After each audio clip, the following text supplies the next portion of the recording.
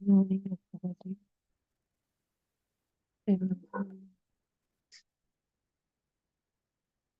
your abdomen, start moving the body close to today.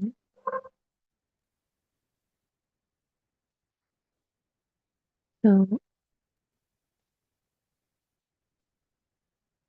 let's observe something quietly. When the thought appears, something happens so quickly that we almost never notice it. The thought is belief.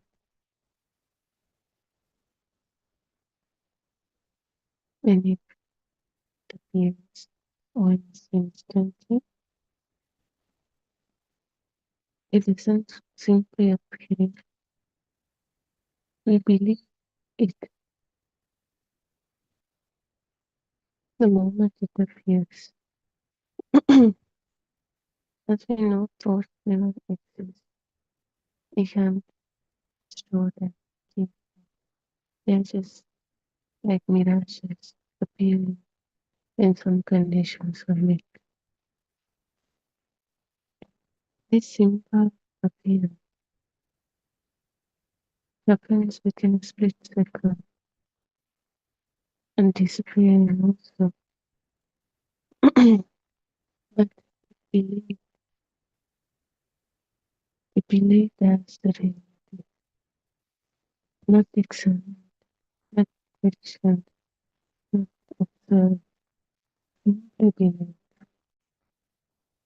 The thought says, I am not good enough. Immediately, it doesn't feel like a passing thought, it feels like that's the reality, that's the truth. And it doesn't feel simply like a thought, as this suffering, this hurt that runs through the body. It changes the body, like it actually went into something sad. But nothing happened, nothing physically present. Just this thought.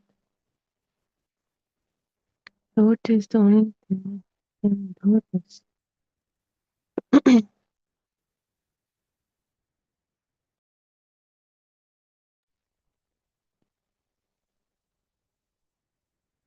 And the thought says, someone don't like me. It doesn't stay like a simple passing light thought. Immediately, emotions begin to change. And thought says, no future will be difficult. Immediately, body becomes tense. So notice something important. Nothing outside has necessarily changed. Only a simple thought has appeared and disappeared. Yet that thought immediately begins shaping experience, the reality. Why? Not because the thought has power by itself, but because it was taken as the reality. Blindly belief turns it almost instantly. That's why we are suffering. So as you can see, there's nothing physically present or there's no direct experience. Just this thought, only simple passing thought. Even without something physically present, a thought just this. So it is necessarily never the physical, but is actually present. You can see it's always the mind because it doesn't matter whether there is something physical present or not. Interpretation always comes from the mind, the power that makes us tense, anxious, sad.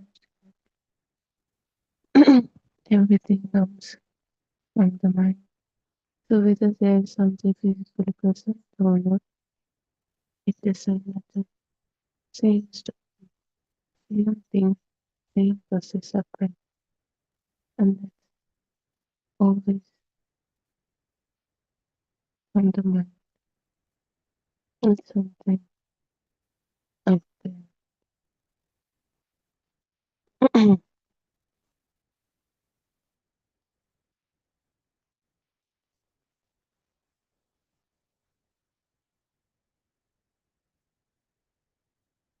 That's why not just this, but even any object that feels real, that feeling of this object, its existence, or even by this mind, by this thought, because there is no necessarily needed in a physical present,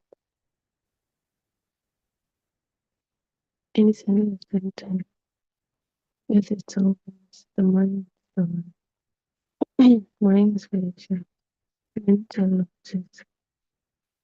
That's why even with that same objects, we still think it's possible that it's always there.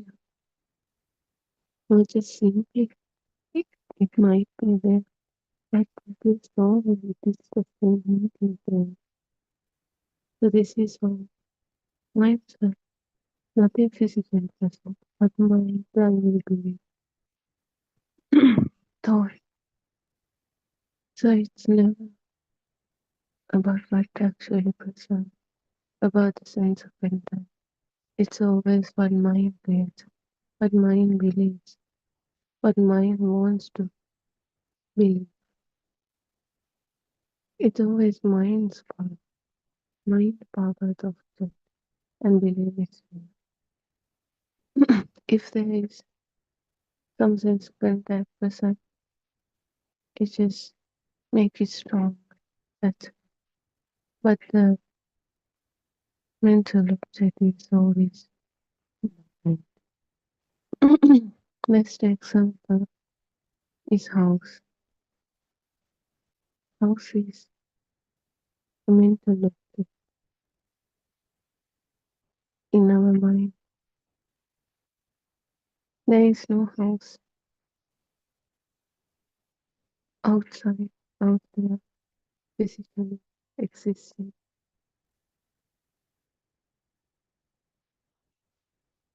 It's always mind. That's why even without us seeing, as if we go somewhere and we don't see the house still,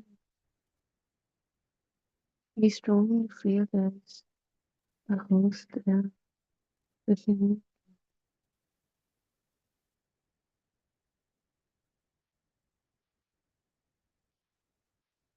Because that definitely thing also happened in the mind, given by the mind. So it's always mental object. Whether it's real or not, it doesn't depend on outside, it always in the mind. Mind gives the object, mind gives the power, mind gives it this reality like feeling. So nothing is present, but still, mind's objects feel real, solid, exist. That's what the genuine unit of physical sense contact because object is always in the mind. that it exists and that it's solidness, that it feels real. Every feeling, power of this object is given by the mind.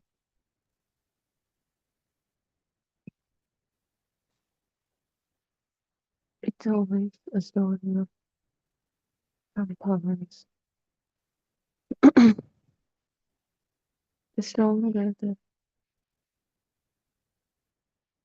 existence of this subsphere, the stronger the power given for the thought in the mind. Not that something existing out there. Mind is the one who creates it and gives it, makes it alive, gives the life to that object by those powers. That's why the house feels real, strong. That's why we are afraid to lose it. It's not out there. It's always the mind.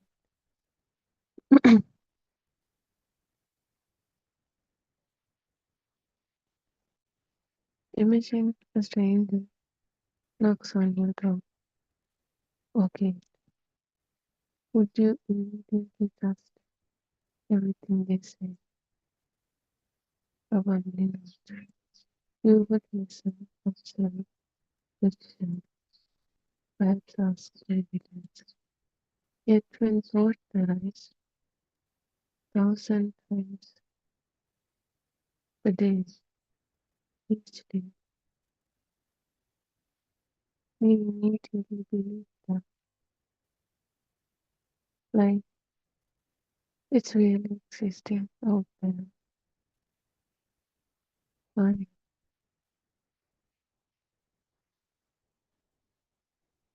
Because we are so used to see the world, believe things exist in this way. We did this in sunshine, and it feels immediate. Immediately, the thought appears. When some vision happens, immediately the thought appears and name that, make it alive, make it a mental picture. Not even exist out there. Make it feel like it exists out there. So we are so used to see the world in this. And also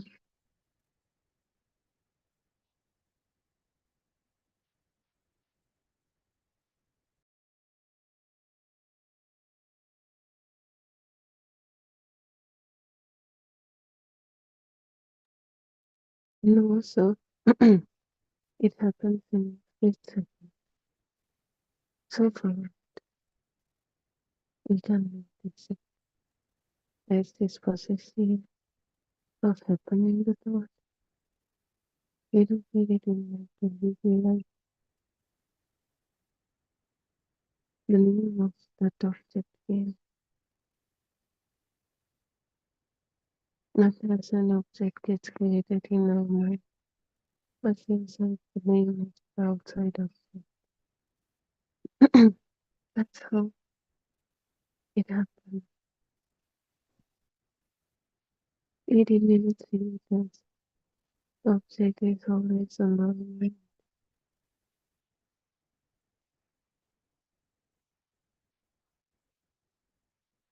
So this makes the thought mistaken for reality, for truth, and we blindly believe each and every thought.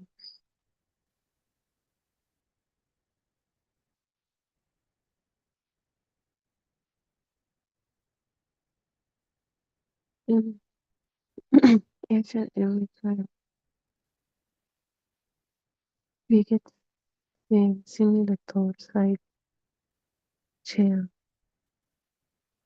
If we look at 100 times, we get 100 thoughts. You they feel identical, they feel similar. This resemblance is also this illusion of this thing. It feels like something exists out there, something, something solid, something continuous.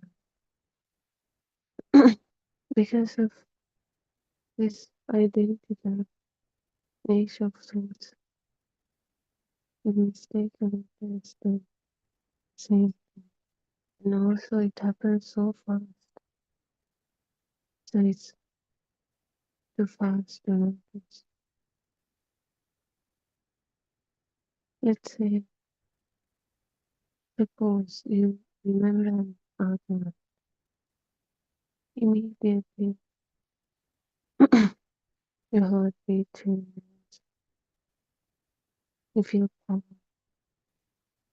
anger returns, or sadness returns. Yet, the argument is not happening. No, what is happening? Only thought, only the reconstruction, only a present mental formation. Because the thought feel vivid and identical the previous situation, the body reacts as if this is the past, this is the same situation. But this one is a thought that looks identical to the previous one, not even the same one itself. If we go in it, we can't even remember exactly what happened, what said, nothing, but this power, something happened for me, something happened for this self. It's because it's the power that creates this illusion of reality, the sameness, but this is completely different. New thought that's similar to previous one, but we mistaken it for the previous one and we start suffering. Each and every thought, what you think past is like this. Because that thought it's going on. Thought appears and disappears at the same time. We cannot keep thoughts. They just arise and pass. So how can the exact same thought appears now?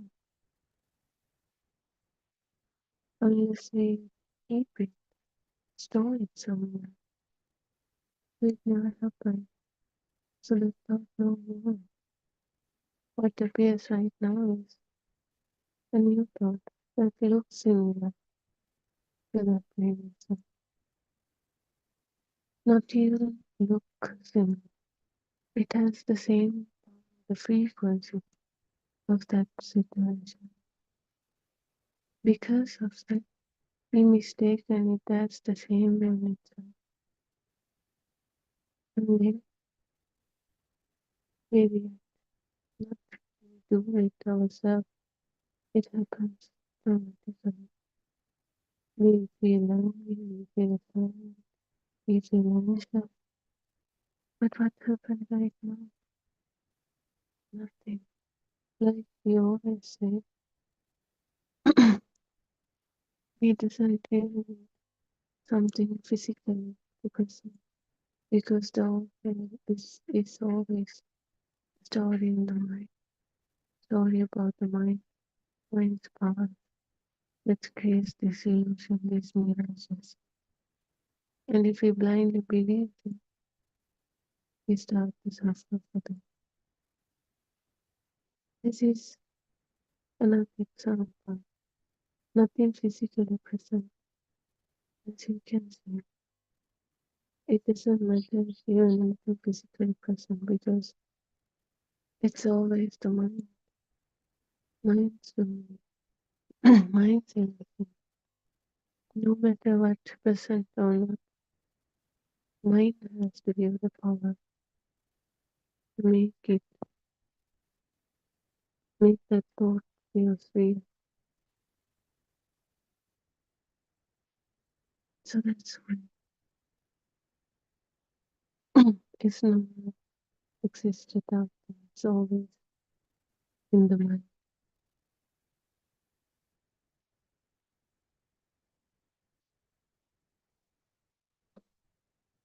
These thoughts create an illusion of things which we step by step, same thing appears again and suffer. That's why people suffer. They can't see, figure out whatever thought that appear, the fears appear again and again is not the same previous thought of the past. It's a new thought that is similar to that past event, but yet the power of that thought, even there are no details about what exactly happened or the situation, yet that something happened, a situation like this happened, that power of this thought triggers. Can you believe it? This is the exact moment. That's how we suffer, that's why we feel sad, that's why we cry, that's why we feel anxious. Yet nothing is there. Just a new thought, similar to the previous thought. A new thought, not the same thought.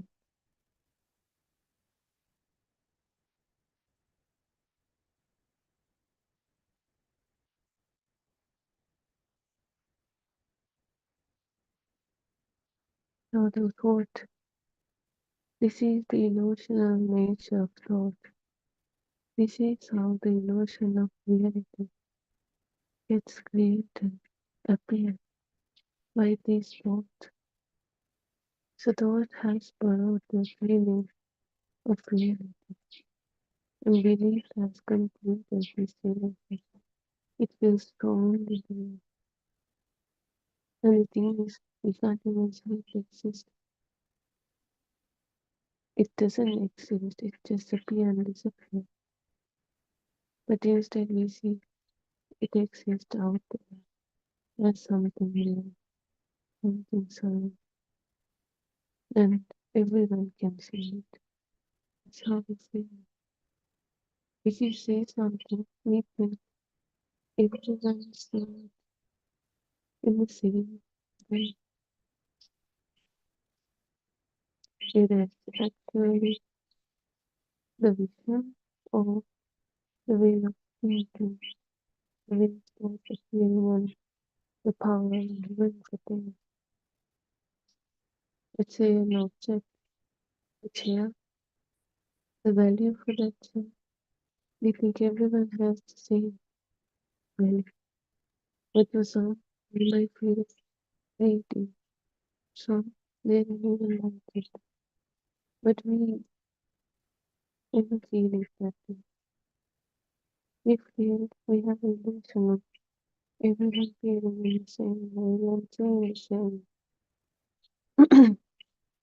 Like we blindly believe the mental object exists out there. This is also one of the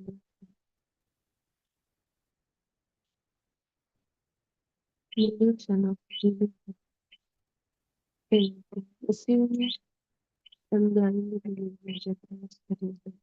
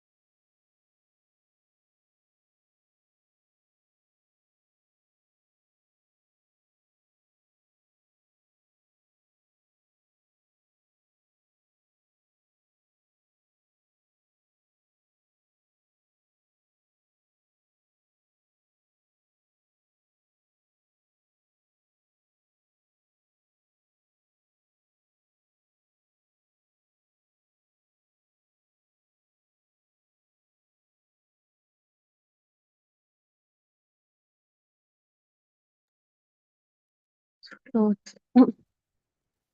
they rarely this exist alone.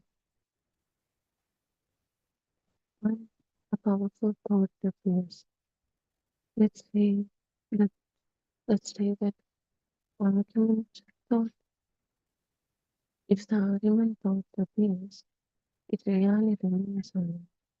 Because of its power, it triggers more thought, more.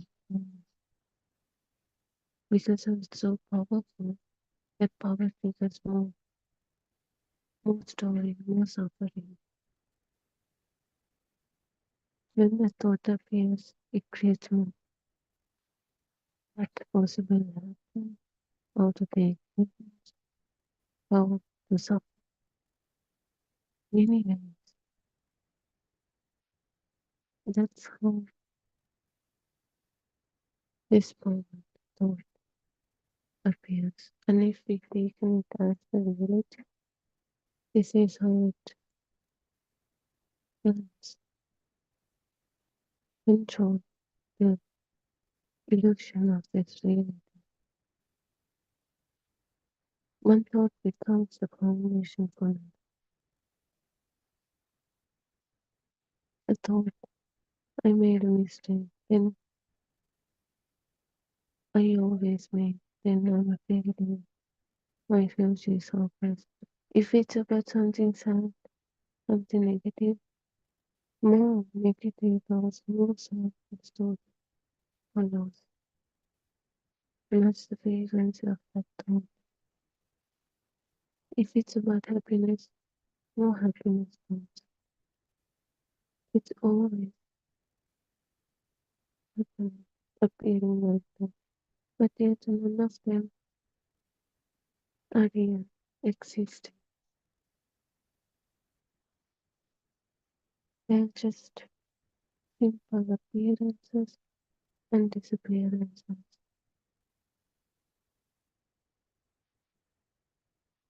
Like a mirror. There are no existing thoughts, just the emptiness. But in that emptiness, some thought appear and disappear. This is what always happens.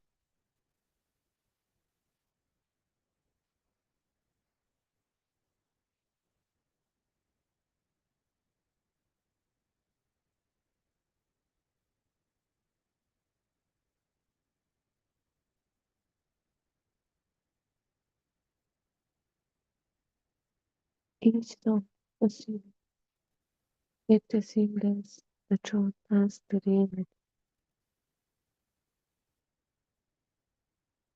You don't even have time to action. This process happening so fast, we only see the final thought that taken as the reality.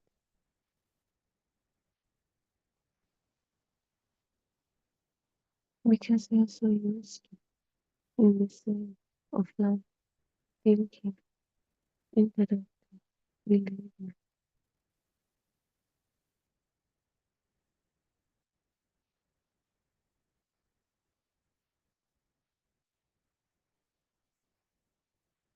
So, through this time, we have to see this slowly, how these thoughts appear. Not because someone thinks, but because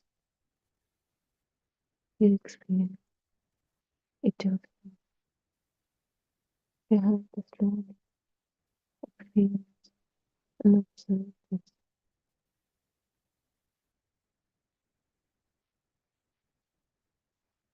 Even the existence of self is happening just like this.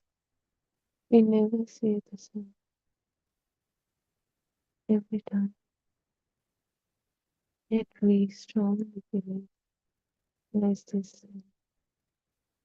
As we know, that's also the mind. Like the house, even without us seeing the house, we strongly believe it's there. It's never about the outside world, the physical experience or the real experience. It's always the mind story, mind's power, mind's mind powers this reality. It's the mind's world, not something really existing. So, as the self is also have up just the same.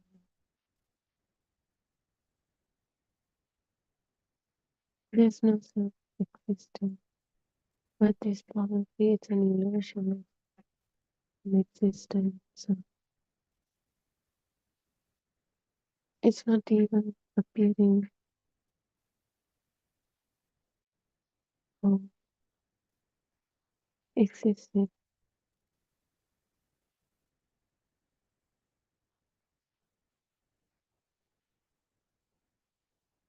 We can notice, do we always feel like the sense of the self? Or when we think, when we give an attention, this self suddenly appears.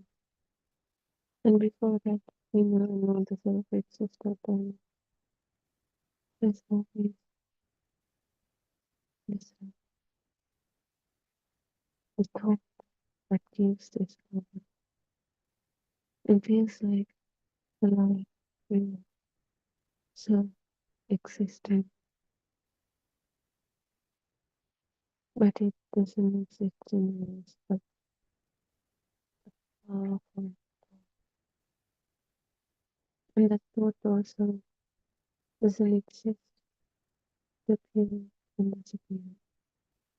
Like other thoughts, we feel like things continuous self-existing here, but just like any other thought, this also an identified thought appearing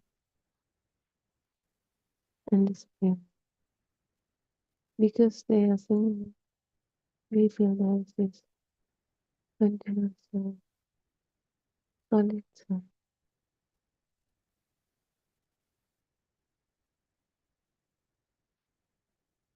This is the nature of the mind, of the thought, no matter how real it feels, power of the thought. As that thought, it doesn't even exist. It just appears and disappears just like the wind. When condition met, let me bounce appear, and it disappears. It is not dead, but there is nothing in that space.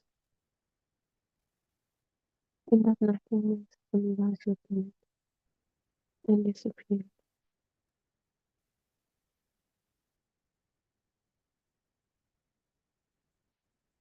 And then another, again the nothingness. Again the thought that left and disappeared. Thoughts never exist. They always appear and disappear. What remains is nothingness. But since there are a lot of thoughts appearing again and again, because our mind is so powerful, so used to get thoughts, so busy, these thoughts are not done. Because mind is not used to calmness. It always wants more and more. So it rapidly gets towards one last time. But the process is always there. And the nothingness always remains there. Even the self is the feeling. Just like that thought.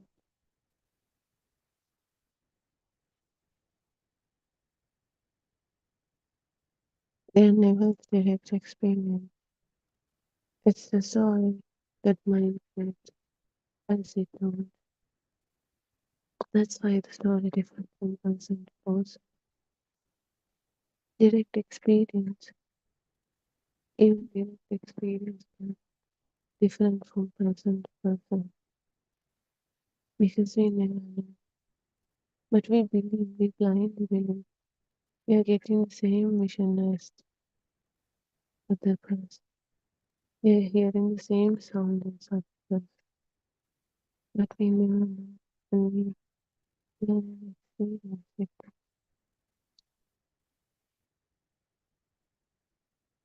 But this is the illusion of this mind. It always makes something that is not real feels as something real. Only. It mistaken it blindly assume and believe those things. That's how this illusion feels real and strong.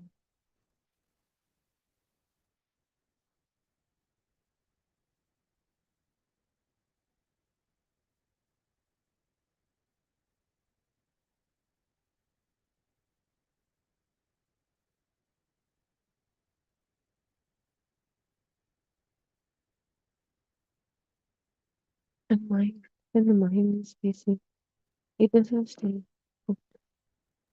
It always will do something.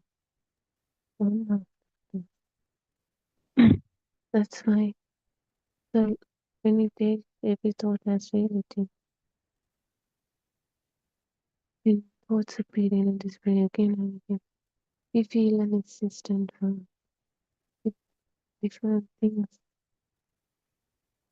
which makes it living even more meaning. One after another. Even when you are in a room, one after another, from one object to other, which makes an illusion of one three-dimensional space that a self is in, and that self experiencing this whole room without me. Either one mind is this illusion, not just single object. When it happens one after another, many objects, many things, the complete world,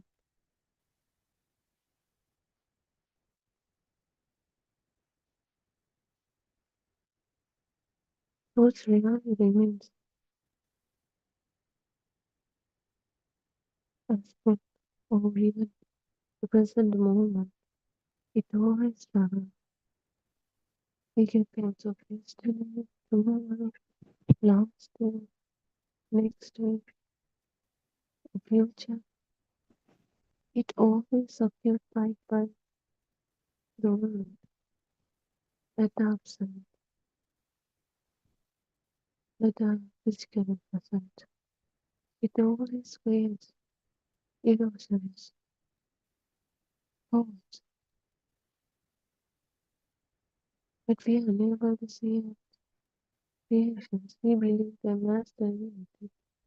That's why we created the thought of the future.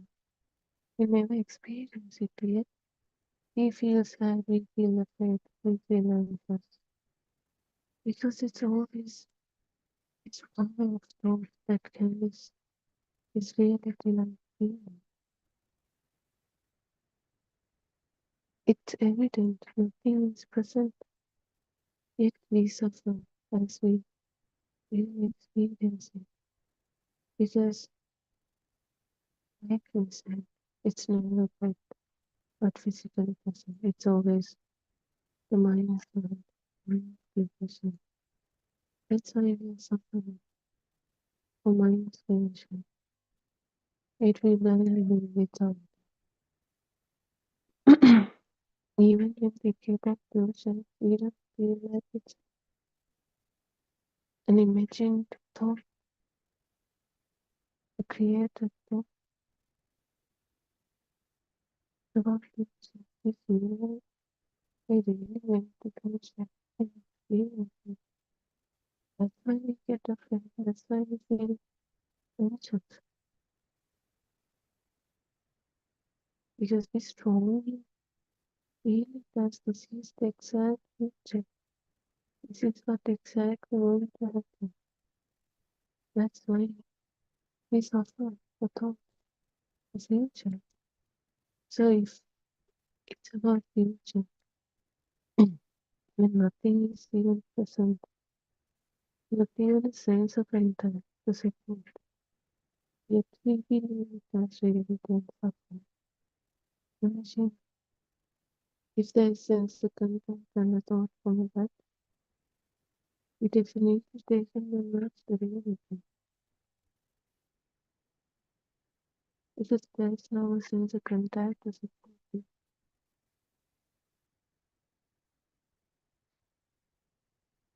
support this emotion. This is how thoughts change this emotion. Not just simply information, but anything from us reality is suffer for them. And it is an end with one thought, one after another. Thoughts appears. non-stop. The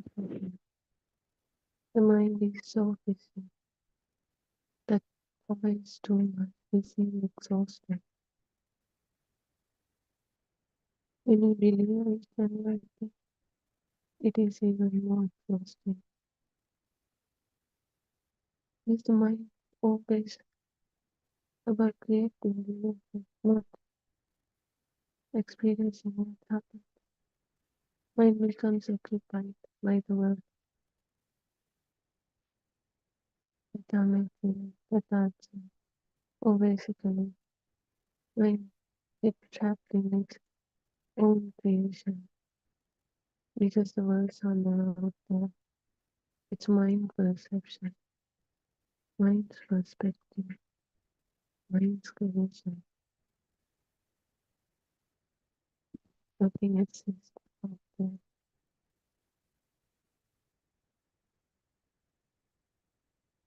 So when mind is too busy feeling its own world, we can't even see the fear that happens.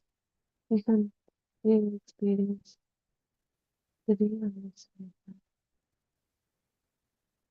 We never live in this moment. We always living in the mind, trapped in the mind. So if we come to this moment, if we start to allow, live in this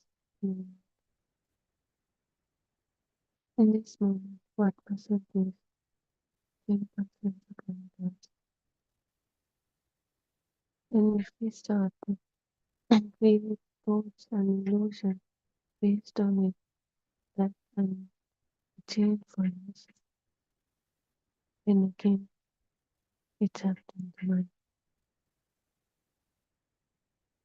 This mind cannot rest.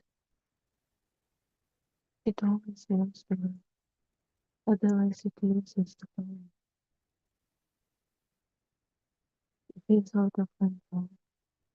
So that's why we always have that one of that. And we never present with the real experience.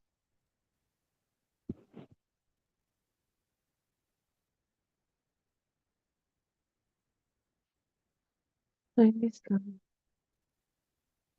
it offers you to see this truth.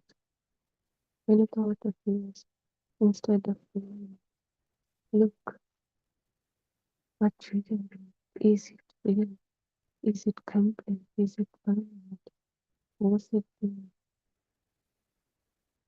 What sense of control? Because a company, does it change? When this soul starts to investigate, is automatically believing his thought starts to weaken, which is why the question. Any question it is not as long as see the truth behind this illusion. Then thought feels stabilize it. It no longer has the power of that fake reality. It isn't it that feels real. It never considers the reality. So with the feelings the value you have the solution with this solution. And with that it ends the suffering of this life. So rest there gently. We remember when the discuss today. There are some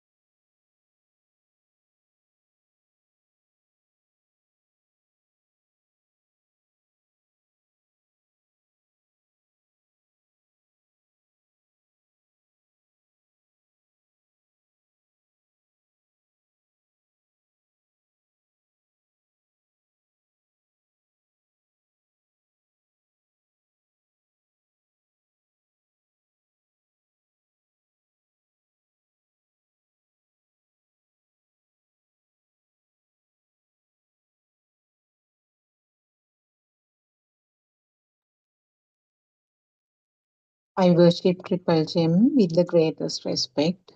Buddha Dhamma Sangha are our Triple Gem. So Buddha means the Buddha state, and Dhamma is this philosophy of Dhamma, the dependent origination, and Sangha is the this mechanism, understanding this mechanism, and realizing that each and every stimulus is something created then and there. And the person who is going on this path is called Bhikkhu. So we worship greatly, very respectfully uh, our three great gems, Buddha, Dhamma, and Sangha. Uh, Next, I worship Aryan Vahansa at his feet. Thiruvan Saranai Aryan Vahansa for opening up this Dhamma path for us, which was not easy to understand before, which has been greatly simplified by you. So, Thiruvan Saranai, and may our friends who are listening be blessed by Triple Gem. May our uh, friends who are helping with the technology be blessed by Triple Gem. If I just give a small uh, introduction about Buddothpado, sorry, actually our Aryan Mahanse or our noble friend has been doing these sermons for the last 6 years now altogether. And there are more than 12,000 sermons. I'm sure it may have even reached near 13,000 by now. So more than 12,000 sermons are there in the YouTube. Number of uh, websites are there. If I tell you the websites, the two main ones, www.buddhotpado-dhamma.com, www.buddhotpado-dhamma.com. Then the next one is www.buddhotpado.lk, www.buddhotpado.lk. These are the main two websites where all the Sinhalese sermons have been uploaded. But of course, these days, one particular group of sermons have been temporarily removed for rearrangement. But the ones that were done at the very beginning are there, and they are beautifully grouped under different topics. So you can always decide what is the topic you are going to listen. If you want to listen about Paticca or the dependent origination, under that topic, you will be able to find enough of them. If you want to know about Satya Darshana, that means the truth, under that also you have quite a big number of sermons. So like that, for a beginner, very beautiful guidance is given from these sermons. For the friends who speak only English, we have we have this other program, other website, www.wisdomofasia.com. Wisdom of Asia is written as one single word, www.wisdomofasia.com. So these are the ones that you can find as websites. From these websites, you can get so many other informations. There are lots of books written in both languages, which are actually extracts from our noble friends' sermons. And there are pen drives and recorders. The recorders generally have about 300 of R.N. Mahanse's sermons. There's a monthly journal which is being published. And if you are in Sri Lanka or if you are from Sri Lanka who is visiting, you are always welcome to visit the International Center at Dombagoda, close to Kaluthara, between Kaluthara and Horana. Dombagoda Buddothpado International Meditation Center. So that is a place with lots of tranquility, and you can make inquiries. There are facilities to stay also. In addition, these programs are being conducted throughout the country at different places. Uh, in some centers, it is happening uh, once in 2 weeks, 3 weeks, some centers once a month. And at centers like Dombagoda International Center, even daily, for a person who wants to go at any time, any day, you can select the day and go. So there are nuns who are conducting this program. There are monks also, and lots of lay people who are on this path are functioning as coordinators of these programs. And we are always being guided, supervised by our noble friend Aryan Mahanse. Once he has some satisfactory assessment, only a person is allowed to do conducting or coordination of these programs. So eternally, the people who are doing this are being supervised. So it's a beautiful group work actually, and we have so many listeners from different countries all over the world, and also some of them are conducting programs also from those ends. Some of them are doing all the technical work. So it is a very supportive, very cooperative, uh, very pleasant group to work with. Always mutually trying to help each others. And what we realize is that there is no person here, there's no one who wants to have any kind of personal gain. And as Aryan Mahansi always says, do not take me as a person. So that is the most important message. Take this just the Dharma. Even the Dharma should not become a thing. It is not. It shouldn't be something that you are trying to hold tightly. So we know that even Lord Buddha has said that even nirvana should not become a thing. It should not be something that you are trying to reach, like you are reaching a mm, goal or reaching a particular height, passing an exam. It's not something like that. With nirvana, what happens is that pressure that you had, the pressure that the system had, is the one which is going to disappear. So that pressure is the one which is interpreted as self. So that is the most intricate part of it. We had this impression that there is a self, and the self is trying to be good, self is trying to get rid of the defilements. So that was the impression that we had. So we were trying to get rid of the defilements, but the good self was going to be preserved. Now we have a very clear idea from Aryan Mahase's explanations that you can't separate out the self from the fire. The fire itself is a self. So,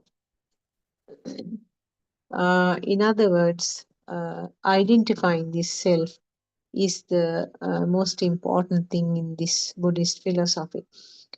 That is why Buddhism is so unique, because always at every level, whether it is a human being or whether it is an animal, every level, even at the levels of invisible currents, which are different births. In all such instances, that self feel is something well preserved. That because that is a habit that we have been having. We have the self, and the self is trying to be good, or self is the one which is doing bad things. So always self was differ or self was separated out from that higher level or the current or that power. But now we realize that no other thing but this current is the one which is recognized or interpreted as the self. So identifying that itself is a great step, because we feel guilty about not being able to control our emotions, isn't it? We feel guilty about having any craving towards something, maybe a food, maybe something valuable like a jewelry or a clothing.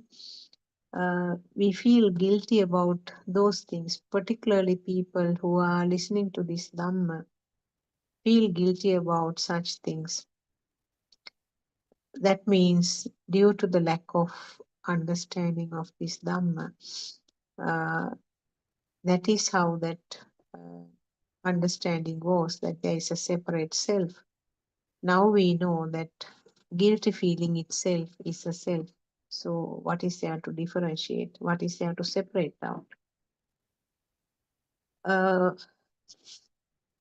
Talking about the five aggregates, basically now we talk about these Pali things as very serious things, and we try to by heart them. We try to learn them as a part of the subject, because as people who study Buddhism as the subject, as a religion in in our school setting, we knew most of these things as Pali words. So we knew that the uh, five aggregates or panchaskandha, we could rattle down the five things: Rupa, Vedana, Sanya, Sankhara, Vijnana. Rupa is interpreted, or in English we can say the word vibrations. Vedana is the sensation, feeling that vibration, and uh, it's interpreted as a perception, Sanya. So the what was sensed, the vibration was sensed because of the speed that I have to specifically mention. Because of the speed of vibration, only it is felt. And how was it felt? Was it as a light, as a sound, smell, taste, or the skin sensation? So, whatever the manifestation is called the perception or sanya, and that interpretation or manifestation occurs depending on the organ which is involved. That means the eye, ear, nose, tongue, and the skin. We are not talking about the muscular part here actually in the Buddhist teaching. But muscular part, as I always say, is necessary. And the muscular part having that as the foundation, the function of seeing, function of hearing, function of tasting, function of feeling smell, and function of feeling the skin sensation occurs. So that is your perception. Perception is not powerful. Talking about the perception, actually, perception cannot be, uh, it's not material. So that is one thing we have to tell clearly. Perception is not something material. It's not something that you can see, not something that you can feel, smell, taste, or anything like that. Uh, but it's not powerful, as I said. But on the other hand, uh, it's a completely a different entity. That word is, I think, better. So, what happens? The sanya alone is not powerful. What happens? This sanya or the perceptions occur repeatedly, very fast, and uh, fast occurrence gives it some power, and there's some aggregation. We say it is a sakasvima. Sankhara means sakasvima, construct. Repeated perceptions will combine together or pack together to construct something which has a more power. Now, sankhara or the construct has a more power, therefore, it is felt as if it is real. That is the vijnana, the separation as if it is there. So, when we talk about the chakku vijnana, the which started as a vibration, due to the speed you feel, the system feels as if the light is really there. So that is a story about the five aggregates. The this is applicable to all five senses. So the because of the speedy vibration, which is manifested as a sound, and sound is felt as real, and the word Sotavinyana is used here. Vibrations that occur as a very fast speed is felt and manifested as a taste, and the taste is constructed with repeated occurrence, and the system feels as if the taste is real. That is your Jivha Vinyana. Same thing about the smell. Fast vibration at the organ called nose uh, feels something, and that thing is manifested as a smell because the nose is involved there, and that is being constructed. Repetition, constructed, or aggregation occurs, and then the system feels as if there is a real smell. Actually, if the speed was not there, that wouldn't have been felt. And lastly, the skin sensations. Again, the vibration at the level of the skin. It may be any part of the skin or inside the body because it covers not only the skin, the rest of the parts also. It is felt and manifested either as temperature, something hard, something watery, something the nature of the air. So the manifestation could be one of those and felt as if real temperature is there, real hardness is there, real liquid nature is there, real nature of air is there. That is your body consciousness or the kaya vinyana. And we know that combination of these five, minimum of two of them will combine to form a different type of consciousness, which we label as a or the mind consciousness. So this is the whole process that is happening. This is what we are explaining even in the dependent origination. Now, Lord Buddha said that everything, every phenomenon actually is something depending on a set of causes, and the effect will occur. If the causes are not there, there is no effect. If the cause arises at this moment, the effect will arise.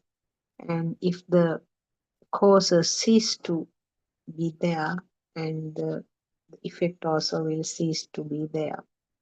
So these are the four golden rules that Aryan Mahas Lord Buddha explained as part of this dependent origination. So the grand words like Paticca Samuppada uh, is simply what interprets is how the thoughts are formed, how the thoughts are felt as real. In other words, how the world is felt as real. So, all of the sounds, whatever you are using to, whatever you are using to indicate is a word. They are all thoughts. So you name something, anything is a thought. So the temple is a thought, house is a thought, child, myself, car, papo, plantains, they are all thoughts. Uh, Tooting of the vehicle is a thought. Uh, Smell of the rose flower, smell of the perfume, they are all thoughts. The taste of orange, taste of tamarind, uh, taste of chocolate, they are all thoughts. And feeling the pricking of a thorn is a thought. Uh, Feeling the coldness of an ice cube which touches the skin is a thought. So these are all thoughts. Whatever is around, whatever the sensor functions occur right now, they are thoughts. And it can come as a pure thought also. You say that you were remembering something. What happens there? Again, it's a thought which was formed in the past, which is reproduced here, which is synchronized here as a new thought. So actually, there is no escape from this thought world. We are living with thoughts. Or, in the other words, living means uh, floating in that ocean of thoughts, that I would say. So, we know that the perception or the sanya is the cause for the consciousness or විඥානය. සංඥාවමයි විඥානය වෙන්නේ. That is what Lord Aryan Mahansa is explaining. Perceptions are the ones which become the consciousness. Perceptions, when it becomes stronger due to aggregation, which we label as sankhara, that leads to the feeling of really existing. We know that the example given by the Lord Buddha, the fireball is a perception. Fireball itself is not strong enough to give the appearance of a fire ring. So, fireball is the perception, fire ring is the sankhara or the construct. So, the fireball, when it is spinning very fast, it gives rise to that fire ring. Fire ring looks really existing, isn't it? It looks as if it is a real ring. That is what is meant by the vijnana or the consciousness. So something which is not really there due to the speed is felt as real. So this is the story of uh, every thought. Now, one of the things that Lord Buddha has mentioned, and also Aryan Mahanse explains it in a very simple manner to us, there aren't real colors or real pictures in the uh, light perception. ආලෝක සංඥාවේ ආලෝකය නැහැ. ශබ්ද සංඥාවේ ශබ්දේ නැහැ. ගාන සංඥාවේ සුවඳ නැහැ. රස සංඥාවේ රස නැහැ. කාය පොට්ටබ්බ සංඥාවේ ඇත්ත දැනීම නැහැ. Now what does this mean? The ආලෝක සංඥාවේ ආලෝක නැහැ. In other words, there's no real light in the light perception. So it is simply a perception, something which is felt. So what is really meant by this? There's no light in the light perception. What does it really mean? Now we will go by the practical side of it. I tell you the word uh, orange. It was a sound to the ear, isn't it? Because the vibration of your eardrum became equal to the vibration of my larynx on my vocal cords. Two vibrations became equal and the concept of hearing occurred. You heard the sound orange, provided that the person who listened is somebody who understands this English word. It was a sound, but right now, did you realize how quickly, how fast an orange was created in your mind as a thought? Now, this is not applicable to a small child who may not have this data about the orange. For a child of 8, 9 months, even if you give the orange, the child will touch it, even lick it, try to bite it, squeeze it, smell it. He will try to gather all the information with the senses, but that thought called orange has not been produced or come there because child is still about 8 months. When the child is about 1.5 years, you give the orange and you put the sound orange. Now that other information of the other five senses will combine with this sound, the orange. That is how the orange was created for you and me from the small age, isn't it?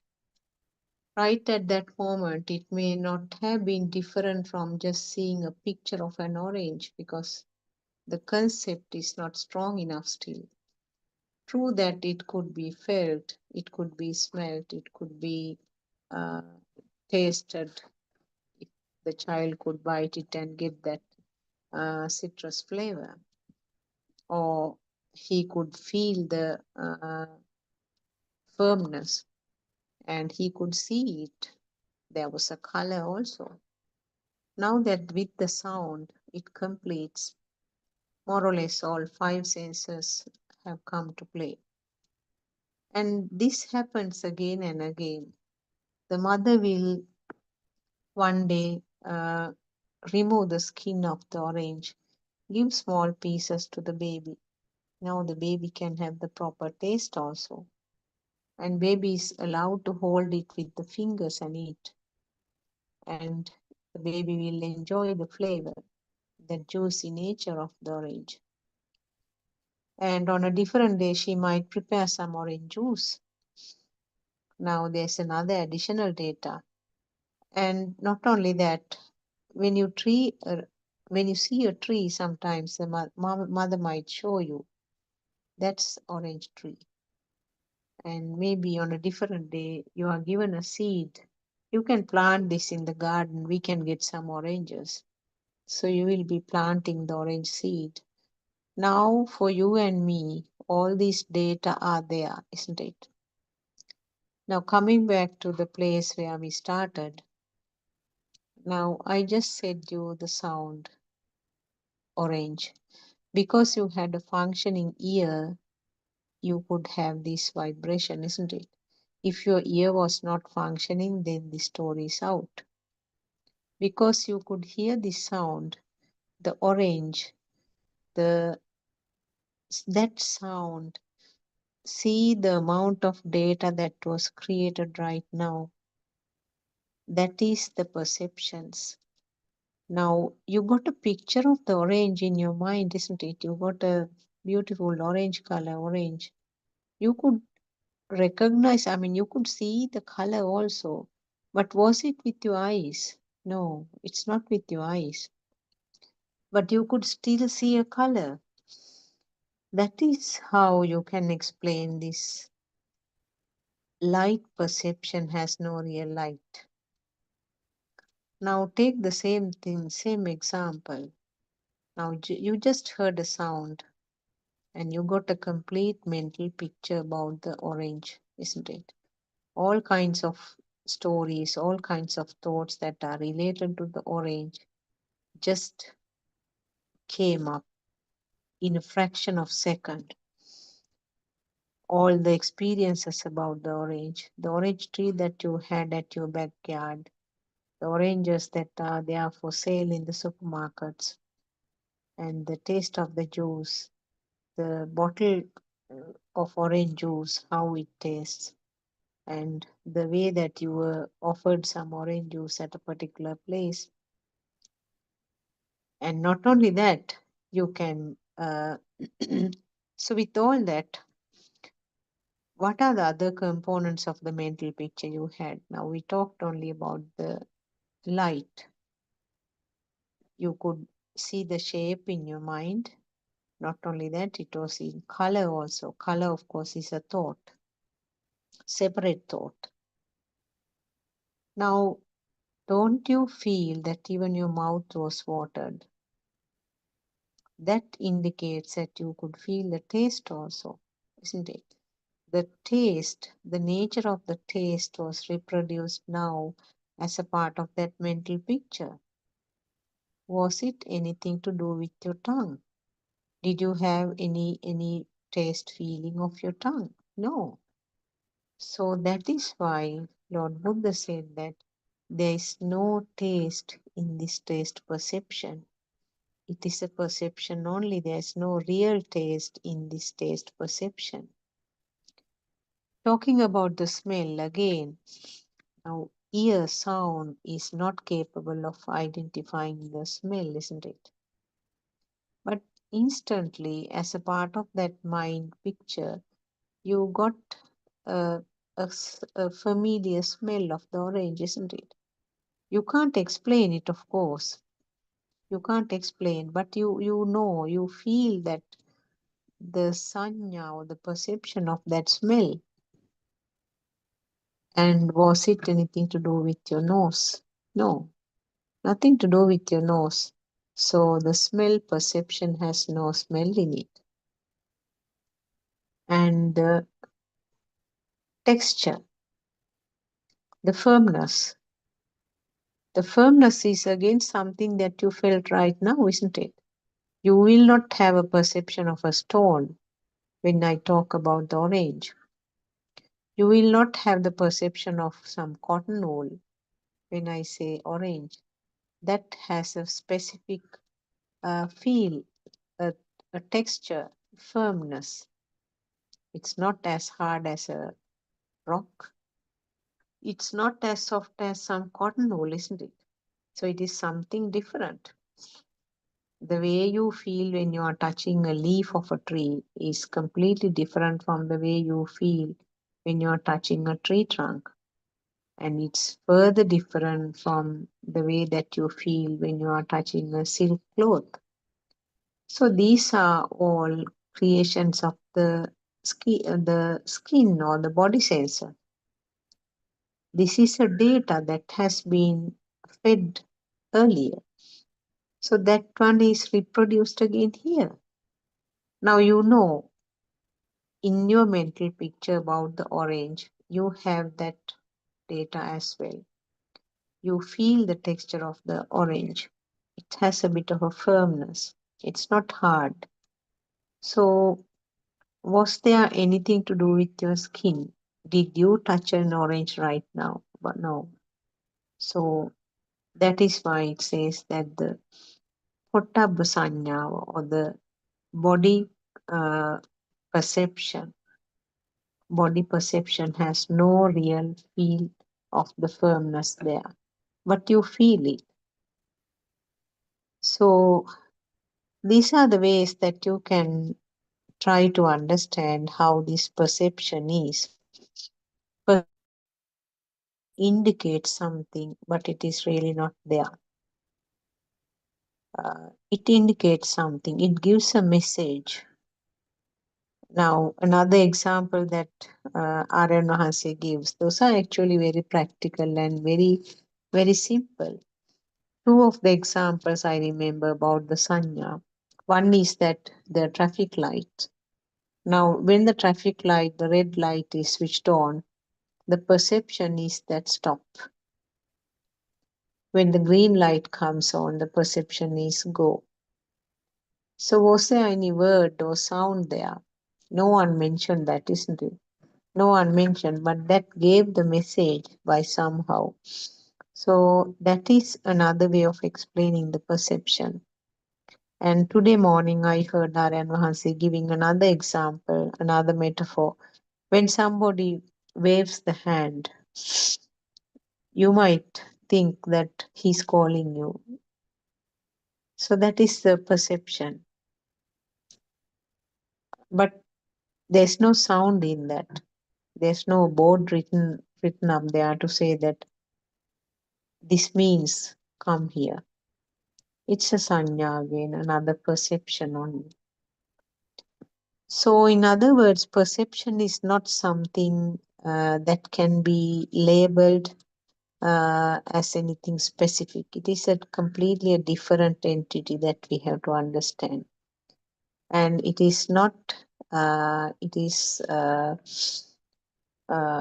something beyond the sensor level, isn't it? It's not something that you can feel. Sanya is not something that you can feel, hear, taste, smell, or touch and see.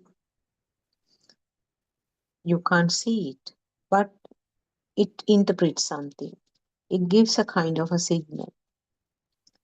Now, just think about seeing the dreams. This gives a very beautiful example about a metaphor about the how these perceptions are functioning. The fact that there is no real light, there's no real sound, no real smell, taste, or skin sensation. That is very well proven in the dreams. Now, when you see the dreams, you tend to see the things, isn't it?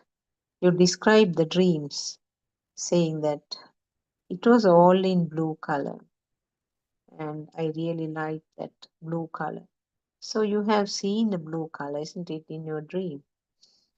But that hasn't got anything to do with the eyes, 100%. And you can hear the sound sometimes.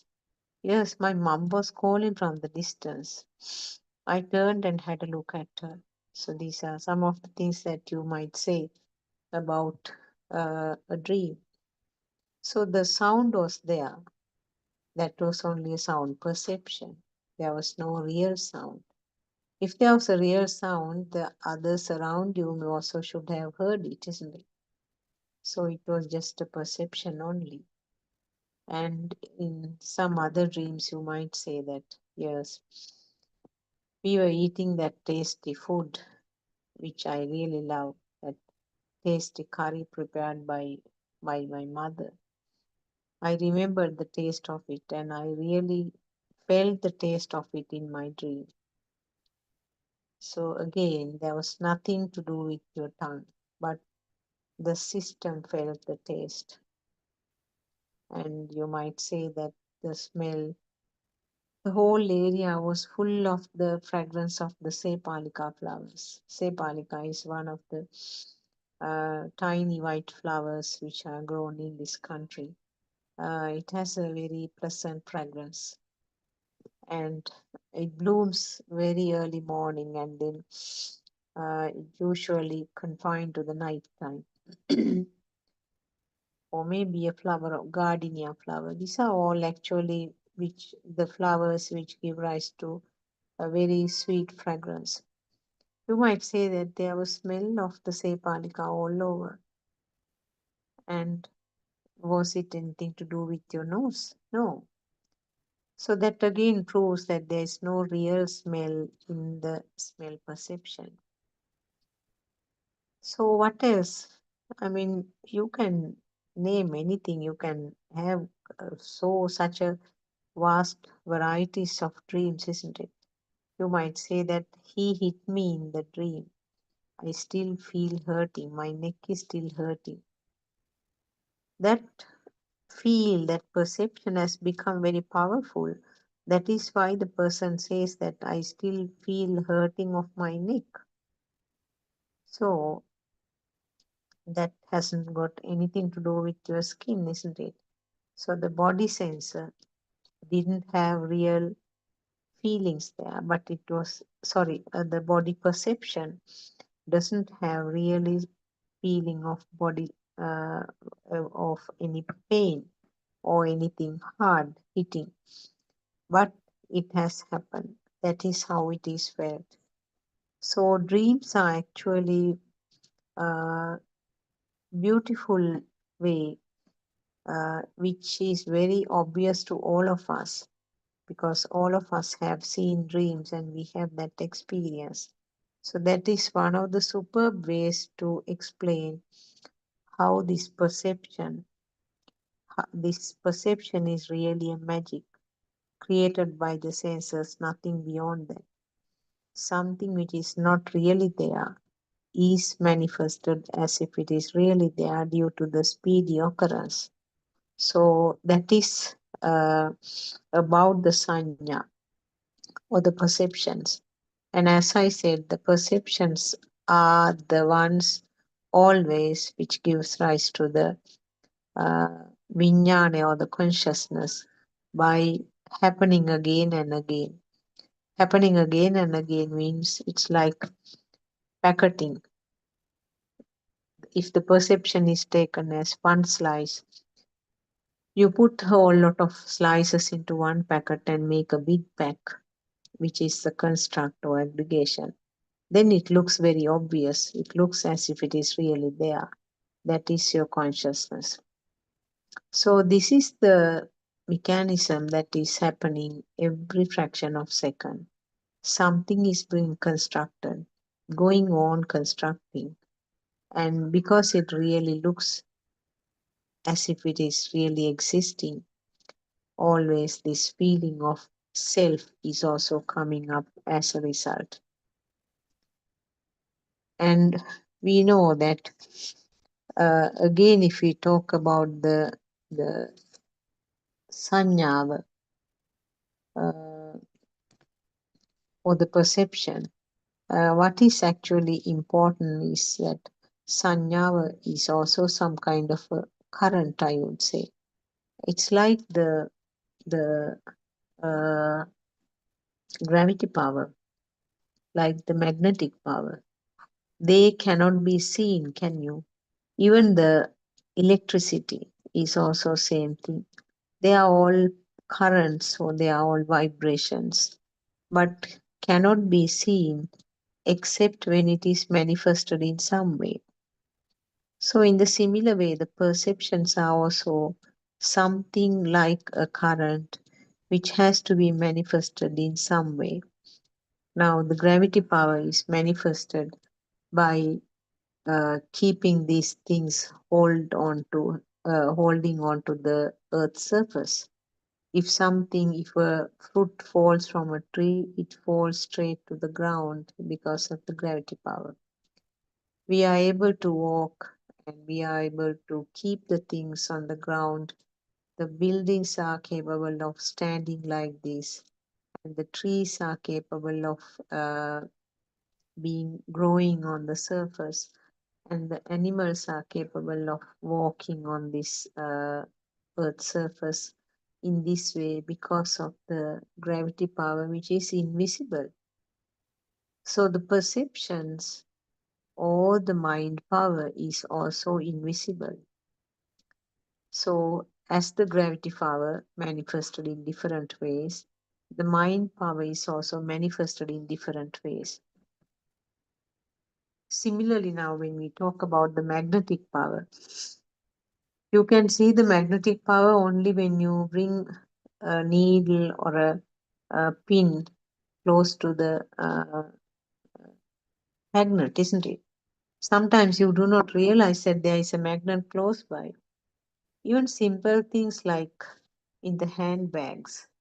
In some of the handbags, they have fixed two magnets so that the lid, when you close it, will automatically fix together, acting like a button. So when it is manifested only, you know that there is a magnetic power there. And if you keep something close, sometimes even maybe your pair of spectacles all of a sudden gets attached to something and you realize, there's a magnet here. So the power, that power, like the mind power, cannot be seen, cannot be felt, or cannot be experienced with the senses. But it has to be manifested in some way to indicate that there is such a power there. So the mind power is also like that. mind power is manifested as a live thought. The thoughts are felt as real because of this mind power, because of that mind current. We know that the basic level we talked about, the baby feels as if there is real light. That is a function of the five aggregates. And that real feeling is because there is a current underneath that. When it comes as aggregates, or the final product has a more power, that power is coming up because of the speed. If that speed was not there, you can't talk about this power. So the seeing only, hearing only, feeling the smell only, feeling the taste only, feeling the skin sensation only, even at that level, there is a power. And when these senses combine to form the thoughts, that has more power. That is what we explain as mind power. So, how does the mind power manifested? Now, like you have the current in this wire, but there's no way of finding out whether the current is there or not. If you touch it with a bath, the light of the bath will be lit so that you can see the light. That indicates this wire is a live one, isn't it? If you fix a bulb to that wire, bulb will be burning, or the bulb will be uh, there will be light, and that indicates that the current was there. Similarly, if you can fix the wire to different equipments, you can get different type of manifestations, uh, like uh, a sound if it is the radio, like the pictures if it is a television set, wind if it is a fan, uh, cold temperature if it is a fridge or the AC, some fire if it is to the electric cooker, some sound if it is to an electric music instrument or the radio. So these are the ways of manifesting them. Manifestation varies from equipment to equipment. Now, how is the mind power manifested? Mind power or the chitta open is manifested depending on the sensor which is involved. Now, if it is something to do with the eye, if it is something that is seen,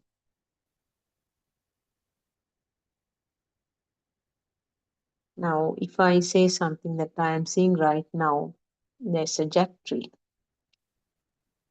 So it's a seeing only, but the thought comes as a jack tree. So that thought called jack tree is something uh, that was created at some point, and again it may have been constructed with the five senses. I know that it is a shape to the eye, it is a sound to the ear. If you touch it, I know the texture of it. Not only that, there are so many other stories related to the jack tree. The uses of the jackfruit, uses of the jackwood, and uh, the delicious curries prepared from the jack, and when it is ripened, how tasty it is, and how does the jack seed looks like, and the various dishes that can be prepared with the jack seed. And we know that it is a food for elephants, it is a food for goats. Now see the amount of information, amount of data which is coming up with this single thought called jack tree. Something that was working at the eye level but a whole lot of information, whole lot of data was reproduced here as a result of his isn't it? And the story called Jack Tree, it's not only a picture now, it has a full capacity with full potential. Not only that, the most important thing is that I feel that it is real. That is a itta sanyava. Actually, feeling really is myself. I have to correct that word. Not that I feel the Jack Tree is real. The real feeling itself is myself. So that is the mind power or the sasava nature, the taints. Mind power is manifested as if there is a real Jack Tree. Now just think about that. The mind sensor is there. Mind sensor is simply another perception. And perception becomes mind consciousness, isn't it? Mind perception or the thought perception becomes mind consciousness. Mind consciousness means it's really there, the Jack Tree is really there, and I am here, I am experiencing the Jack Tree. So that itta sanyava or that perception of existence is the one which gives rise to this current which is ongoing in this samsaric journey. So wherever there is a mind power, the result is creation of me. In other words, a real Jack Tree is there, and then that eventually means that the experiencing person, myself, is here. So simply we explain that as I am seeing the Jack Tree.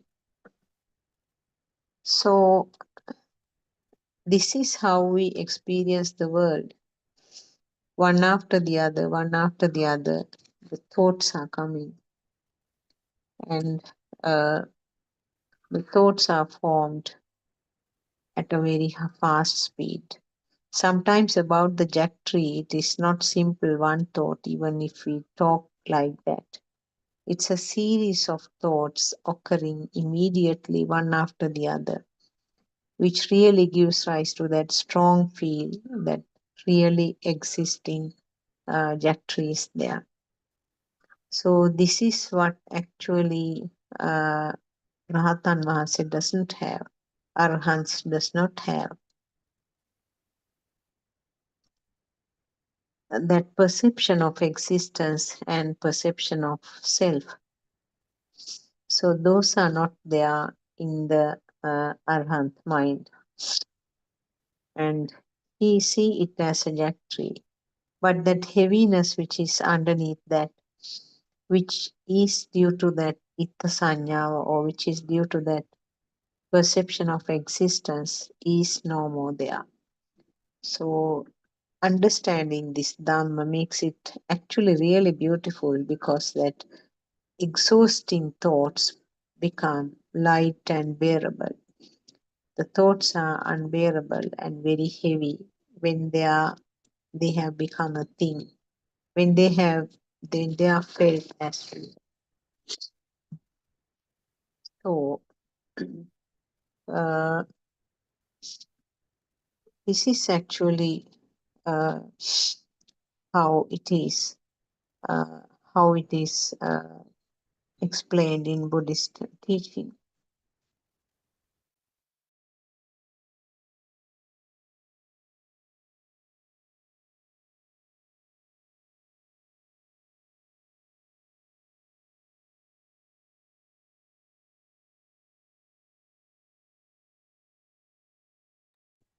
And if we briefly talk about the uh, Four Noble Truths, uh,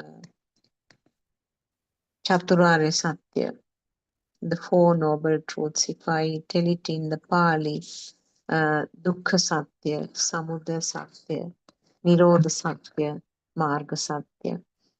Dukkha Satya is the suffering or the sadness. Samudra Satya, how it is formed, how it happened.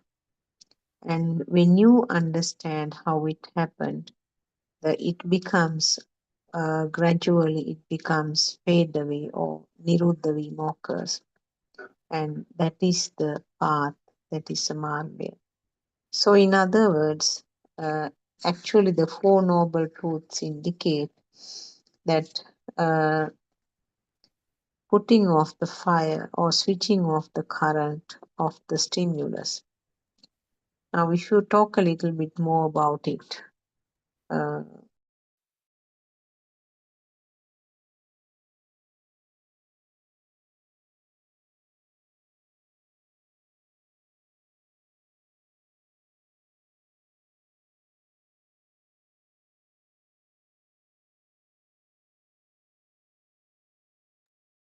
Sorry about the interruption. So, if we talk about these Four Noble Truths again, what is suffering? What is dukkha? Suffering means when the thoughts or when the stimulus is taken as true. Aramuna deyak veema in Sinhala we call it, or aramune basa ganima. That is how actually most of the things do happen in the day-to-day life. We feel that the jack tree is real, we feel the sun is real, we feel the husband is real, we feel myself is also really there, and the sound of the drum beating is real. Smell of some frying of fish is real, and the taste of the tamarind is real, and the feeling, the skin sensation of your soft blanket is real, and the shivering in that cold wind is real. So these are all felt as real situations. Actually, we do not understand them as just the function of the sensor only. And if we realize that it is just confined to these sensor functions, and if we realize, if the system understands that it is due to the fast vibration that the sensors are also felt it that way, and combination of these will occur as a part of the spontaneous process, and the thought that is formed is also not real. Now, when you understand this only, that is the only path to understand this Dhamma actually. So, wherever there is a stimulus is a thing, wherever that the stimulus is felt as real, that is the effect of the mind power. Uh, and that is where the dukkha or the suffering is. And dukkha satya also is explained in three levels. Dukkha is also explained in three levels. The suffering is also explained in three levels. One is things related to the material world. We give the three names, dukkha, dukkha satya, and dukkha are satya. Now, we will try to explain these three. So, under the category of suffering or the sadness, Lord Buddha explained these three things: dukkha, dukkha satya, dukkha are satya. What is the plain dukkha or the plain suffering? Now, when somebody has robbed your house, you have lost all your valuables.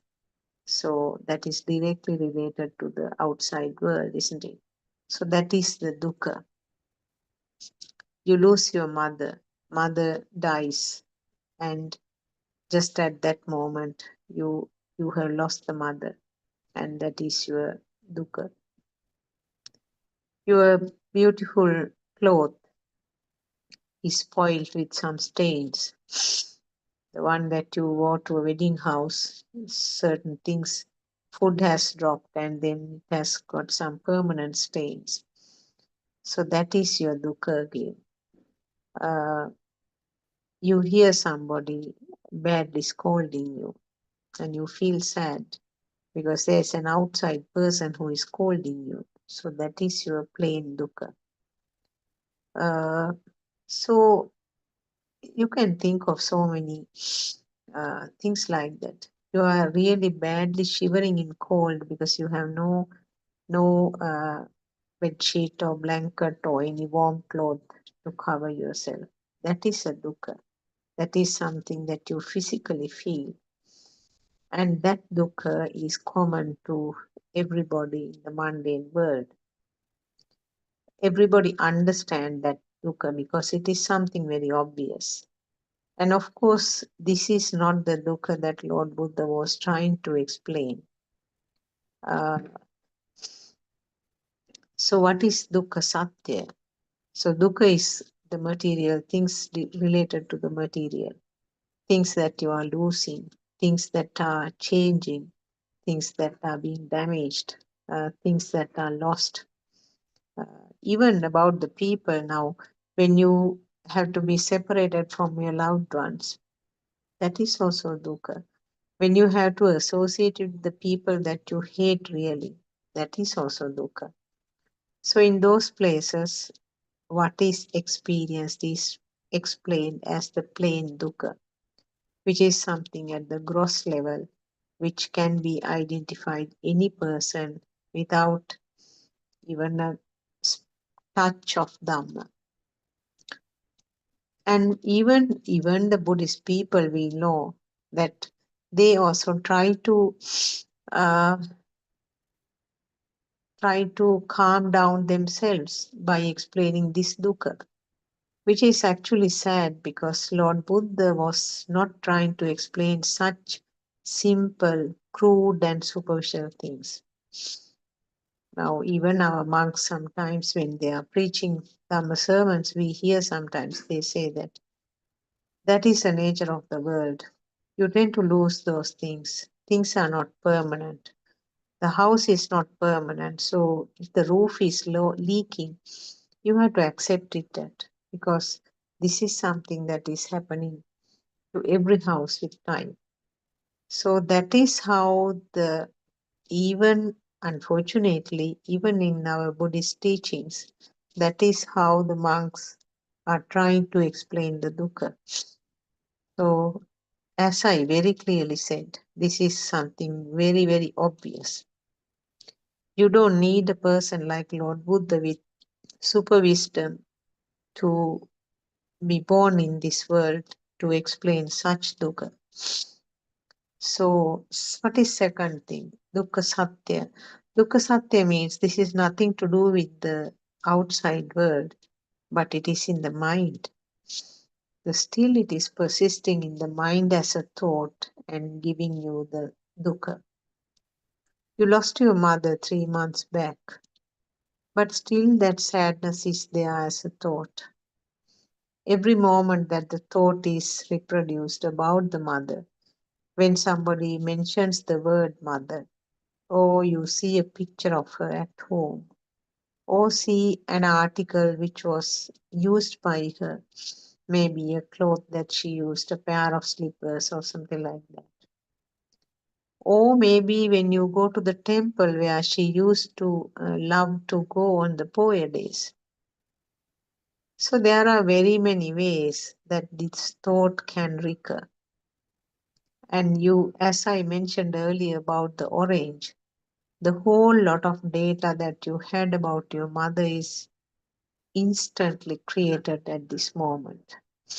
Now, when you go to the temple, when you go near the Bodri, if that was the favorite place of your mother to sit and wait, the moment you go there, there is nothing directly related to the mother, but still, even that breeze or that rustling sound of the bow leaves alone will bring up that whole lot of uh, data about the mother.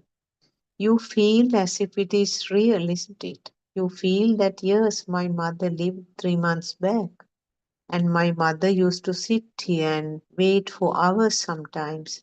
She liked to meditate here. Now, isn't the mother really living in your mind? Yes, she's living in your mind really. So that is the dukkha. Now apply this to many things in your day to day life. Even something, an incident that happened, somebody pushes you in a very rude way and you almost fell down, but you managed to sort of uh, hold on to something and didn't fall. That itself, that time, there was a series of thoughts about anger, all the data about that person who did it to you, all will be there. And right now, it is coming up again and again as a thought, isn't it? And that thought is very painful again. Each time that thought becomes stronger. He did it to me. He was very rude. I could have fallen and then hit my head. And if I injured myself, there will not be anyone to look after me. He is like that all the time. He's very rough. Now, all these thoughts will be born again and again along with this basic thought. See how the current is multiplied each time.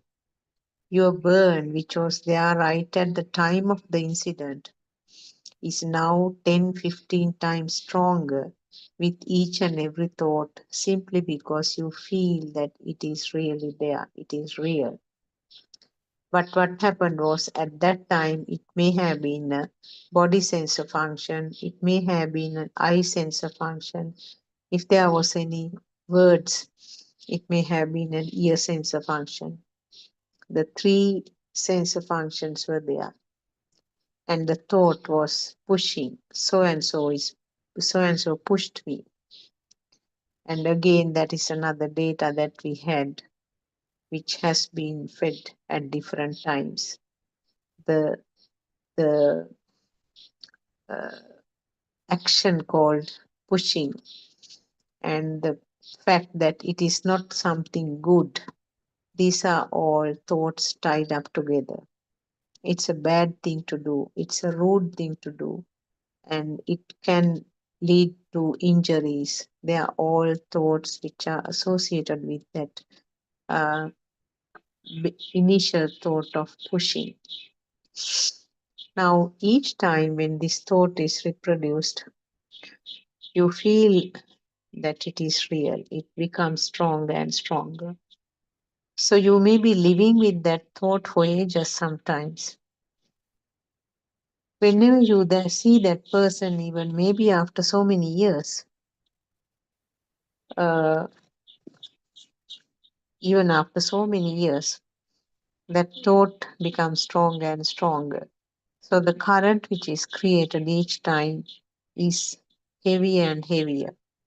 So that is what is called dukkha satya, the fact that it is still in the mind and taking it really serious and real. It's actually only a little difference is there from taking the outside world as real. Even though it is nothing to do with the outside world, the inside world or the mind is real now. So both are at the level of the mithya drushti or the incorrect vision. What is dukkha arya satya? The fact that it was taken as a real thought, the way that it was not realized as just the sensor functions, something which is not seen, uh, something which is seen taking as a real thing. So, in other words, the if the as long as a thought becomes real, as long as a thought becomes real, that itself is the dukkha arya satya. So the three things, dukkha satya, dukkha satya, and dukkha arya satya. That means without realizing that it is just some simply sensor functions, taking it as something real will complete all three of these. So the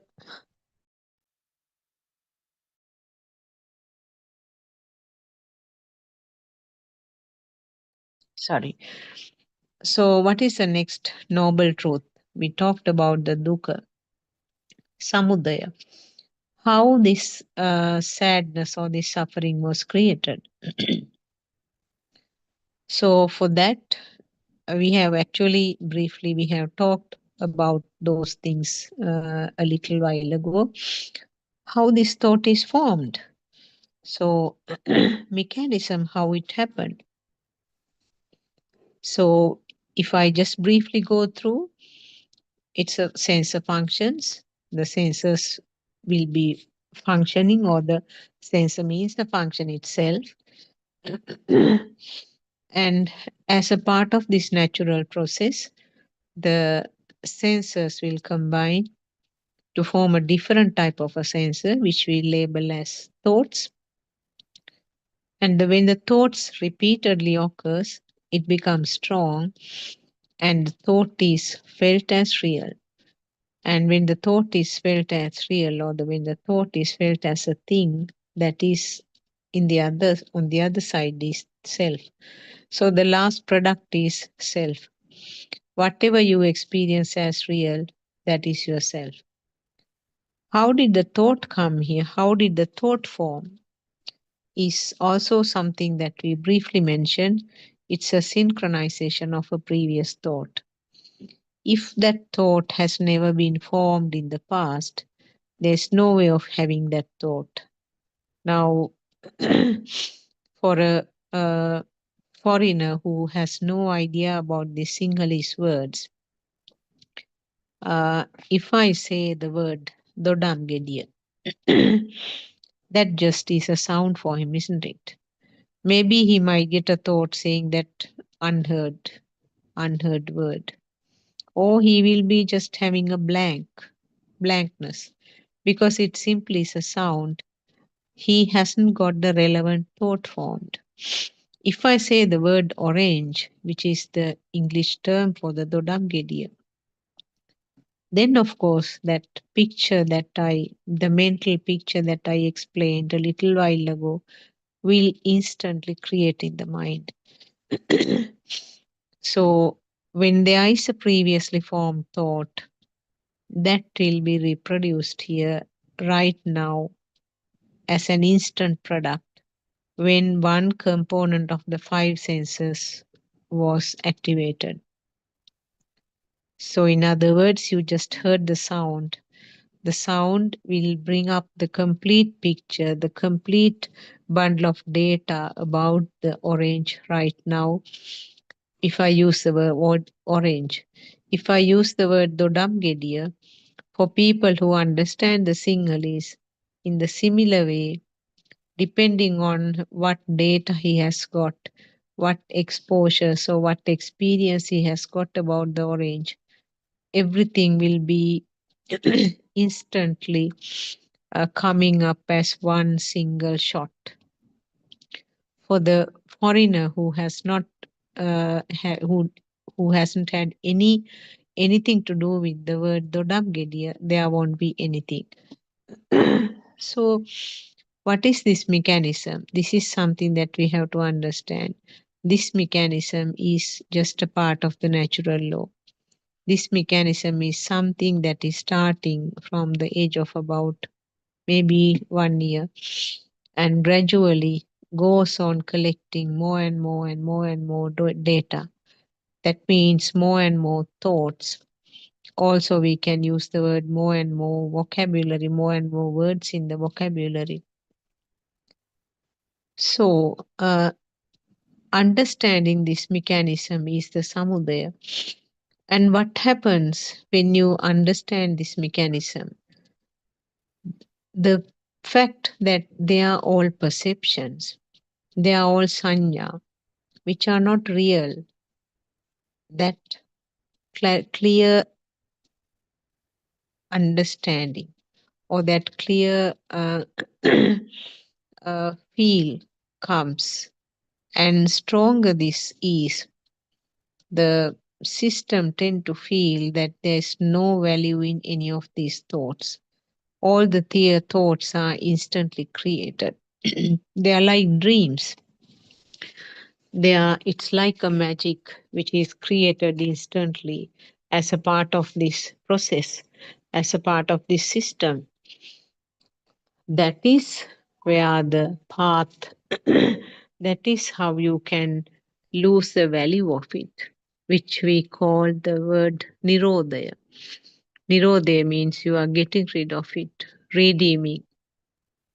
So, redeem or getting rid of it occurs when this process is understood, when how this thought process forms, when how the thoughts are felt, and when how the uh, thought formation is clearly understood, when how the live feeling of the thought is coming up. The live feeling of the thought is coming up due to the collective power of the perceptions. Each perception has simple power or current, but that is not powerful enough to indicate that it is really existing. What happens is the collective function of these perceptions give rise to that strongness, strength of the power, and that is what is explained as construct or sankara.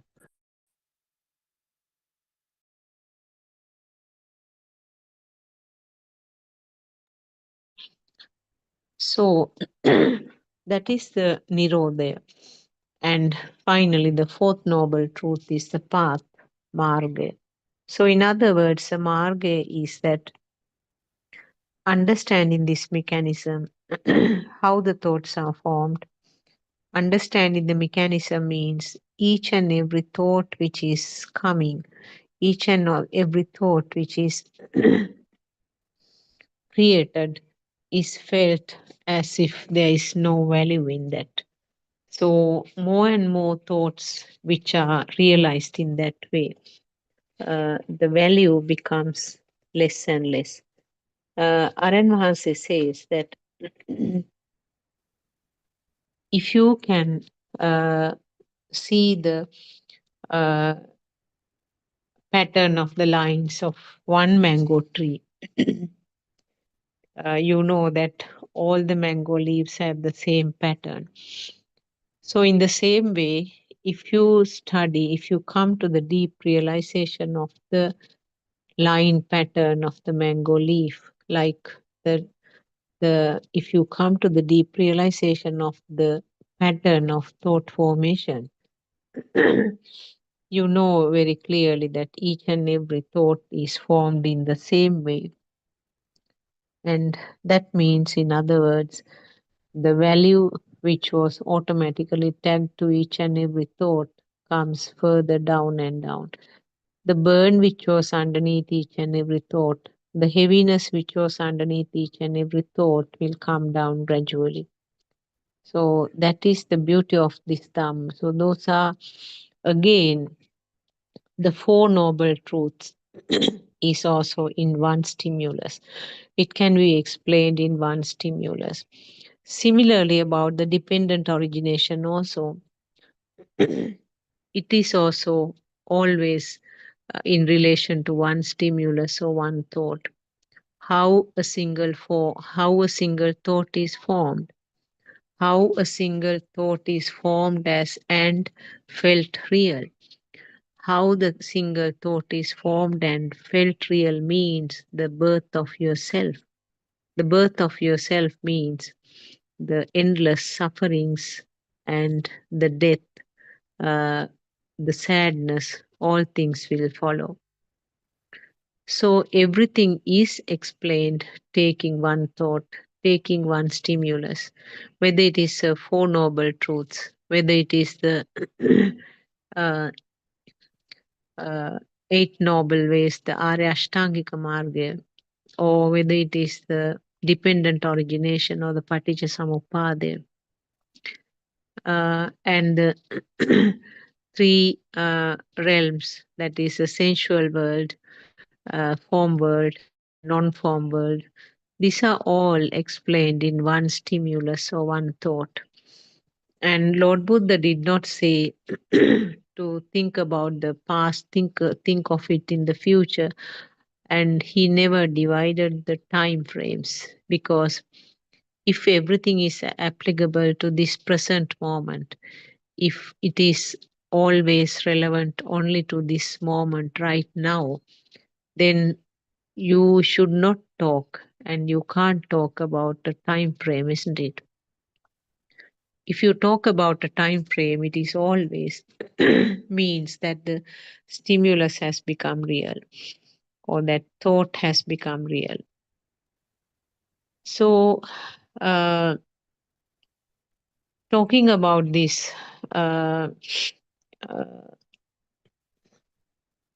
the four facts that I mentioned, the four noble truths.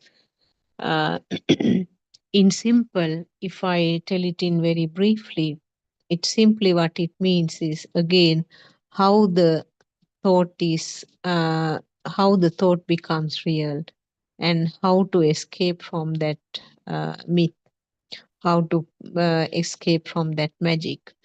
The normal way is that all the thoughts are felt real, but when you understand this mechanism, how the thought is felt real, that that process itself, where you try to analyze this, how this thought is felt real, that itself is a path. That itself is a path to escape from this samsaric journey.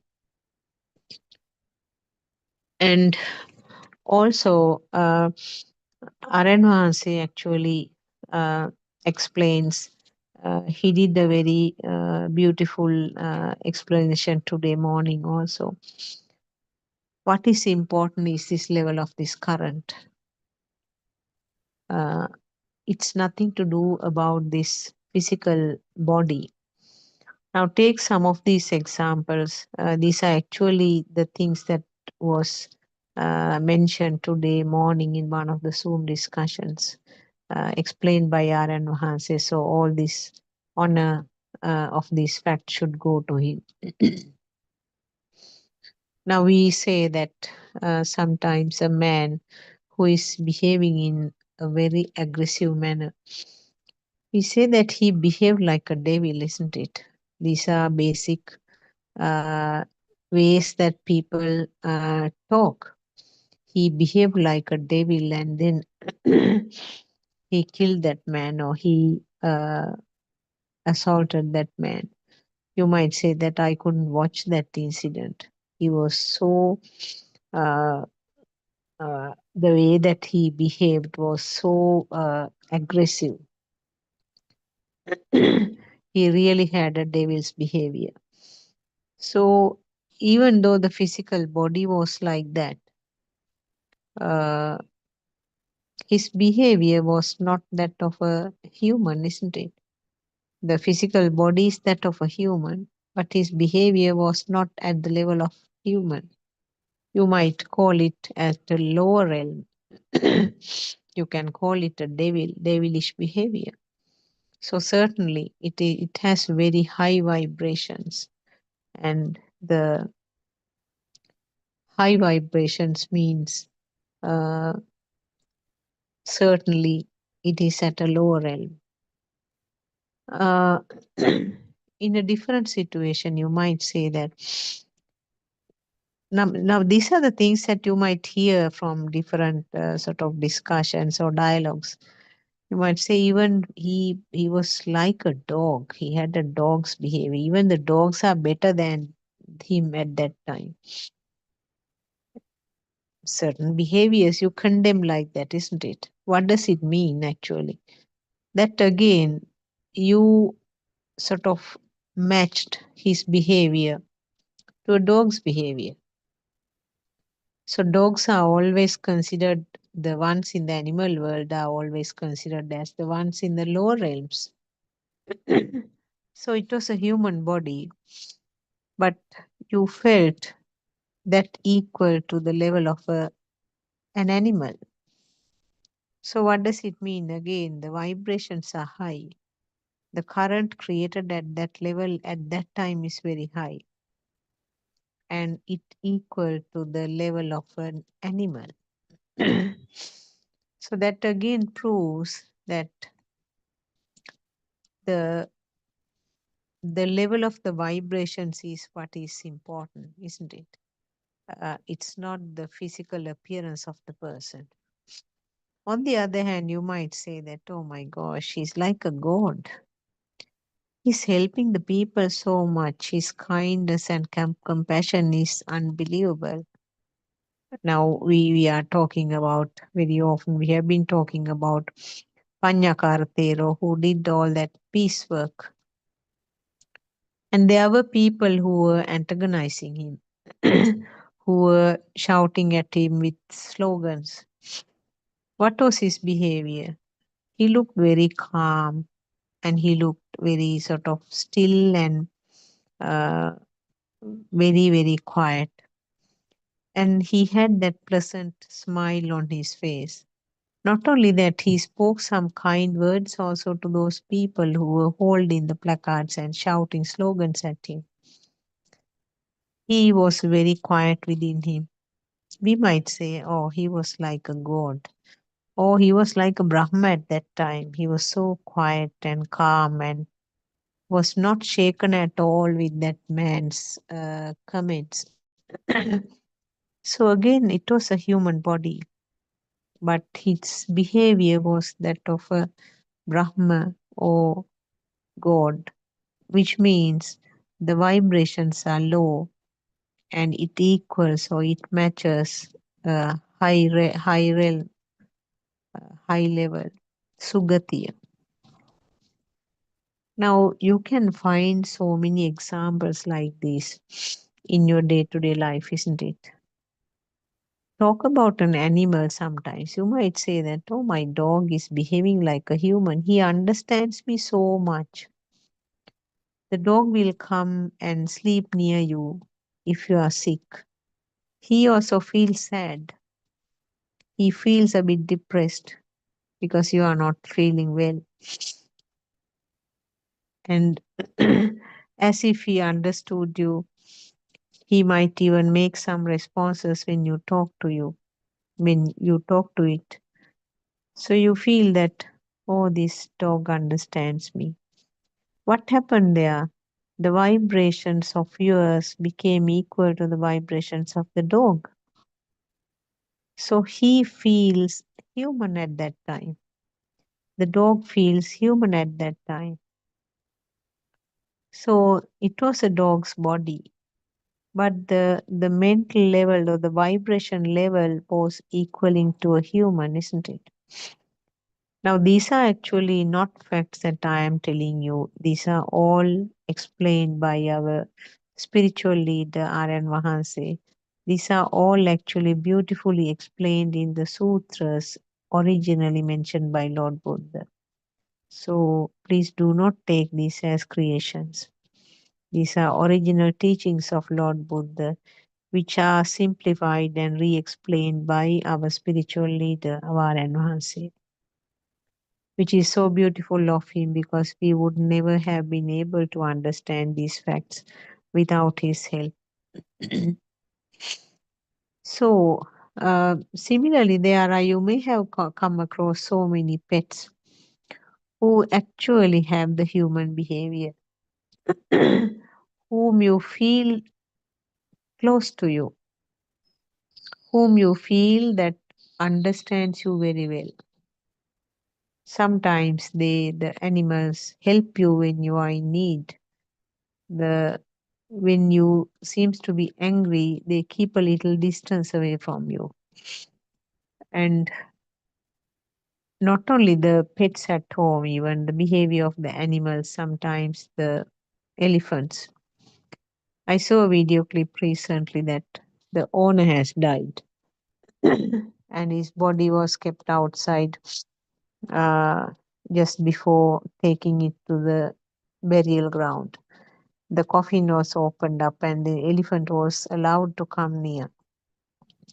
It was touching the body with its trunk. I'm sure the vibrations, the sad vibrations of the people's mind around that may have been synchronized to the elephant also. He went on touching. He was trying to even sort of touch very closely the hands and the legs. And it was with great difficulty that it was taken away from that place. So there, what would have been the vibrations? The vibrations of that sad vibrations of the people would have been equal to his level, isn't it? So even though the physical body was that of an elephant, the vibrations became equal to the human mind at that time. So you can find so many examples from the day to day life like this. So what R.N. Mahansi always explains is this 31 realms, which are explained by Lord Buddha.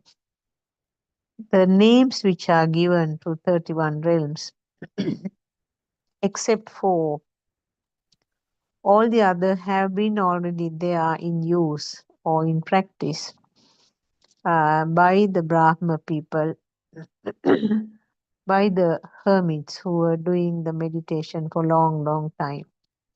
They were in the uh, non-form world, Arupaya.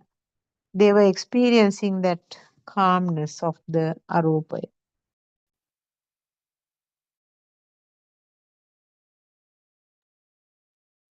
They were experiencing that relaxed nature of the Arupaya, and they had names to different levels. So Lord Buddha did not want to sort of completely uh, uh, object or knock off those practices. He said, okay, yes, we can take them.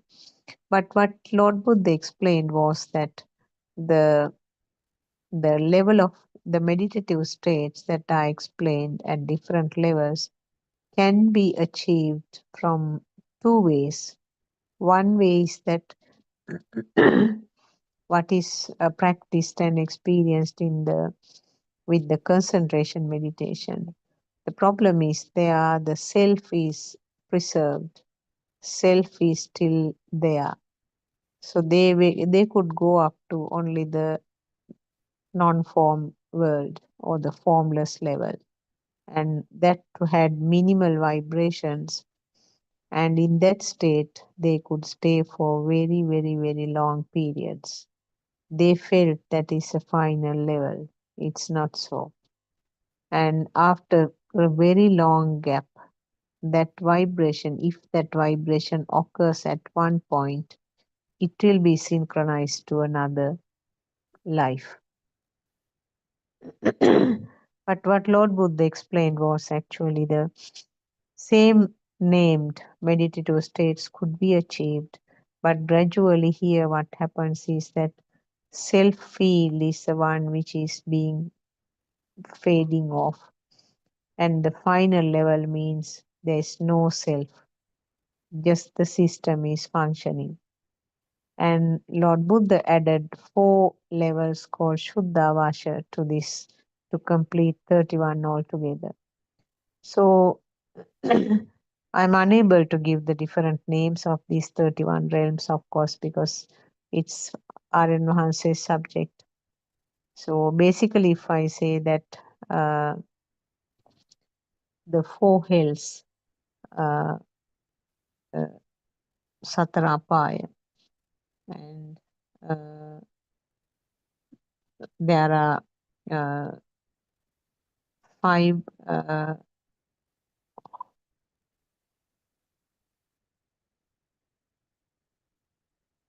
there are 11 sensual worlds, 11 at the sensual worlds, or the Kama Loka 11 are there.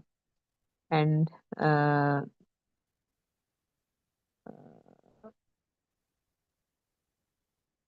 the formless, the form world, there are uh, 16 explained.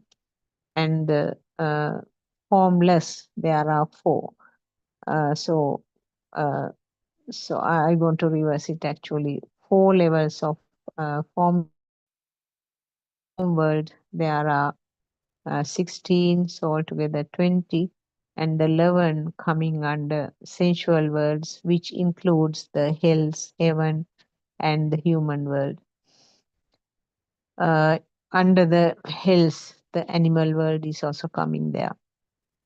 So altogether, there are 31 realms or 31 levels that is explained in Buddhism. And as I said, except four of these, the rest are explained even in this uh, the the concentration meditation. When it reaches very high levels of concentration ability, they reach these high levels, but they remain, they do not go beyond the formless level. So, in other words, what is important is that irrespective of the body, it is a vibe or the vibration is the one which is important.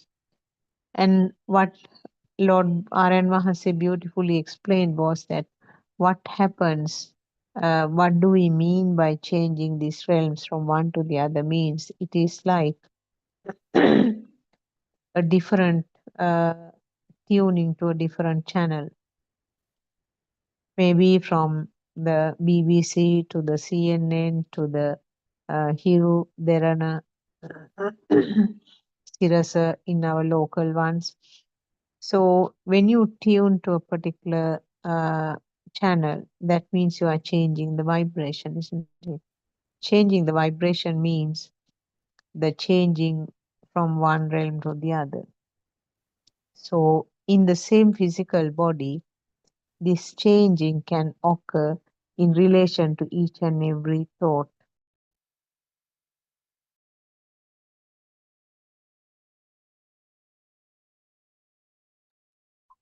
So that is the beautiful way of explaining actually what R.N. Mahasi has done it so many times in the past also in the sermons, that explaining these 31 realms, the fact that it is not necessarily changing the body parts. And also in another previous discussion, he mentioned that if a person's physical body or comes to an end, or if this called the death occurs at one point, the realm that he was vibrating at that time is the one which is going to be the next life. That is why even Lord Buddha's time, in simple words, it was explained that a person who is with having a roaring anger is having a strong current within him. And with that anger, if the person dies at that moment, with that very last thought, with that anger, burning anger, that that vibration is going to be synchronized to a similar vibration. And you can call it that he was born in hell. And in a previous explanation, I remember Aran Mahansi said that there have been some scientific evidence to say that even the volcanoes do have some form of uh, life. What is meant by life is actually there are the vibrations. So if somebody says, according to this our Buddhist stories, he was born in the hell, he was burning in the fire, isn't that beautifully tallies to this story? If a person is in rage of fire, burning in fire, in an aggressive mood, if that person gets killed at that time, the vibration, where else it go? It should go to a place something similar to the burning fire, isn't it?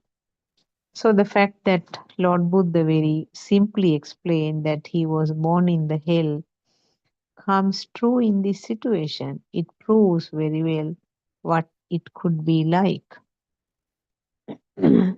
And also, I remember Aran Mahase once explained that stories about the gods which are living as part of the trees or maybe the rocks. And even Lord Buddha's time, there is a story that there was a huge tree. Uh, the type of the tree is called a kumbuk tree.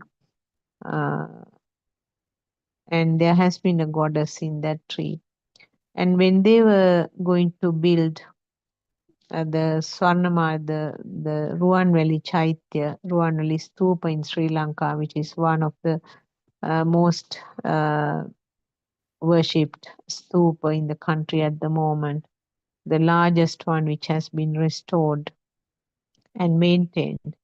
Uh, to build that, the king had to cut this tree. But I mean, these are stories, but I think you can take the meaning of that. So the goddess actually refused to leave that tree. But finally, she came to the agreement that her name is given to the stupa, and she left that tree. So uh, that is how the name Swarnamali or the Ruanveli name came to this name was given to this stupa. So take the story underneath this. What I wanted to explain was actually even in the Buddhist history stories, uh, it indicates about the vibrations or the lives related to various rocks and trees, etc. And people have been worshipping even the rocks and the trees, hoping that there will be some savior power from those. Actually, I mean, this is not true because there is no savior from outside. We know that it is a self who is going to be the savior of the self. But what Aran explained was those stories are not uh, incorrect, because if a person loves so much to trees, if the person is mostly spending most of its time among these trees, the danger is that the vibrations are very much similar to the vibrations of those trees. Most of the time, he may be thinking about the trees, planning how to plant more trees. He will not like to cut any of the trees or any damage happening to the trees. So there is a close attachment to the trees, which is a vibration actually. So even at the time of the death, if that last vibration was something equal to that, that vibration can be equal to the vibration of the tree. So you can say that there is a god or goddess in that tree. So these are some of the side stories actually, because as I mentioned earlier, the basic thing that uh, R.N. Mahanse was explaining today was actually the body, physical body is just an indicator or just helping to manifest. But what is important is vibration. So the vibrations can vary. Uh, Vibrations can vary, and vibrations will change. And depending on the vibration, the level or the realm will be decided. Whether it is an animal, whether it is a human being, or in other words, a physical body, whether it is a human physical body or a body of an animal, is not the important fact. The level of the vibration is what is relevant and what is more important. And uh, depending on that, the level of the mind is decided whether it is going to be a high realm or a lower realm. So it is something like, as I said, changing the channels of a television by tuning to different vibrations. We know that the BBC has one vibration level, and the CNN will have another different vibration level. Al Jazeera will have a yet another one. So like that, different vibration levels are there. So which is actually going to decide what realm is going to be there. Uh, so the fire which is expressed, the current which is generated at that moment can be expressed in different ways. It can be expressed as an angry thought. So it's not expressed actually, it is confined to the mind. Or it can be expressed as words, uh, which can be harsh words. And or it can be expressed as some physical activity. So a person who is following this Dhamma might feel these levels actually at different times. We hear sometimes they say that if something like that was heard to me in a different previously before I listened to this Dhamma, I would have reacted. I would have even hit the person. I would have even pushed the person away. Something would have happened. But now I just tell them sharply not to use those words. And further, that person might experience that even no, do not feel like even bringing it out as words. This act is useless. This act is something just part of this current. This is the feel that the system gets. And then finally, even that thoughts, that powerful thoughts stop coming. So finally, the all three sankharas will come to a zero level. Same incidents are happening. As it happened earlier, you do not now do any kind of physical reaction. And further, you do not talk any words also in relation to that. You feel like just useless. Uh, Let go. That sort of impression. And further, as I've said, there's no current at all, even no significant thoughts. The thoughts are coming, but that current is not there. Thought is not powerful. So this is how the process goes on, and there are very uh, there are lots of stories coming up from different setups with different experiences. If you summarize all of them, what is very clearly seen is that the fire is coming down gradually in all the systems. So our noble friend R.N. Mahanse was saying recently that whoever listens to this Dhamma will be like a tree bent to the river. So we don't know what time the tree will fall to the water, but whatever the time, if the tree is definitely uh, bent to the road, whatever the time that the tree will fall to the river water, it will go down and end up in the sea. So it's something like that.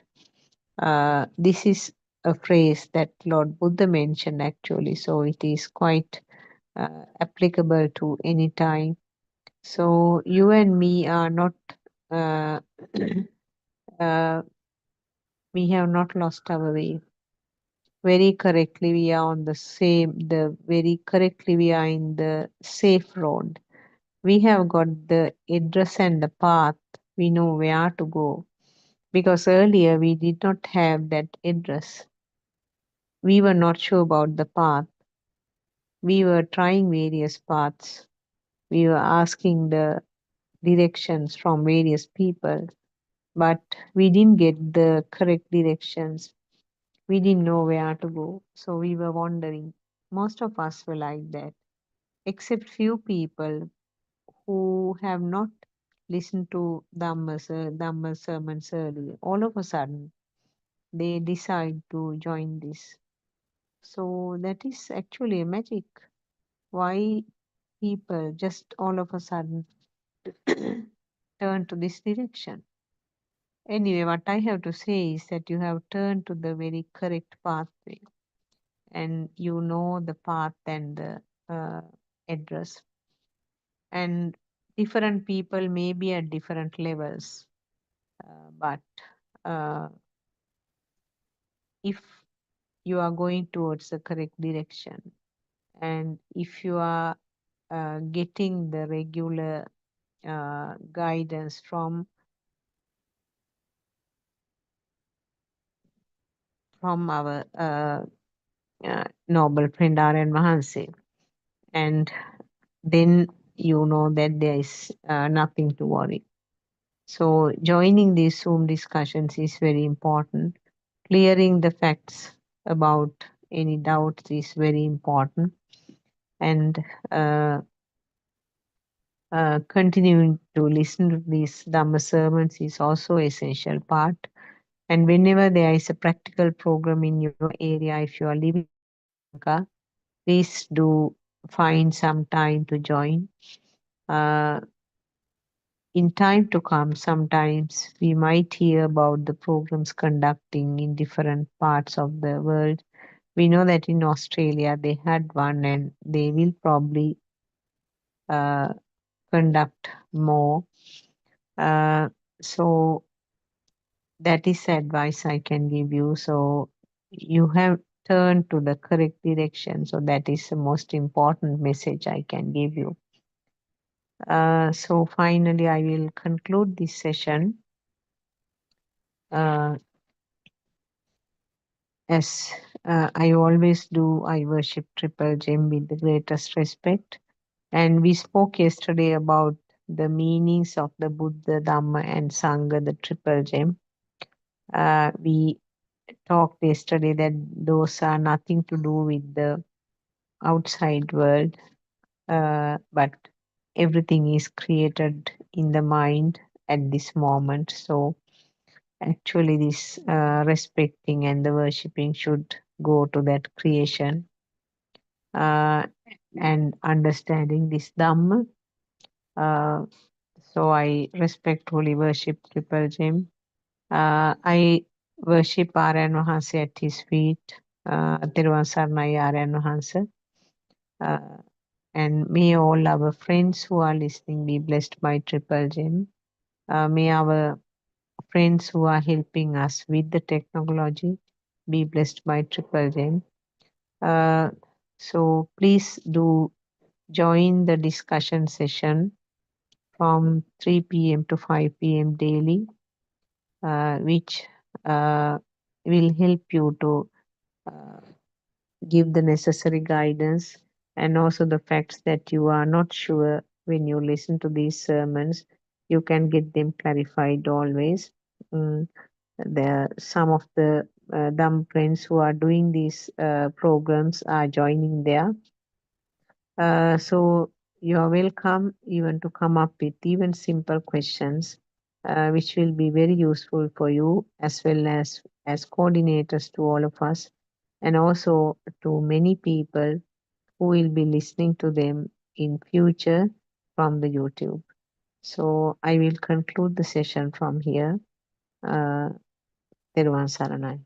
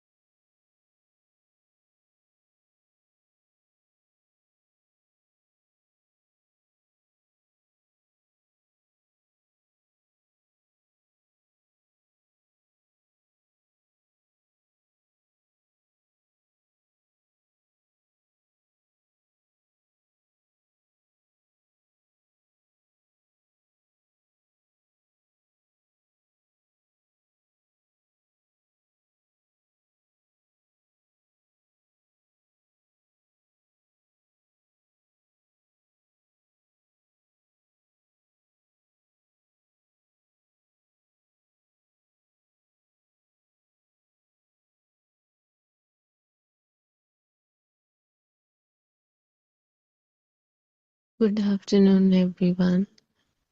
Therun Sanayaran Mahansa. Therun Sana, everybody. Let's continue with the book reading. The True Dhamma Has Awakened, Volume 1, page number 51, second paragraph. Yatha Bhuta Jnanaya means you have to maintain awareness that whatever you receive from your six senses, as if it is from so-called outside, is only a thought. You have to be aware that the outside does not exist at all, and the feeling of inside, the concept of me, does not exist at all either. You also have to maintain your awareness that even the thought does not exist. It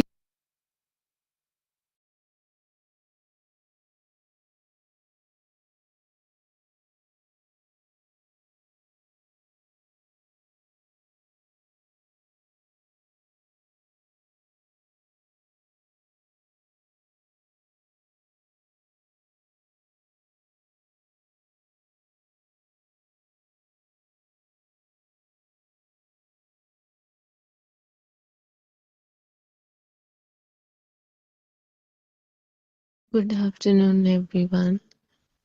Therun Sanayaran Mahansa. Therun Sana, everybody. Let's continue with the book reading. The True Dhamma Has Awakened, Volume 1, page number 51, second paragraph. Yatha Bhuta Jnanaya means you have to maintain awareness that whatever you receive from your six senses, as if it is from so-called outside, is only a thought. You have to be aware that the outside does not exist at all, and the feeling of inside, the concept of me, does not exist at all either. You also have to maintain your awareness that even the thought does not exist. It is also a lie. Mehenin Mahanse, I understand, Honorable Sir. Mehenin Mahanse, Buddhist nun, pardon me, Honorable Sir, can you please explain to me how I should practice the Buddhist nun's rule of pratyamoksha and at the same time say the truth in them? Pratyamoksha rule is part of the Buddhist monk's code of conduct. A Buddhist monk has four primary requisites: the robe, food, lodging, and medicine. The monk should be solely concerned with simplicity and lack of attachment towards these things. Whenever he uses these items or eats some food, he should silently chant in his mind that these items are used not for pride, not for beautification, not to build the body, not to entertain a greed for taste, but that these are bare necessities to help him on the path to realize the pure truth. This is a silent reflection or a silent chanting that they have to practice in their day-to-day life. Aran Mahanse, well, anyone who practices seeing the truth in everything he sees will always continue to see the truth even in the discipline of the Patya Moksha. He will always use the wisdom of the Yatha Bhuta Jnana for all the stimuli he receives from the six senses. Yatha Bhuta Jnana means you have to maintain awareness that whatever stimuli you receive from your six senses coming from so-called outside is only a thought. You have to be aware that the outside does not exist at all. You also have to maintain your awareness that even the so-called inside or the concept of me doesn't exist at all. That everything you feel is only a thought, and that even a thought does not exist at all, that it is also a lie. Aran Mahanse, you can discipline, also known as Sanvara Sila, and maintain your awareness that whatever interaction you have with the world outside is not true. You can apply that same awareness to the eye, the nose, the tongue, the ear, the body, and the mind. You ask me about how to practice the Buddhist code of conduct for the four requisites of a monk. These four are the robe, food, lodging, and medicine. When you have food, you feel the taste on your tongue. Now be aware and ask yourself, where am I? The taste will be felt by your tongue. You have to maintain an awareness that at that point of taste you don't exist, it is only a taste. It is at this point Janato Passo means we keep a watch or maintain an awareness about the truth in every stimulus we receive. This awareness is at one moment you awaken to the pure truth. With the realization of the pure truth, you develop the wisdom of Asavakya Jnana, which means you are aware that your taints are being destroyed and you realize that you don't get disturbed or react to the outside world anymore. Teruvan Sarnai, everybody. Terwan Sarnai Shani, Terwan Sarnai, all Dhamma friends, Terwan Sarnai Aryan answer. Today we start describing about code of conduct. The priests they follow code of conduct. So before that, the Aryan answer explains that you want to understand the true Dhamma first. If you don't understand true Dhamma, how the mind consciousness get started, and uh, how this illusion fooled us. So we have to understand that illusion. All the things you see and your existence is also an illusion. So if you don't understand this Yathabhuta Jnana or the pure Buddhism, how the mind consciousness is created, how you are created, and how the world is created, or how the outside is created and inside you are created, then only you can understand how this world is it true or not. Is the world we are living in true or not? Is our existence is true or not? So, in order to understand this step by step, it is clear that Aryan Nancy explains today. First of all, we have to understand what this Yatha Bhuta Jnana is, how the thought is created, how all the senses create. They give you different type of perceptions. Are these perceptions real or are they an illusion? So in order to understand this, the conversation continues. So this nun asks, even if we use our food, our lodging, our robes, and our lodging, and all these things, do we have to do understand the Yathabhuta Jnana and apply that particular Jnana? So Aryan Nansi explains that wherever you go, whatever you do, you have to keep awareness. The awareness is the main point today, so we'll discuss it. So about the awareness. Yes, would like to invite our Dr. Kokila has just joined. Dr. Kokila, yes, please contribute your ideas. Well, Aranasir Namaskar. There, Metropolitan Jim, bless you. Or, I think, I think it is a continuation from yesterday and about how none of these consciousnesses are true, in the sense they are not real and they shouldn't be a thing. But in that, normally, even though we talk about like that, it becomes a thought when we talk about it. But we have to understand why it is so. And we go deep into the understanding, then only we will actually be able to think differently.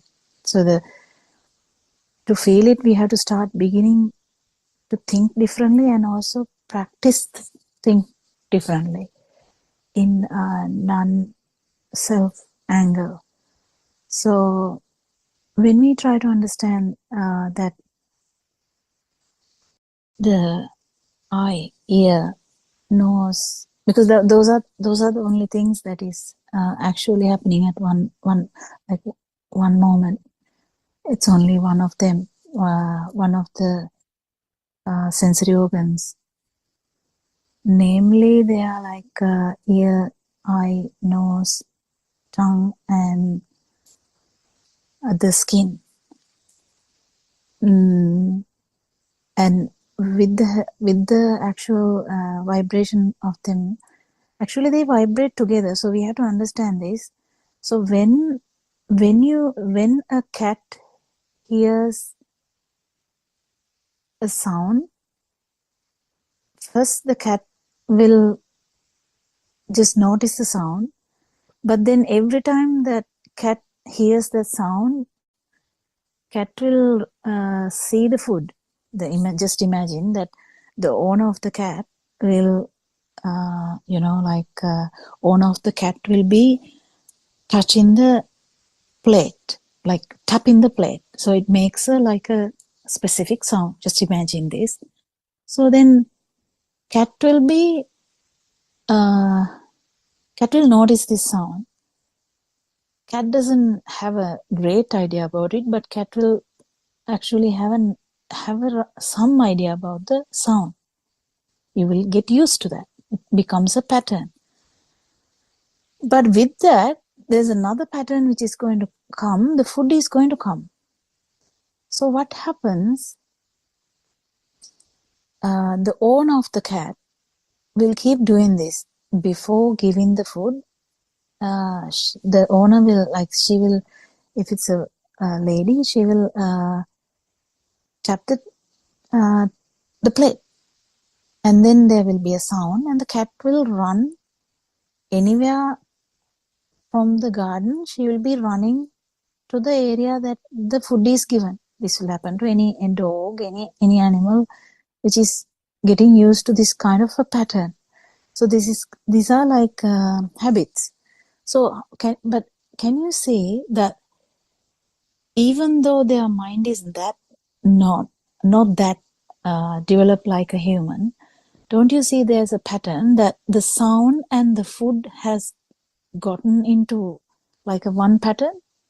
So they vibrated together, like they vibrate kind of similar at similar points. That's why the cat is aware that if the sound is there, you may not get the actually if the owner, that lady of the owner of the cat, if she wants to actually catch the cat or pet the cat or try to take her inside to the house also, she might tap the plate. But the memory of that, or kind of the resonance of that particular sound, will bring the cat to the food, thinking that food will be there. So the same thing happens with the humans too. that's how the vibrations happening together. So when they happen together, it is actually acting like a single uh, single vibration. It become a single vibration because it acts as a single vibration. Because in humans, we get the idea the food is ready.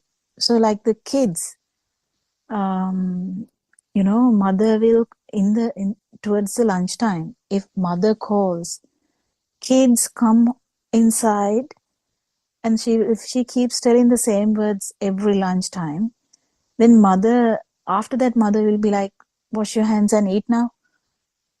Just imagine that she will be telling that every day, like for about 7 days or so. They will definitely decide that the pattern would be like the mother calling, it will be for lunch. Similarly, a baby in the cot uh, has like a eye vibration. There would be like some pattern of light, and then smell of the mom will be coming closer because with the light pattern, the smell also will come closer because the mother is walking towards the baby, and then mother will be talking to the baby. Or manicure like that, the mother will be talking. And then what about the touch, mother's touch? Mother will be touching the baby's head, stuff like that. They all vibrate together. Then that is what the mother is. So when if you talk about mother, doesn't all the patterns come at the same time? If you hear a bell in the school, just imagine for the lunch, or what do we call it? Like interval. We call it interval, isn't it? And we heard it. We definitely know that we can go out and play. So that's kind of a pattern. So interval has a meaning. It's okay to have a meaning, but what we are trying to say is how this arises. This arises with the help of the 5 sensory organs. Okay, now then we know that if it is arising from something, it can't be actually there. Can it be? Like we can't be like, there is something called interval, or there is something called food, or something called apple. Specifically, we feel some sensations, yes, but is apple is not there. Definitely, you feel like your tongue is being entertained, but if you really look into that, you won't find the apple there. You will sense something in the nose, but definitely the apple will be not there. Likewise, every 5 organs you can understand, you would be seeing pattern of light, but that doesn't necessarily mean it's a apple. But we call it apple, that's fine. For communication, we have so many, like billions and billions of ways and means to communicate. So, but the problem is, we keep forgetting this, how this world arises. Actually, we don't even think about it. The world becomes very active and alive. So we feel like we are living there and everything is true. The tree is true. We never thought about it. But with Dhamma, with our enhances help, actually we have started to understand, okay, this is really funny, because we were talking so highly about things, like just imagine a dollar or rupee, how much value we have into that. But the actual, it is a notion, it's a concept. Concepts can be there, but it's not actually true. It's a part of the actual dream. So Then we come to the understanding about the 5 sensory organs, which actually help to form this thought. So the 5 sensory organs, are they doing anything actually? So are they true? What happens there is the if you talk about the sound, humans have a sound vibration range. We can't hear what the dog can hear. We definitely know this very well. The animals will hear before us, and animals will hear very slightest things that we can't hear, and very high notes also. So what sounds are there? What sounds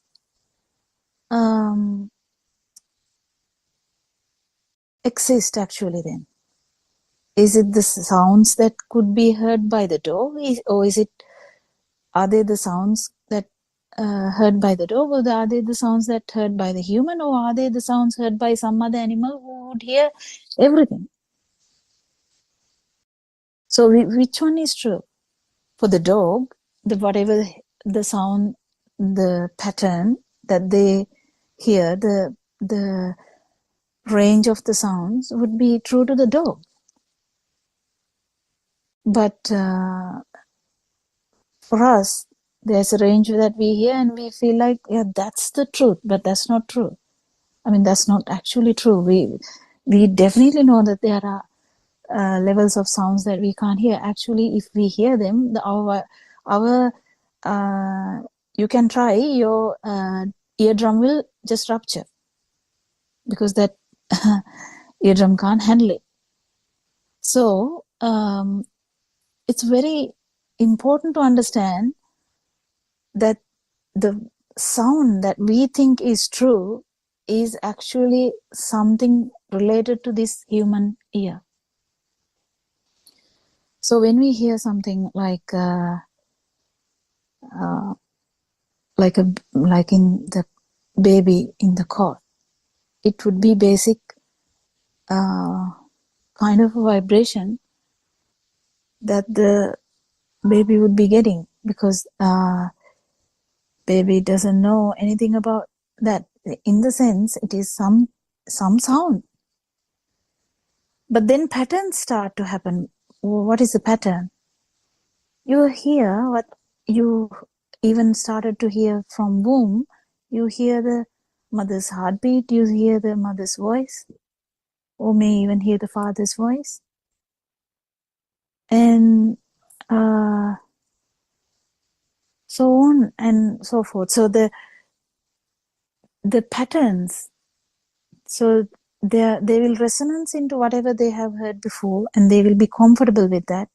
You know that the babies would startle if they hear something very new, and they might not like it.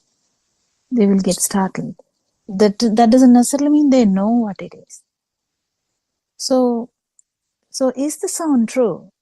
So if we compare, there are animals that will not have ears, and they have some other form of vibration, like the bat will have the kind of like different organ which will feel the vibrations like in radar. So just imagine if our body has another ability, like another sensory organ which can go through something like x-rays, we might be able to see much more, but we don't. Actually speaking, the light range also, it is just very unique to the eyes. But there's something more than that. What is more than that is actually, it is due to the speed that we see we can resonance into the light resonance. So it's very important that we understand that these are actually constructs. Some are mental constructs, some are just other sensory constructs. So are the constructs true, Or are they permanent? They are not. They are never like that. You can't say this is it, because then you have to say what dog hears is also true, but you have never even heard about them. You have no idea what bird can hear. You have no idea what dog can hear. You have no idea what the bat can hear. So what world is true then? We can't call like that. There would be some kind of a construct in one type of sensory organ. So none of these are really true. When we take these things as true and happening to me, the problem starts. Problem starts because then as soon as you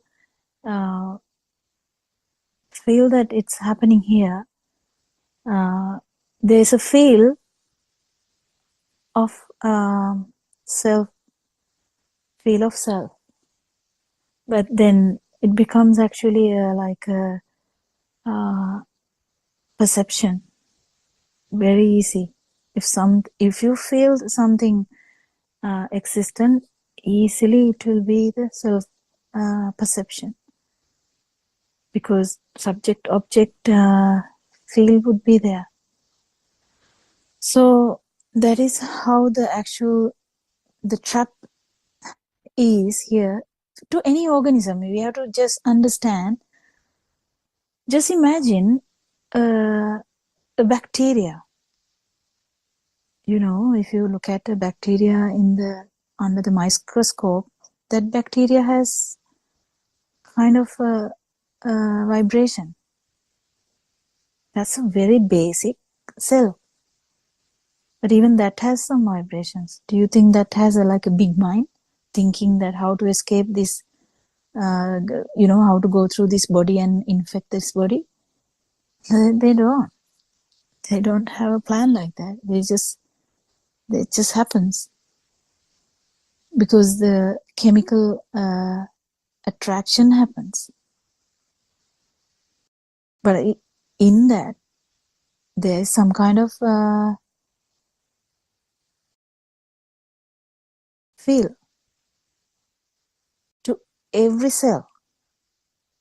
Some kind of vibration is there in every cell. So this is very nice to know, like to understand this, how 31 realms would be there. Like there are so many things that we can't see. Doesn't necessarily mean that it's not happening.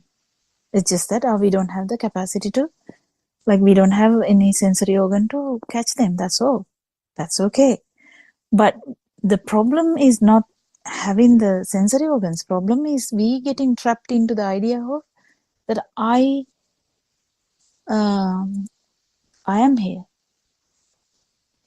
I, me, mine is the main problem that arises from all these situations.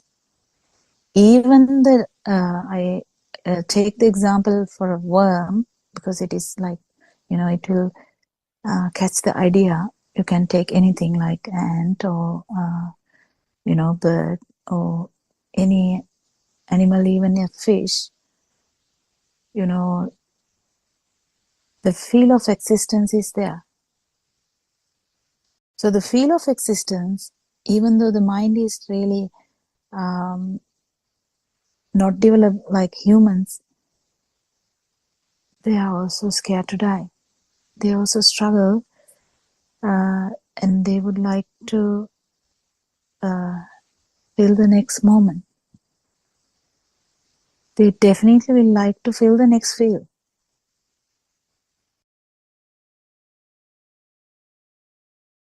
So the next one, they're trying to maintain something. It could be feel, it could be any form, or it can be even, when it comes to the sensual world, it become money, status, the lands, and, become the king of the whole world, whatever. In the sensual world, that's endless. But in the in the form world or in usual the perception level, it would be just the existence, the desire to exist. This desire to exist comes from the notion that there is someone here. And this happens to any being, not just a human being, any being. I was just trying to explain that. I would like to invite someone else now. You can keep adding things to the discussion, Teran-san.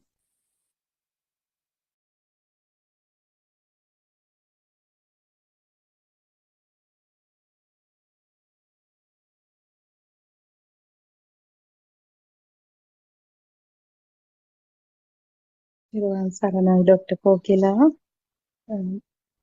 ආර්යයන් වහන්සේට නමස්කාර වේවා. So you were um, explaining again and again on how we get caught in this illusionary world, how to understand this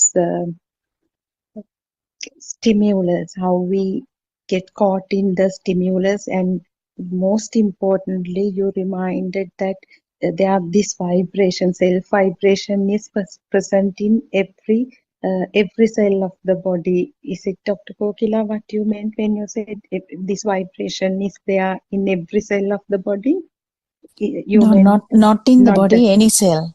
any I cell. mean, because we call it a body. I mean, Yeah, it's again it's another also thought. Yeah, even yeah, the cell, yeah. it's a thought. But what I'm trying to say is any being. Anyway. Yeah, any being in the sense, one cell has that ability. The vibration is there, yes. Mhm. In other words, it's the taint, right? Taint, so that self vibration. Well, Although, that's resonance happens anyway. It's not hmm, anyone doing it.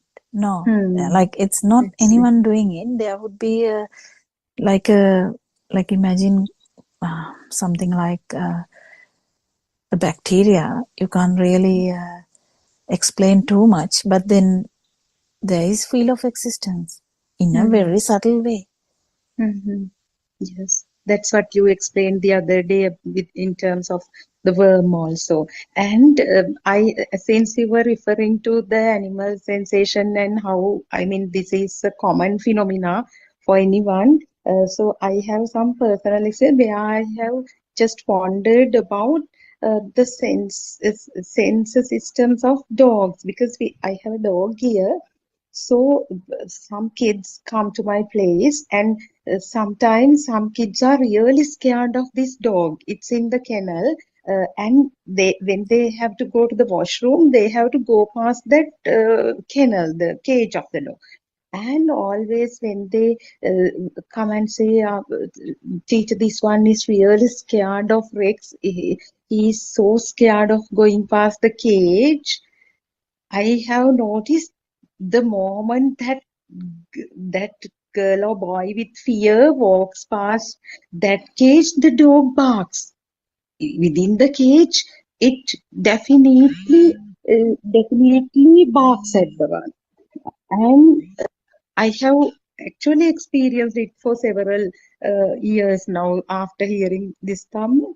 And some kids, they even don't, don't actually think about the dog. They just go to the washroom, and in such instances, this dog doesn't notice them or doesn't walk past them. So I was just wondering, when they walk with No, fear, that's these usually thoughts. Yeah. actually it may be not even the fear, but sometimes the fearful person makes the eye contact.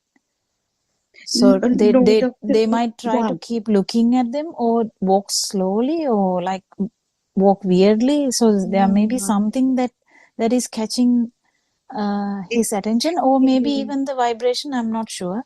But there are so many instances where dogs can even sense some. So there are trained dogs where they instantly find out that the patient, some person is going to have a seizure or fit, and will make the owner to lie down. And There are so many instances that, because dogs can sense more. That sense more Yeah. is part of their sensory organs. Imagine something like we have seen a lot of stuff like the dog will take the baby away from a place where the baby is lying, and next moment some lantern or something on top of that baby has, like, that baby is not there because the dog dragged the baby out, but something has fallen on that area, and it's like miracle that the baby is saved by the dog. But actually speaking, I think what happens is they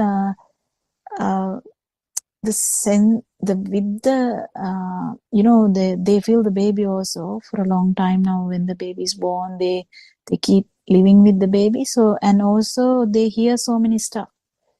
So, and they have this feeling that they're like there to save someone. They can be trained very well. So there are so many things that we don't know. But whatever said and done, for the Dhamma point of view,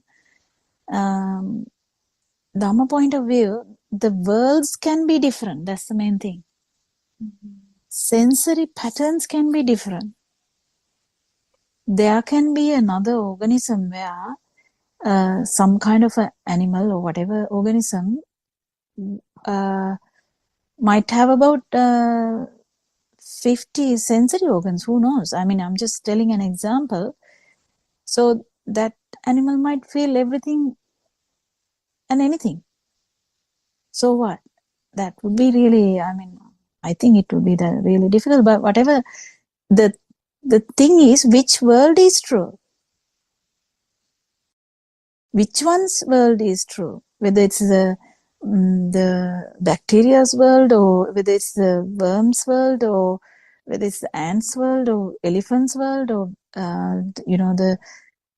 the bird's world, or this dog's world, or human world, or any world in that sense. Because it's a core that's where the third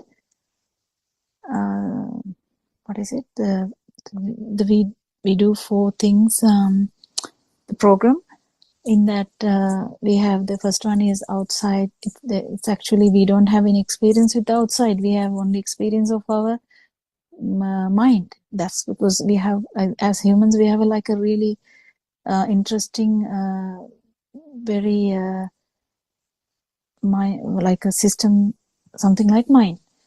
And then we understand that there are other sensory organs which has vibrations which keep vibrating anyway.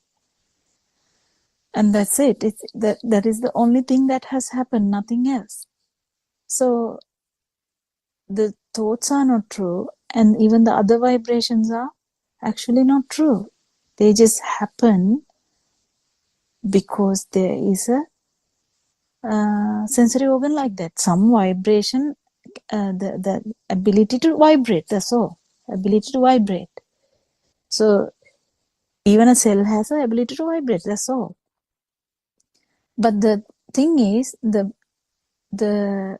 only humans can understand this. Because the worm can't understand how the dog is feeling. But because we have a beautiful mind, in the sense, not beautiful, but like a developed mind system, that we can extrapolate, we can imagine, we can understand how these things are happening. So we can understand that every world, whatever the sensory organ develops, is just a construct. None of these things are true. If we take one thing true, what is the other one? What about the other one? So there's nothing like that. They are all constructs according to whatever the sensory organs. So we had dinosaurs in the past. We say that we had dinosaurs in the past. They had a complete different. If we talk about the dragons are actually like a story, like an animal which is developing the story level, But still, if you think about it, the dragon would have another different type of, organs. And which world is true? None of these worlds are true. And that is the thing for non-vibration, because non-vibration even can't be accessed through any other pattern. No way. Because the humans are the only beings that can actually understand the 31 realms and actually feel the 31 realms, or actually, because Lord Buddha said, without feeling these things, you won't actually even attain non-vibration. To see the end of the world, you have to go through all this anyway. So it's really beautiful to understand, because we get very interested in how the other people are saying, how the other, the animals are saying, what do they feel? Are they feeling weird stuff, or what stuff are they feeling? We get kind of questions, but in Dhamma point of view, I think the main thing to understand is none of these things are true. They are all constructs. So this film becomes just a film. So the value that is we give to even the light, even just the sound, even without not thinking about the bird sound or crow sound or nightingale sound, whatever sound, even just basic sound, if we take it like that, that is happening due to the vibration of the eardrum. If you're given something more than that, the eardrum will just rupture. That's all. So, is there anything that can be taken as true? No. Then only the non-vibration will arise. I think someone can add something more. Anyone can actually add to the story or the discussion.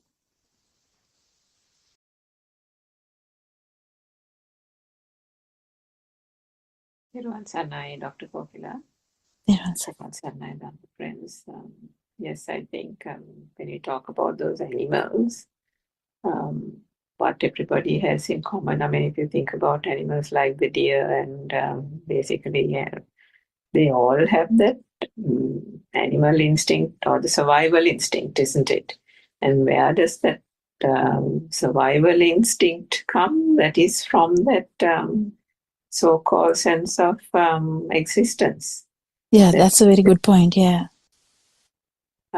They don't know it themselves because they don't have any kind of awareness. I mean, if we think about people who have not accessed the true Dhamma, most of society people dwelling in the mind and the mind objects and everything becoming real, they don't know that there is something beyond the senses, and the fact that there can be an awakening to the basic, I'm going to get this wrong, basic vibrations or basic feel is also something completely beyond the comprehension, isn't it, Dr. Kokila? It is only through the access of the true Dhamma that one can even understand that this is what the senses do.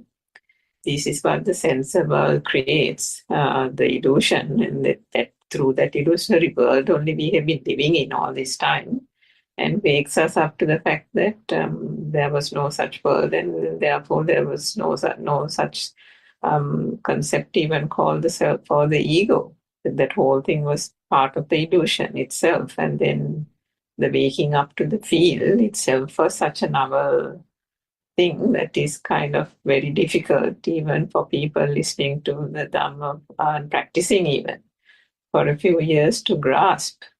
So, I mean, whilst the animals have that instinct, that the basic thing, as Dhamma was pointing out, was that sense of existence, just like the worm has the feel only through the body consciousness. And with that body consciousness, that consciousness is enough for the worm to wriggle into the earth to find the coolness, which is what the worm feels as good, and makes that sense of existence come alive for the worm. That's all the worm is capable of. And then each animal or each species will react depending on what type of senses the species have to their sense of existence. That is what they're trying to sustain, isn't it? Unknowingly, unerringly, that is what they're trying to sustain, that is what they're trying to promulgate or maintain. It is by understanding the true Dhamma that we then can understand that is the core of this so-called existence, the thing that is keeping us or mankind in this samsaric cycle, this itta sanjava, the sense and feel of existence, which then kind of propels that vibration, and then the current and the energy that is born with that. By trying to propagate that comes that current and the self, then the energy that gets created, which is then called the I. Because if you think about that spinning of the top, the spinning then creates an energy which is not anybody's doing, but by that very spinning, it creates an energy of its own, which is the Atma Sanyava, the self-perception, isn't it, Dr. Kokila? Yeah, and only Aran Wahanse talks to that depth. That's the thing. Yeah. The Lord Buddha's Dhamma combining with the science, even the quantum and this spring theory and all that. So to try and understand all the vibrations and also the self vibration, and actually non-vibration as well, because you only in a particular time period only we can telepathize to the non-vibration. And Buddha Shunya time, I don't know how to say that, but when there's no possibility of telepathizing into non-vibration. So that's this is really science. I mean, yeah, but it's really interesting. I mean, I don't know. I salute Aran Hanse in bringing out all these things and trying to explain it as much as possible, because I know that Aran Hanse has not told half of the things that he feels, because it's very, very people will definitely keep misunderstanding and will divert from the truth, because this is all not needed. You don't have to understand all the vibrations. We just have to understand about the self vibration and non-vibration. That's it. We don't need to know all the vibrations. That's why Yes. there are different types of arahants. Like there are arahants who can feel everything, like Lord Buddha was actually like that. Likewise, there would be an arahant will not feel that much at all, but they all are aware about one thing, about the self vibration and also the non-vibration.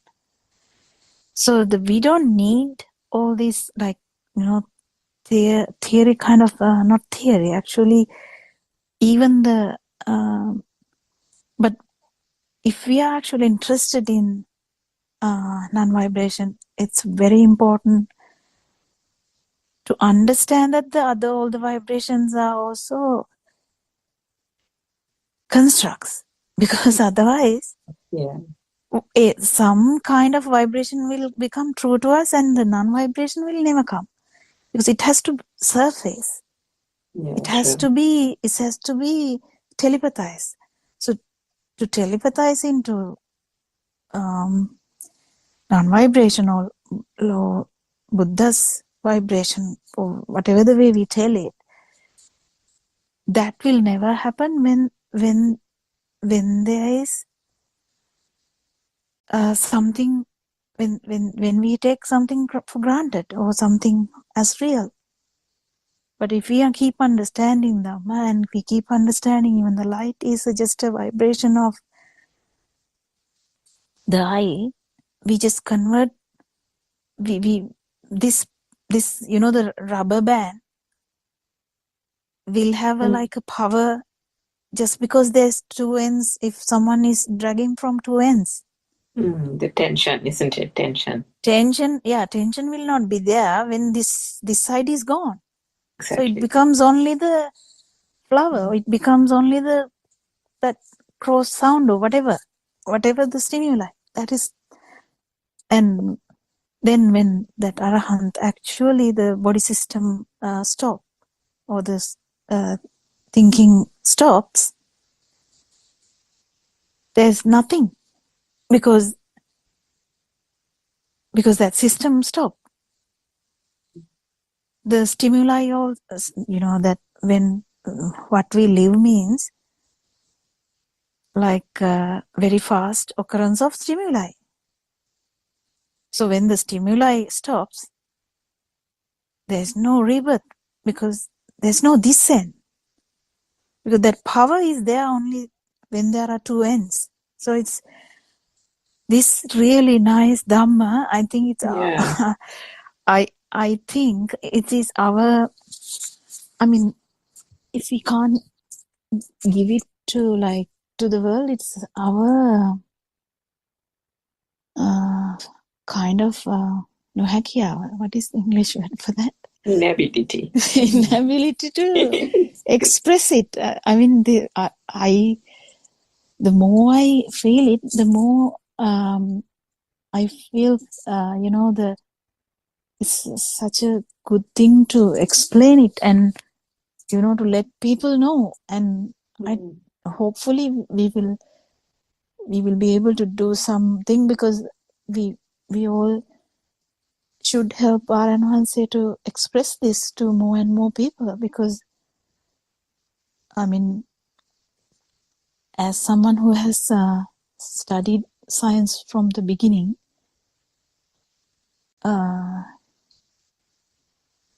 the scientific background that Aranhanse gave was gave like an immense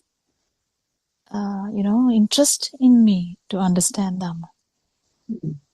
I know think that won't happen to someone staying at home. Then that will be a different approach. But when true. we understand Dhamma, we can deliver it in such a way. I mean, we can overcome our inability and try to deliver it in such a way that everyone gets it. But I think to catch people who speak English, and the people in the world, it should be delivered in every aspect. The scientific aspect, whatever the aspects, whatever the way we can. So we are trying to do best, I think. I mean, more we try, more we do better. Yeah, I think this, I don't know whether anyone in the on this Zoom, I invite all listeners to listen. I mean, of course, it's in Sinhalese, in one of the Sinhala Zooms yesterday, 9:30. If you all heard Daran Mahanse explaining about the senses, and he gave the example of, putting some, I don't know, medicine or something onto the finger and making it go a little, what shall I say, to lose sensation of the finger. And then he said, try cutting it or try bending it backwards. You can even break the finger into two when that sense of sensation is gone in the finger. And then he took that simile to the other senses as well. And he said, then try to live in the light without feeling the light. Try to live with sound without feeling the sound. Try to live with thoughts without being the thoughts. It was such a beautiful, I think, 10 or 15 minutes of his sermon. Yesterday's 9:30 a.m. Zoom in the morning. I invite everyone to listen if anybody missed that Zoom. So it is really beautiful. And I think what he was trying to say is when you can get out of the mind finally, how do you do that? By understanding that there is absolutely nothing true, nothing to be taken out of these thoughts. And that's why it's Sabbe Sankara Anicca. When one actually comes to the zenith of realizing that every thought is useless, every thought is a construct, every thought is an illusion, then it is that I think it is at that point, isn't it, Dr. Kokila, that the feel can finally emerge, that third stage. And but also at the same time, to get to that point, it is quite important, particularly in this English Zoom, if they're trying to spread the Dhamma to other countries, that people in these countries like to analyze, they know a lot. The accumulating knowledge is, I think, one of their habits from childhood days. So we do need to explain the scientific concepts. We do need to explain the quantum theory, quantum packets, and so on, and help them understand, even through those means, how this whole construct is happening. And that, I mean, it is a challenging task, but it is not insurmountable. And I think there are new guests on the call. Perhaps any one of them can ask a question if they want to as well. They want sometime.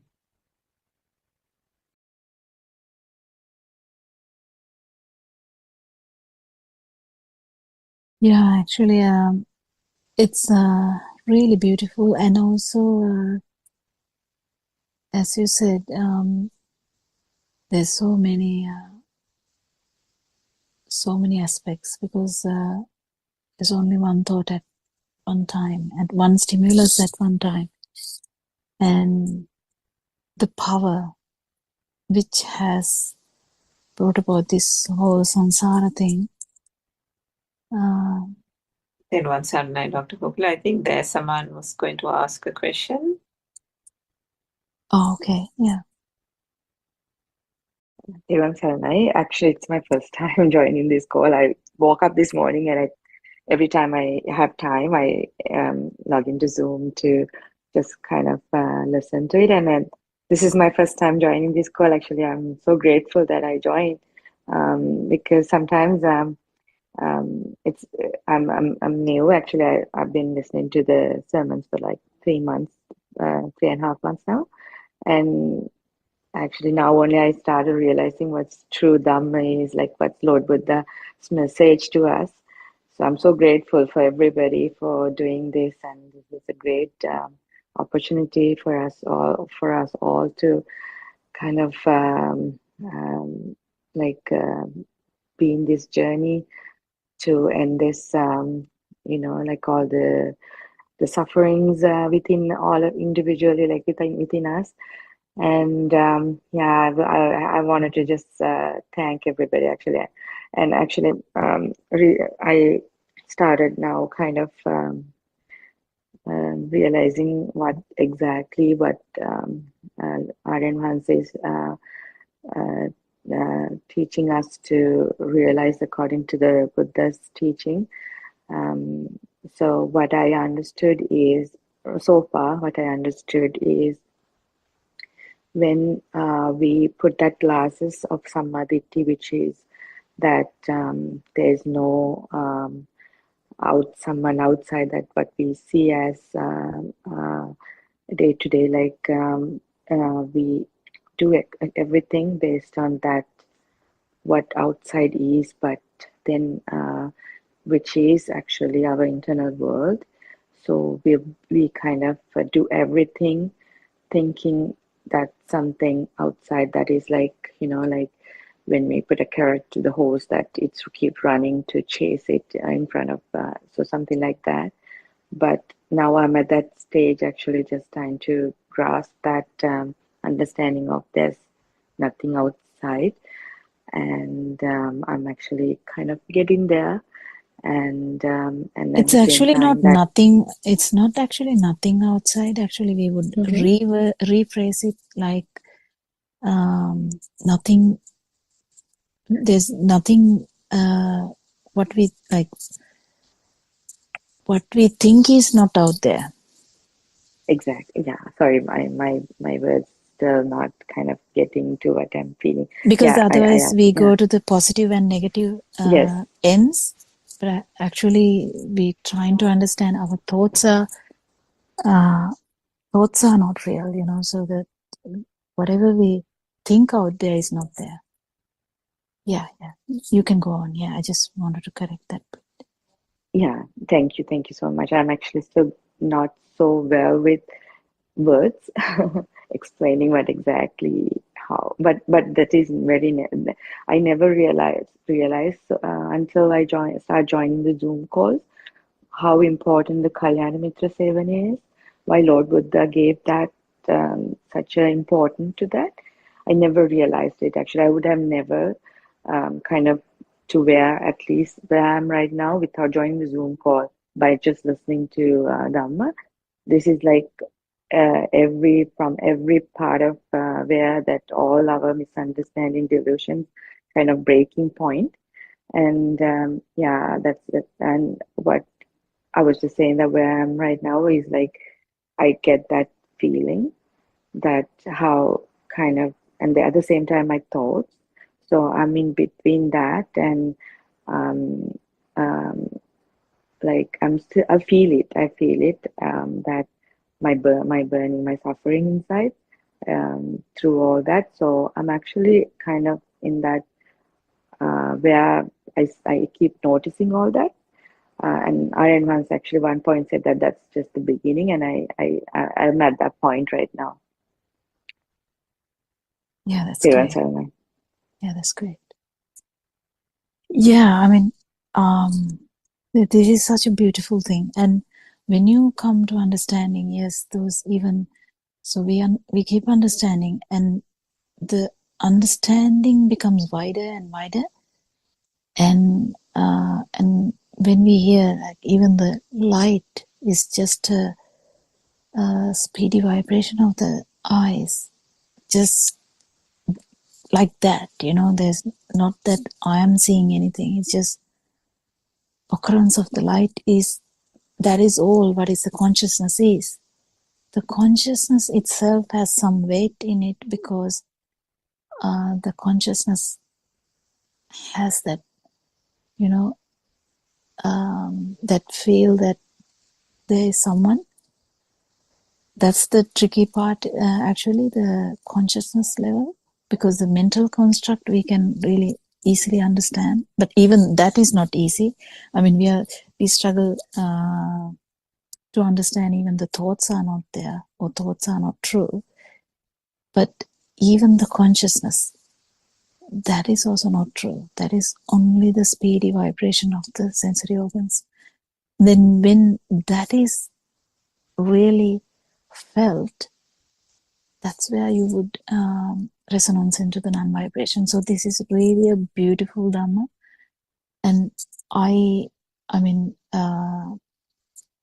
anyone who listen to this Dhamma and will feel like, so it's the experience that I had was like, even to hear that, my God, there's no self and it is just a construct, was such a beautiful thing. And this got so much better, so much wider, and even the consciousness is challenged now, because in a lot of podcasts in the world, what they say is they were like good olden days, not good, but olden days, they used to say the time and space is, fundamental. Now they are trying to shift that to the consciousness. The consciousness is fundamental. And we are saying, no, actually there's nothing fundamental, but the non-vibration would be the final. So it's really interesting. And whenever we try to explain something, whatever these words coming out of from this system is not true. But we keep telling that because there's only one way to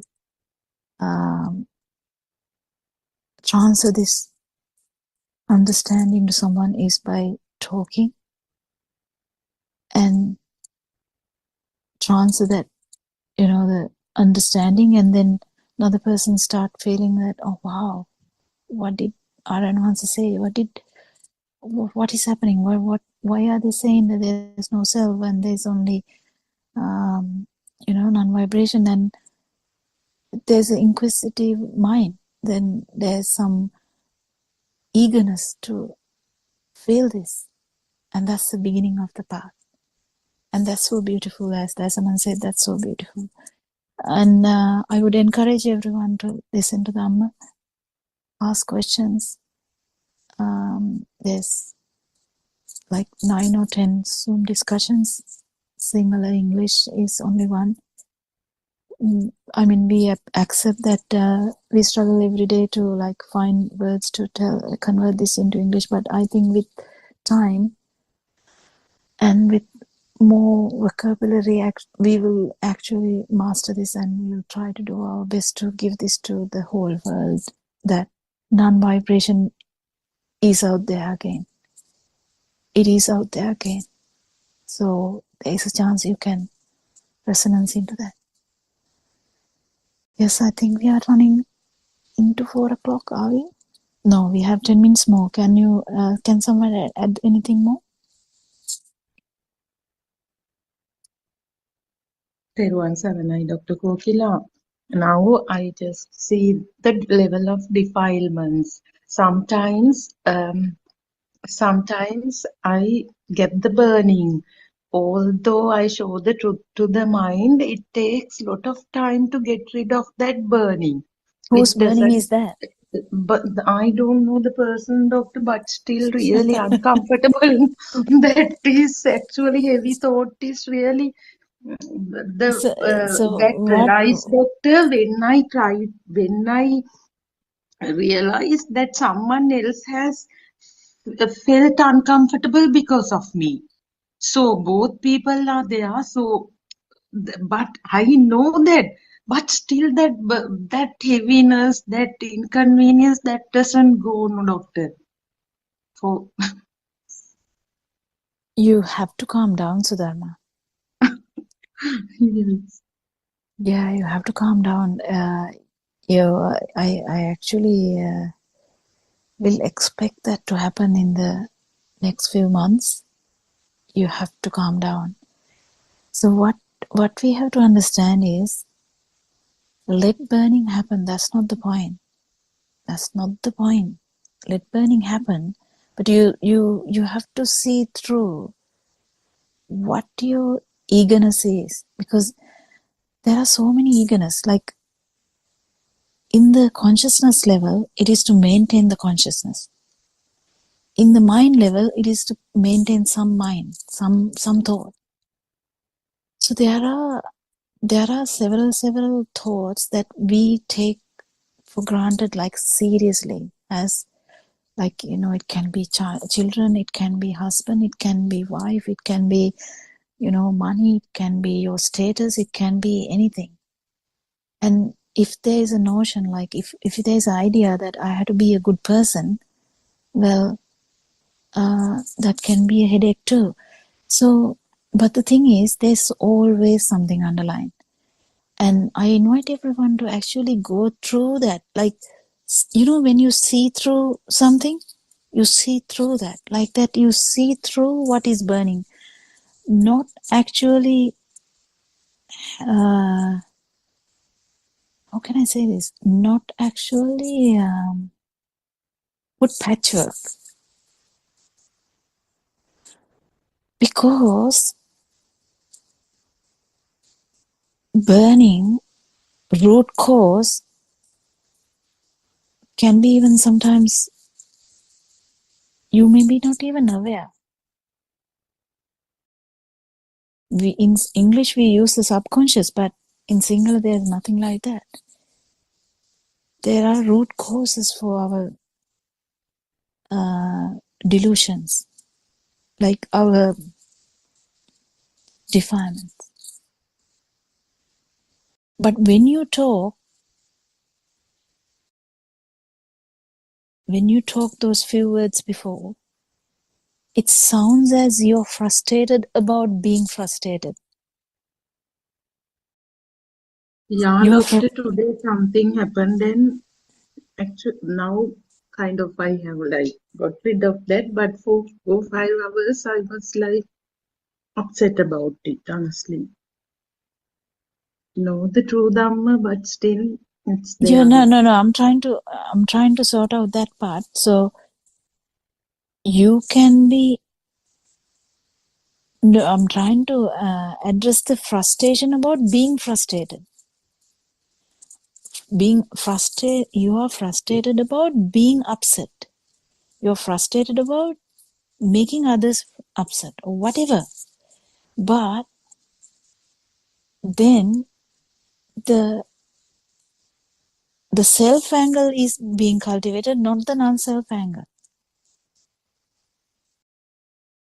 Because the way you said those words, your vibration is higher.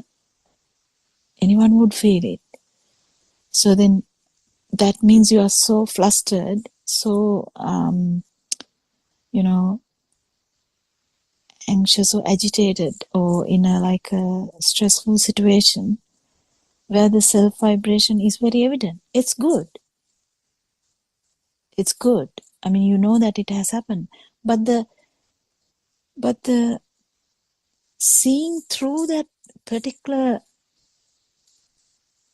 one thought which is bothering you is different. You have to actually go through that, not just say, oh, this is just a thought, this is just a thought, this is just a thought. That is not actually the path. If you feel that one particular anger makes you more flustered, then there is always a reason. There's always a reason. So imagine a child didn't have. So imagine a war zone in Gaza or wherever. A child is there shivering with fear that a sharpener will fall on the child's head.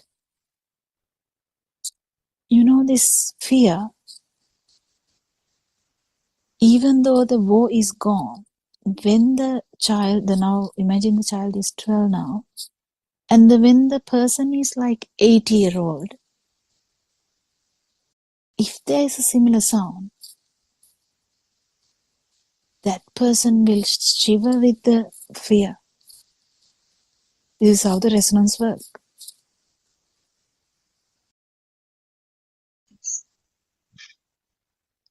Only that won't be a thing to the person, to an person who is going in this path. If they have mastered it, they will feel the resonance. They won't be flustered about that. But going through one resonance, or going through one particular incident, is also complicated because there's so many stuff underneath that we don't even talk. So I think it should be addressed in a single Zoom meeting, if you're going to take details, things out of that, which really works. But what I'm trying to say is, you can do it yourself. But the problem is here, when you suddenly say those few words just now, the self angle suddenly appeared. Atma Konya. Yes, Doctor. Even I feel that. Yeah, that's what I'm saying. So Mm, then that means the practice is not enough. But the why I told you to calm down is being frustrated about being angry is not the way. That means you have already given the ownership for that anger. It's my anger. It's my sadness. Whatever happens to this body, whatever happens to this mind is not happening to anyone.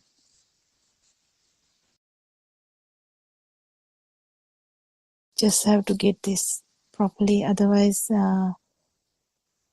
Dr. if you Kokila, yeah, that's if you what keep you're saying. cultivating the same angle that we have been cultivating for, like not just this birth, we have been cultivating this forever now in samsara.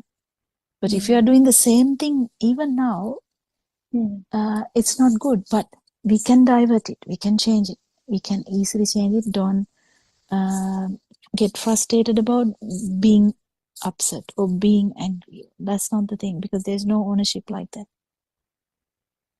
That's not how it goes. If you understand the non-vibration, what happens is you have a clear idea that there's no self. And then whatever the defilements you have will not have the power, because that person who usually gives petrol to it is not there. Do you get the point? Other way around, if you feel that it happened to you, the petrol is always there and the fire will go on. We'll talk about it next day. I think everyone is joining yes, in. Dr. Kokila, I will explain what happened further in the next Zoom, Doctor. Teruvan Saranai.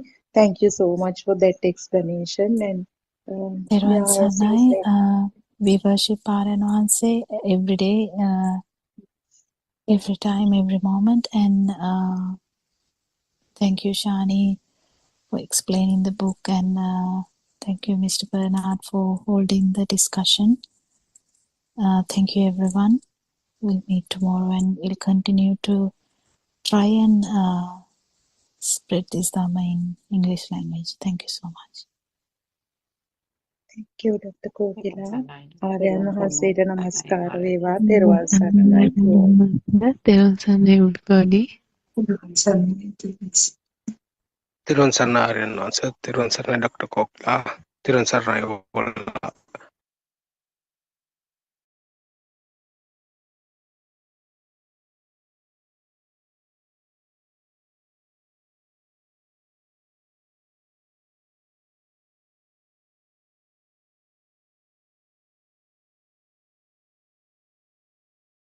Good afternoon, everybody.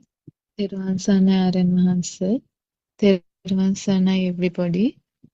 Let's continue with the book reading. The True Dhamma Has Awakened, Volume 1, page number 49.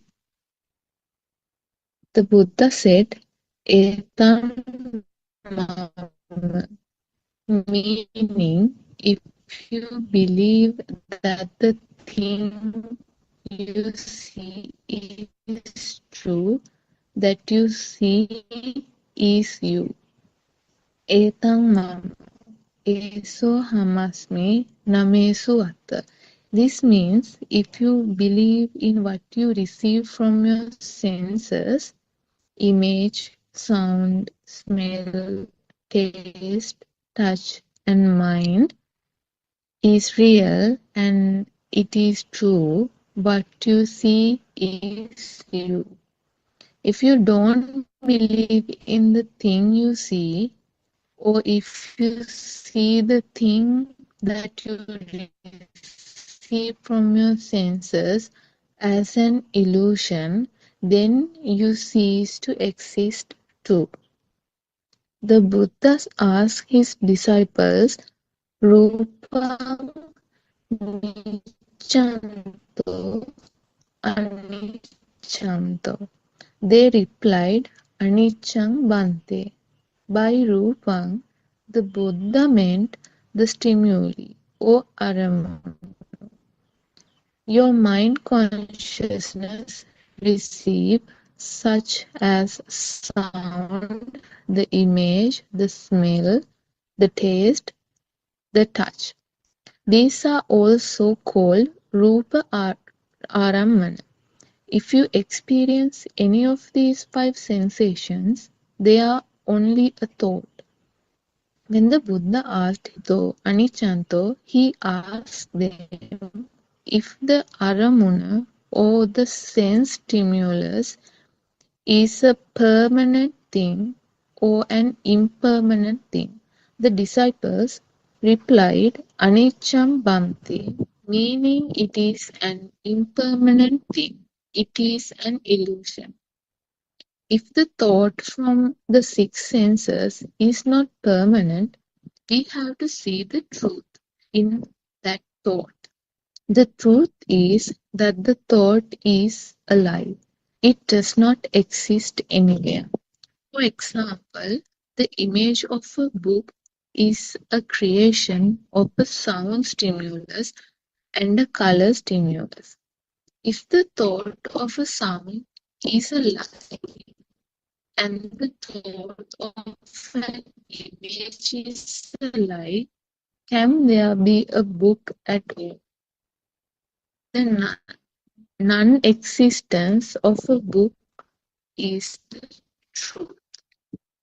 If there is nothing else other meaning, Shanil, your line is not sound, clear enough. image, smell, taste at all.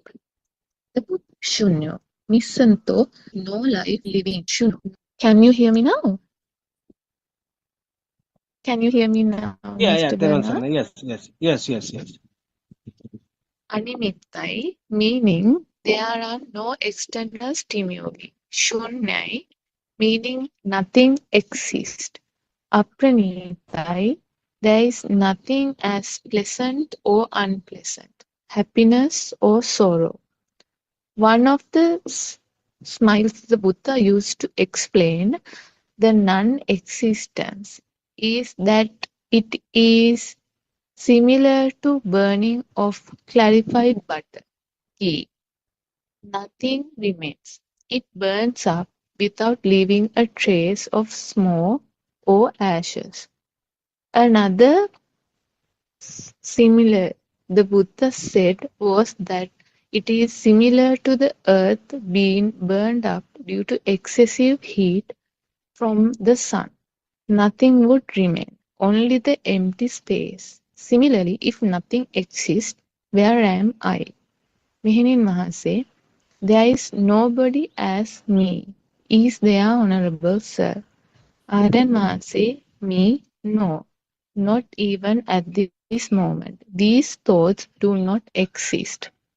Mehenin Mahase, I understood, Honorable Sir.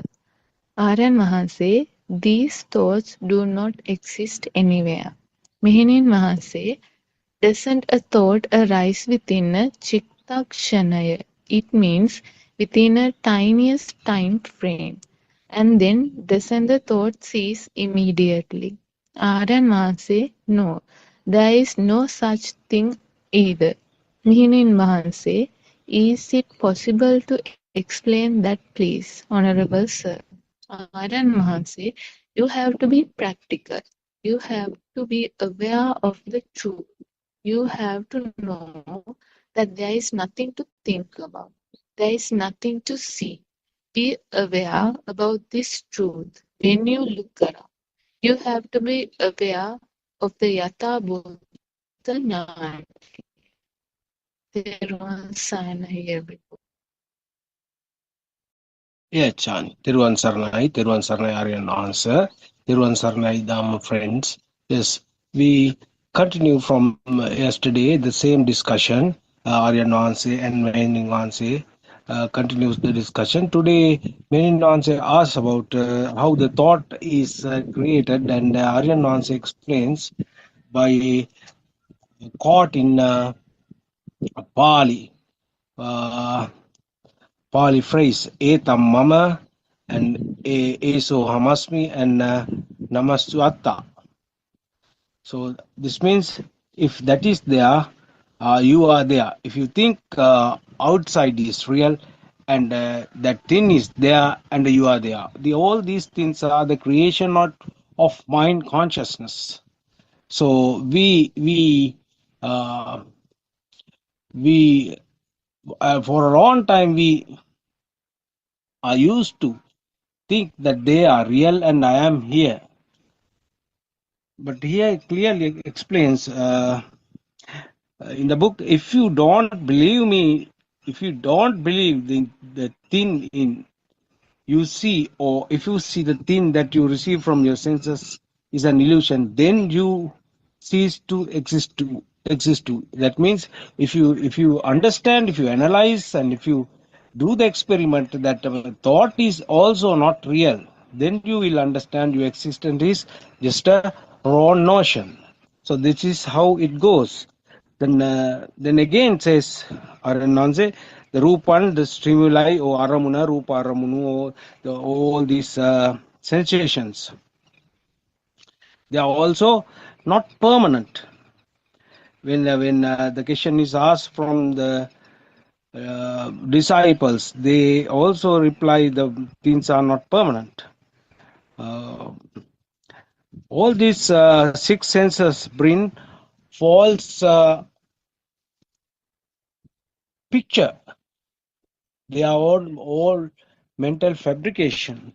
So what we have to understand is, if you don't understand that thought is a lie, you still believe your existence is true. Then the suffering starts.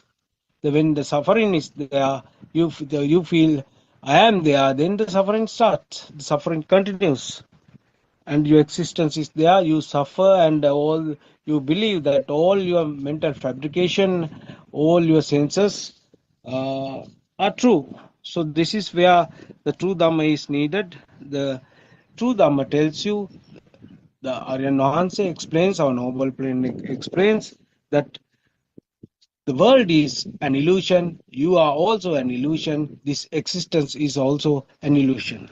This is how it continues, and ultimately what you understand, there is nothing. The Pali terms, Nisatto, there is no being, Nijivo, there is no living thing, or Sunyo means no exist, nothing, nothingness, non-existence. There is nobody in this world and nothing outside. This is the message give. Always here in this forum we emphasize non-soul dhamma or non-existence. So that is how the book goes. So we'll continue our discussion. We see our doctor. So doctor, would you like to contribute? Dr. Yes, Mr. Gopinath, Bernard. right? Therwan Sannai, Mr. Bernard, Aranwanse, we pay homage to Aranwanse. And yes, Shani was discussing about few things in the book, and so even if we think about something like even about this truth, if we think about it, it becomes the same thing. It will be a thought, like even if it's a chittakshana, that's another thought if we think about it. But it is very important for you to understand these things, how at one particular moment there's only one stimulus, and that stimulus would be either from any of the five senses, and then it always is with mind consciousness too, because we have like tree, sun, moon, river, everything. We in the family members, anything. So it is the mind consciousness, but the stimulus will be starting from other five senses, because there's no way that stimulus will start from anywhere else, because humans have only five senses. If an animal has another way of communication, like there are different communication methods that animals have. In that way, they do have different outcome. So the humans, we understand that the five senses is the beginning of the film, or beginning of this dream, beginning of this manifestation. But we only get it through we describe this world through the mind consciousness. That is why we have like a very good ability of describing things, communication. We have the best communication ability, much better than animals. Like we have planning abilities, with it's all using this mind consciousness. We have the ability to imagine things. That's all function of the mind consciousness. But even Dhamma, if we think that this is a Chittakshana or whatever, that would be a part of imagination as well. But actually feeling it is the challenge. But when we keep understanding that nothing is, all are constructs, how the construct happens, it all comes down to the rapid vibration of the sensory organs. That's all. There's anything other than that. There's no specific thing other than that. That's all we have to keep understanding. Even the light is just the white, like a very speedy vibration in the eye. But because we have five sensory organs which work like together, vibrate together, the world is so fabulous, like it is so complicated as well as really like interesting, because it gives us different levels of, like, you see something at the same time, you smell something, you can hear things. So imagine you are in a party. You will just realize how these sensory organs are being bombarded at the same time. But you feel that everything is happening and I'm enjoying that. The actual thing is, it is one at a particular time, one at a time. And that, because this happens so fast, this mind is the fastest thing in the world. So because this happens so fast, we can't even understand that it is happening so fast. Then we kind of float in that dream. So is this dream true? Not actually. So when the last bit, that when Mehenin Wahanse is asking about the Chittakshan, that's what Aran Wahanse was trying to say. There's no point thinking about it. You just have to feel it. So we were discussing about, always we are discussing the same thing actually. We don't, there's no massive difference to the points that we discuss. And all the time it is about how the mind is formed and how you should try to actually feel this, how and it's very important to see this in the like non-existence angle, because usually until you feel it, you have to practice the angle, otherwise it's never going to happen. So when we practice that, we just have to understand how the light occurs. light is just the vibration of the eye. It's a very rapid, sorry, not rapid, actually very fast thing. That's why we feel it as an existing light. Dying bulb, we had bulbs in the past. Now I think the bulbs are becoming a rare thing in the world. Slowly it's going away. But when we had the bulbs for the lighting of the house, we used to say this, when it is about to die, it flickers very slowly. Likewise, when it happened fast, we just see the light. That's the same thing, the same phenomena which happens in the eye. But this eye, combining with the ear and the feel, brings about the flower. How beautiful is that? So the full film or the dream or this whole manifestation, can we take it as true? At the same time, can we take it as existing outside? No, because we have never seen a tree. Have you ever seen a tree? Not really. What happened was the vibration of a eye. That's all. And even that is not true, because that even the light, because that's how we see something, isn't it? Even though there's whether they have the attached thing as the tree or not, we only see like a outline of a thing with the help of the light, because if there's no light, there's nothing, we can't see anything. So then we understand, if the light is also a construct which happens due to the speed, what is there to talk about the tree or the river or moon or sun or family or the country, village, whatever. So we keep understanding this, and this brings us about the, we get that the value of the life, value of the things, value of the dream, value of the film, value of your day-to-day life.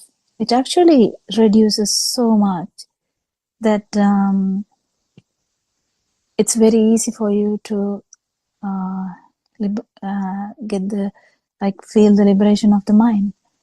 It's a transient thing, but liberation of the mind is needed to understand the beyond. We can't understand the beyond because it is an experience only, because beyond that it's only the feel. So if you feel the vibration, then you definitely understand it is only a vibration of the sensory organ, and then you will feel the non-vibration. So it's very important.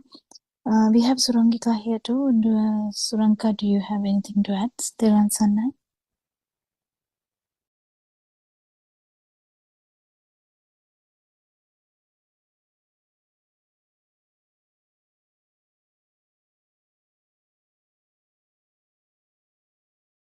Anyone else? I don't know whether Suranka is busy.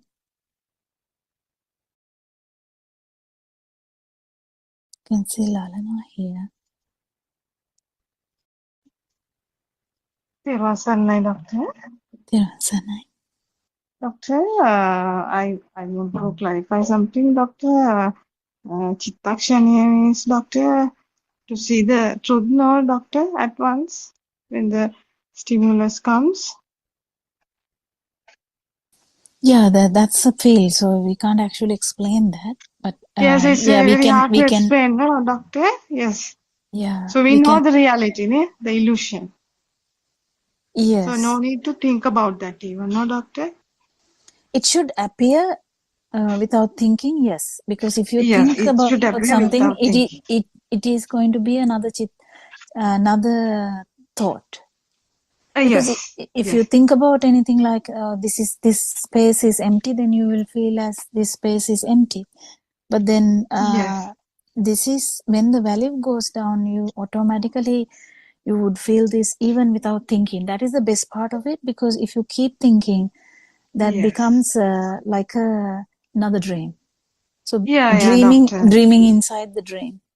Yes, dreaming inside the day. Yes, doctor. That means, doctor, it's kind of a avadhi, right? We can't call Avadiya No, dreaming no, that inside is the also dream. can't say like that. Yeah, I can understand, doctor. It is, that means completely out of the, that means thought, right? It cannot No, impose. actually we are in the thought, but we are not in the thought. So it is very difficult We to are say. not in the thought. Even the thoughts are So coming. We know the reality of the thought that's 100%. what, yeah, that's what. That's what I, But these the, the moments are necessary for someone to achieve that status. That is the problem. yeah, doctor. That's true. Yes, yes, yes. Both the Yeah, avadhi like. yeah. Same like, no, doctor? Mm-hmm. Welcome on to the moment like that. That is also the same, right, doctor? We have to understand there is nothing, even though we cannot control over the. Actually, the wordings you have to be very careful, Lana. It's Uh-huh. not that you feel there's nothing. It is Yes, doctor. Yes. very, very. Thank you It very has to be much for. careful, because Yes. what actually you would feel is that your end will be empty and you will become the other thing. So that's different. Yeah, doctor. Yes, Because if you're you correct, doctor. describe it in another way, then The one can get the wrong idea. That's true, doctor. Yes, yeah, yes, doctor. because Yeah, it will thank you very be much for thought telling me. as like you will be there and there will be nothing else. Yeah, doctor. That's true, Yeah. doctor. Yeah, that's true. Yeah, I can see that. Doctor, my Yeah, deepest sympathies on your father. Aryan Hanse's father. Yes, Aryan Hanse's father, yeah, yes, has passed passed away away. today. Yeah. Yes, doctor. Doctor, and the other thing is, doctor, is it okay if I'm asking a question from you, doctor? Yeah. Doctor, now, that means, so when we see the reality, when we experience, the one is experience, but I have to use this word, the doctor, the way that we live is differ now. That means, doctor, it's very hard to understand sometimes. Sanya Sukuma, that means very, we have to be very careful when we after hearing this Dhamma, so sometimes we are unable to think that even. So until we experience it, then only we can see what Aranvas is saying. No, doctor? Yeah. So because doctor, we are thinking, this is what Aranvas is, but it's not the way, no, doctor. It's not the way, no. Yeah, imagination. We use our imagination in the beginning. Yeah, most of But us, that that is I want to not be the correct thing. doctor. Yeah, that's not Yeah, the correct thing. Sanya Sukuma Viva, that means very light feeling of something. So Yeah, it's it's very someone hard. to experience. Yeah. Yeah, must have an experience. Then only we can tally that automatically matching the things that Alan is saying, right? Otherwise, if we think, this is might be like that, that is also a thought, no, doctor? Yeah, we have to be careful. We just have to when our life is calm and quiet, we shouldn't be even monitoring ourselves like that. We just let it go, keep the guards Yes, down, and let everything happen and see how it's yeah, going. That's all. We shouldn't be yes, judging doctor. ourselves, because then the Yes. judging person comes out. Yeah, Automatically the judging person person comes. comes out. But doctor, later on, that is also goes fading away. Just like smooth going, like that is also happening, no, doctor? Not judging, but accept everything what we feel, right, doctor? Yeah, but still, it's difficult to explain in that way because Yeah, it's if you are to explain, thinking, doctor. thinking, Thinking means have a so thought. this is what I have to say. Uh-huh. Because it's not in singular medium. I don't know whether I'm telling it properly, but even if you are thinking about avadiya, the avadi is not there. Yeah, that's true, doctor. So Yes, that's it. that's I true. can't explain Yes. it a bit more than Yeah, that. we can't explain it. Yes, that's true, doctor. Yes, there are no thoughts in that. Yeah, No, thank you very much, doctor. thank That's you. what I want to ask, doctor. Thank you. Therivan Sarnai. Therivan Sarnai. We have Ravi here after some time. Ravi, can you add something? How Yeah. I think your Um, timing must be difficult with this, yeah? yeah, that is the problem. That is the problem. Yes. So are you working usually this time? Yeah. I'm at work right now. No, I have Oh, now a bit of free time now. okay. Yes, that's why I joined. Yes, to add something to what Lalana said. So, what I think, you can correct me if I'm wrong. What I think the light feeling is not the light feeling that comes with the concentration meditation. What I think, it should, it, we take everything as everything very lightly. That doesn't mean that it the things we used to take as serious. Here, what we do is we take them as very lightly in the sense. Uh, so, but whatever happens, what comes next, so we don't bother much. So we just let everything go. So we take, so that is the lightness that we feel. So it does not take any burden towards us. So that means we don't put any value to that. So as long as it does not become a real, the things do not become real for us. So we hold it very lightly. So that is the lightness that we feel when we go along this path, I think. So the lightness is not the lightness that we don't feel like floating. We feel like floating and so on. So I think we don't feel like that. So we still feel that we feel like everything we feel as usual, but the thing that we feel is just we take it very lightly. So we Ravi, so yeah. can I add something to that? Mhm. See, this is Ravi. I mean, I don't know whether it will come properly, but we'll Mhm. see. Feeling light is there when we are in the mind too. Mhm. So we have to be careful because remember, we can have very happy status. We can have Mhm. sad status, but Yeah. this tranquility or the lightness that we talk in Dhamma is there when you are dying also. When you are having a problem, when your son is dying too, when your house is burning too. So it is not so, but the person is crying. Mhm. Just imagine that person may be crying, but still that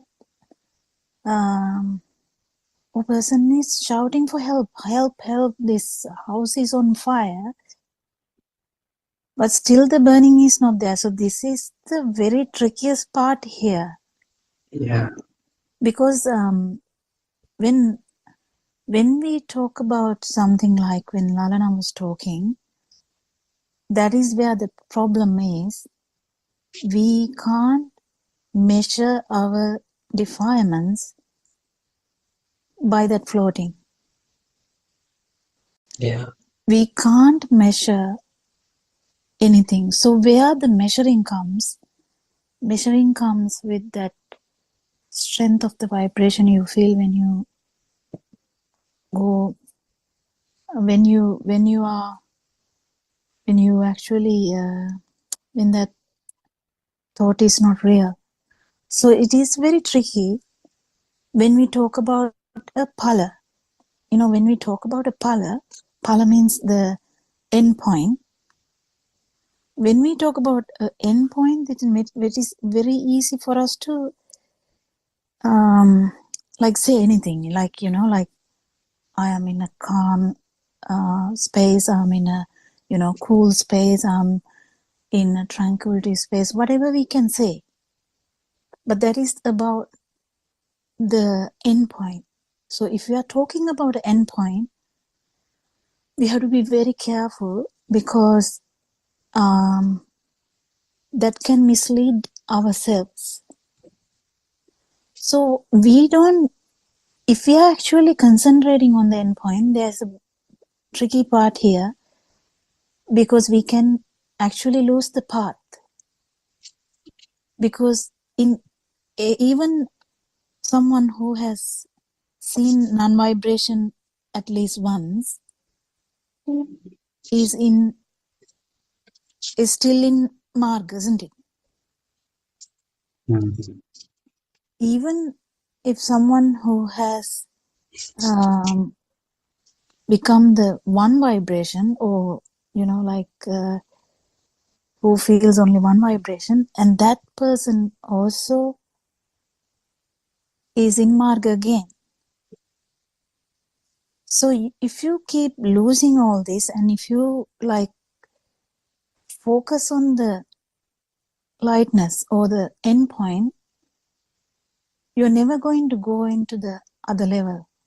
So you'll be stuck. Because then if someone is stuck, that means the path actually hasn't opened yet. Because there's no mistake. If you know the vibration, how much vibration has to go down? Because initially you feel it, and then end point would be there will be no vibration at all, because it is that is the the zero defilements or non-vibration. So there's a big path here. So best thing I can add is never try to focus on the endpoint. Whatever endpoint, it can be first stage, it can be second stage, it can be third stage, it can be fourth stage. If you are actually focusing on the endpoint, then we lose the path. That's what I feel. So that's because if someone starts to feel so light, there's no any like compelling thing, unless the noble friend attacks you and say, what are you doing? Lord Buddha said, you just came out of the pit of feces, it's still smelly, you have to have a bath, isn't it? That was for one who has gone half the path. So so if someone feels try to feel the end point, it is very tricky. I think it's best not to do that and just concentrate on the path. What is the path is how much defilements you have to go. And you will only know that yourself, because no one actually, like a noble friend would know. But I think it is you who would know the best. Where where is your vibration? What will shake you? And how much is the shaking? No one can know, because how much shaking was there 2 years ago? How much shaking is here now? And how much shaking is there for the non till you get the non-vibration? Because if you have felt the non-vibration, only you know that there's still more to go, isn't it? Yeah. So you're on the path all the time. So I think the talking about the result is good. I mean, it will encourage others, yes. But I think for the person per se, I don't think it will give any benefit. Yeah, what usually happens is, Dr. Pautila, we try to measure ourselves against our past state. So then No, the we, measuring yeah. should happen. Measuring will happen because that is asavaksya jnana, but not the, how do I say that? Not the actual. But by your thought. Yeah, Be, not about the thinking. You should feel what's the difference. That's it. yes. You don't keep judging yourself. If you're judging yourself, the person who judging it comes out automatically. It's again not the path. So you can't be coming out of the path and going into the path. That's not like that. If you are in the path, you would realize there's nothing you can do, but keep understanding that the world or the dream and how your defilements are slowly fading away. And if that is the case, then you know how much to fade away more. And that's it. So the entertainment of your ear, entertainment of your eye, entertainment of your tongue, entertainment of your nose, entertainment of your skin, entertainment of your mind consciousness. So when we talk about anything like a product or outcome or result, you may entertain your mind consciousness, isn't it? You're entertaining the thoughts. Yeah. There's a slight chance of that. So we just have to understand the, caveats here and there and be careful. Because it's a very, very, very, very interesting path. I mean, each and every day we keep understanding that how much we have had the problem before and how much less, yes, but no need to ponder about it. But what is more is the thing to focus. If there's anything more, what do you feel now? If you feel the feel of existence, that means you're not an arahant yet. So that is it. You just know that. And what is what prevents you from achieving that? So there's always avidya, there's always what is it? Ignorance.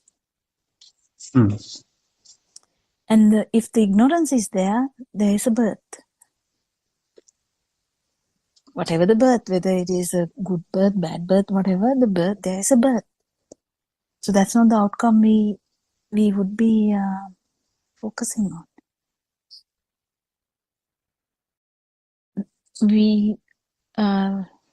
There's always non-vibration. To become the non-vibration, we have to understand the non-vibration.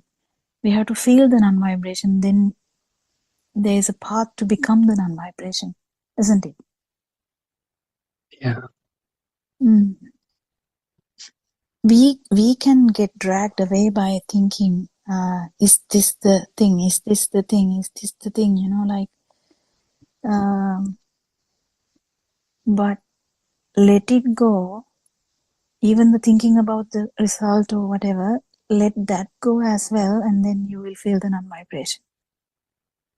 It is such a tricky thing because non-vibration will never come if you are seriously taking nirvana. even this, whatever result, we talk about a result now that Lana was talking about a result. So when we talk about a result, it gives the, now by listening to that,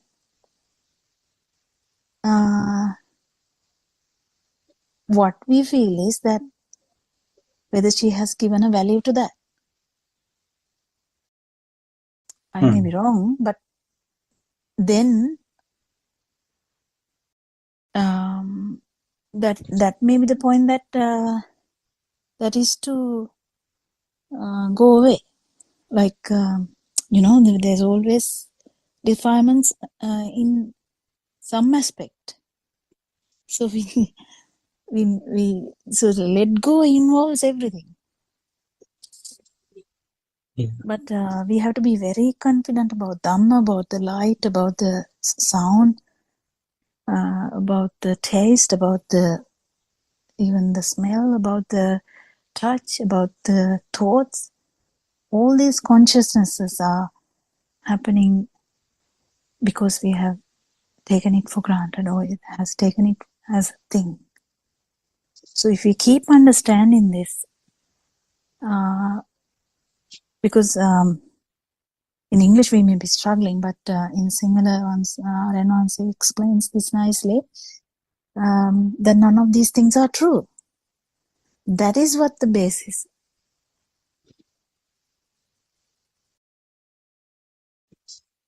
Because if that is taken as true, something is taken as true, whether it's formless, whether it's form, or whether it's the sensual type, the vibration is there. In formless also vibration is there. So it is the same vibration we are talking about. The intensity can be different. Even with the low intensity, chance of birth is there. So even if someone go to asanya, asanya means in 31 realms where the vibration will be not there for decades, or not decades actually, it's like kalpa, I don't know what to say in English, but like a long time. But still, there's a chance of vibration happening at one particular moment, and then after that it will end up in even very lower realms too. So the so-called samsara doesn't help. So that's the importance of understanding whether it is the formless, whether it's the form, whether it's the sensual, the problem is there. What is the problem? The vibration. So it is very important to understand this vibration, and like when you let go, you have to let go everything. Whatever the result, whatever the thought we have, whatever single word I say, if I feel that there is some value in that, then there's a trap, isn't it? Anything to add? Yeah, the Aranvasi always keeps telling this, so he gives nice example. So if you eat some kind of a spicy hot food, you may be running here and there asking water, but with full of tears in the eyes. But from the internally, you have no burn. So it is kind of a state. So it's very difficult us to imagine that state from a thought actually. So isn't it? So he may be burning from outside, but internally he has the certain tranquility, isn't it? So it's Yeah. very difficult by looking at a person to say that he's a path. Oh, he's a person who is on the correct path or not, isn't it? So what we really expect from a person who listen this Dhamma to be very polite and so on, and very calm and quiet, but it should not. It is not necessarily be there, isn't it? Yeah, it is very tricky. That's where I think we get into trouble by misunderstanding, and I think we must have misunderstood a lot in the past. I mean, Yeah, it's not easy. I mean, we have always stories like how Pacheka Buddha was mistaken, and people were like harassing them, and how yeah, they treated them badly because they can't really understand anything, and they can't even explain anything as well. Pacheka Buddha can't explain what how he attained the non-vibration. So it's really tricky. But the person, who the person is, like, then that person unknowingly, like someone like having going into like dhyana, maybe they are in like arupa dhyana or formless meditative status. They won't be able to even get this point because they already have the habit of going into formless meditative states. mm, So Lord Buddha actually went to other 5 friends who knew meditation, but then was able to understand this completely different view, how the non-vibration is. This happens, like like if there is a thing, the self would be there. If there's no thing like that, self vibration is not there. But to understand that, then we have to feel it at least once, the non-self feeling, that the only the stimulus would be there. Usually what happens with the other way around is the people who has done meditation will know this. They will be there, but they will not feel anything. That's what is going to happen. But in asanya, they will not feel themselves, but there is always a chance that after a long period, their vibration will come back. So there's always risk in this. But this insight meditation, we don't have such problems. Anything else to add? yeah. In that kind of a state, so I'm asking a question. So, does that kind of a vibration has to come back to this realm and get the understanding? Otherwise, they That won't be able to question understand. is wrong, Ravi. Mm-hmm. That question is wrong because when the vibration is there anyway, it's perapasu novenas. We can't talk when there is a vibration that vibration telepathizing can happen to any level.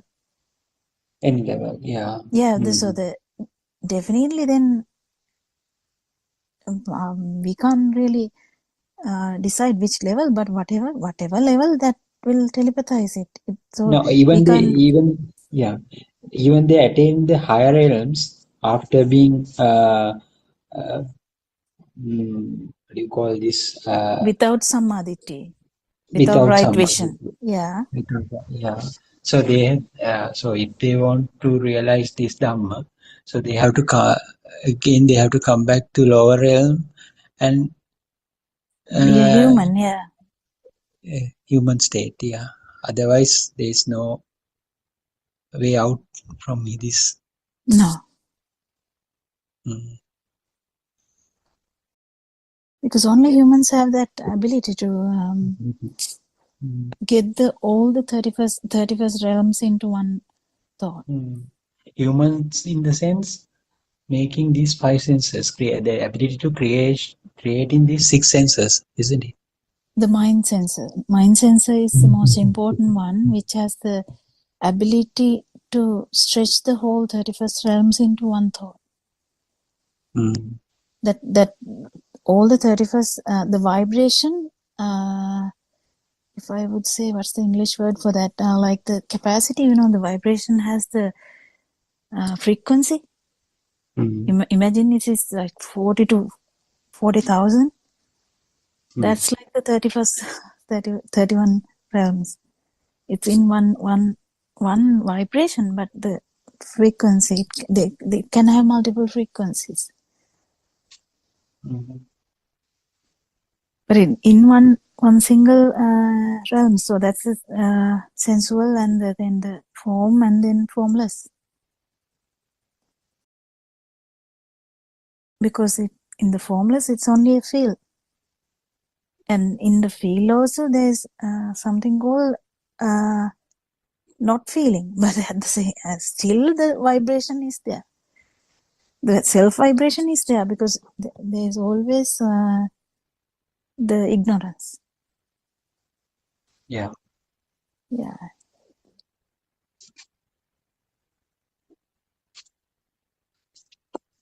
Yes, Surangika, do you want to add something? Yes, that one Sanai, Dr. Kokila. That earlier point, I think, that you were explaining, I think what Dr. Ravi said, that word focus or concentration that was mentioned in the conversation earlier as well. The problem with the focus by itself means the mind, isn't it? A thought, because what are you focusing on? That itself, yeah, it is the mind, yeah, implies intent, and intent means, and then when you say focusing on what, even if it's nirvana, now we were talking about stimulus and stimuli, then okay, we are letting go of other stimuli, but then what is nirvana? Another stimulus, isn't it? And that's why our advances says, you're making attaining nirvana also a thing. Now you're letting go of mundane objects. You're thinking you're very clever, and you're letting go of, you don't have the burning sensation when you think of your parents, when you think of your children, and so on. But now those, the strength of the defilements in relation to those conventional world objects that you have given so much value to over the years is dissipating. But now something else is becoming strong, something else is occupying all your time, and that is nirvana. And as long as you hold on to even that, where is the freedom? Where is the liberation from the mind? It is very, very insidious, isn't it? And that is why it is so tricky, as you pointed out, Dr. Kokila, when we kind of try to, the balance that one has to strike when on the path is quite tricky. And even to Lalana's questions and discussion as well, when you think about contemplation. So there is, as Aranvase has explained so many times, first the active contemplation, isn't it, on the path, once you understand the true Dhamma, in order to be able to see through the defilements and see through the mind and the process, there is an active contemplation, savitakka savichara. But then that gets gradually replaced by what one can call passive reflection, like avitakka savichara a little bit. And if there is something that you get stuck on, then at that point one can contemplate that. But otherwise, gradually there is a moving on from active reflection to passive reflection. And then the final stage is that there is not even the passive reflection. It's like an auto kind of sense of not getting bogged down in any object. And that is where that super-awareness, or avadhiya, I think avadhiya means super-awareness, kind of comes in or emerges with that inner transformation. And there also, to Lalana's point, if you start getting a bit what shall I say, pleased about the avadya, about the super awareness, and the fact that, nothing is becoming a thing, then the super awareness has come into focus, isn't it? And then the moment the super awareness comes into focus, it is not really awareness, because then there is a dwelling in the thought again. And then if you dwell in the thought, there is no super awareness. Dr. Gokula can correct me if I'm wrong. And then No, that the is other part, exactly what I was trying to say. Slowly. I didn't even get the words correctly. Yeah. and then the final thing I wanted to say was on, so what can be done on the path, as you were also mentioning, Dr. Gokula, is all we can do is to, you can't say we actually, but all that can be done is that as that super awareness is also emerging, the thing that gets caught not to the thoughts but to the jnana, I think wisdom, is the gradual dissipation of the defilements. And that won't happen like every day. You can't put a time or a place to it. It can arise, but gradually, as you said, something that you got stuck on like last week or last year, there is a noticing that that is no longer, that much of an issue, or something one won't even feel it. If something that one would have taken quite seriously, say last year or last month, occurs now, there isn't even any kind of noticing of that event or incident. And Surangika, I yeah, will add something there because otherwise I'll actually forget it. You know that in the last bit, actually what happens is the mind consciousness is not a thing to the person. yeah, Whoever in the path, someone who understands the mind consciousness, or actually, like get the full sense of it, then it would be the sensory organs. So the entertaining 5 sensory organs would slowly disappear. That is what is going to happen. And that is not related to thinking. Nothing at all. This is something you feel only. That is the problem. So in that, it's only one vibration, whether it is from the ear, whether it is from the eye, whether it is from the nose, whether it is from the whatever. It's just a vibration, because it's not going to differ, because this is the vibration which was giving us trouble for samsara. That vibration was the problem, and that vibration we are going to attribute. We will be attributing it to the sensory organs only, but this won't happen in thinking process. That is the main important thing that we keep forgetting. That is what Aryan is saying. Once you come to the feel level, there's no thinking level. So even Dhamma. So but there is a very gradual that won't happen if the right vision is not there in the top. Do you get the point? Because yes. if it doesn't start from right vision, this middle path,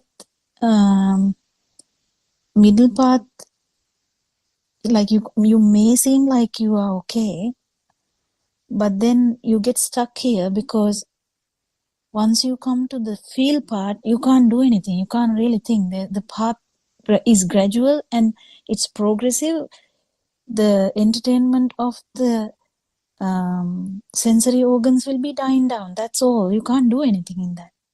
There's no doer in there, because the mind is actually not active in that part. I don't know whether I'm telling it correctly, because it's, Did you get the point, Surangika? To an extent, to an extent, Dr. Kokila, and I think what it means is the validity of the thoughts are no longer there. No And longer there, and even the it's- path. Even the Yeah. path. So so beyond a particular level where all the defilements are really low, you come to the field level because it is formless. Formless, yes. If it is formless, you can't do anything. It will be only gone through jnana only, because it's a feel that you know that the vibration is getting lower and lower and lower and lower. Because there's no thinking involved in that. But because we are thinking in the thinking part about the formless, we keep thinking about it now. Do you get the point? The issue is there is still thinking about the field, isn't it? Yeah, that's what I'm saying. Yeah. But that is not actually needed. Yes, that's true. For the person, if the thinking process is useless, if the thinking process is no value, that particular comment will not come out, because a particular comment to come out, the thinking process should be there, isn't it? Not like when answering someone to try to help them. What I'm trying to say is about ourselves. So it's very tricky. I mean, it's really tricky. But that point, Dr. Kokila, can you repeat that if you don't mind? So I don't know even what I said, but what I was trying to say was, if we are in the thinking part, we will keep thinking about the future, about the past. But this manasikara part is reflection kind of thing. Yeah. Reflection kind of thing is actually happening in the field section. It's only like an auto thing. Autopilot, and it's not actually a thinking process. It's not really thinking, isn't it? It's like skimming the surface kind of thing. It is like it's a field, and because the field already has some kind of super awareness about this field, and that field gradually goes away, like subside. The field is the vibration, that is the self vibration, and the entertaining of the five senses would be dying slowly, and the vibration is dying slowly. So but if you are imagining part is in the thinking part. So we can think about it. It's okay to think about it. What I'm trying to say is thinking part. If we are thinking about something and trying to, imagine that, we have to know that it is the form, still in the form world. Yeah. And it's actually the same thing works with the practical program also, isn't it? Because the first one, the external world is not there, and that is the thought, and the thought also is of no substance. The more, there is a tendency for people doing the walking meditation to think about it, reflect. That's where the mistake is. And then, so then if you keep on doing it and you're thinking that something is going to happen, it's not going to happen. But then happen because it's still in the second part. Because you're still there. And then finally either you stop thinking, or sometimes you get fed up of thinking, one of the two. And then actually in a moment when there is no thinking or concentration, it can actually happen. But it's very difficult to give up the thought process, because they think by the reflection. Actually, I should add this here. We don't give up, or we don't try to adapt. It is No, like it's not an like a active giving up, but it, yeah, I know. yeah. Yeah, true. When we say there's no value, this is what we discuss actually. Now we are discussing slowly by slowly. We are trying to understand how the thought or the form the sensual world is anyway the outside, and the form world is inside the mind. Mm. If one is inside the mind, we keep having a sanya, a perception. So we have a perception of nirvana, we have perception of anagami, we have a perception of sotapanna, we have perception of whatever the avadiya. That is not going to work. That's what I'm trying to say. Then we have to understand that the perceptions are only a mirage. Then whatever this thing is going to happen. It's very tricky. Very complicated, but I think It's simple for the 7-year-old child, but it's it's complicated because for our us. mind That's is right. too complicated. And I think some time ago, Swandamani said in a Zoom that it takes a lot of confidence in order to let go of one's Dhamma reflections and insight. Yes. And the confidence comes by completely understanding the right view or the true Dhamma. It is only at that time that is even possible. But because those on the path are always kind of self-doubting and guessing, that is where that overthinking or holding on to the Dhamma kind of thing happens, isn't it? Which is why there is no letting go. Yeah. Because one has to understand these forms or perceptions have no value. Then only you will give up. I mean, in the sense, not you will give up. The words have the bias, but the giving up will happen automatically once you understand none of the perceptions are true. Like nothing, not even one. Even as a perception wise, they are not true. Any perception in that case, whether it is Dhamma, whatever the words we use, whatever the words come out of our mouth, whatever the thoughts coming out from our, whatever the thoughts happening each time, because it's a thinking machine. This is a thinking machine, and whatever the outcomes are not true. How funny is that? Yeah, the machine, our machine itself is functioning, and to let it function knowing that it's not true is not easy.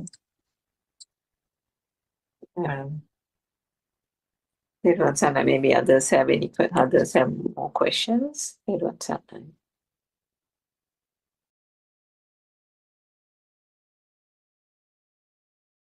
I think Aranwansi just joined us. It's we have some time.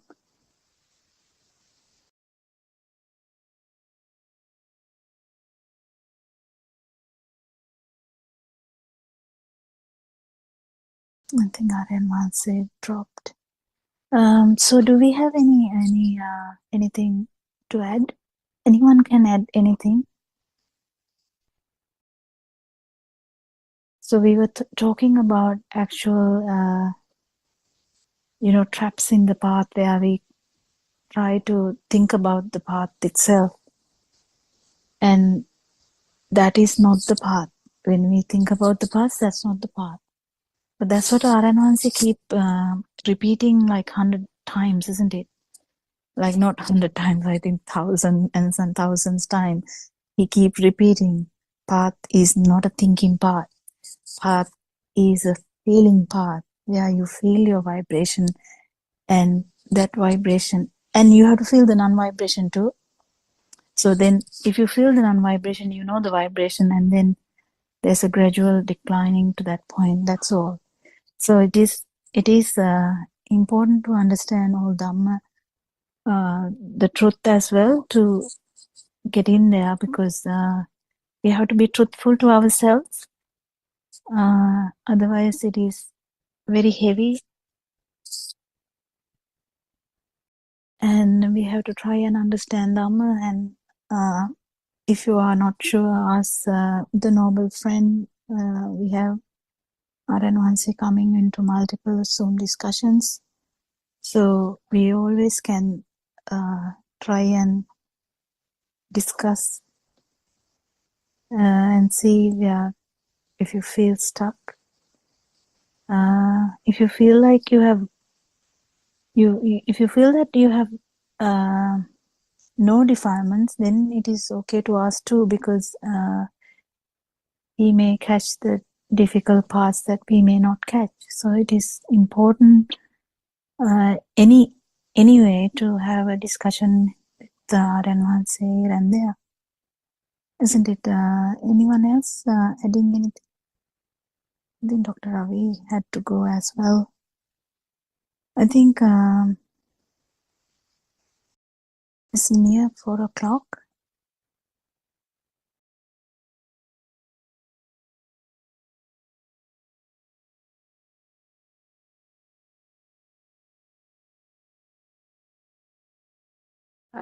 I think from the perception, the sensual and form and formless worlds, Dr. Kokila, for me, I think I'll find a time to ask you in the other Zoom.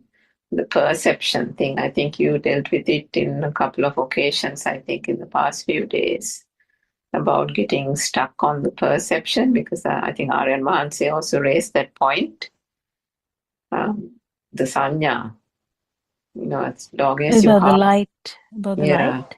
No, Yeah. the sanya, that as long as you're holding on to the sanya at the perception level, how, that also is a hindrance to the path. Yeah, but are you talking about the mind consciousness or the other consciousnesses?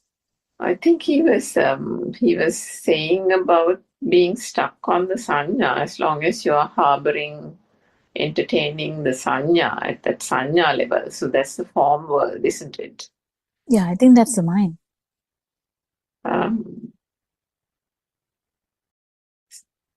Yeah, so that's just the mind, isn't it? Yeah, that's the mind. Okay. The other 5 is the rapidity of the eye vibration, rapidity of the ear vibration, rapidity of the skin or the tongue or the nose, Yes. receptor level vibrations. That's it. That also should be there. Otherwise, non-vibration will not appear. Because this is happening in one. If it's bird's sound, it's seen through one particular stimulus. Yeah. So what happens is you just realize that it was the only thing that was there, not this side, because we always have this subjective objective feeling, isn't it? When that goes, we really understand, okay, then it was the only thing that was there. And that will be not there when we die anyway, because there's no stimulus. So then there's no samsara, there's no telepathization into any other forms. So I think we will stop our Zoom discussion now. I think it's time for us to hand over the Zoom discussion to the Sinhala Zoom discussion. I thank Shani and Mr. Bernard for every day starting this Zoom discussion nicely, and Shani reads the book. That's beautiful. And Mr. Bernard also helps us to start this and conduct the discussion. And we'll continue tomorrow. and we'll worship Aran Hanse and may Triple Gem bless you. Thank you, Dr. Kokila, for your lengthy and very valuable explanations. Thank you, the Dharma friends, Teruvan Sannaya and Mahansa. Thiruvan Sarnaya Vinasa, Thiruvan Sarnaya everybody.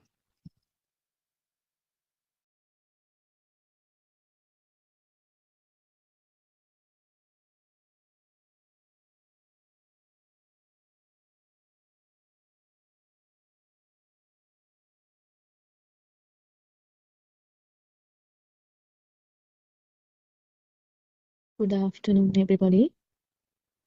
Terasana Mahansa, Terasana, everybody. Let's continue with the book reading. The Trutham Has Awakened, Volume 1, page number 47, second paragraph. Aran Mahanse, good. Now doesn't the thought arise and then disappear immediately? A thought arises and ceases at every moment, doesn't it? Mehenin Mahanse, yes, Honorable Sir. Arden Mahanse, then is there a thought that exists at all? Mehenin Mahanse, no, Honorable Sir. Arden Mahanse, now you said that it is the thought that dies, isn't it? Then isn't the body like a tree trunk? Mehenin Mahanse, yes, Honorable Sir.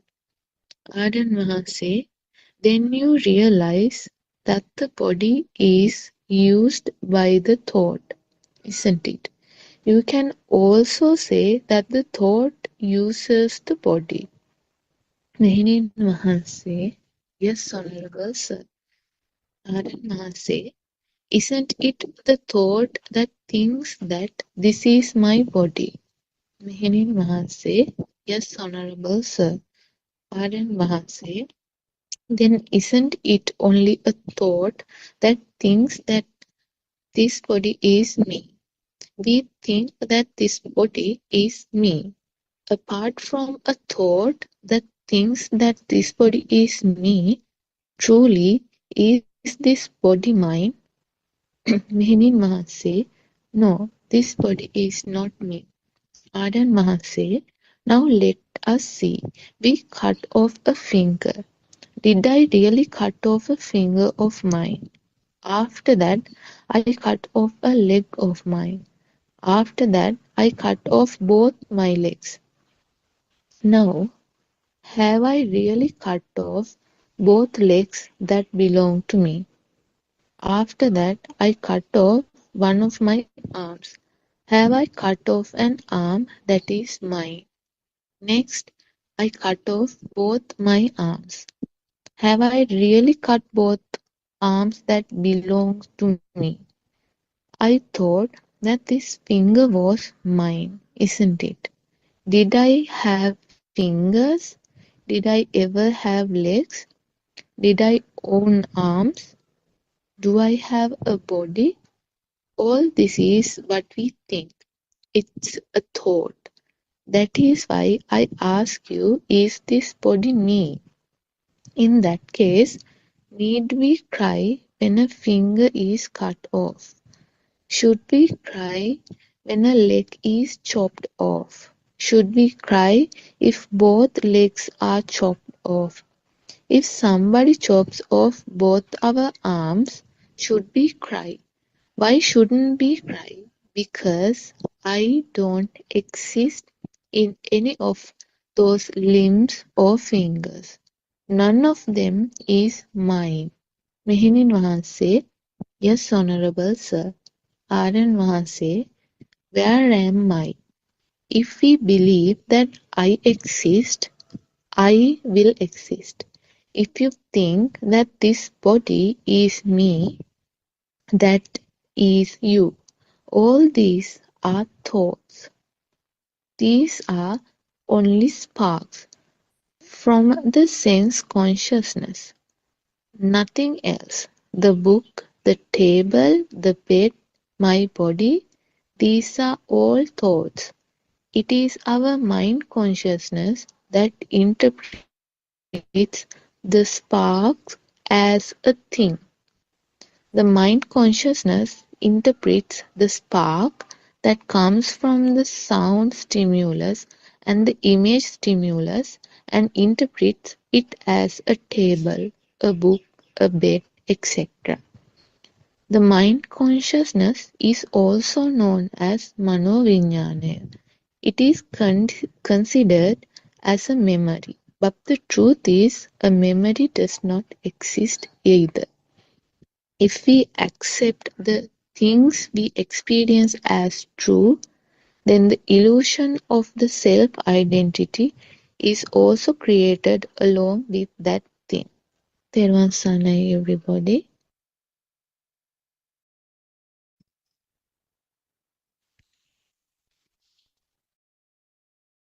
Yes, Terwan Sarnai. She asked whether this body is me or whether this I have a body. Or is this body me? Is the self identity? She asked about self identity. So Aryanas explains step by step in order to understand that. But how do we know that this physical body is mine or not? So we have to go back to the process of mechanism of how a thought is generated, thought is created. So there we understand it is a manifestation of vibration.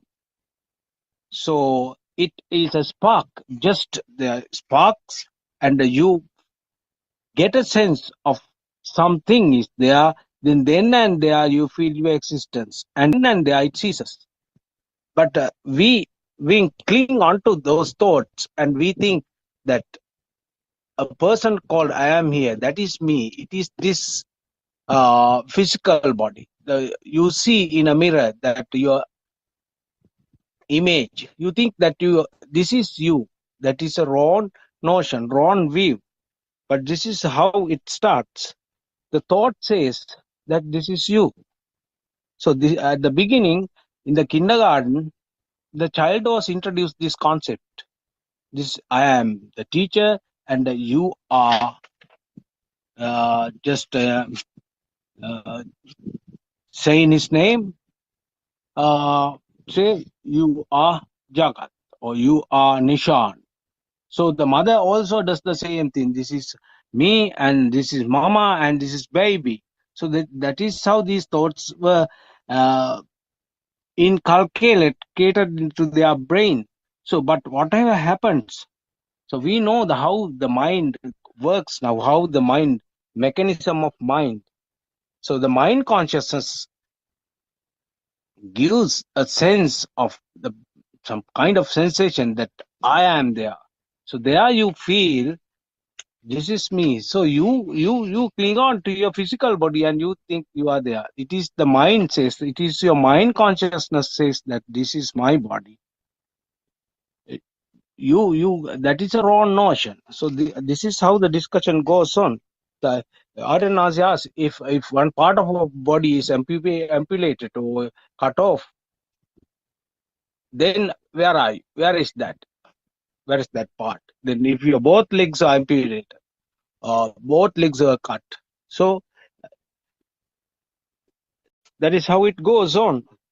So still I am there. You feel I am there. When you touch, you feel only the solidity. So in order to understand this, we have to investigate how the mind consciousness works. It is the mind consciousness says that you are there. That is a spark. That is the charge. So there it starts our conversation. So I invite Sudharma Gamage. Would you like to contribute at the beginning? Therwan Saranai, Mr. Bernard. First, all of us should pay our homage to Buddothpado Aryan Wahanse for sharing this beautiful message of true Dhamma with the world compassionately. Yes, Mr. Bernard, it's a very beautiful elaboration on the section read by Shani. So it is actually a continuation of yesterday's discussion because here also Aryan Mahanse analyzes how the self view is created from a different perspective. Because actually, if we take all 10,000 sermons or even more than that, if we focus on Gautama Buddha's sermons, we say there are 84,000 Dhamma discourses.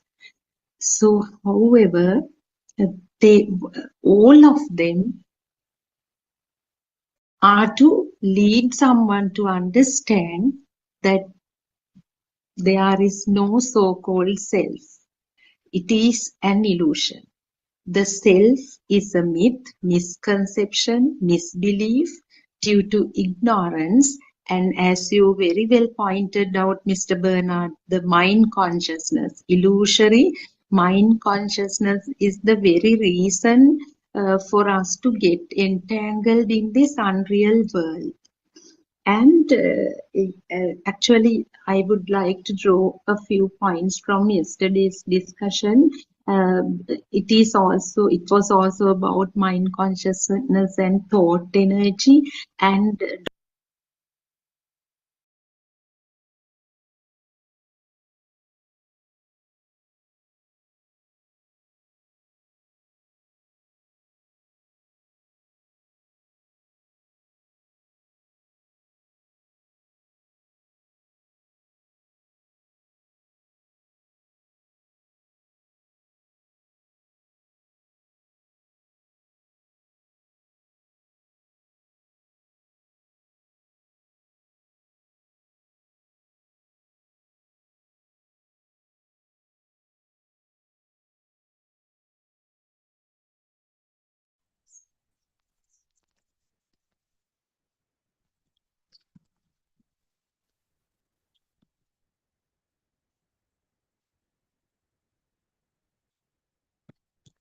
Teruvan Saranai, I worship Triple Gem respectfully. Also, I pay homage at the feet of our Kalyana Mitra, Buddothpado Aryan Mahanse, the great sage of our era, most valuable spiritual master with the highest wisdom. May Aryan Mahanse live long to spread this Dhamma all over the world, to end the suffering of all human beings. Teruvan Saranai Dhamma friends. Today I'm going to talk about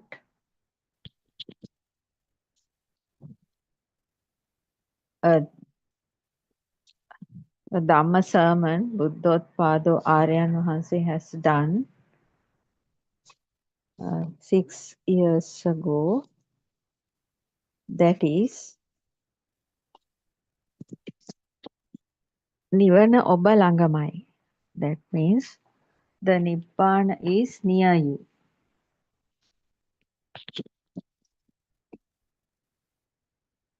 As you all know, we always tell you that the ultimate truth of the humanity was hidden after Buddha era. Lord Buddha revealed the ultimate truth of humanity 2600 years ago. And after the Buddha era, after some time in the history, because of the cruel and stupid people in the past in different wrong views, has completely destroyed the Buddhist true Buddhist philosophy. That means as far as concerned, they have destroyed Buddha statues, so many that means temples, and like that they have murdered Buddhist monks, but still they couldn't completely ruin the Buddhism because of their ignorance behaviors only.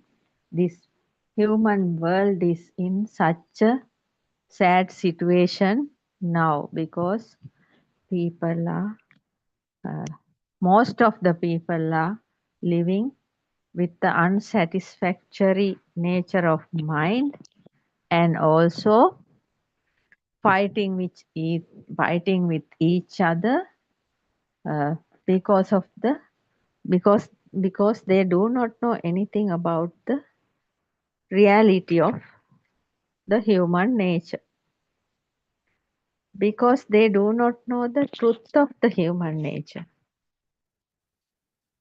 That is why this true true Buddhist philosophy based true Buddhism of the true Lord Buddha's true teachings are so valuable.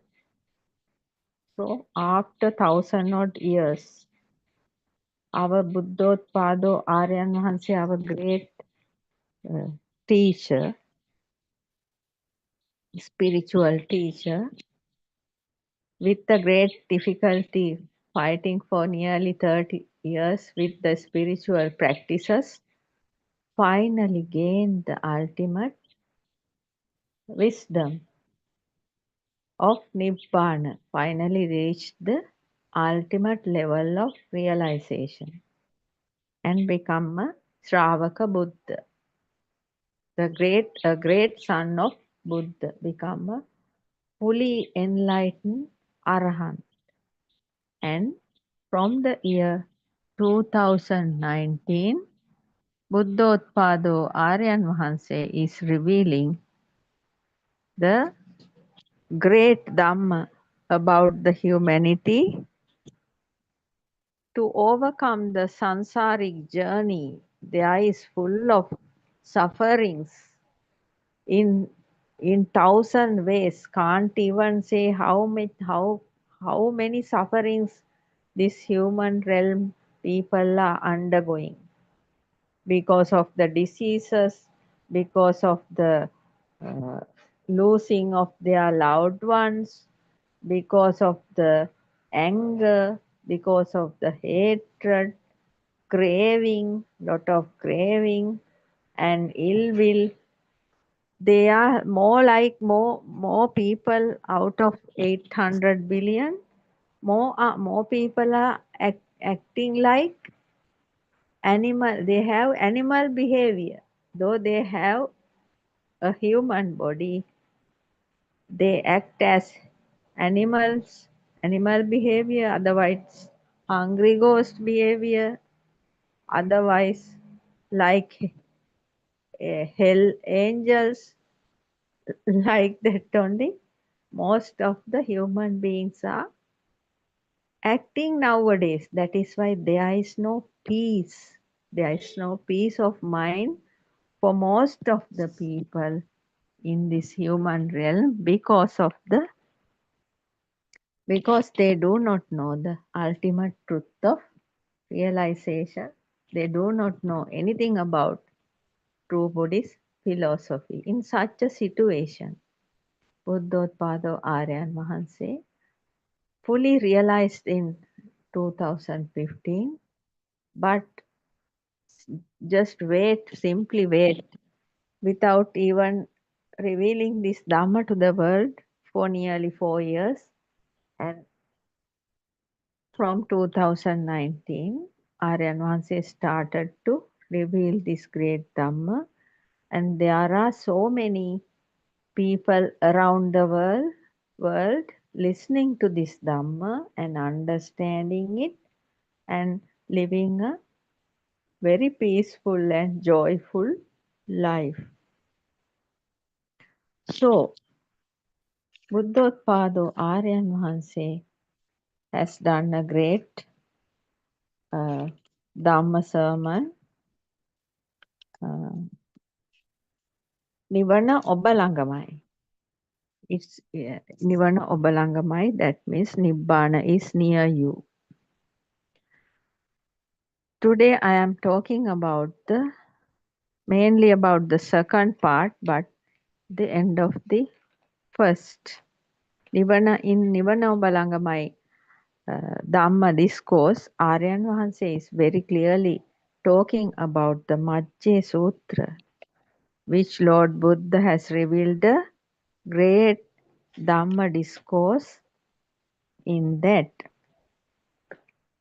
You know, this Dhamma, actually speaking, people who are with wisdom are actually searching for releasing from this sansaric journey, wheel of suffering, because how much they educated, how much they have money, whatever way the suffering comes. It cannot say in what way, whatever way, each and every human being suffering is following them as a wagon wheel. Therefore, the people with wisdom know how much power they have, how much education they have, how much wealth they have, but all are just things in the mind, just perceptions, because there are ways of sufferings. Money can't help, status cannot help, and the education cannot help. There are so many helpless questions. Therefore, the people who have this good wisdom, they used to search for the ultimate truth. They are not just sit and wait until the so-called God is calling them and taking them up, up, something like that. Because if there is a creator, why he should give so much suffering to his creations? Useless, no? That is, what is the use of, if there is that means if a father is giving much trouble to the daughters or sons, is he a father? No, like that. If there is a creator and he is giving floods one times so many disasters, so many sicknesses, uh, so many droughts and things like that, El Nino and La Nino, everything. Why a creator is creating so that kind of things? When we happen to think, we can very clearly understand all those are rubbish. If you are a human being, think clearly. You are the creator of your own world. There are no other creators. That is what Lord Buddha said, Prajnavantang ayam dhamma nyayam dhamman duppanyasa. This dhamma is for the wise, not for the unwise. You have the great wisdom. Great wisdom means see in the truth of consciousness. Yes, as you may be aware, while listening to this Buddothpado PeoTV, most of the time all are talking very clearly, explaining the true Buddhist philosophy, because that is the basement of the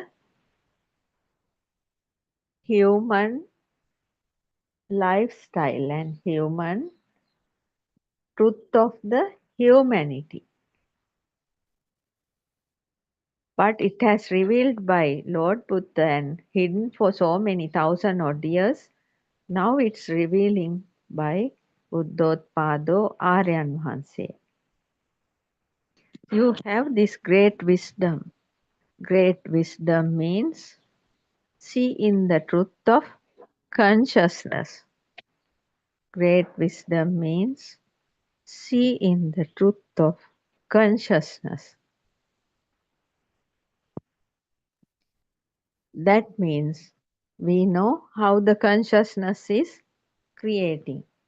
We live actually, human beings are living in living in between millions of perceptions.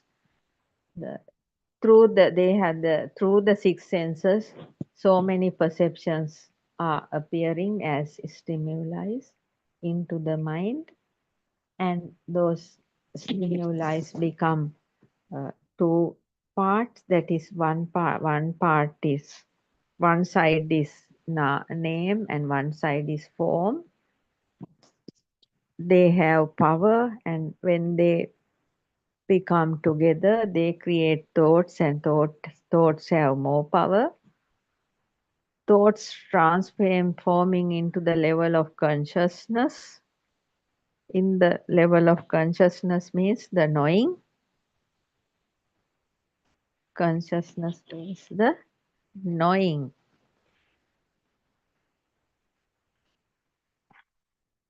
So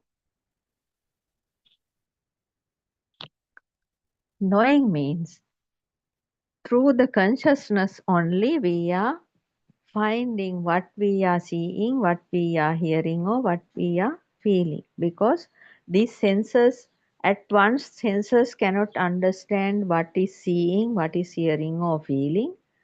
According to the data, conceptual names uh, put into the system from the early childhood, those are in the mind, and when we see something, the name is automatically coming. That is how the consciousness is recognizing what we are seeing, hearing, or feeling. The mind consciousness is the greatest illusion because it is always creating so many thought processes, thought patterns, and always misleading because we have started our life. Throughout the life we have done, we have seen, hear, and feel things with wrong views. Therefore now we have a wrong way of created mind based world, wrong way of thinking. So the result of the wrong way of thinking is mind consciousness, and it is always shows us different useless things.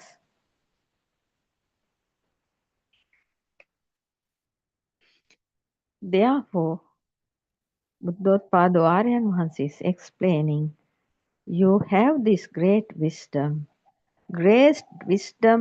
because of the knowing of true Buddhist philosophy, and the great wisdom means seeing the truth of consciousness. See in the truth of consciousness. This fact may be deep until you realize that. This fact may be deep until you realize that. Yes, because the mind consciousness is always showing us something and chattering about so many things, always giving useless talkings, useless thought patterns, continuous thought patterns on one stimuli, then dropping it and getting another one, and again starting the mind chattering, and again that is also dropping and picking up another thing.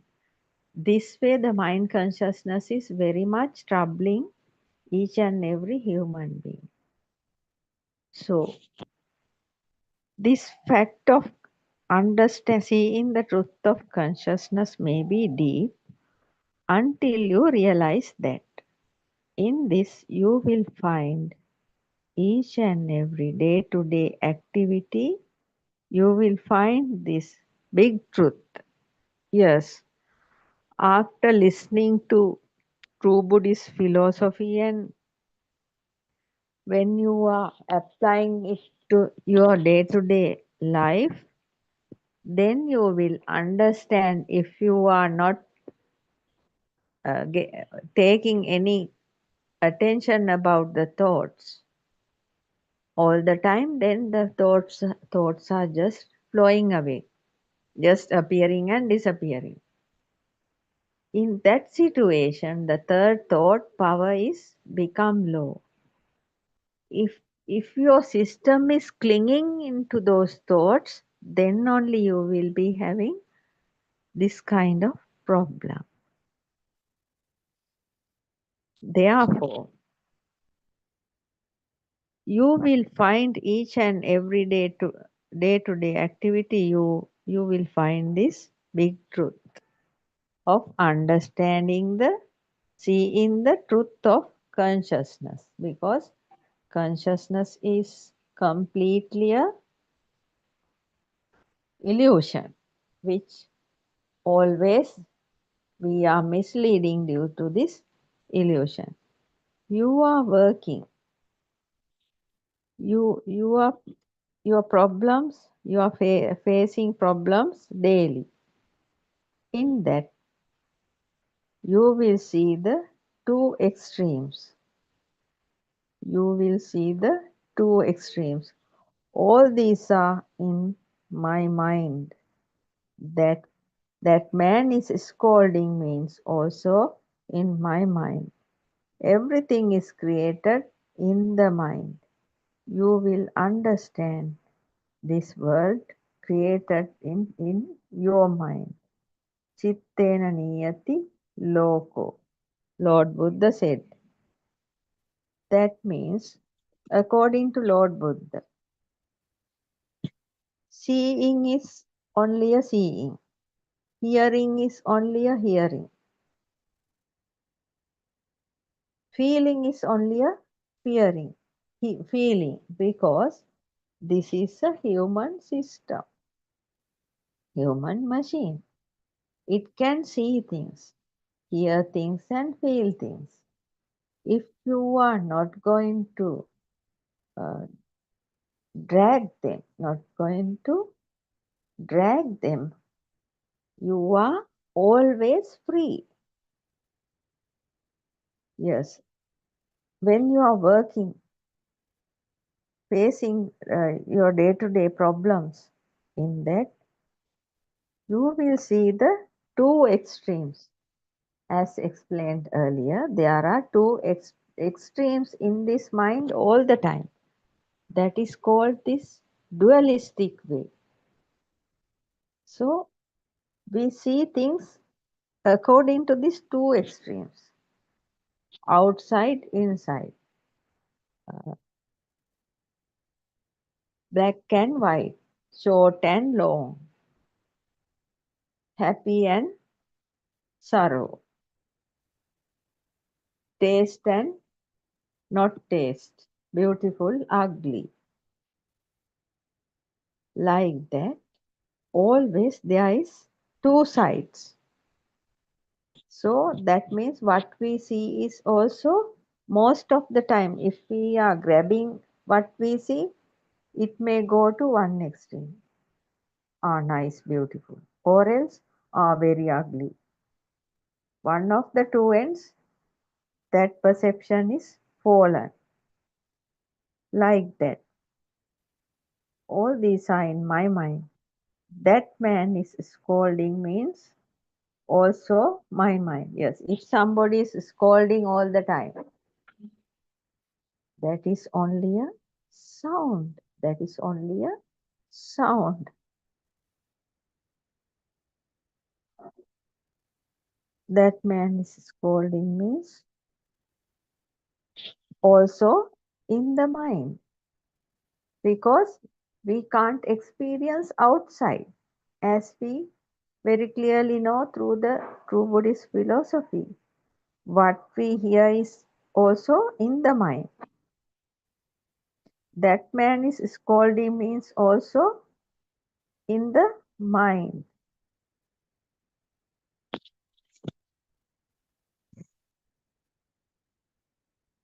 that man is scolding means also in the mind. So if we are taking that as a sound, the problem is over. Yes, it's only a sound. The ears are hearing only a sound. Mind consciousness is the one comes and says, oh, that man is scolding. That is how we came to know that man is scolding. Otherwise, if we are very far from the scolding man, we can't hear. We can't hear. So we don't know whether scolding or not. We don't know anything about it.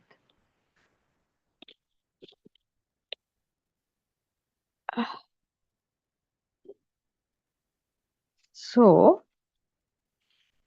everything is like that. Everything is created in the mind because of this mind consciousness. You will understand this world created in your mind because we are seeing through two lenses in our eyes. We are hearing through two sensors in our ears. We taste things through our tongue sensor. We smell things through our nose sensor. We feel things through our body sensor. Then what about this? This talk is only about the sensor system, and the ability of the sensor system is creating the form. It may be a form comes through the eyes, or a ear form, taste form, smell form, or a touch form. Everything is like that. So you will understand this world created in your mind because there's no way to contact directly the outside. This because we are only seeing something. This body is also like that. We can't actually see or feel this body because it is also a sensor system. Sometimes our body cannot sense each and everything. It's like that. It's according to the skin sensor. At the beginning, this is coming and going. Sometimes can feel, sometimes cannot feel. Yes, that is the way of happening. It is a starting point of the great path. Yes. The word of truth has a big power. When we hear the true teachings of Lord Buddha through our Buddothpado Aryan Vahanse, our mind is actually become very peaceful, calming, relaxing, relieving. Mind is relieving because we are understanding. We are living in a thought world, and thoughts are giving us so many sufferings, but actually useless because thoughts are created with stimuli which are coming through our six sense system. So, what is the use of dancing with these thoughts? Useless. And therefore, we are just living, our lifestyle is changing, and we are living a peaceful life. So at the beginning, this is coming and going. Sometimes can feel, sometimes cannot feel the relaxation. It's slowly happening. That is the way of happening it. It is a starting point of a great path. Yes, because we are heading to the ultimate relaxation, ultimate relief of the mind. You are very fortunate. Realizing this truth is not very easy for a living being. You will feel how much fortunate you are, because without some kind of fortune, people are not able to hear this even. Because when we hear this truth, the mind become relaxed, relieved. The suffering will go away slowly, slowly. When you see this truth, you are not fooled by the illusion. When you see how your thoughts are creating, you are not fooled by the illusion. You are not fooled by the creation of your eyes. You are not fooled by the creation of your ears. You are not fooled by the creation of your tongue, nose, or the body skin. Because you know each and everything is a impermanent thing happening and arising and ceasing. Each and every stimuli is arising and ceasing. You will not have any idea about lust, hatred, and ignorance thoughts.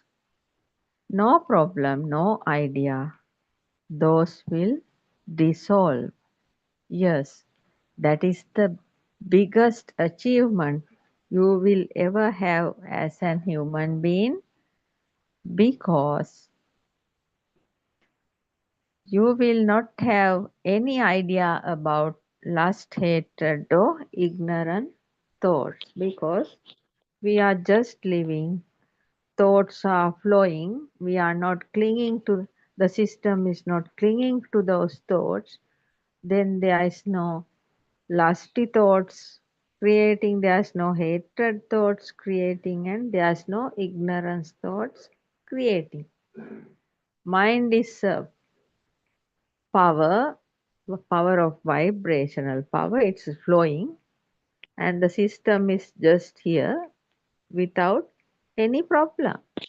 So the system, you can have a very calm and quiet mind without any type of problem.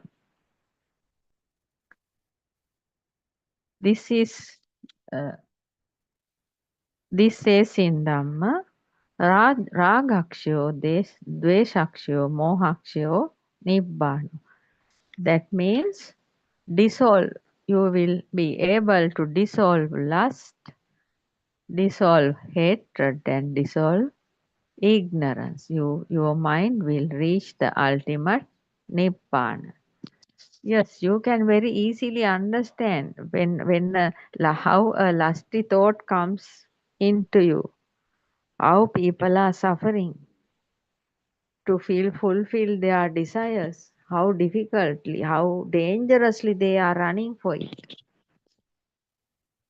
What about the hatred thought? Hatred thought means years and years. I have personal information. Some people are hating others and just laughing, just face showing a face with a smile, but hating underneath like nothing.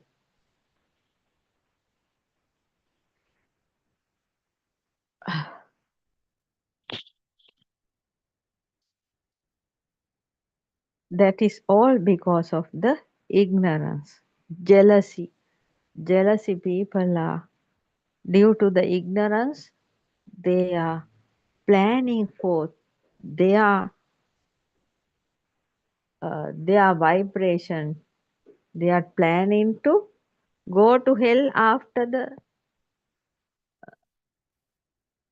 after leaving the body, because They are practicing that in this life. They are practicing hatred.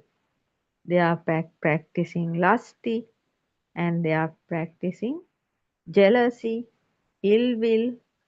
They are actually developing those lower qualities, and they do not know those qualities will take them to hell definitely.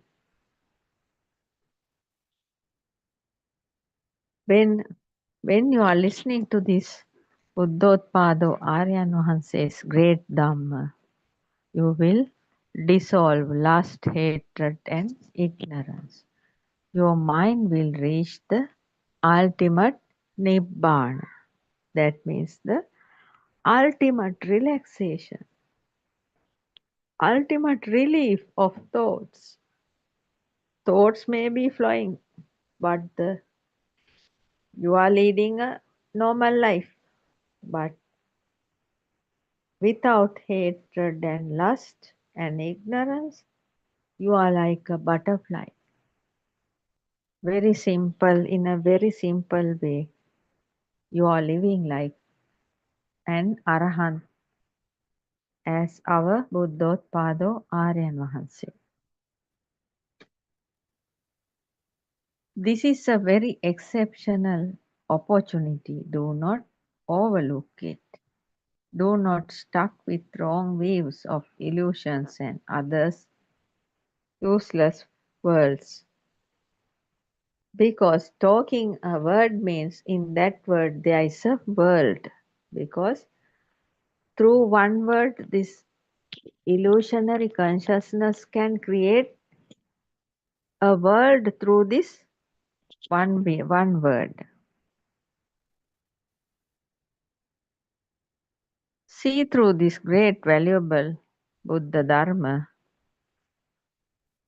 from the Buddothpado Aryan Wahanse's true teachings.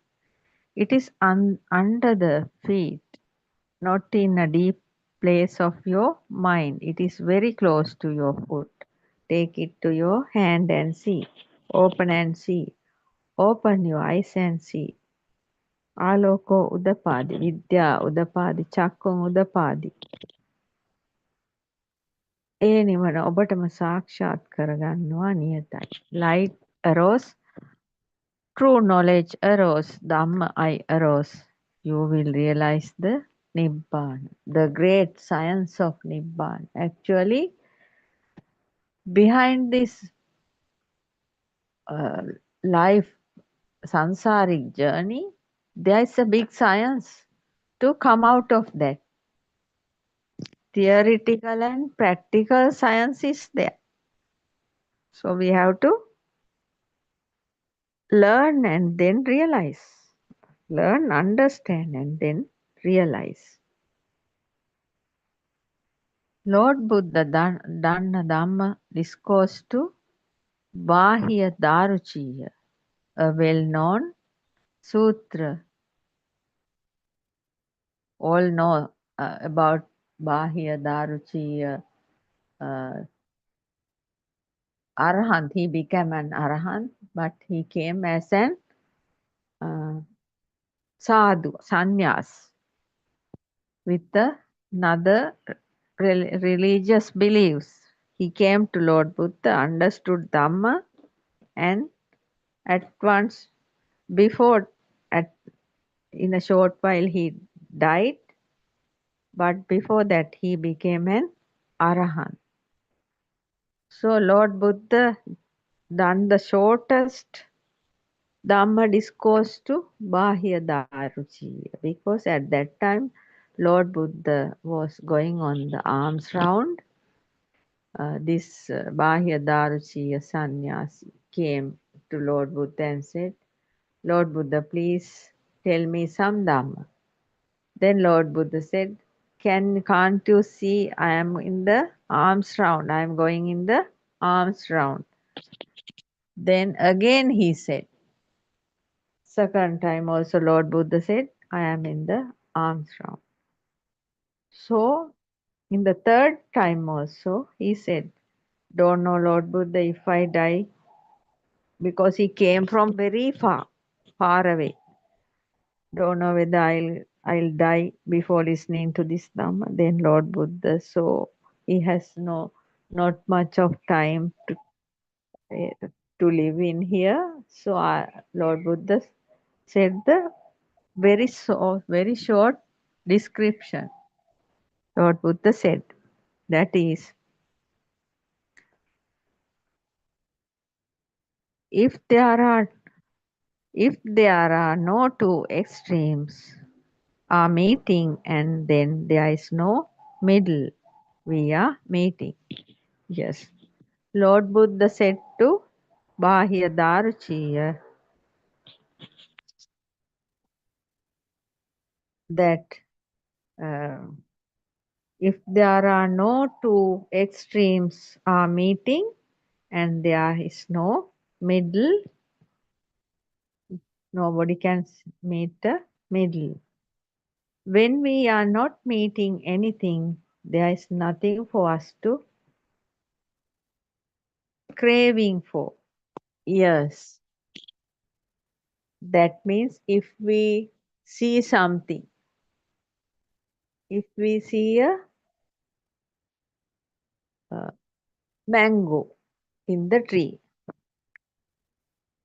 a craving came to eat it. That is in one extreme in the mind is asking for that mango. Now it is pressurizing. Go and pluck the mango and eat. Go and pluck the mango and eat. Mind consciousness is telling continuously. But we understand because we now know true Buddhist philosophy and we know and we show the truth to the mind. We are seeing only a shadow. So because this is only a thought and we are seeing only shadows, we cannot go run around to fetch, search for shadows, and without taking any interest we can just be there. So then the craving has no place. We have dropped that idea of plucking the mango. Then the craving can't be there. Craving is over. When we are not meeting anything, there is nothing for us to craving for. Yes, we know what we see is only a shadow reflection. What we hear is only a sound vibration, an echo. And what we taste is only something touching the tongue. It's only a touching sensation. And when we smell something, it is only a smell sensation. So there's nothing for us to crave because this human body feel everything according to the sensor levels. So what is the use of craving here for a mango? And also there are people are also having more craving for this money and gold. All those are thoughts like this mango. Mango is also a thought. We think we have so many things, but all are thoughts. We can't have anything. We have only thoughts.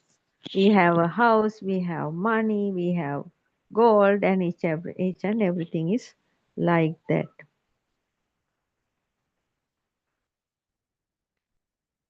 Seeing is only a seeing.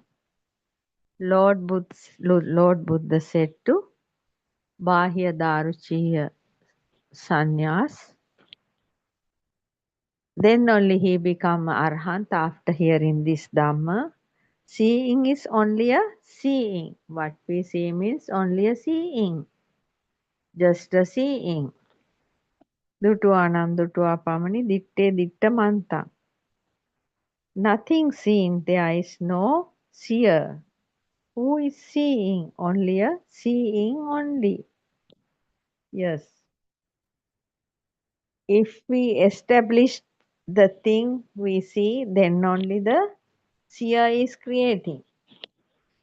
Therefore, this is only a seeing only, nothing seen, and there is no seer who is seeing.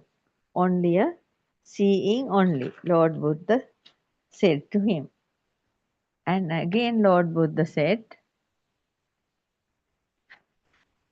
4 facts only. Lord Buddha said to Bahya Daruchiya 4 facts. One is that seeing is only a seeing. There's no seer here. Same as that, nothing heard and nobody is there to, nobody is there heard. No hearer, only a hearing. Just a hearing. There's nothing is permanently there to hear, because each and everything is a vibration in this vast cosmos. So vibrations are not permanent. They are just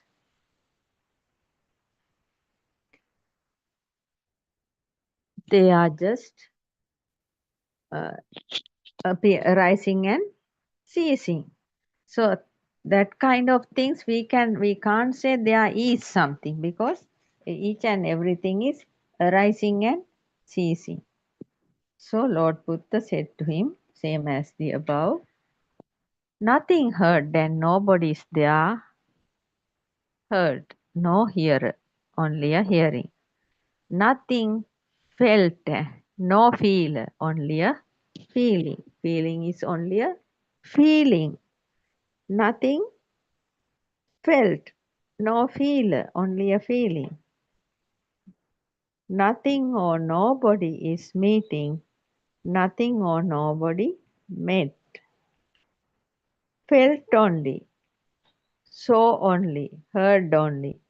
There is a big meaning here.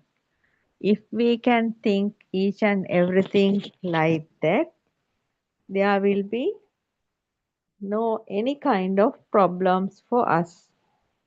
If we see a person who has ill-treated us for more than 25, 30 years, more than that even, they may be ill-treated us. But when we see them, we can just think it's a seeing only. It is a seeing only. Then we don't have any kind of thoughts are appearing, because we say that person who ill-treated us for so many years. But if it is just a seeing, there are no thoughts creating in us against him. That means no hatred thoughts are creating. That means our mind is relieving. When we see that person, if there are thoughts creating like that, hatred thoughts are creating against them, against that person, that means a pressure in the mind, thought pressure. That is why Lord Buddha's that saying is very great. According to the Buddothpado Aryan Mahasaya's explanation, also seeing is only a seeing. There is nothing existing for us to see. We are seeing something to a fraction of a second. It is just appearing and ceasing. Each and everything in this world is like that. In this mind-based world is like that. Even our body is like that, no? It is just, that means it is just always one cell is uh, making some cells and some cells are dying, like that. We are inhaling and exhaling. When inhaling, the power of body is there. If we are not inhaling, gone. Everything is gone. Like that. It's a very subtle and very impermanent situation we are living. Though we are thinking and planning for nothing, this life, this whole body is also such a impermanence nature. So hearing is also like that and feeling also like that. Nothing is meeting for us.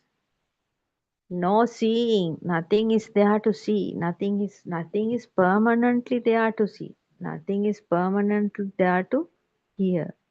Or nothing is permanently there to feel. Each and everything is a vibration. This body is also like that. Each and every part of the body is also like that. Just arising and ceasing.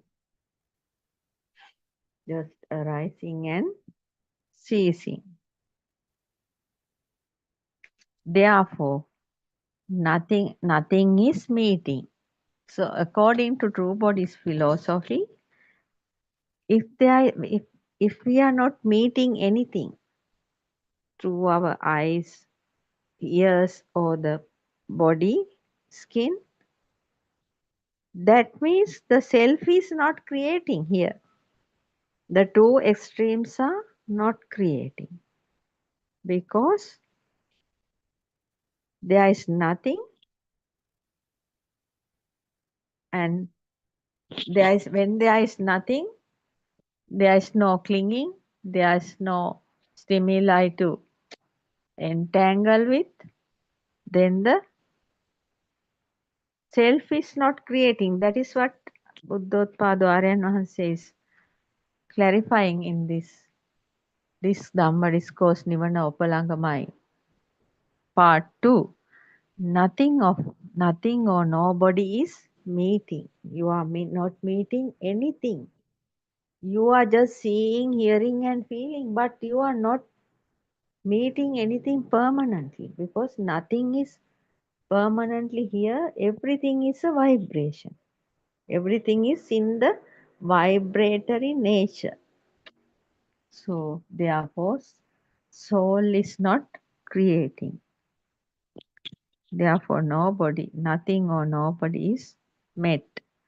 Felt only, so only, heard only. Felt only, so only, heard only. There is a very big meaning here. We felt the hot sun, that's all. We felt the breeze, that's all. We saw the uh, tree branches are swaying due to the wind. That's all. Just a seeing, just a feeling. And we can hear the branches are swaying. They make a noise like that. It's just a hearing. It is like that. There is a big meaning in this. If most of the human beings are able to see, hear, and feel things in this way, nobody is going to suffer because nobody is going to suffer because nothing is taken as that means nothing is taken as grabbing.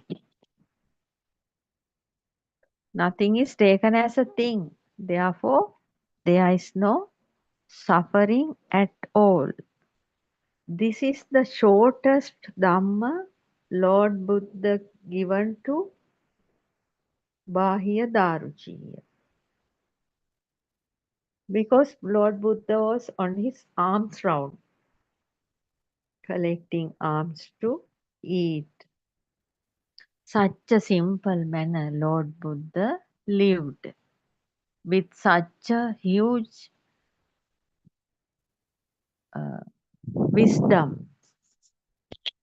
Such a simple manner Lord Buddha lived with such a great wisdom. Buddothpado Aryan Vahanse is also like that. Nowadays, these days, Aryan Vahanse is going very far away, villages in Sri Lanka, village to village, town to town, talking to people, giving this ultimate truth message for them to come out from their suffering of mind. It is very easy for a village mother to get this Dhamma because they are very much closer to the nature. Their lifestyles are very much closer to the earth and the trees and vegetations. They live with the nature, and this true Dhamma is about this true Dhamma is actually Aryan Mahansa is describing us this Dhamma to become the nature. So it's very easy for the people who are living closer to the nature. Therefore, others also should be able to listen to this Dhamma because there's nothing much to do, nothing much to kneel down and pray. No need of praying. There is nobody is there to pray for. You can understand the way of suffering created in you, and then you will be able to go beyond that very easily. So we must bow down to Buddothpado Aryan Vahanse, our great spiritual teacher, our Kalyana Mitra on this planet Earth. Each and every human being should understand. Now Aryan Vahanse is trying to give this Dhamma throughout the world. Now he is planning to give each and every country for the suffering people to overcome the suffering and have a beautiful life. For today, I am concluding this session. Theruvan Saranai. I worship Triple Gem respectfully. Also, I pay homage at the feet of our Kalyana Mitra Buddothpado Aryan Mahanse, the great sage of our era, the most valuable spiritual master with the highest wisdom. May Aryan Mahanse live long to spread this Dhamma all over the world to end the suffering of all human beings. Theruvan Saranai, Dhamma friends.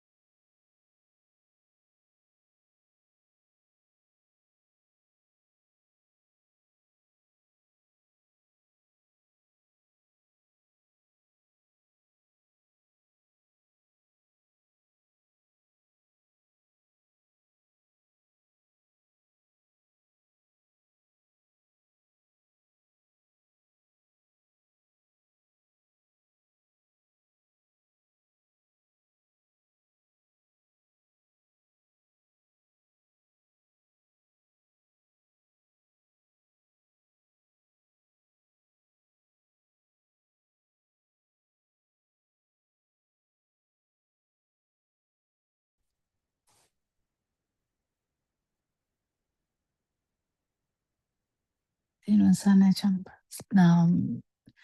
Triple Gem bless you all. Thank you, Aaron, once for your noble guidance. We'll start this English discussion today. We'll have a discussion until other Dhamma friends also join. Teruvan Saranai, Doctor. Are you in a area where people are there, or you can talk? Can talk, can talk. I am still writing the morning one. It's a nice It's a bit one. long as well, right? Yes, some part, somewhat I wrote, but there's some more to write now. To no time, Doctor. Yes. How are you doing these days? Nothing much, Doctor. That's cleaning the place. We are cleaning the house. Both of us are cleaning. Mm. Because our friend, our son is also like that. He wants everything very clean. That is his nature. So what we normally do cleaning, but keeping everything clean, that is what we are doing these days. Nothing much. But that's just what the body does. No, how is everything else? Doctor, but actually it is not taken. Not that means he know that he is coming, but it is not become a thing like, right? It's something like that, because now I have used to that life. No, is coming after about 8 years now. Finally, he got the approval to come. Yes, he got it, Doctor. That. Yeah, so your headache is also over because you had a headache about that. Not much, but I said now my duty is over. Nothing to think about. No? Yes.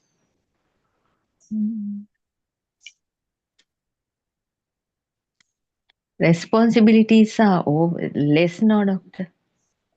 Now, no, about 3 kids. There is with somewhat responsibilities are there. No? But he's big, right? Yes, 35 now. So what's the big deal about the 35-year-old? Yes. But until he's established, only that thing I had that. But that's all. Now he is up to it's everything is up to him and nothing to worry about. He will come and stay and go. That's all. We have to go somewhere here and there with him for a short while. That's all.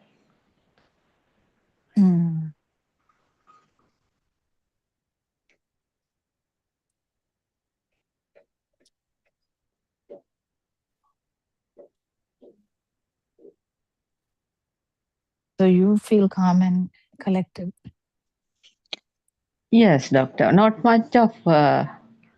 Actually, my main focus is because I know that from the very young age, I know I knew this something is wrong with this world.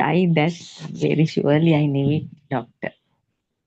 So I tried in different time periods. I tried.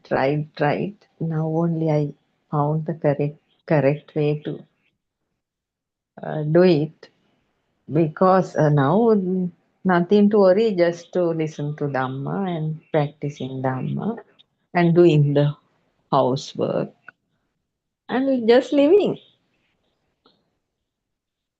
Nothing to worry about, even about the Dhamma even.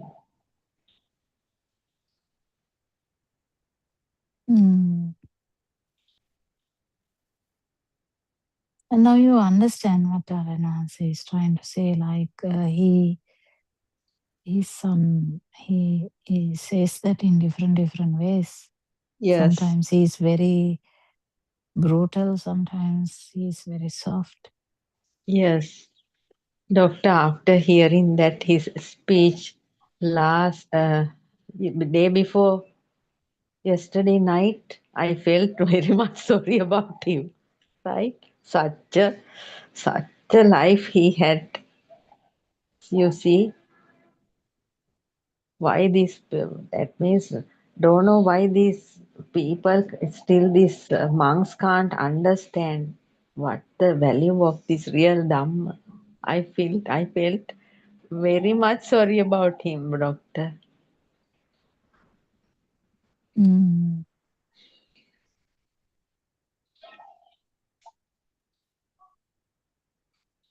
Because of Swarnamali, I think this Dhamma came out. Otherwise, he is not much giving this. He tried to hide or something like that. Yeah. Mm.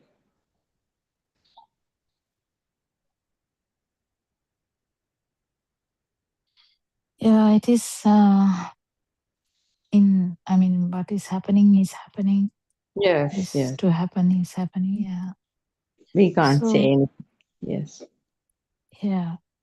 So if Dhamma is to go to the world, Dhamma will go in Yes. whatever the way it is going. And Hmm. a lot of people are actually hearing Dhamma these days. He's going from place to place. Today he's in, I think, where is he today? It's a Maharama, no, doctor? Yes. Yesterday, Tissamara.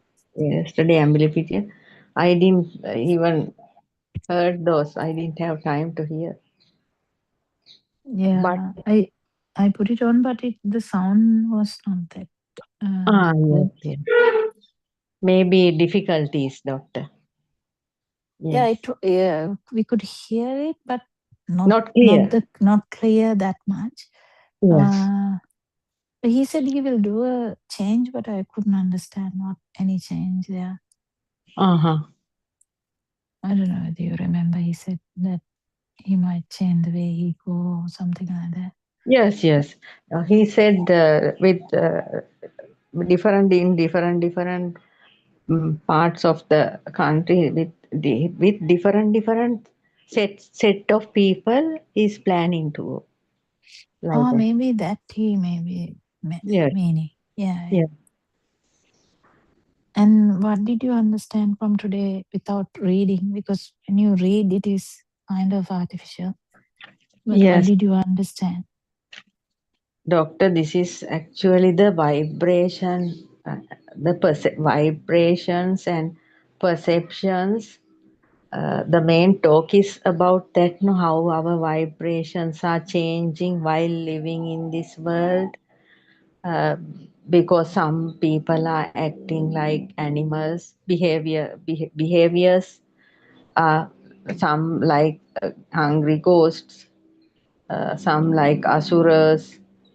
That is that, and because we have a human body, this vibration is always going up and down according to the thoughts, and therefore the all the time mind is floating throughout these 31 realms. So the Aryan Mahansa is explaining that, and Aryan Mahansa is talking about perceptions. Mm. He's telling perceptions have a different medium. So, like the fish floating in the water, it has a different medium.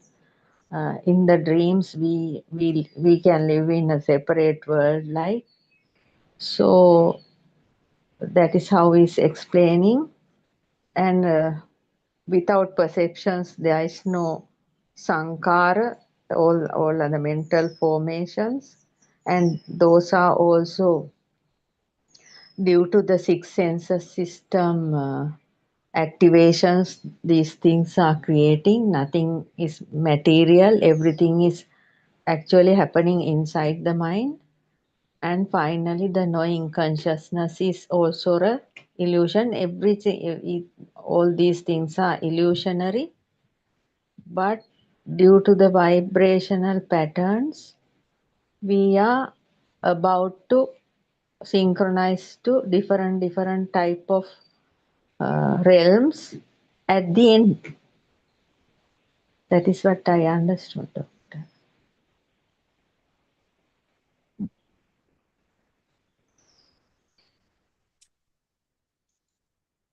Yeah.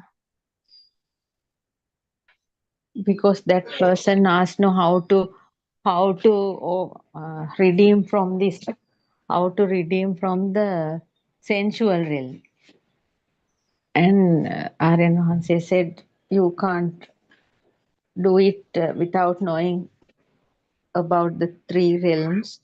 And he was explaining when there is, that means the Why do you first, think so? Why do you think so? Can you explain why he said that sentence?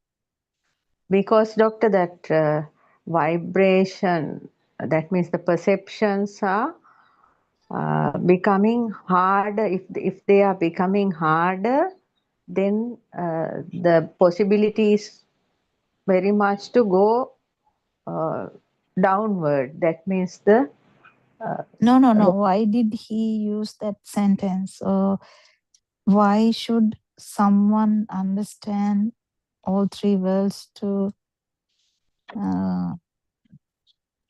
oh yes, to overcome this human sensual realm? Why? realm. Because doctor, without having a proper knowledge, we can't understand the level of vibrational, that means density. Not that. Then Not that. Because self-view will never vanish until you actually understand fully there is no one in any of these realms. Then only the craving will come down. yes, yes, doctor. Self-view to break, Yes, you have to understand there is no self in any of these yes, rupa, nama rupa, or yes, vijnana, whatever rupa vedana sanya sankara vijnana means, all that, no? yes, yes. Due to this self only, they become things. Yes, Yes, so just going back to that sentence he used, yes, it's if one doesn't know the truth about that none of these things have a self in any yes, of the levels, then only actual the self view will vanish, right? yes. When Otherwise, the it may self be the view vanish, yes, already the craving to the sensual world slowly will come down, because they were also in the sensual world. yes, yes, yes, So the cravings, just sensual cravings, is not going to come down just by knowing that this is sensual level. That's yes, not how it works. yes, And knowledge also will not be enough. yes, You have to actually understand that the sensual world and the form world and the non-form world, non-formal. Yes, and none of these levels have a self. yes. That is the main Just point. Yes, by Satyajnana part, actually. I mean, I don't know whether we can call it knowledge, but Satyajnana should be very clear that none of these levels have a self. So yes, Nama Rupa Vijnana, whatever Upavedana Sanya Sankara Vijnana. Actually, he yes, talked about the Visyakara thing when one mother tried to talk. I was laughing at myself when he said that, mother, you are saying that, but you don't even say it correctly. And I was like, yeah, yes. even we don't say it correctly, but he said it correctly that day. Uh-huh. Rupe kenek nathi එක, වේදනාවේ කෙනෙක් නැති එක, සංඥාවේ කෙනෙක් නැති එක. Uh-huh. In 4 ways, he said it in a 7 o'clock Zoom, I think. Few days Recently, ago. doctor? Is it recently? No. Yeah, recently. Uh-huh. I didn't hear about it. Mhm. Oh, maybe it is not the 7 o'clock then, but he said in something, one mother asked in a very, she asked in a very like she told අරණහන්සේ විසියාකාර සක්කාය දිට්ඨිය නේද දැනගන්න තියෙන්නේ, something like that. Then අරණහන්සේ asked, can you tell them what are they? And she told, I don't know, අරණහන්සේ. And he little bit shouted at her and then actually told the Rupaya Tulamayata and whatever those things. I have heard from somewhere, but not sure about it, doctor. Yeah, I didn't. Aranhansi said that. Nicely he said that. The thing is, none of these levels have a self. Yes. And when you fully realize that the self view is gone, yes, then only the Kama Raga Patiga will go. Kama Raga Patiga is in the sensual world. Sensual world, yes. So if someone is asking, how can I redeem from the sensual world, that is Kama Loka? Yes. You can't really do that. Yes. You can't do that without knowing all the three worlds. Yes. Because until you come to Sammaditthi, because otherwise, even the Michchadittika people Yes. in this mundane world, people did so many things and went to dhyana for the sake of not being in the sensual world. Yes, yes. But Lord Buddha doesn't say that. So we can do various things and be in the we can get rid of the mundane world, the sensual world.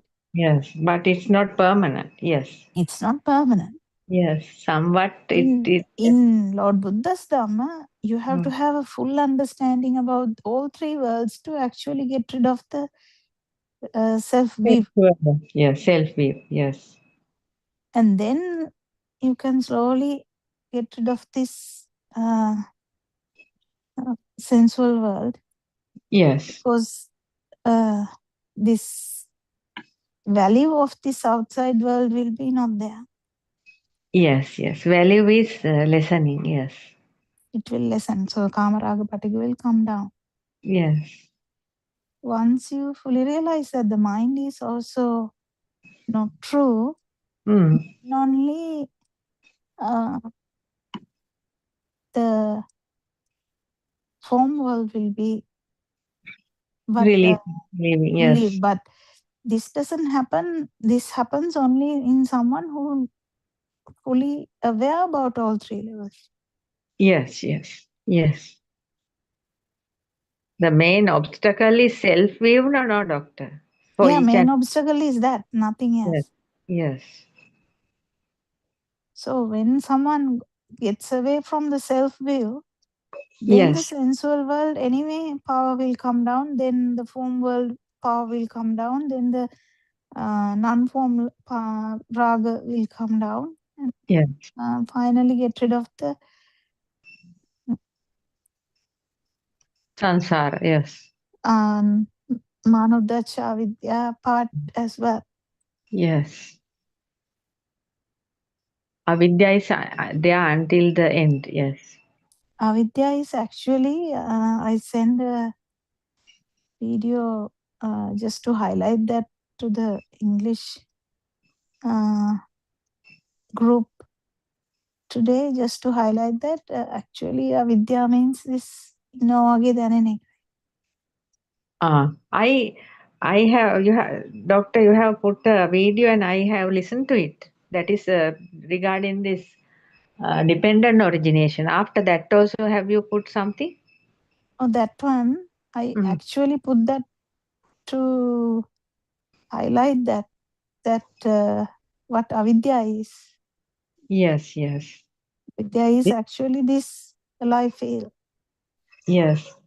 Otherwise, there is only cause and effect in everything. Every way. Yeah, but it has to be fully understood. This Kampana Sabhava, that is what is going to become the non-vibration.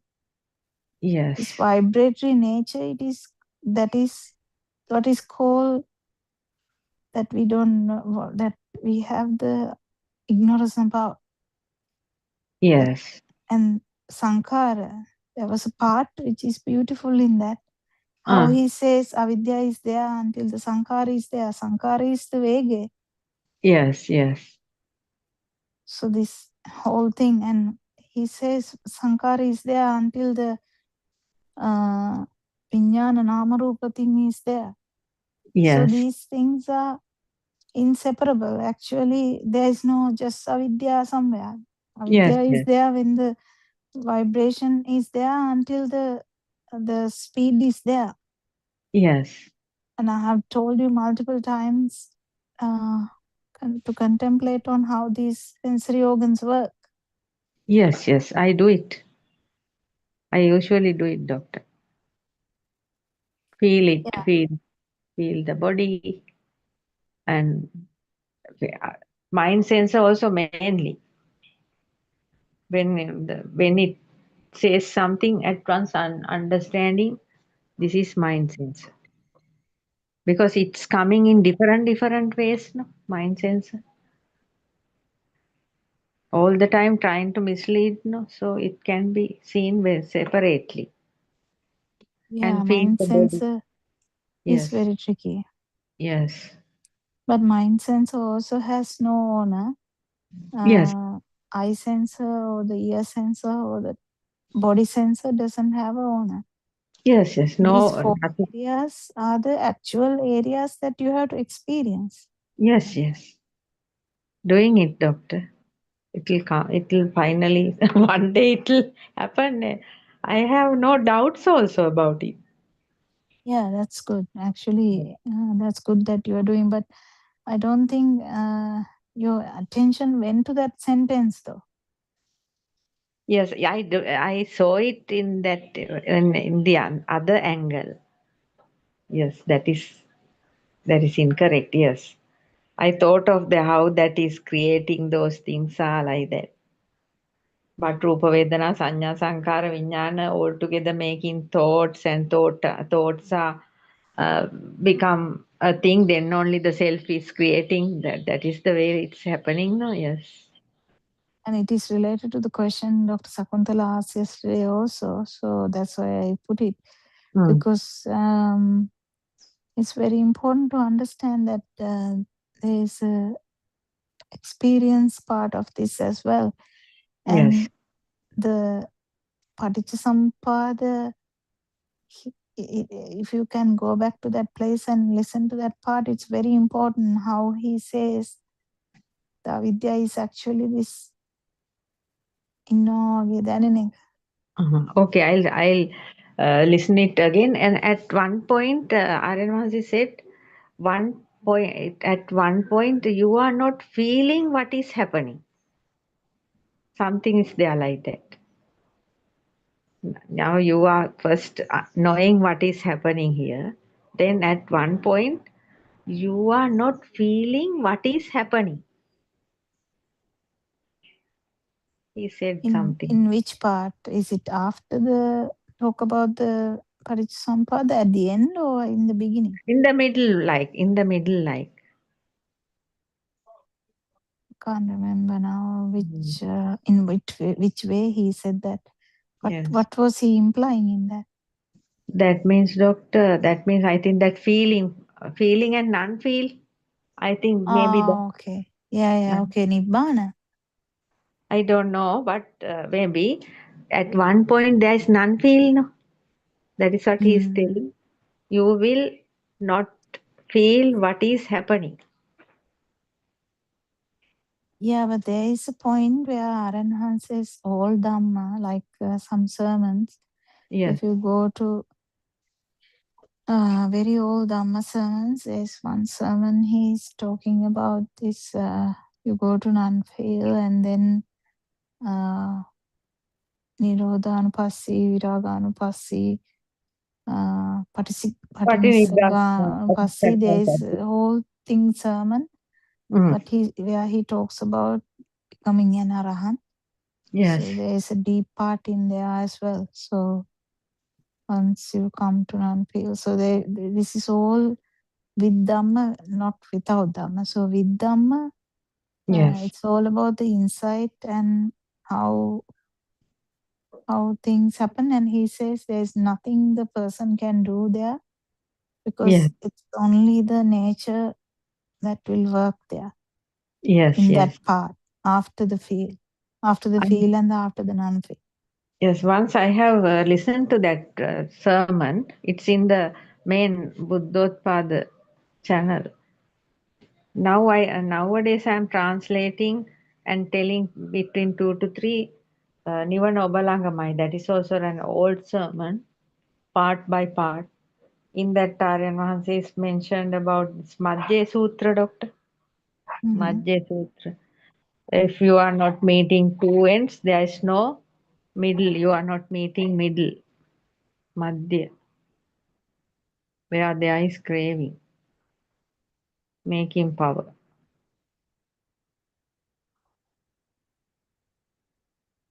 Yeah, In different. if the nama rupa power is not there, actually this consciousness become the Hanidasan. Yes, yes. He said consciousness will not having any power. Any power. That's the Mm. thing. If the nama rupa both side has no power, no power, that is where Aranhansa is pressing us no. Grouping විතරක් එළියට ඇවිල්ලා නැහැ. You have to get rid of the nama side also. When the nama and the rupa side both has zero power, then the vijnana has zero power as well. That becomes anidasana. Yes. But that is again grouping midana, naming midana means actually this outside and the mind. Yes, yes. This outside thing I look at in different ways now.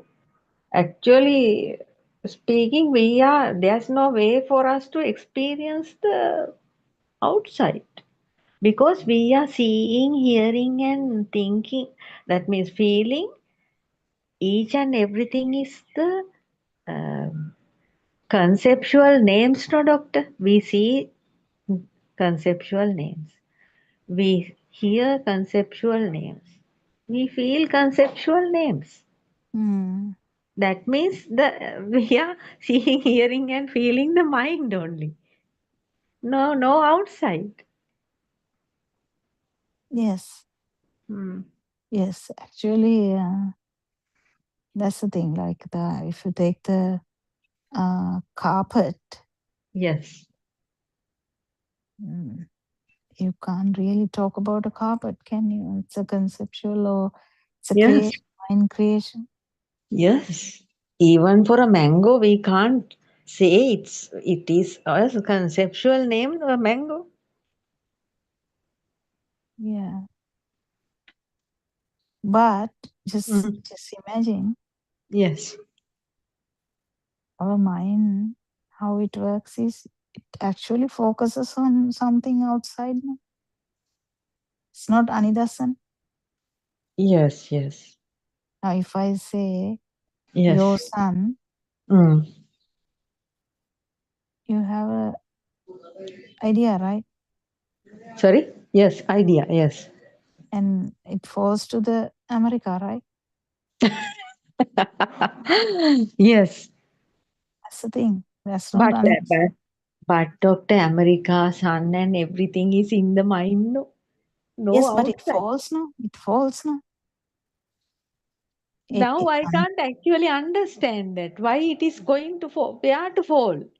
Where to fall That's down? good.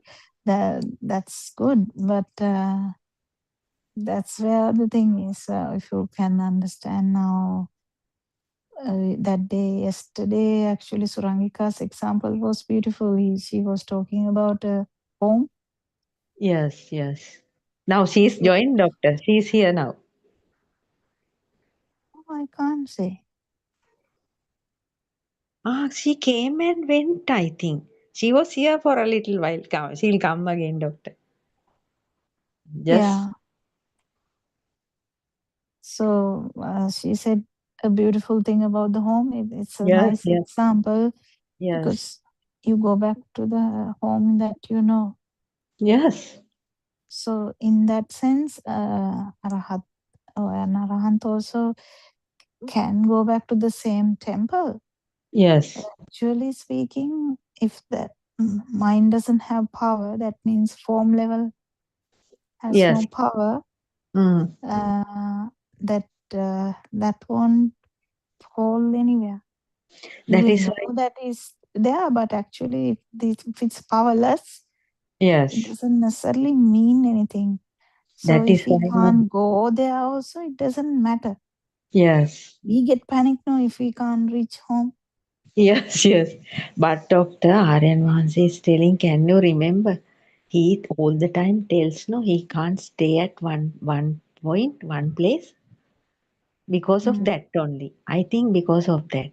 He always says, no, I can't stay at one place Mm. because it may be that he doesn't Yeah, have, yes, he doesn't have a permanent place in yeah. his. In a Mm, way, it is okay because for his safety also. yes, yes, it's good for him. The thing is, understanding how this system works. So, if a stimuli power is active, it can be active as you can believe that it is outside. Yes, Not believe, actually, you might feel it as there, the chair is outside, yes, or you have the chair as a perception. When you think about it, you it falls somewhere. Now, if I say your school, yes, immediately it falls somewhere. yes. But doctor, I am now in a situation like that this outside and inside. I am not too sure about the outside. Some kind of feeling I have. I'm not. Then the Gemba should jump again. No, I can't really think about outside. No, the Gemba is outside now. Not Otherwise, why you should jump? you should. The Gemba is also inside no, the sound. Now at night I can hear the Gembas and the other creatures are shouting. But it's only just a sound. Yes. Yeah. Hmm. I Yeah, know it that. is a sound consciousness. Yes. Some kind of doubt that actually happening, a doubt about this outside thing. It's not a, we can't call it a doubt because you feel that the outside is diminishing, right? Yes, something like that. Yeah, that's okay. But not permanently, but it is some kind of feeling is there because this You know very. this thing Mm, now this is the thing. Very tricky things are there. yes, If the sound is not a thing, now yes, imagine if I say uh, uh, if I say what should I say? The funeral house that you went. yes, If I say the funeral house that you went, you have an idea, right? But yes, if we say the something mm, pertaining to your actual pride, actual thing, because I can't really now find anything. mm, If I say something, mm, nothing can be a thing, yes, nothing can be a thing if the outside is not a thing. Because outside not being a thing, Aranhansi says, no, if something is shaking you, then yes, you are prutajan. Today yes, morning he was telling it so bluntly. I mm, thought he was so blunt about that, like very open about that. mm, He was talking like that. But so none of the sounds, none of the visual, anything the things you look at, Yes. none of these things can be true. Yes. That means actually you know what they are, Yes. but that doesn't give you that much power. So someone comes and shout at you, Yes. like Power is your less. Yes. not Power less, is it less. can't be having a power, Yes. because every drushti is in the mind, is there. Everything is, you know, that is how actually the self view is broken also. Because you fully understand Mm. that self is also in the mind. Yes. Yes. Self is completely in the mind. Yes. Self is in the mind. At the same time, the sister-in-law is also in the mind. Yes. Brother-in-law also in the mind. Yes. Your son is also in the mind. But husband is also in the mind. But the Yes. thing is, when we fully realize this, actually, you may have actually realized this also by now. Yes. Then slowly the power goes down. Yes. But the thing is, Mm. other side that Aranhansa says is, what about the mind? Your mind is still active. That means Yes.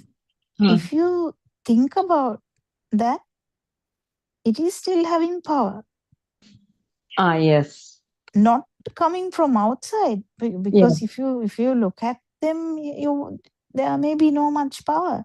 But Yes. if you think about them, there may be some power. So it still falls outside Abhisankarana. You mean Abhisankarana? due to the abhisankana, due to the repetition. Mm. Yes. Each and every thought is like that. If there is Abhisankarana, it's something. It has some power. Yes. So when someone is sotapanna or the Mm. stream enterer, Yes. new sounds can't make anything to that sound, that system. New things. Yes. Only old things are there. Yes. Only all things which are in the mind will have power Yes. already, because now Yes. that system is fully sure that it is a mind problem. Yes.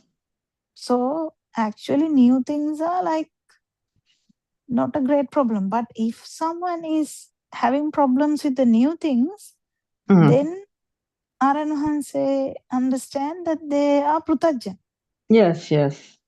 No. That's No. what I'm No. saying. So Yes. the new things can't make you shaken again. No. No. Doctor. Still. Not you. I'm telling, Yes. Anybody. don't put Anybody. it to your head. Yeah. Right. So that's what the difference is. Yes. Someone is stream enterer. They fully understand that there is no self. Self is a thought only. And they understand chair is a thought only. They Yes. understand husband is a thought only. They Yes. understand Australia is a thought only. Daughter Yes. is a thought only.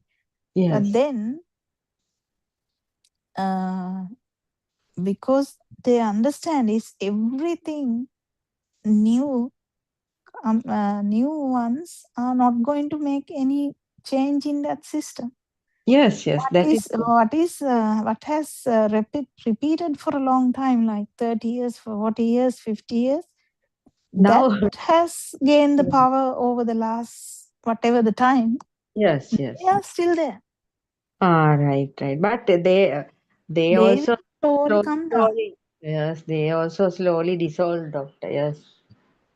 That is how the Kamara Upatika will come down. Then Mm. comes the Lokasanya. Slowly, Mm. when the Lokasanya means this form level, that means the whatever the perceptions we have Yes. slowly loses the momentum. Yes. But that takes time. Yes. Yes. It takes time according to the person's things. The Bahya Tapasatuma, they didn't have Yes. much of, Ability. Yes. so Yes. he didn't actually have anything great in, like, His he mind. Yes. don't do anything. Mm. So he didn't have much to actually, his must have been like empty anyway. More Because or less, this system is also like that, doctor. Because I normally don't have any kind of connection with people. Not much going out. Only these two, they are also, Yeah, but I'm don't now, put labels like that. Just yes, take it easy. Yeah. yes, but they are also, I know now everything is thoughts. And that I'm not telling that I am in the correct way, but I can feel that isolated, like somewhat isolated. That feeling was there from the beginning, but it's now I can understand it very clearly. Uh, What do you mean no, isolated? Who is isolated?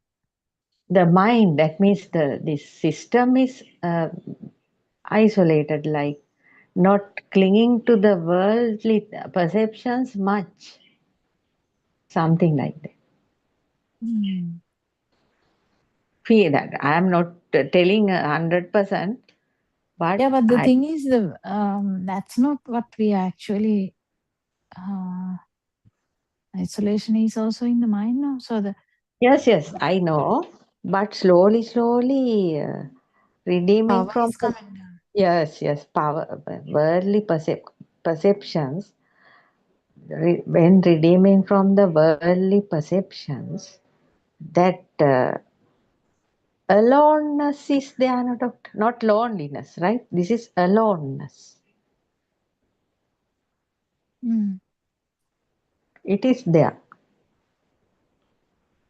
but not feeling lonely. Aloneness is there, not belongs to the world is also feeling. That is there. Slowly, slowly, something will happen. Nothing to worry about. Just not thinking and not making words, creating Yeah, words. because aloneness word has a self. So you have to be careful there. Right. Yes, there's a person. Yes. Yeah. Hmm.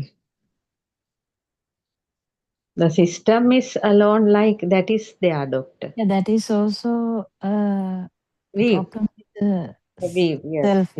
It has to be dropped. yes. Do not concentrate on this. You No, think no, no. Not concentrating about anything. Because, I feel doctor, that actually power should be coming down now because you're doing like a lot of contemplation. yes. And because the main thing is, I used to write these things and everything because that means then the understanding Dhamma means, doctor, going deeper into the Dhamma no, when translating, then the Mm. mind power will slowly go away no, anyway. Yes. That is what I am thinking. Yeah, that is good actually. Mm.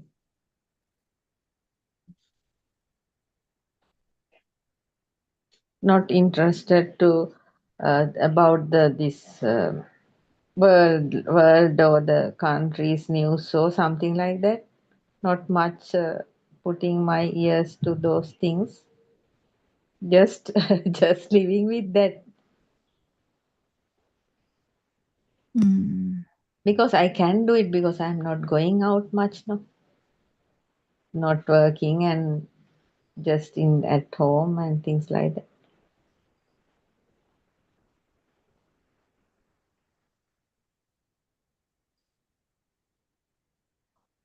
Yeah, that's good actually. Slowly understanding Dhamma is the main important thing. Then Yeah. everything will follow. Yes, doctor. Yes. How this sound, um, there is no listener.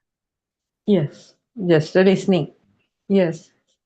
There is something happening, but it's actually there is no listener. Yes. There's no listening. And that's only the function of the ear. And there is a vision, seeing happening, but there is no person who is seeing. Yes. There is bodily feelings happening, but there is no feeler. Healer. Yes. There's thoughts coming, but there is no actual person thinking. Yes. that system, if you're 100% sure that that is a kind of a system, then this power will miraculously come down.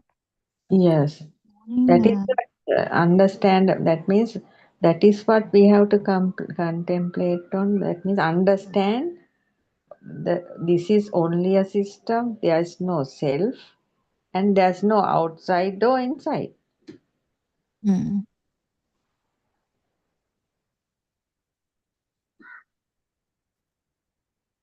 yeah, Mhm. and it's very, very simple in a way. Yes, doctor, it's very simple. But when Aryan Mahansa is giving deep sermons, that some kind of feeling is happening, doctor. That day at Maharagam, I felt it. Cool in the mind, like something going deeper and deeper. It's very much some kind of feeling. Can't even say that. It's good, isn't it? Mm, It's actually good you have the ability to go like that. yes, going and sitting in front of him is also something, no, doctor? Yes.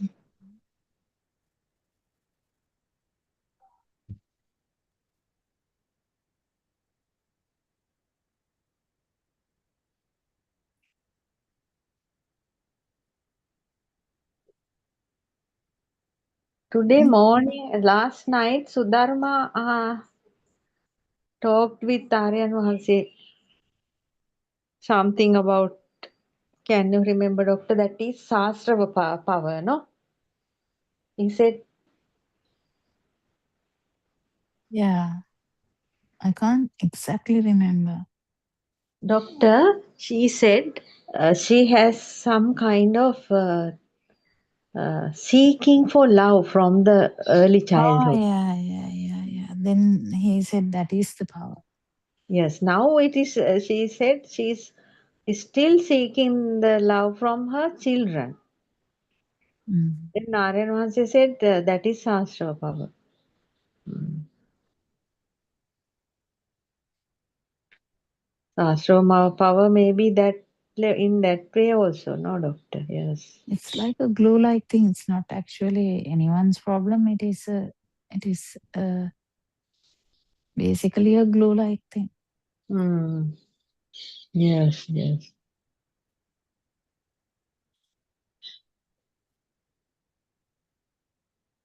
You know, some people can't live alone. Uh, Mm. Yes. there are so many aspects to this. But humans actually, even Lord Buddha didn't tell them to live alone as such. You know, Yes. he said to go and tell Dhamma to people. That's all he said. Yes.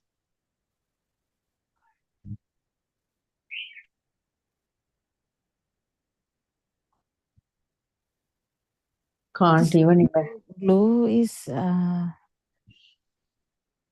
either the aversion or the craving, right? Yes, yes. It comes as both ways. Yes, I understood that. Mm.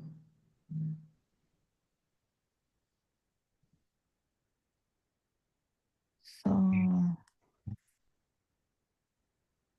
the more you understand about Dhamma, like the way that Suranka was asking about coming home, the more Yes. you understand about Dhamma, because there's so many things here, Yes. we don't even pay attention to them. Yes. Where our vibration is getting used to, you know. Doctor, when we used to go somewhere, I can't even think about home. There's no such thought is coming about the home. I don't know why. It's a normal practice. No thoughts are coming about home if I go somewhere far away. Because you're used to go to places and stay, right? No, not much, no, doctor. No, I'm for not. Dhamma stuff you went. Yes, yes. Once I went to Domagoda, and once when we go to that my husband's village, Vikilagaskad also, he used to call here and there and uh, thinking about the house. I'm just waiting. I have no idea about the house. There's a big difference. Yeah, but don't put positive marks on you. You No, have no, that. no. Yes, yes. No, I'm thinking where I am attached to. That is what I was just trying to see. That word is wrong. Attached to this the power of the stimuli is Yes, power of the stimuli. doesn't Yes, necessarily mean you are attached to something because yes, then the self view is there. yes. What is the stimuli become a thing that's still having some kind of uh, searching, investigation.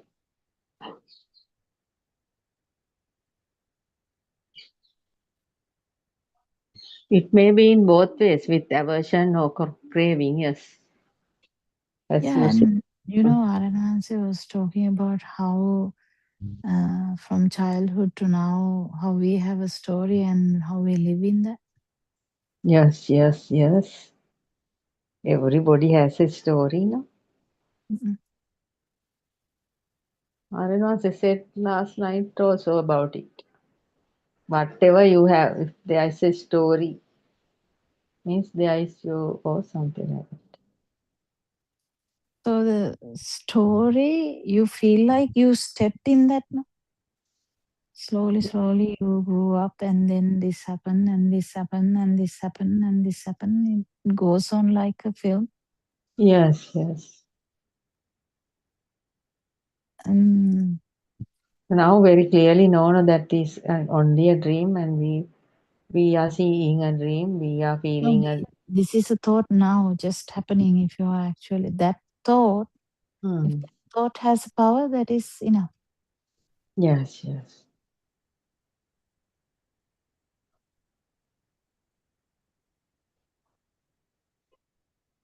Because you can't really say the chair has power. And you might say, who cares about the chair? Yes. This is like actually uh, this body is actually like a place where nobody is there, but activities are happening. Mhm.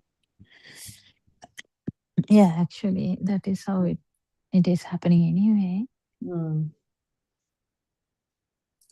Thought power Ac- from repetition. Yes, actually, it's like more like a tree, no, doctor? The Mm. thought power is the problem. Thought power is the problem, yes. Hmm. We didn't know, no, the thoughts have power, stimuli have power, but it's there, no, actually. Mind power, that is the biggest. Innove දැනෙනවා. Hmm. That is the Alive feel, yes. that is not true. That's the thing that you have to fully realize. Yes.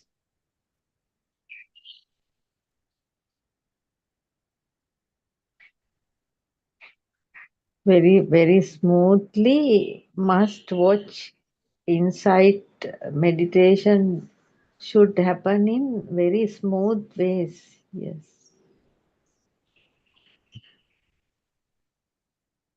Yeah, but you are doing the 4-step thing and it should come.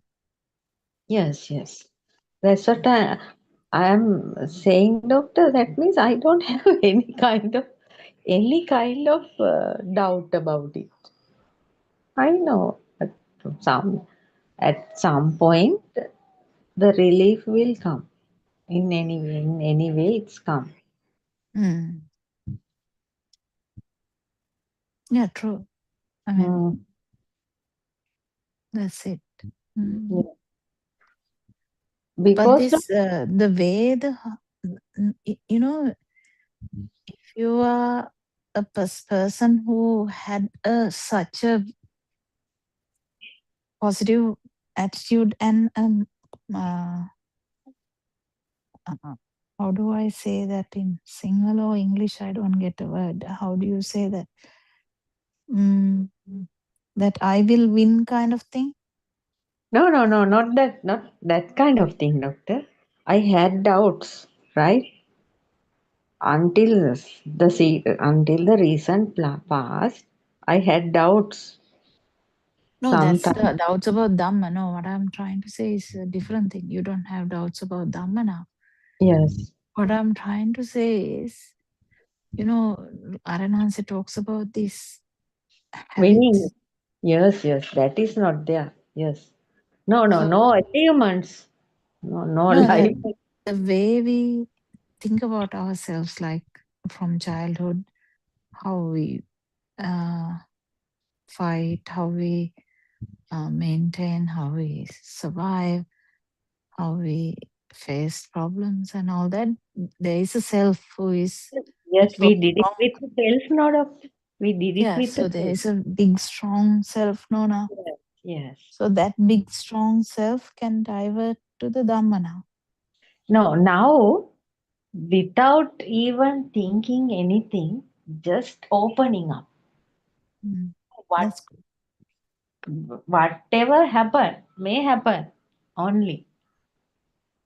Mm, No doubt or no achievement idea is also not there. But no doubt, because actually I am a positive person, doctor. So many people put me down in different ways, but with self I did it. Now there's nothing much for us need to think about. so maybe then you can slowly become a feeler because Yes, it is.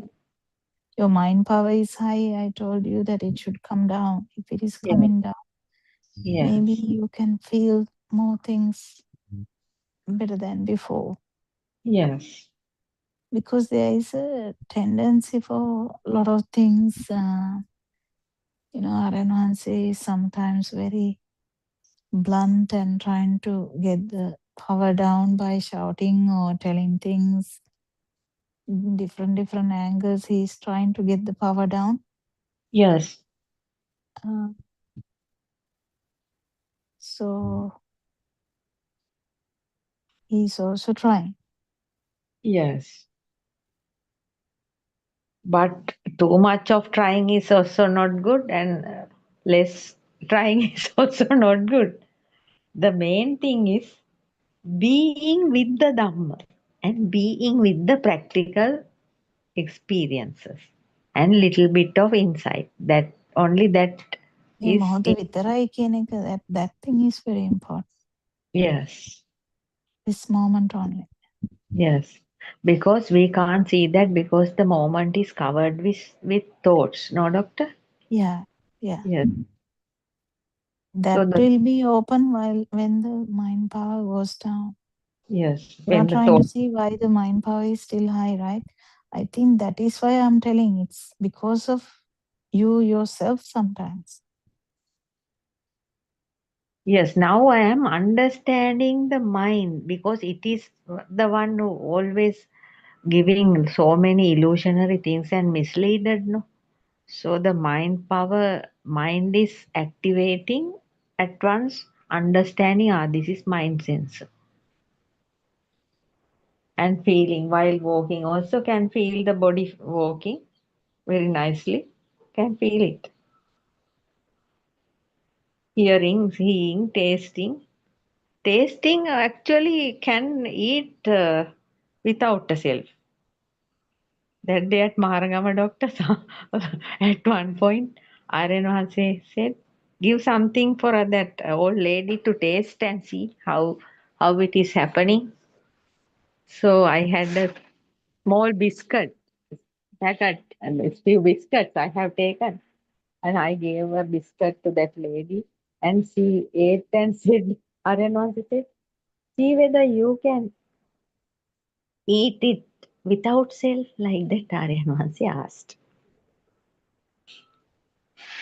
That eating is actually happening without self. Eating Mm. without thinking, just eating now here, not thinking.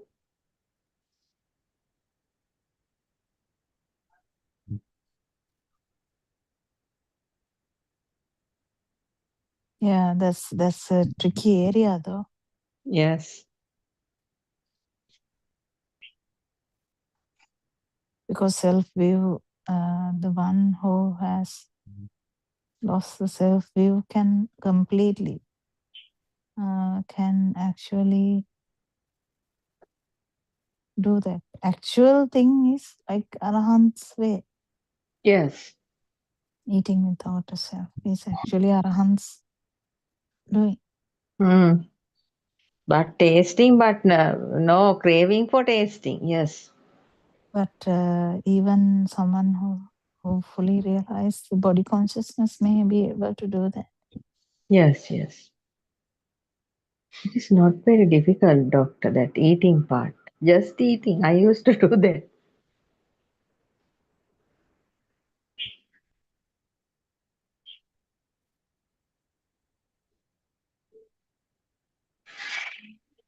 Today, Sudharma didn't come. Don't know whether she has gone somewhere.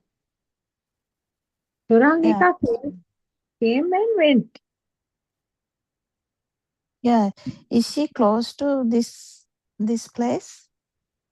Who, doctor? I don't know. Sudama No, Sudharma. is Sudharma, no. from Goa. Bit far away. Don't know whether she has gone there. It's far This, away. far away means she is in goal and she has to go to Tissa Maharam. But not very difficult also. If she wants, she can go because the highway is there. Mm.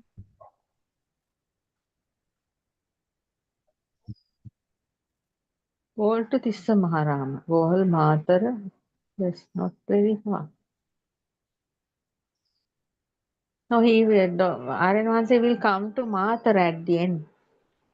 Then they will go, I think. Where is he tomorrow? I can't remember, doctor, or that area, that faraway area she is going. 10 days trip, I think.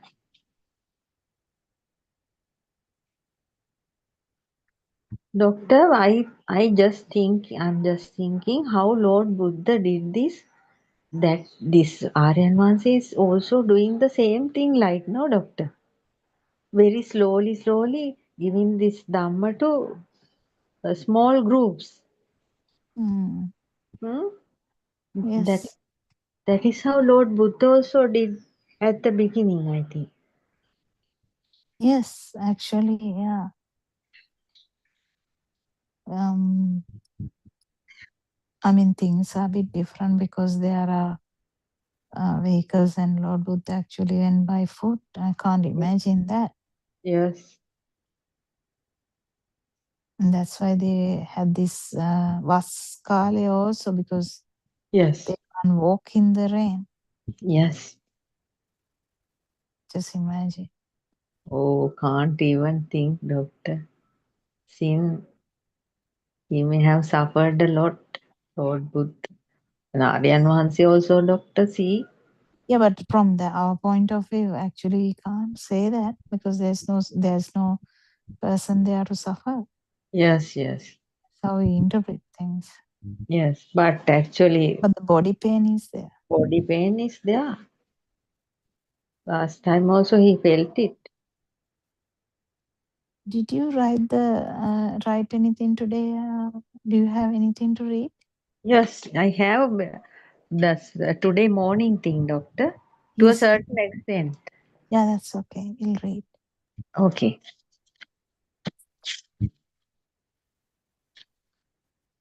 12th July, 5 a.m. Zoom discussion early morning. There are three realms. Arenanse talked mainly about the three realms and he said African gods are black, China goats are white. Indian goats are with a beard. American goats are white. Therefore, there cannot be a one goat. Where are you? Are you in the body or in the mind? Where is your soul?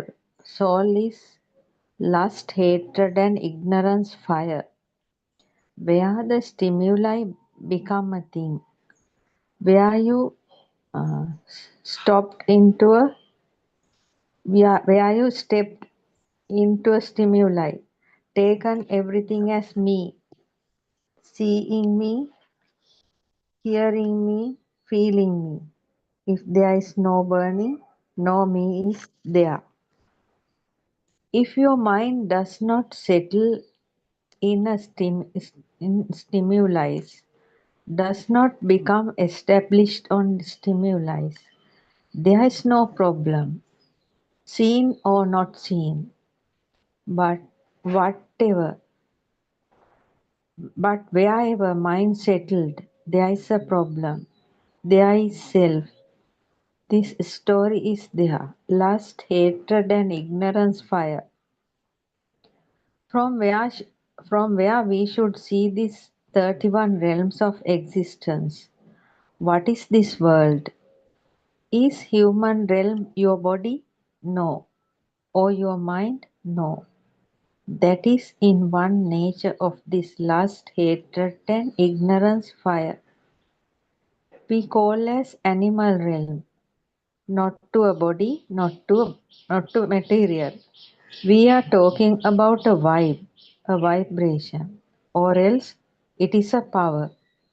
According to the nature of animal realm, this is the nature of animal realm. We say some people are also like that.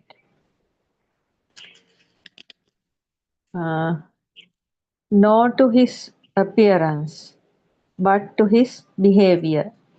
When a person acts like an animal or a hungry ghost, we are not telling that to a form or a shape, but calling in that way to a vibration, a fire within him. We have to see that clearly. Calling a human realm is not to a body. It applies to animal realm and hungry ghost realm.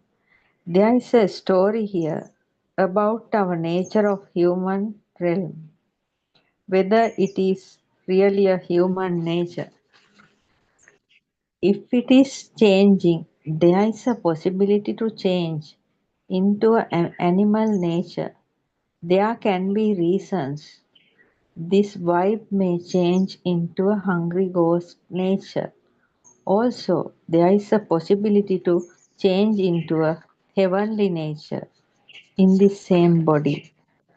This man is like a god, we say in common language, or else this man is like an animal, this man is like an hungry ghost.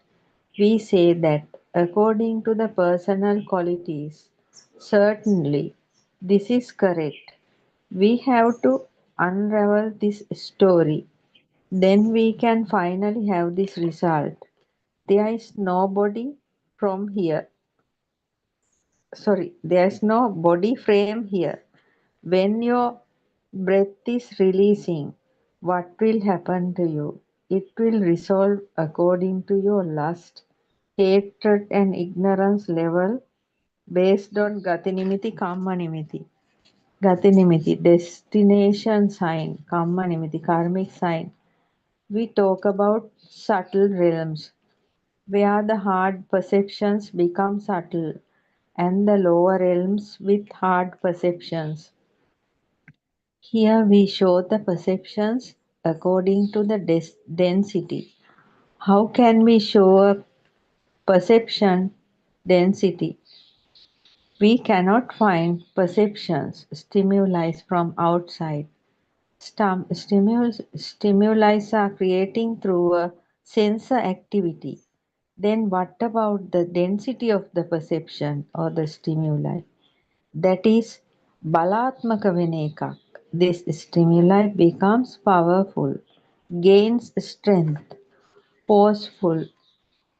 Example, light creates on eye sensor, sound creates on ear sensor, feel creates on body sensor, then eye, ear, tongue, nose, body. Forms for eye, sounds for ear, tastes for tongue, smells for nose, cold and hot sensation for body. These are called perceptions, stimuli, and we cannot find them as material.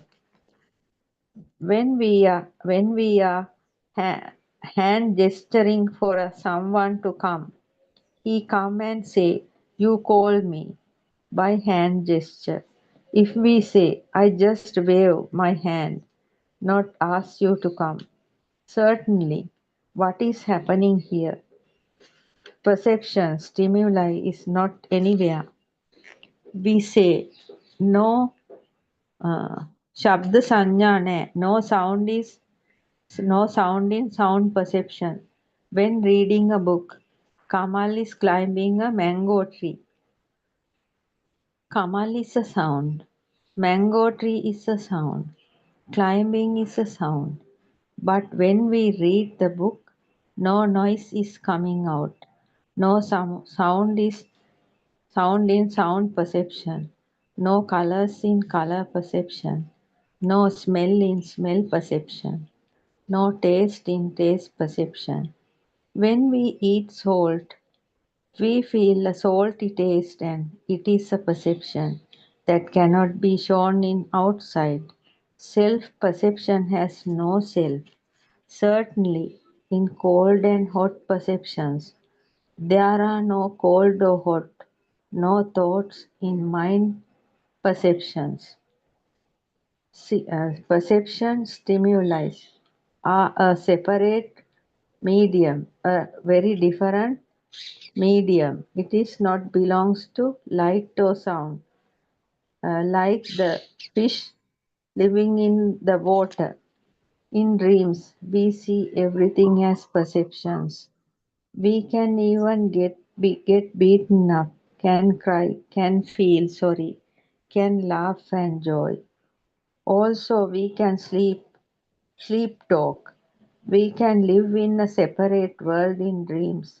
That means perceptions are not anywhere. In this story, hard perceptions is lower realms, subtle perceptions in higher realms.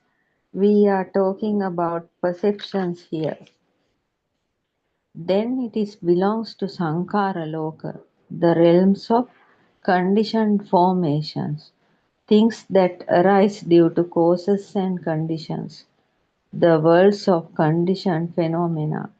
That means human realm, hungry ghost realm, asura realm, and hells are all la Sankara Loka, realms of conditioned formations.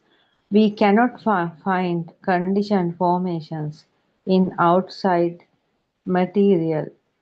We cannot talk about Sankara, conditioned formations without perceptions, stimuli.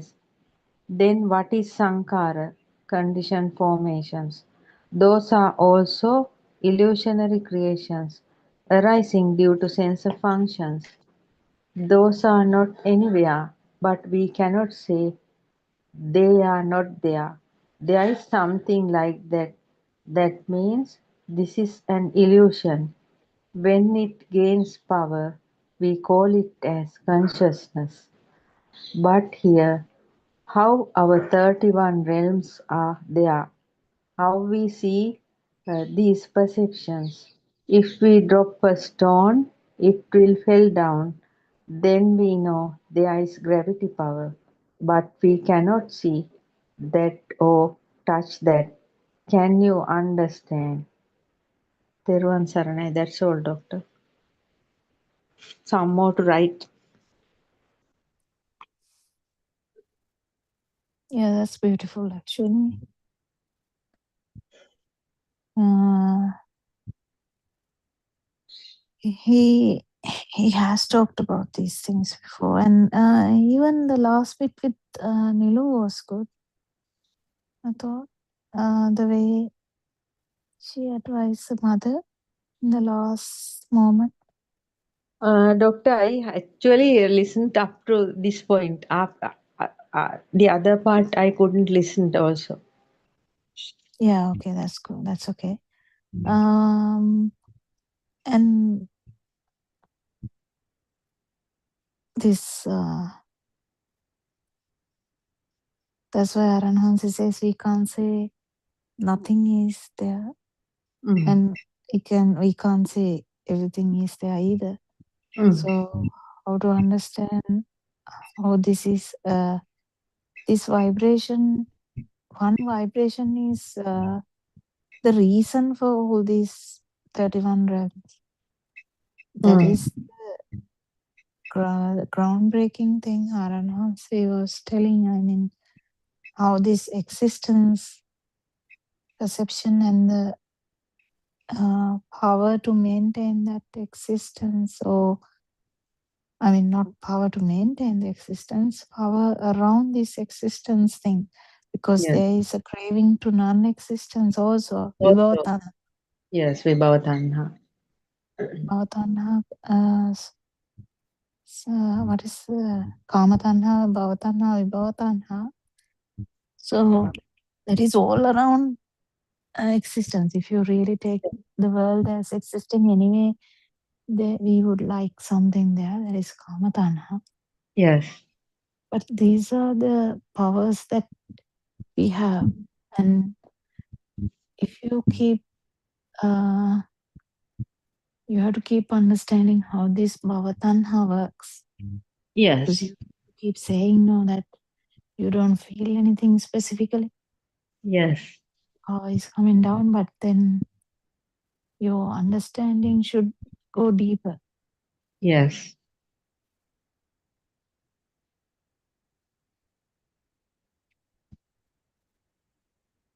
So that is the important thing. So that your understanding should not actually limit. Yes. So because otherwise we will be like, okay, what am I going to know now? Kind of thing. No, doctor, in this Dhamma, before joining here also, the deep, I know how there is no end. Deeper, deeper, deeper. We have to go whatever deeper we can, we have to go. Yeah, true. Otherwise, can't. That is the most satisfactory thing also. When going deeper and deeper, the satisfaction, some kind of relief is also some kind of, I can't say what it is. It is, can feel that something, there is some kind of feeling is there.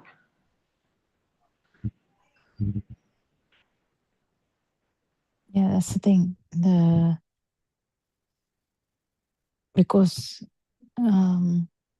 otherwise what happens is, if you keep thinking about Dhamma too much, Dhamma mind actually can cover the ability to touch this tanha. You know, doctor, this truth has some kind of this thing, this truth actually can't remember the truth. No, that is what, no, I'm time in the past days. Dr. Sakuntala is asking whether can you remember what you heard. Actually, it's very difficult to all the time can't remember things, no, because that is the nature of this truth, doctor. Truth cannot be memorized. It is something by nature, it's like that. Truth is like that. Words of truth is like that.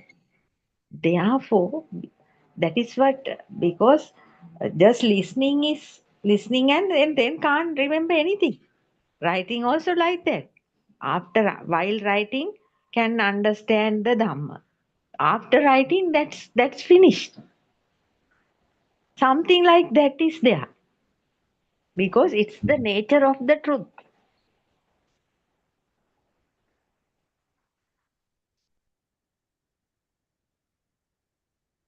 So that problem will not there because actually we have to that the sota some listening ability. Sota Vijnana. no sota vijnana. It's a jnana, doctor. Some kind of one first jnana of out of that 73 jnanas. Can't really understand. There's a way of listening to them. Mm. My previous master, that priest, told Mm. us there is he has given some things because he also came in this path for a certain point and then with the self he was something has happened to him. He said this සත්‍ය මතක තියාගන්න බෑ and සත්‍ය අහන විදිහක් තියෙනවා. You all should know that. මනසින් මොලෙන් අහන්න එපා හදවතින් අහන්න. So we are used to it. Because can't remember after hearing, can't remember anything. That is the main reason for writing this also. Just going, just drinking water like it's going and after that can't remember anything. When discussing things are coming out. Otherwise, when day-to-day life, according to the life experience, that some Dhamma points are coming. Yes, yes. That Yeah, is but the thing is, we have to feel Dhamma like, if you can remember how Aranwanse was talking about looking at something and something like with with Swarnamali. yes. Like that, those things to happen, that mind power should be very low. Yes. Even Dhamma can't be there at that Yes. moment. Yes. The main problem is we have developed the mind much now. When the mind sensor is activating, at once must understand, this is mind sensor. That is the only thing we can do to lower the mind power, no, doctor? Yeah. Other than that, we can't do anything, no? Yeah. Yeah. Mm. That I am doing because this is like This dream is also in the not only thinking. yes. This, the today morning I did this, did that. After that I did this. I went to shop, so but came back and cooked and all that. Yes. That's also in the dream. Yes, everything is in the dream. It's completely a dream. It's actually Which is created yes, nicely. yes. Actually, doctor, it's like more like a film. We are in a cinema hall, sitting on a chair and looking at a film. But we are also taken a part of it. Like Mm. no, it's actually a film.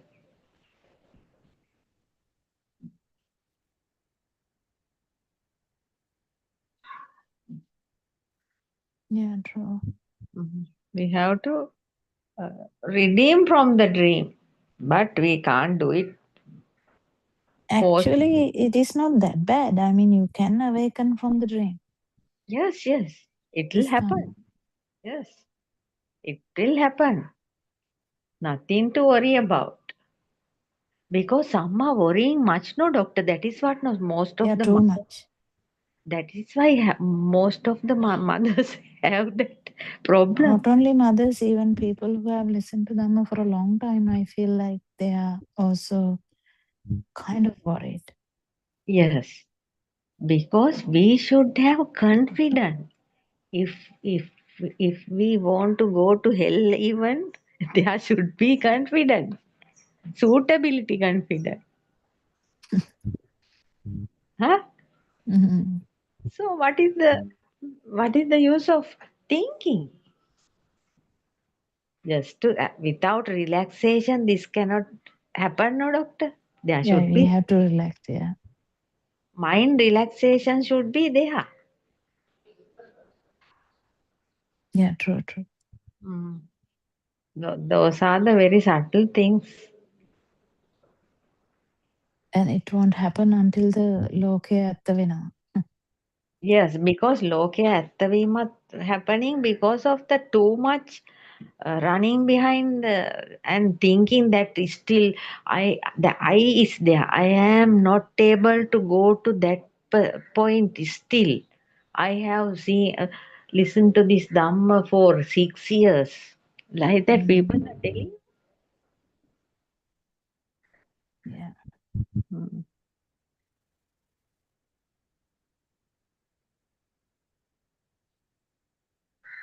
yeah. Actually, it is a thing that we should be careful about. Yes. We are too much thinking, even Dhamma point of view, or but coming to the moment is the difficult thing Yes, for everyone. it is also will happen, doctor. You know, Mm.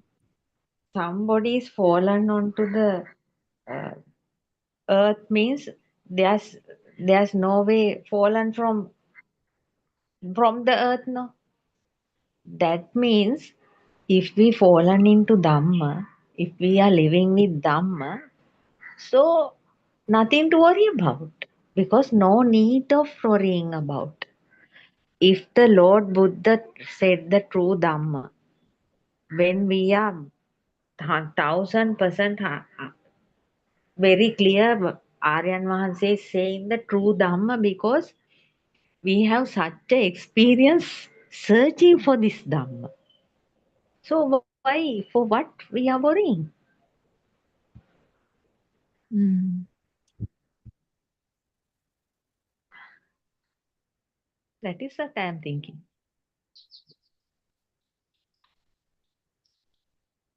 At one time, I can remember before marrying, before get married also, I had a book. All the time, I have a Dhamma book with me on my bed. Abhidharmartha Pradipika, right? Written by somebody, Ananda Maitreya Theru. Every day before sleep, trying to read one page. Can't understand anything, doctor. Fed up. Then closing the book and sleeping like that. How much tried, doctor? No point talking. What Pradipika? I don't know. Mm. I go in the office, there is a book in the in the handbag. When there's Yeah. less work in office, searching for the Thailand arhants. Some say no that Makayo, some Mm. Kayo, Henia, all about them. So many priests. I have read so many things.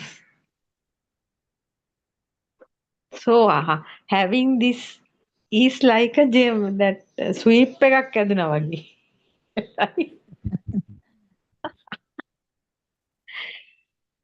Yeah, true. But yeah, you have got the no self angle now. At least then that is the beginning of this. That I works, uh, ear works, and body works, and mind works. Mind works, yes. Ditta Sutta Mutta Vinyata. Understanding all these aspects that even the consciousness can be there, but there is no self. Yes. And these are the main pillars of Dhamma, how this happens thing. Yes. Idapachita. Because And there is no self here. What only happened is that. Yes.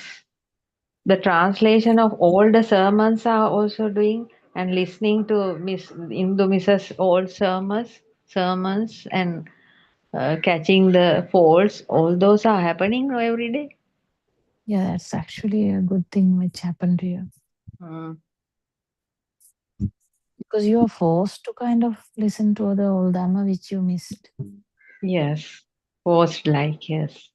And now I also try to listen to old one whenever I can, because it's actually kind of a boost which, because Yes, I know definitely I doctor. have listened to them before.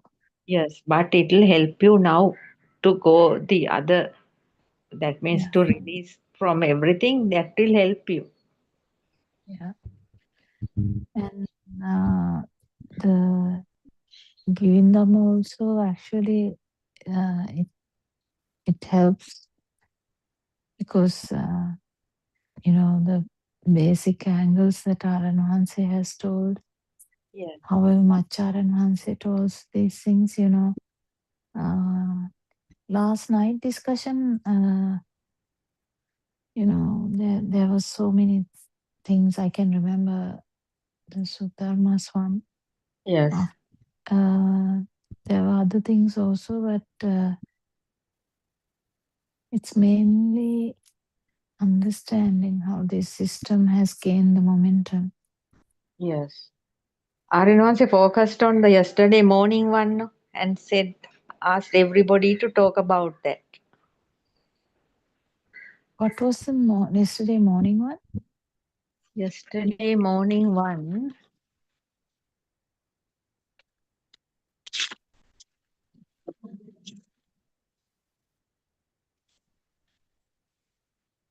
Do you actually maintain this book? Because don't throw it away No, once no, you have. not throwing away. Yesterday is 11th, no? 11. I will have taken it to in some other book. So are you writing in different books? That's not good. You know why? Otherwise can't, no? Because overlapping otherwise. We'll see fire. There may be another one. Otherwise overlapping, like Mm. I have the 11th one. I have read it now, doctor, yesterday. Can I you can't read? remember. I was trying to say Very small part, that is. I was just trying to get the main topic because it goes from the system. Because today morning one I can remember now. No, I But can't find there. Where? you didn't actually write it. No, I have taken it and a very a small part. I read it at the end, like doctor. No, I What can't was find. he focusing about? It is not coming You now. two are the same. We two are the same. Now I can't remember. We'll see. We'll see whether can find 9th is here. 12th morning, yes, it's here. Ah, no, it's 12th. 11th, 10th. 10th is here. Very small part. 10th Andolnatmaka is here.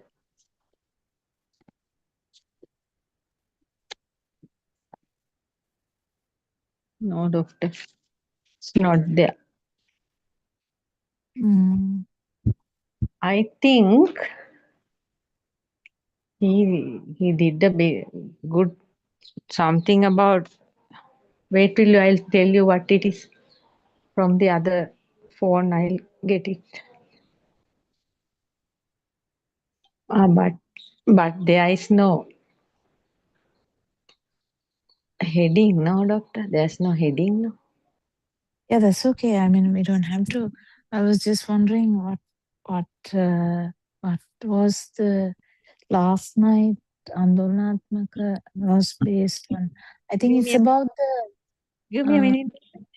because no, I remember now. It was about Sudharma's and Asanti's talk, Ah, and then Aranahanse joined and said, "It's very good that you two are talking." right, right. Remember? I think it Ah, went that way. And yes, asked Asanti to also come to the night songs and asked yes, yes. Sudharma also to To join. join. Yes, ask Sudharma also to come and join the 7 p.m. one because Asanti, especially Asanti, Miss Asanti to come and join because there is no much. That means good discussions should be there. Yeah, and the discussion was about actual some Dharma points. I don't think he did a massive speech. No, no, I very think, small part. I have taken down it yesterday and I have read it. yeah, it was very small part because he actually commented about the discussion that went on. Yes, yes.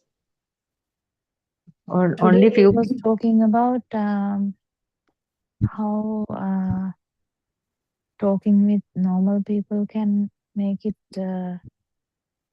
more difficult for Aranahanse. Uh, And because normal people, the mundane people will actually Misunderstand. Yes, misunderstand, at the same time get problems, but which Aranahanse never understood as a problem. And yes, then he has to act as that it's the problem and then try to solve it even though that wasn't there before. So Dharma is actually joined now, just now. they, Theruvan Saranai, Doctor. Theruvan they Saranai. I were. was late. Yeah, That's got okay. busy, We were trying to unexpected. remember what happened last night. Last night, Last night to um, yesterday morning. yeah, early morning, there was a beautiful discussion, Doctor. It's Yes. about, vibrations, how they come together and how we feel good with some people, and then how this aversion or attachment arises. It's completely a matter of frequencies of vibrations. And then last night I was asked to join, and we discussed. You talked about the love, seeking love. Yeah. I asked a question from Aryan Valsi about love, and yeah, that's right. He said it is also taints. Mm. Because of taints, it happens. Actually, doctor, there is such a crave for love, no people, more than any other material thing. Uh, from early childhood or infancy, I mean, after one becomes three, maybe two or three, entire throughout the life, they look for love. And when we generally talk to people in the mundane world, even people in, old age, like 70, 60, would openly say that I've looked for love all my life and I'm still without that. And they kind of, some people Yeah, still that's look for. obviously that power. Mhm. දෙයක් නැති ආදරය can be only talked after the self view is shattered. Yeah. They don't talk about that love, which is not a thing. They talk about this uh, power, power definitely. It's a Yes. glue-like thing that Mhm. That is because there's no ability for a vibration to just be there. It is the nature that it will be attracted to either the nature or the um, someone. yes. Doctor, today I kind of came across something like this. Now I think discussed with you also this about this generosity. So when somebody brings a list, normally uh, if people have written 5,000, 4,000, I would always write my name and write the highest amount. Uh, so, uh, whether it was a like thing comes with this manaya or is it a habit? I wanted to check in the sense to see, explore what it is. Because it occurred to me several days. I think I talked about this with Dr. Kokila also before. So today, the lady who is collecting funds for village the temple ceremony came, and the list was there starting from 5,000. No. For that, I wrote 5,000. Today, early morning, another group of children came, medical students of Karapitiya faculty, telling that they are doing a social service project. They brought this estimate or project plan, and so on the list with the names there were 5,000, 6,000, 3,000, so on and so forth. So some of them were known to me, very much known to me. They were telling teacher, I was once your student and so. So I just wrote 1,000 there. 1,000 there. And uh, the beauty's doctor, this is what I felt. Uh, when we do things with self or egoism, when we put like 1,000 on that list, which comes in the dream, of course, uh, that that repentance come then and there. Oh my God, I should have given more. I sometimes I really want to change, even if I write 2,000. Always this auto replay happens in the system. Same thing repeatedly coming. I should have given more. I should have. But today, doctor, I am asking is when it is a habit, when if generosity is a habit, whatever the amount we put on the paper will not come back. No repentance. Now, what happened was like it that repentance didn't come. The truth is that the lowest amount on the list is from Sudharma. It will go everywhere, probably in the neighborhood. And it's not a thing until now I am talking to you. There's no repentance or no such worry. So I'm asking whether it is a habit, this generosity, or it's, you would say definitely it's up to you to decide. But is there a difference, doctor, when things happen as a habit and things happen with the self? If it caught your attention, it's kind of a thing. If you wrote something and gave it and you have no idea about it, that's much better, I think. Hmm. So no repentance whatsoever. No, that is because that was your habit. Now you feel it Mm. differently. But there are Yeah. people different to you, right? A Mm. lot of men Mm. who they will leave and say, I don't have money. Yeah. Yes, there are people who would say, I don't have money, go Mm. away. Mm. And will not have any repentance or anything, Any right? repentance either. Yes. So you Mm. can't really go by this, whatever you thinking. Mm. Thinking never has any value, isn't it, doctor? No, That's it doesn't have yeah. a value. Mm. Uh, because it caught your attention, it is still a little bit of a thing. Mm. Uh, and actually, what you write there or what you do is a habit, yes. Mm. Mm. But still, it has some value to you. Mm. That Otherwise, one restlessness. day, Yeah. one day you would give write whatever, the number won't matter to you. No, But you no. you might even give 10,000. It doesn't matter to you. I actually did it as a like experiment, doctor, to see Yeah, that means how yeah the one who is doing the experiment is is there. So there. that's what I'm saying. This has caught your attention. Yeah, yeah, true. So then it becomes a plan. Now Plan. people have a plan of Dhamma also. No? Yes. Same thing. True. Plan is usually coordinated. Mine is very, very Tricky, cunning, tricky. Yeah, Yeah. yeah. I was trying to say it to Champa also in different ways. Mind is very tricky. So mind can do tricks and mind can say, I should write this and say, see what I do. Then mind will actually act as nonchalant, like as nothing happened.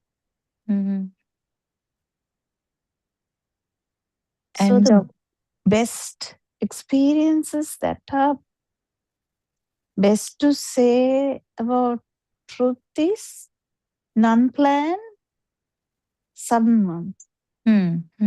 True. Out of order, out of your control, everything out of plan. Yeah, those are the best moments, even for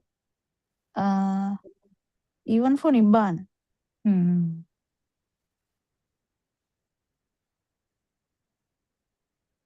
Even for non-vibration experience, whatever. Because fire must be there for you to feel the non-fire, right? The self must be there for you to feel the non-self. Non-self. Yes, doctor. So the more you become like water, less planning it would go. So the less experiments, it will be like water, like beautiful. And doctor, when we discuss Dhamma, sometimes now presenters, of course, they like deliver Dhamma to uh, these people who join Zoom discussions, like a strict teacher trying to teach this and that. That kind of what is this so that. Now yesterday I had such an experience. It was very beautiful, I thought. They were like questioning, like in the court, how why so you tell how this happened, that happened. So it was very beautiful. And actually, doctor, we should face such situations to see the beauty of Dhamma through ourselves. Always when things happen, doctor, earlier what we did was, oh, that one was bit rude, and she like saved. We there is another film, no, another episode that comes, but now always it is towards this system, isn't it, doctor? We see the system, like and we can fit into any situation. That also comes with the Dhamma, isn't it, doctor? Now when Sarayuttero says like the do rag, like so humble, like down to earth, like a rag, now at least we can feel what that feeling is like. To I mean, little we can feel. It's not hard to be down to earth and humble and say I don't know, and it's okay, isn't it, doctor? That we come to that gradually. There was a time, if you remember, uh, we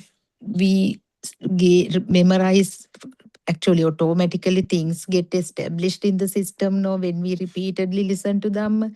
So we bring those facts, and when you talk with the feel, I always put the Dhamma fact and what is this, that kind of I mean behavior was there, no, doctor, sometimes. So it's very very difficult, and actually it becomes this these changes become self-evident to anyone in the path.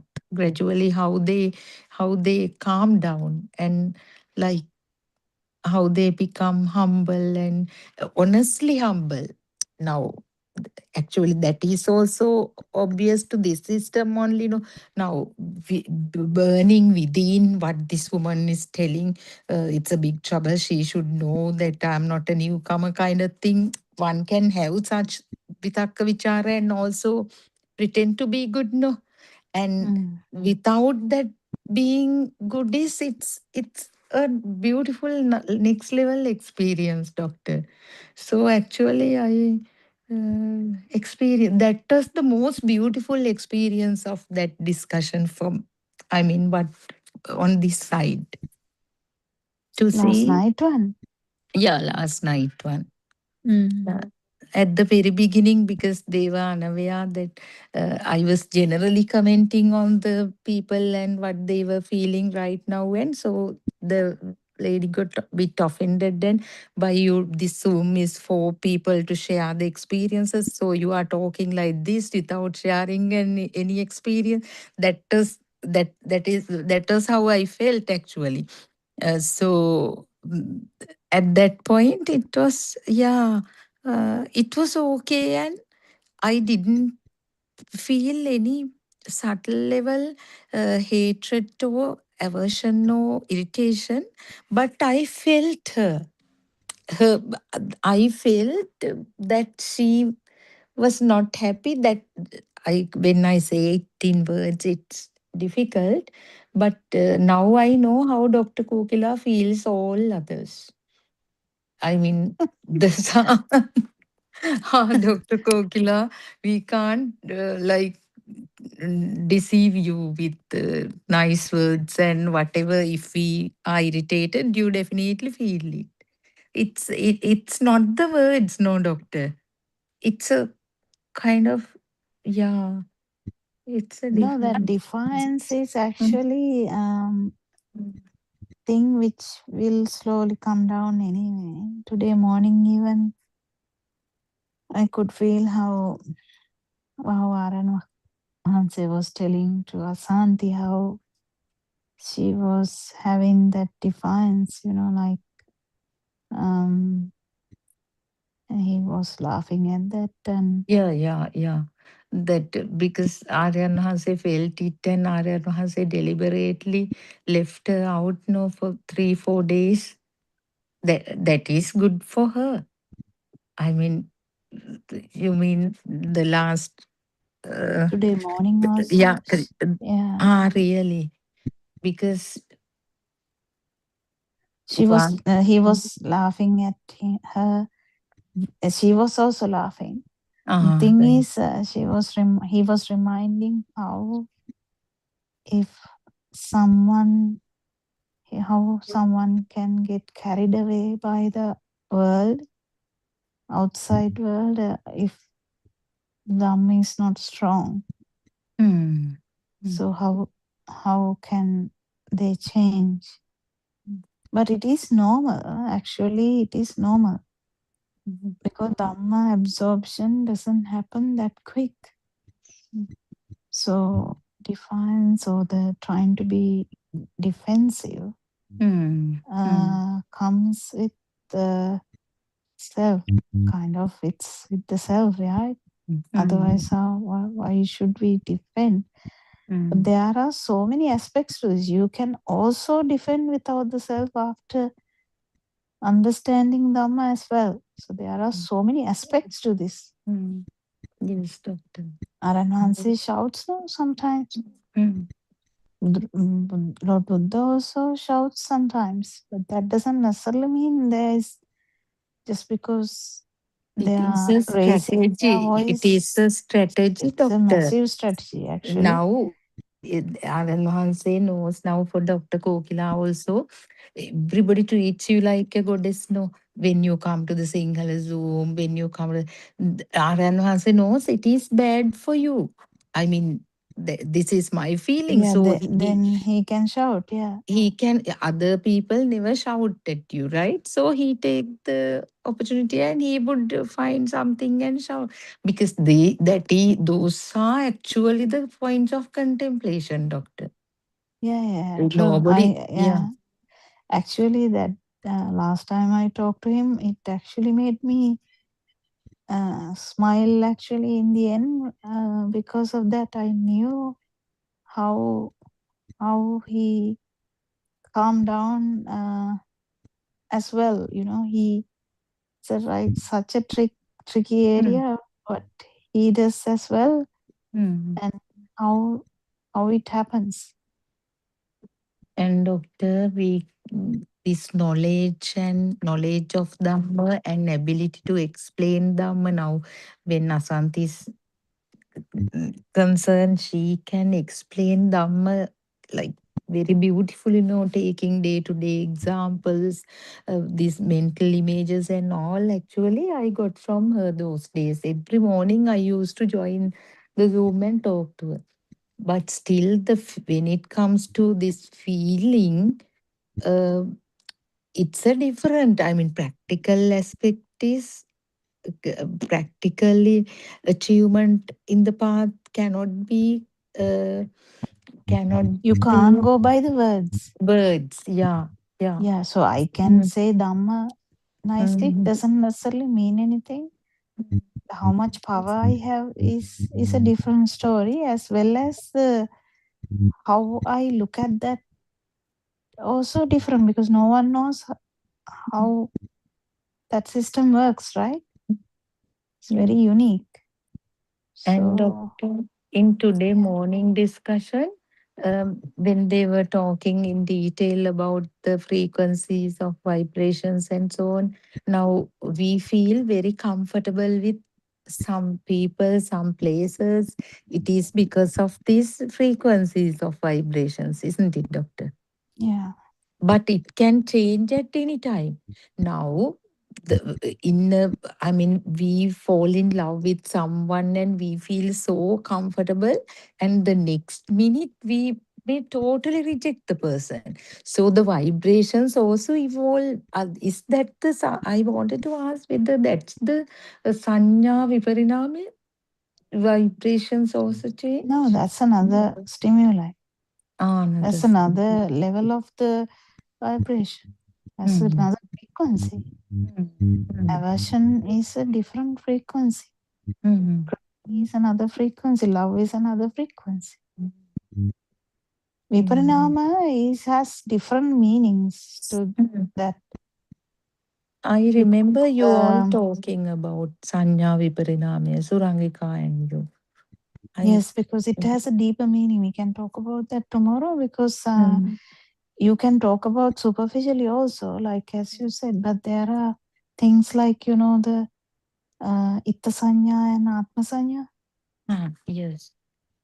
That there are things like that also in Sanya Viparinama. Doctor, we I run can't. out of time. Yeah, Yeah, yeah, that's what we will talk tomorrow. තෙරුවන් සරණයි doctor තෙරුවන් සරණයි. Very much. Thank you, Aranahansa, for your noble guidance. Thank you, friends. Thank you, Doctor. Thank you, Champa and Tiruvan Saranayaryan.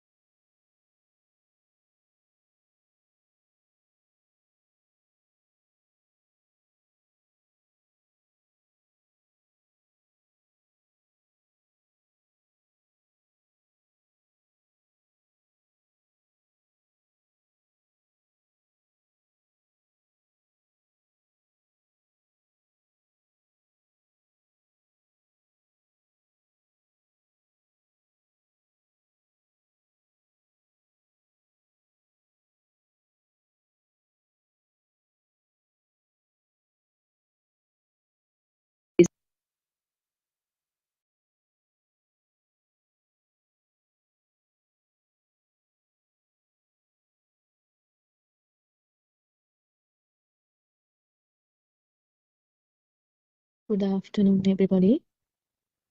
Terasana Aranmahansa, Terasana, everybody. Let's continue with the book reading. The Trutham Has Awakened, Volume 1, page number 47, second paragraph. Aran Mahanse, good. Now doesn't the thought arise and then disappear immediately? A thought arises and ceases at every moment, doesn't it? Mehenin Mahanse, yes, Honourable Sir. Arden Mahanse, then is there a thought that exists at all? Mehenin Mahanse, no, Honourable Sir. Arden Mahanse, now you said that it is the thought that dies, isn't it? Then isn't the body like a tree trunk? Mehenin Mahanse, yes, Honourable Sir. Arden Mahanse, then you realize that the body is used by the thought, isn't it? You can also say that the thought uses the body. Mehenin Mahanse, yes, Honourable Sir. Arden Mahanse, isn't it the thought that thinks that this is my body? Mehenin Mahanse, yes, Honourable Sir. Arden Mahanse, then isn't it only a thought that thinks that this body is me? We think that this body is me. Apart from a thought that thinks that this body is me, truly, is this body mine? Mehenin Mahase, no, this body is not me. Ardan Mahase, now let us see. We cut off a finger. Did I really cut off a finger of mine? After that, I cut off a leg of mine. After that, I cut off both my legs. Now, have I really cut off both legs that belong to me? After that, I cut off one of my arms. Have I cut off an arm that is mine? Next, I cut off both my arms. Have I really cut both arms that belong to me? I thought that this finger was mine, isn't it? Did I have fingers? Did I ever have legs? Did I own arms? Do I have a body? All this is what we think. It's a thought. That is why I ask you, is this body me? In that case, need we cry when a finger is cut off? Should we cry when a leg is chopped off? Should we cry if both legs are chopped off? If somebody chops off both our arms, should we cry? Why shouldn't we cry? Because I don't exist in any of those limbs or fingers. None of them is mine. Mehenin Mahanse, yes, Honourable Sir. Aryan Mahanse, where am I? If we believe that I exist, I will exist. If you think that this body is me, that is you. All these are thoughts. These are only sparks from the sense consciousness, nothing else. The book, the table, the bed, my body, these are all thoughts. It is our mind consciousness that interprets the sparks as a thing. The mind consciousness interprets the spark that comes from the sound stimulus and the image stimulus and interprets it as a table, a book, a bed, etc. The mind consciousness is also known as Manovinyana. It is considered as a memory, but the truth is a memory does not exist either. If we accept the things we experience as true, then the illusion of the self-identity is also created along with that thing. Therwan Sanai, everybody.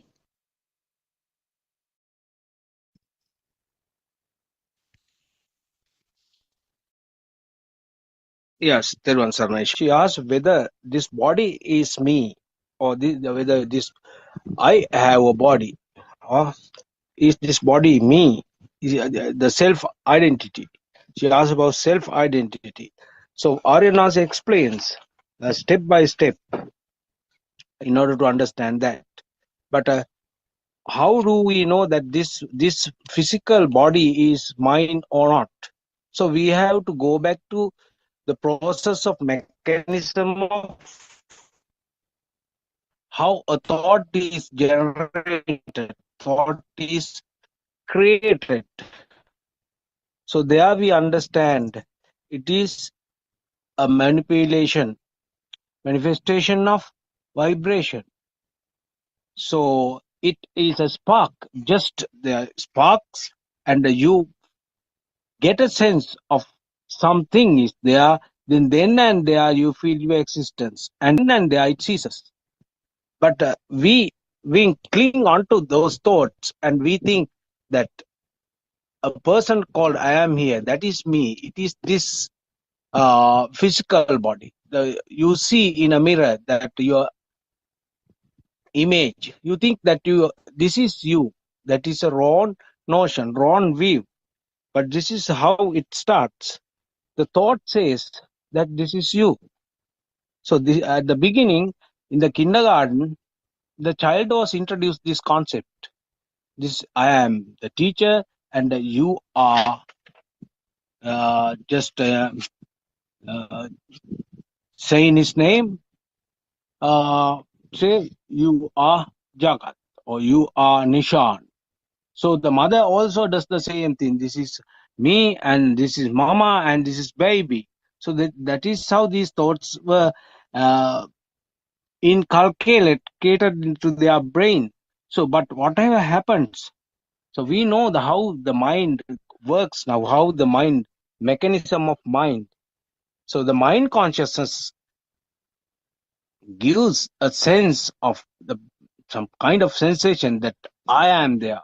So there you feel this is me. So you cling on to your physical body and you think you are there. It is the mind says, it is your mind consciousness says that this is my body. You that is a wrong notion. So this is how the discussion goes on. The Aryanas asks if one part of our body is amputated or cut off, then where are you? Where is that? Where is that part? Then if your both legs are amputated or both legs are cut, so that is how it goes on. So still I am there. You feel I am there. When you touch, you feel only the solidity.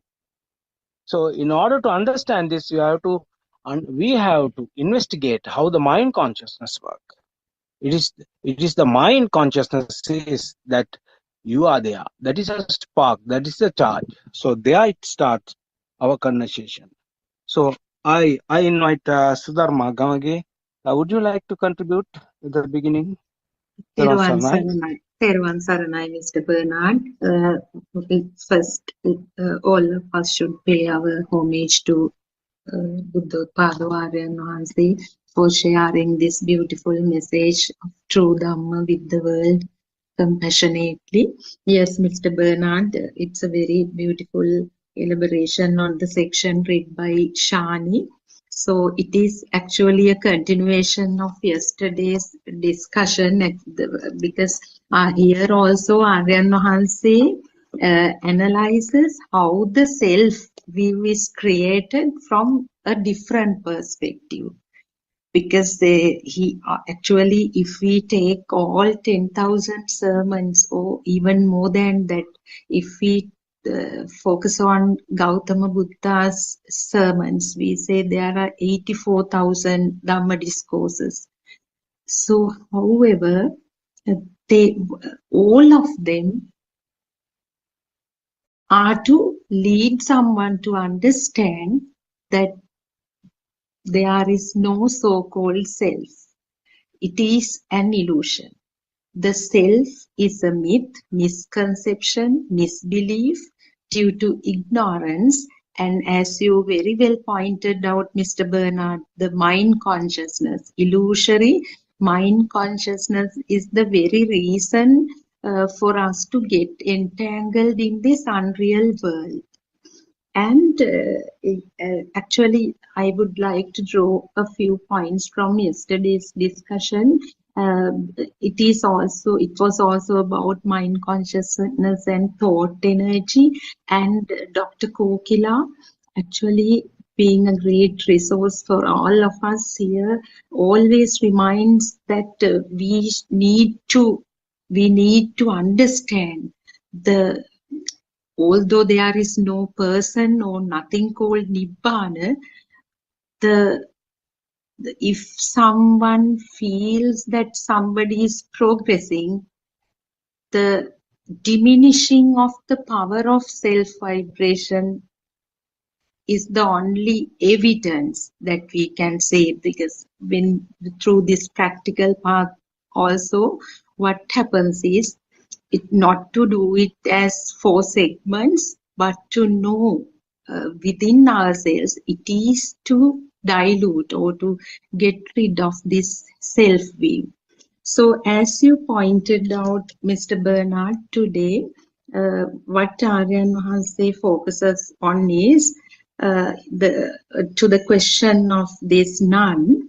He says, okay, so let's try to analyze how this body has become our body or my body.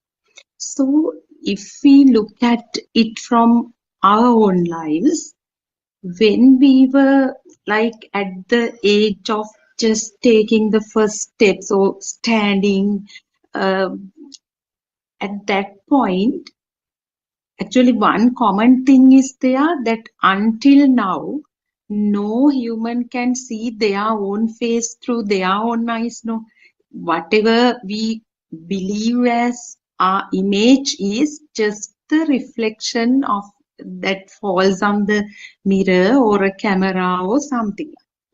So at that age, our immediate family members, somebody gives us the name and then call us by that name, and also take us in front of the mirror and introduce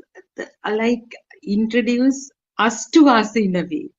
That's because in this analysis, what Aryan Hanse basically focuses on is to analyze the self view in relation to the body. This body made up of so-called PO8 elements or whatever, this Shuddhastaka or 4 great elements. So until somebody introduces our image, the shape to that child at that early childhood, we never knew that it is us or me or whatever. So from there onwards, gradually, our sensory bases perceive stuff. It is nature. It is nature. Whatever the vibrations, due to the phenomenon of this resonance, these sensory organs perceive stuff. So that is all fine. That is all fine. They happen. But the problem is, as we grow, as due to the certain environmental factors, also now the perception of self is getting stronger and stronger, and all these perceptions become our experiences. We add that possessive adjective, my. So when the figure of the image of this mother appears, that the person becomes my mother, and with that my vibration, self vibration gets stronger, and we attribute value to that, and that is how the defilements also begin to arise and grow gradually. So, but then again, what we perceive through ear also, they become sometimes the voice that we hear, the sounds made by us ourselves at that age becomes my voice. We always said my. So this is another way of like what is Aryan Hanse explaining in this extract is how we get attached to this body, actually body. How does it become my hand, my leg, my feet, so on and so forth. So here, so these actually we didn't have any body parts. I mean, we had certain things, but we didn't label them until somebody, now maybe we felt when we fall down, or at that age when we fell down, somebody came, oh Baba, your leg is hurt, your hand, your finger is cut. So, oh, you have like bumped your head, things like that. So you are, then it is nothing but my again. So this way, gradually, the self-perception gets stronger, actually forgetting about this inner tense or inner vibration. Now, what this is actually manifest level, the body, how the body becomes my body, I'm trying to elaborate on. And then what happens is, when there is something that happens to any of the body parts, this perceptions get even more powerful when we go to school. Actually, I have the personal experience labeling the body parts both in Sinhala and English. So they are in the picture, we see the body parts that label. So now that my finger, my hand, my hair all get strong. And so when Aryan Mahanse questions here from the Mehenin Mahanse, who thinks the body is me? That is his question. Who thinks the body is me? Actually, what he highlights is it's just a perception. It's just a perception, but ignorantly, we have gradually, I mean, over 10-15 years or whatever your age, we have grown up with that wrong understanding or the misconception that there is a person within. So when Aryan Mahanse explains how the thought is created, how this, due to this mechanism of 6 sensory organs, this mind power finally gets, runs through the nervous system and gets which has some impact on this inner vibration. So until this truth, was revealed to us, we never knew. Despite this Dhamma, despite he's sharing this beautiful message compassionately with us, we still live happily, kind of happily, in the sense, actually it's all suffering. Now, since we know the truth, we know that it's suffering. Otherwise, we didn't have time to understand that we are experiencing suffering when every moment the world becomes real to us.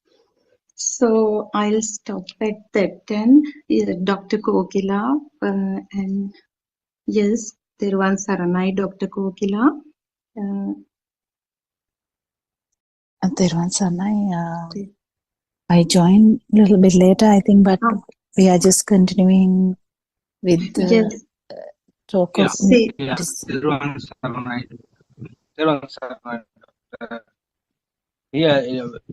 this is the wrong conception, wrong notion? Meaning on and Aryan on discusses about. Is this physical body me? is the me is there, is the thought, me and the physical body. Is there any relationship? That is the main point here. All right, okay. Yeah, the physical body is something, if we actually focuses on that only, the actual because if we like imagine, we think about like one thought like tree or pineapple, same thing with the body. If we just think about leg, it becomes another thought. But when it becomes my leg, it becomes like a different thought, which has more value than just leg, because someone else's leg, my neighbor's leg, won't be my leg.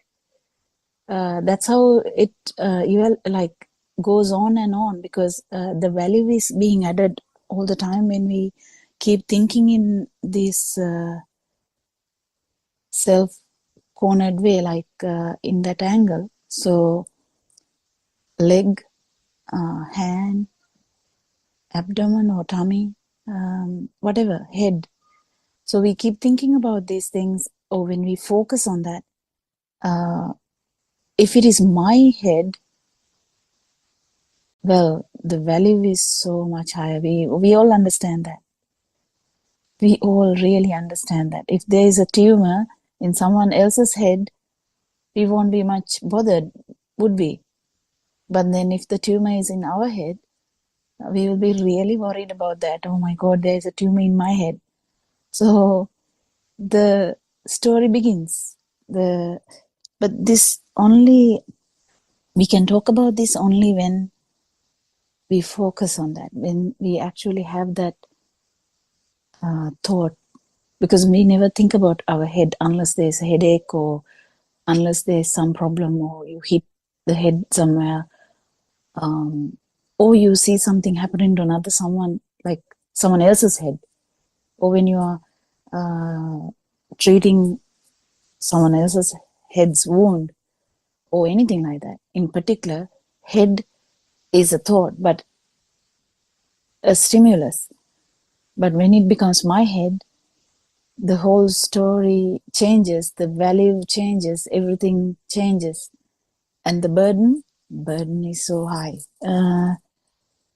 Yeah, it is, that is actually the way that it becomes intensified. The burning will get intensified with the thought of me.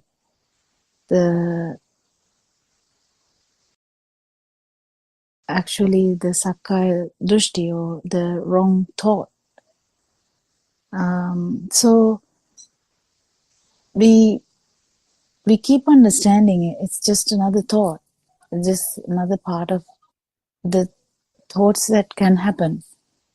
Because when you see the mirror, we can say this is me in the mirror, or this is my body in the mirror. That is another thought only.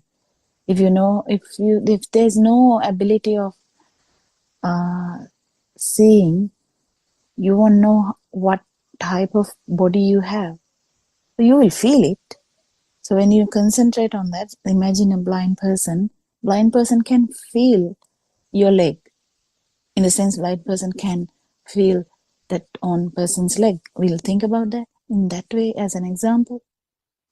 That person thinks, this is my leg. That's okay, even though he hasn't seen it. So even one faculty is enough for this to keep continuing feeling like that. Even without a great mind, even the worm has kind of like a feel like that. But in humans, it is much more than that, because we have the ability to think clearly with help of all the five senses. So in that sense, even though you can't see, if you're blind also, even if you can't see that whatever the thing, if you touch it and see this is my leg, then again it becomes, yeah, of course your leg, because it becomes your own way of thinking. But if you touch, where is my leg in touch. There's no my leg in touch. So you easily understand there can never be my leg in touch. But here it is. We have a pain when we think about a headache. But when we feel it as my headache or headache in my head or something like that, story is different.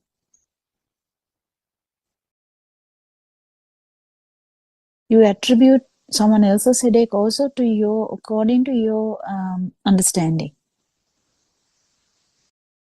Whatever the understanding you have, whatever the thoughts you have, that's all you can understand. If you tell like a 2-year-old child, my head hurts, they will be like looking at you and say, what does that mean? What does that mean? But they will later, when that child is about 5-year-old, if you say, my head hurts, they might actually give you some, like try to pat your head. Oh, mother, is your head hurting? Because they have an understanding now what head hurts mean. So we have like a thought already process about head and ache because we have made them together. So, and when the 5-year-old is trying to understand mother's headache, they will have an idea and they will just pat the mother's head. Oh, mother, do you want me to do something? What can I do for you? Something like that. And this will go on and on. So the main understanding here is that these are also thoughts, isn't it? Is there anyone else who can participate today? I think Surangika is also here.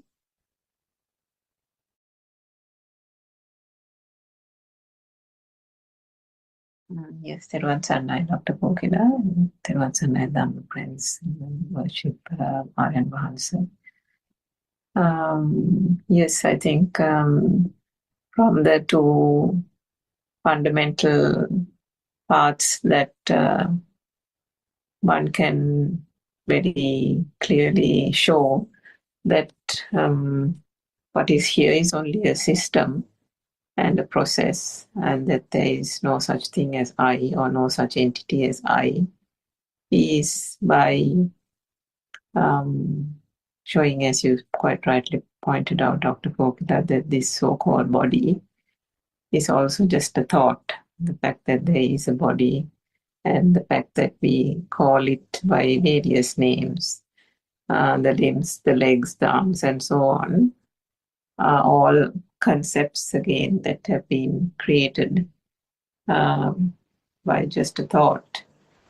And the other aspect that through the Dhamma we enunciate is the fact that what Aryan Vahansa often says is that if this body is so-called body is yours, then surely you should be able to control it. And can you control your own body? You can't. And if we think about it, there's so many aspects in the body, human body. If we just take the human body, there is the respiratory system, the blood circulation system, the digestive system, reproductive system, and things like that. So if you just take the blood circulation and the fact that we are breathing in and breathing out all the time, none of this is done with volition. It's an involuntary, automatic kind of system. As long as there is inhalation and exhalation, the other bodily functions, the digestive the system and the blood circulation and all that, the nervous system, all that occurs. And yet, in our ignorance, mankind, what they do is they, for some reason, the internal workings, the circulation of the blood and the inhalation, exhalation, they leave that and they kind of accept that to be, yeah, they are just bodily functions. And they seem to accept that that can happen without anybody intervening in it. But then the external stuff, they want to attribute the I to it, as I think Sudharma mentioned earlier. There is always, it's like, my hands or my tummy or something, or my body is not fit enough or something, or I have this ailment, it's I have a headache, or as you said, it's the tumor, if it is the tumor that is growing in the brain, and then you'll say it's oh my God, I've got a tumor, and this and that, and get really worried about it. So this whole attribution of this, and I think one of the real deceiving points is this body consciousness that people don't understand, because they see this physical body and they think that, oh, how can you say that I can see this body? I have had this body from the day I was born, and it has grown in size and so on, and grown in stature, and I go to the gym, I keep myself fit and so on. So there's this entire volitional formation that has been created right from childhood days about it, right from the start. As Sudharma said, from the day the mother or the father took the child in front of the mirror and said, here you are, this is you. You are fair, you have dark hair, and you have brown eyes, and so on. There is this whole identifying with that so-called image.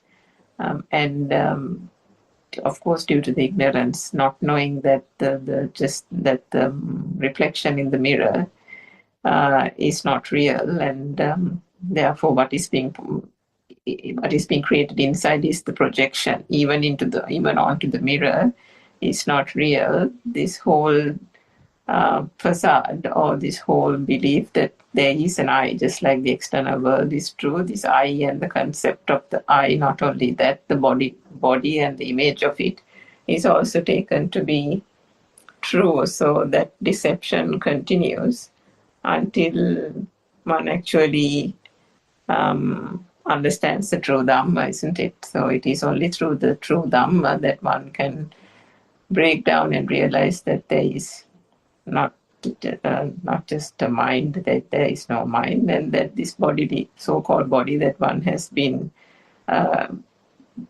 believing to be oneself, is also a non-entity, and that itself is a concept of the whole mind creation, which accentuates the whole self-perception. It doesn't diminish it, it only accentuates the whole ego and the egoistic feeling by continuing to believe that there is a so-called body. And that's quite separate to the body consciousness. But unless one actually understands the process and how the basic consciousnesses form, will not understand and separate the body and the body consciousness. So it's, I think we are so lucky in that sense, people following the true Dhamma teachings of Aryan Mahanse, to be able to understand the system, understand the process, and not get deceived by this whole thing that the so-called society still continues to think that it's real, and then keep on going on in this believing in a fallacy and then deceiving themselves without seeing the truth. Yes, Dr. Kokila. Yeah, actually, it's very important thing that you brought out. So the body consciousness, or the tongue, nose, and the skin, they are the beginning of the disease. The problem, because even the small baby, that there's no mind to say that this is my leg or nothing. They just feel something. It's just a feel, just a feel. But even in that, there's a slight glueness in there because of the self vibration. But the problem is when it comes to the mind, when the mind is formed, when it becomes me, or when we understand that there is a person who feels something, you know, even when it is not taught. Just imagine the person is in the jungle, the person is not taught anything, not even a mirror. Still, even without a mirror, even without someone telling that this is your body, this is your head, this is whatever, nothing, still this body consciousness actually deceives you, because the body consciousness, that thing that even the worm has, the body consciousness is felt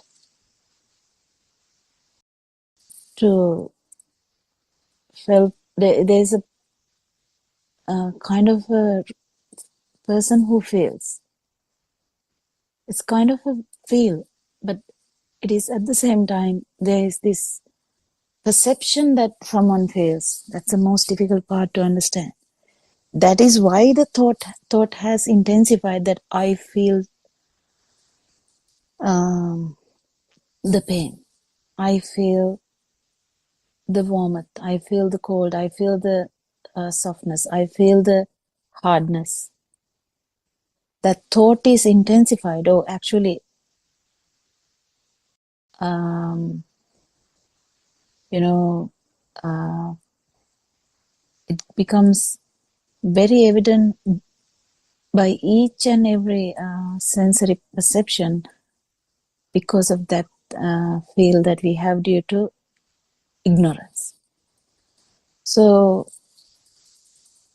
if you stand near a waterfall, the mist of the waterfall will fall on your skin. And even these words carry a burden, because I already have said waterfall mist will touch your skin, and that actually is a fallacy again. That's the problem. We can't really talk anything here. So what actually happens is there is this body consciousness. What happens there is the fluidity or the wholeness arises. That's all what happens. Fluidity or the wholeness arises. That is what we call as skin or whatever. Just a vibration has arisen. What is that? That can be fluidity or that can be cold.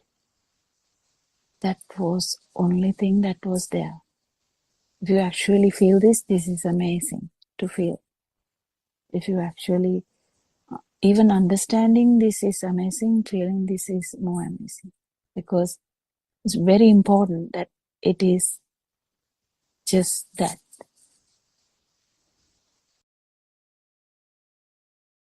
Just an isolated feel. That vibration is only a product of that skin, or skin, because the skin only has this ability of identifying the fluidity and the cold. But the story is the mist of the waterfall touching my body. That is a story. That story is in the mind. So mind is the film. Film has captions. Film has topics. But actual skin doesn't have that, any of that. But there is a feel which even worm has, which even, that 1 month old baby has, or even fetus has. So that is that vibration which is attributed to particular sensory organ. You will encounter the non-vibration, because each time the vibration is taken for granted, or vibration is taken as existing, self vibration comes, this comes means that, like Meatikal Himeve in Sinhala. I'm trying to say that in English, I don't know whether that is correct, but whatever that meaning is, this happens, this happens. So if something is felt as happening here, then definitely the self vibration would be there. But then the Dhamma friends who keep understanding this Dhamma, what happens is they clearly get this understanding or practice it beforehand, that it's only a vibration of skin. It's only a vibration of, there's nothing even vibration of skin, actually it's just a vibration. Just a vibration, because skin is something we have put there. But the field doesn't have any of these labels. Field has only the vibratory effect. And that, if that is attributed to the sensory organ, no problem. The self vibration has no place. Then what happens is you don't feel as existent, but the feel will be there. The cold feel will be there. But there's no one feeling it. Or the hardness of the flow would be there, but there would be no one feeling it. And it would be that even the hardness would be very subtle. That's where they talk about this experience. So it's beautiful and nice to feel. And then it confirms, because this confirmation should happen. Otherwise, this mind is not going to believe something which is said by someone or told by someone. You have to feel it. So when you feel it, you know, wow, this feeling, the existence feel is actually a construct. We need to feel that too. We know it now. We know that the feel of existence is a construct, but we have to feel that too, because when things are not taken for granted or not taken as real, feel of existence will be not there. Then that fraction of second confirms you, okay, this is what happens. So when the things are real, you feel the feel of existence, and when the things are not really real, there's no feel of existence. That's it.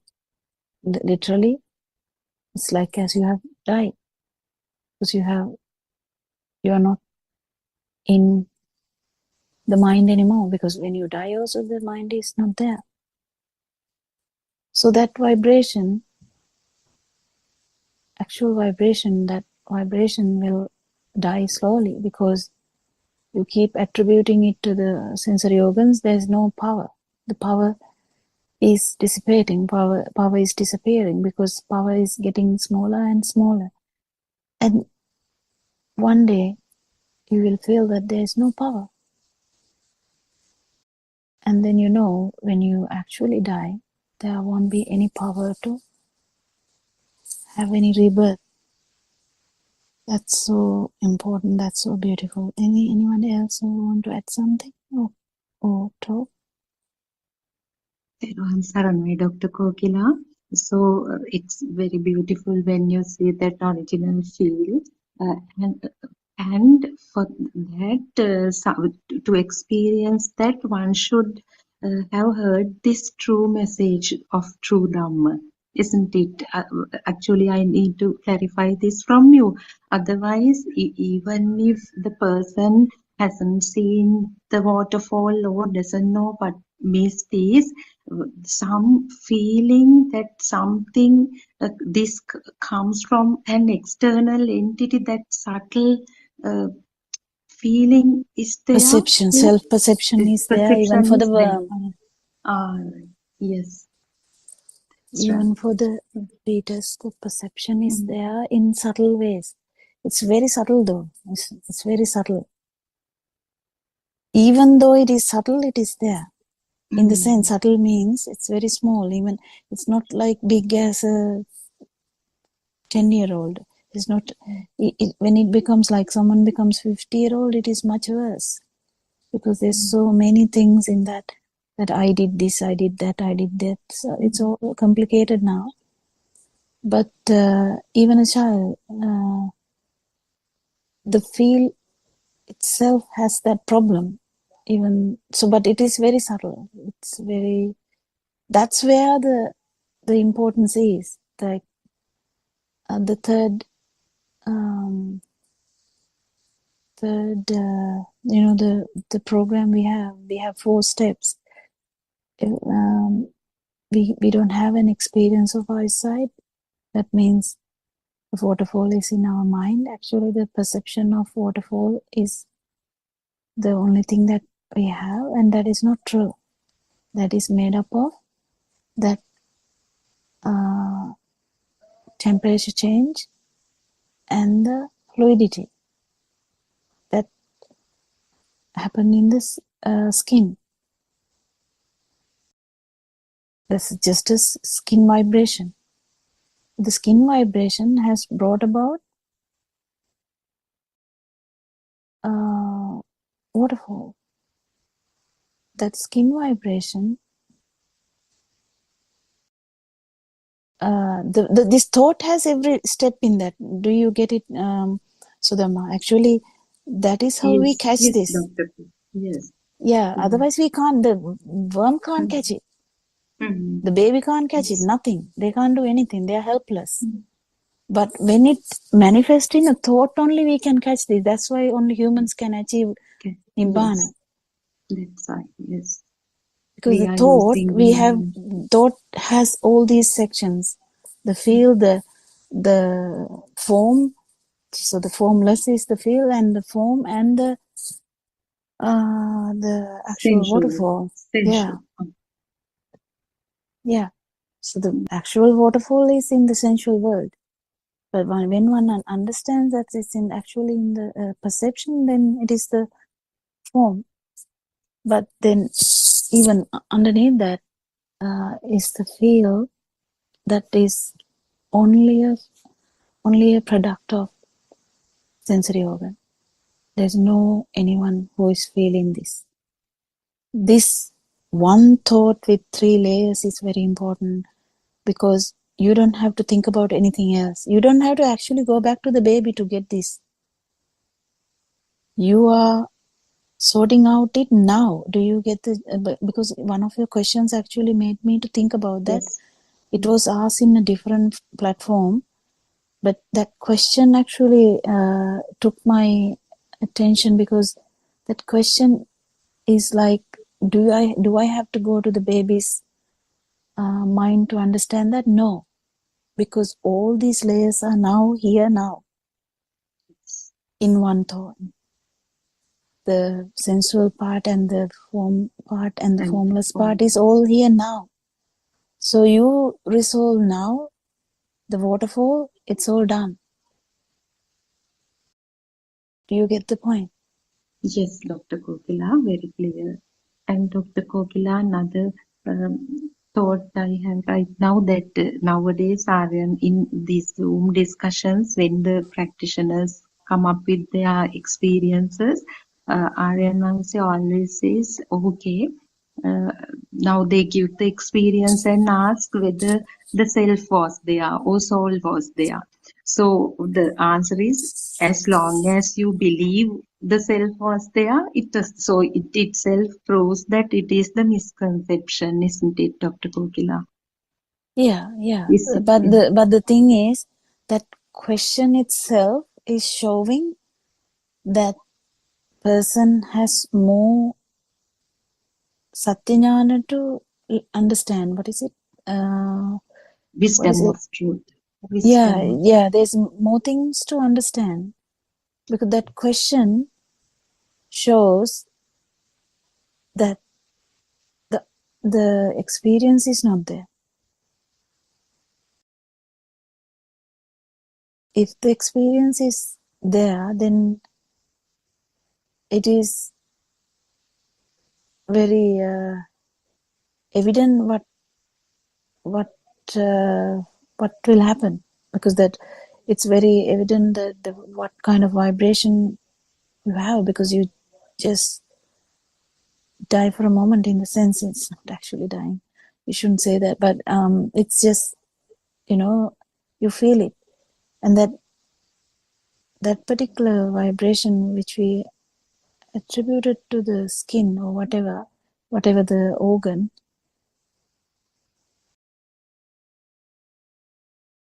after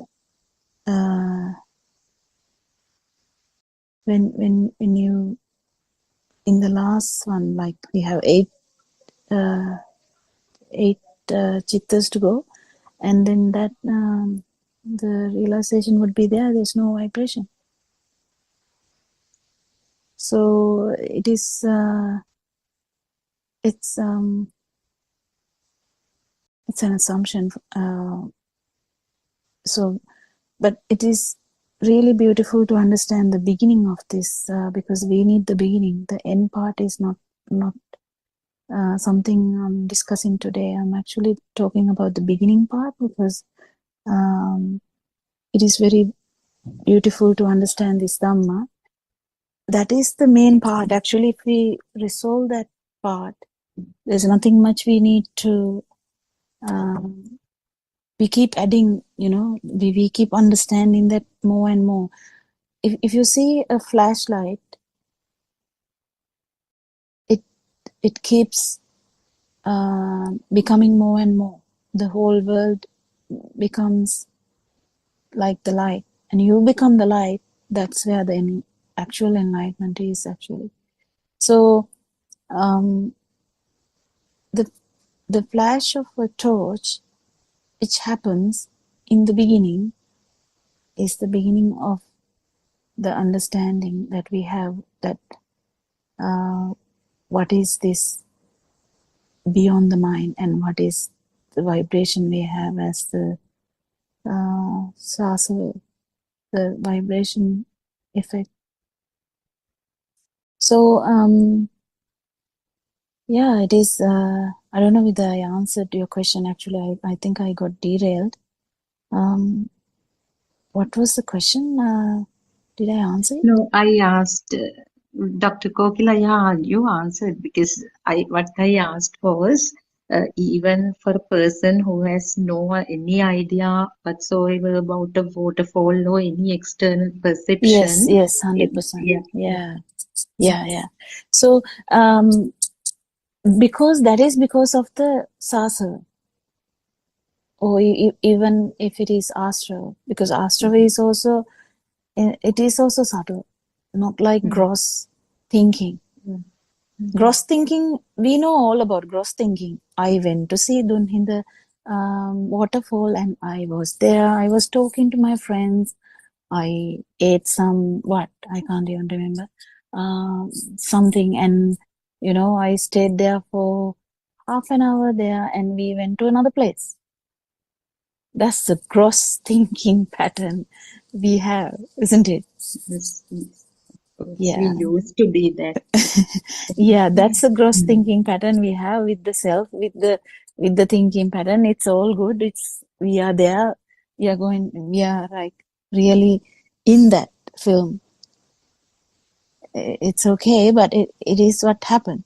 But now at least we hear something like saying, yes, that dream is there, but it is actually another dream. Like we dream at night, but this is also another kind of a dream where it is not true. But the only problem is that this Surangika has asked this in a Sinhala forum, where she was asking why we feel so alive when the skin perception is there, yeah, because that's how it is. That's why everyone, even the, you know, even a child would be deceived, because perception always, when the perception, vijnana, that is consciousness, that's what Aranahansi was trying to tell in one of the English ones. When the consciousness comes, consciousness, the skin consciousness itself has the problem, because the consciousness has the feel that it is that feel of existence. But that is where anidassana consciousness happen. I don't know what English word for that, but where the consciousness is there, but there's no person who is feeling it. It is really important to understand that, even as a theory part, because that's what happens. So the consciousness, skin consciousness is difficult to understand, but skin consciousness is very easy to feel, because if you are because actual skin consciousness doesn't need the mind consciousness to feel. So skin consciousness is direct, and that direct effect, due to ignorance, it's taken as it's there. The consciousness word itself says that. But when it becomes, when someone knows Dhamma and they feel it, you have to feel this, but that when you feel it, you know, it is actually, if the consciousness is, value is not given, value is transferred to the skin only, then there's no feeling person. It's a very specific feel, because you have to feel it, we can't explain it.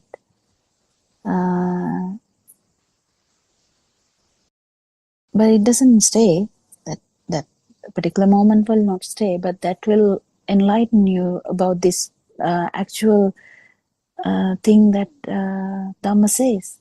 What Dhamma says is, there is no doer, there is no person who perceives. There's only perceptions, but they are not also true. Even the the skin consciousness. Skin consciousness, there is a perception. Even though there is no mental construct, there is a construct.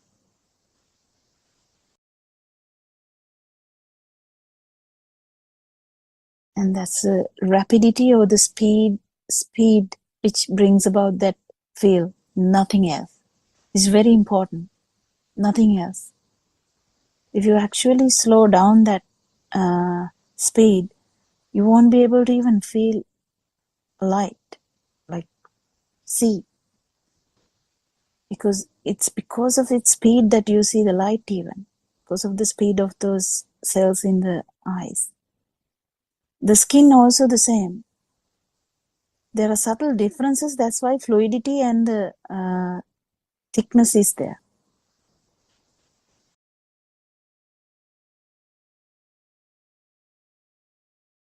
That's that construct is due to the speed. This is very important, very, very important. If the speed was not there, actually there is no problem of this self, but the speed is there already. So we just understand that. We just attribute that to the speed, and that's it. You know that it's not there. The perceiver will not be there. That's what the anidassana thing is. Anything to add?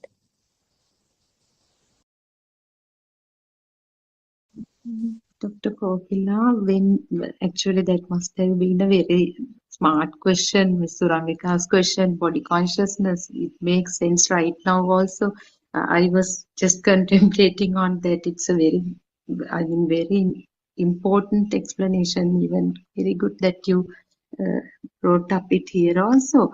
And Dr. Kokila, when Ms. Surangika mentioned about all these body systems, Now, earlier we used to understand that the non-existence of the body through this the conventional mindfulness of body, like analyzing body in 32 repulsive parts, and so something was there because Aryan Vase now has given the, I mean, original form of mindfulness of body. Like it's again seeing the truth of the thought, but we used to divide the body into Oh 32 parts. yeah, Yeah, that's yeah. also another way of telling that head actually didn't have a self. The hand itself didn't have a self. So where is the self? That is the journey of finding the self actually. It's a beautiful another way of finding the self. That you it was such like a explanatory way of telling. Lord Buddha was trying to explain you is where is this self vibration? Is it inside liver? Is it inside the kidney, or is it inside the spleen, or is it inside the bowels, or is it inside the legs? Is it inside the heart? Is it inside the where is it? Is it inside the brain? Where is it? Is this vibration anywhere? If this vibration is anywhere, actually it's not anywhere. Does that mean it doesn't exist? No, it does exist until you feel, until you can resonance to it.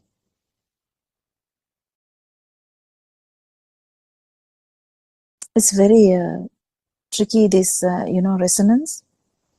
That's very tricky because it's very important to understand. I think that's the beauty of Dhamma. Aranwansi has talked, because it becomes scientific.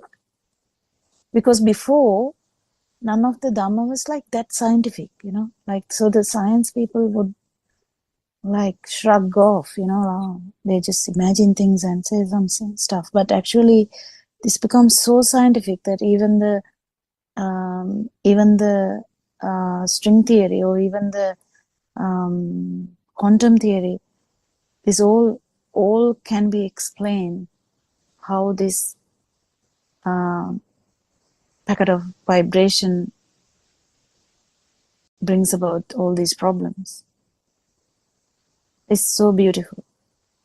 So beautiful, actually, I can't even worship anymore. Like, it's that beautiful, that informative. So those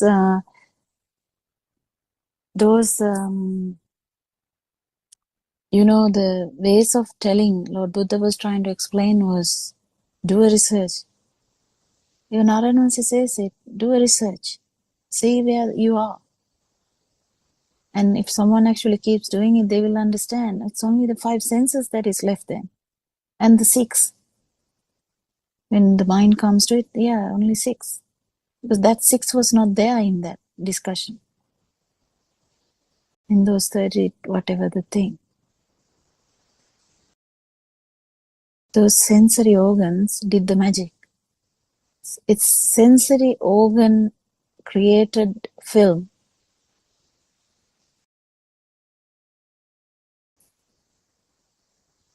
The problem is not the film. The problem is the perception we have that it's real. That's the only problem. And when we resolve it here and now, when we resolve that the waterfall thought has that part, that it is taken as real, and the form part, and the feel that you feel that the waterfall is real, is the biggest part. That is the vibratory part. But if we resolve this one thought, then it becomes evident. You don't have to cut all your mangosteen to see the inside. But when this liberation keeps happening again, then this you can more and more, your insights will be different. so it becomes more evident. And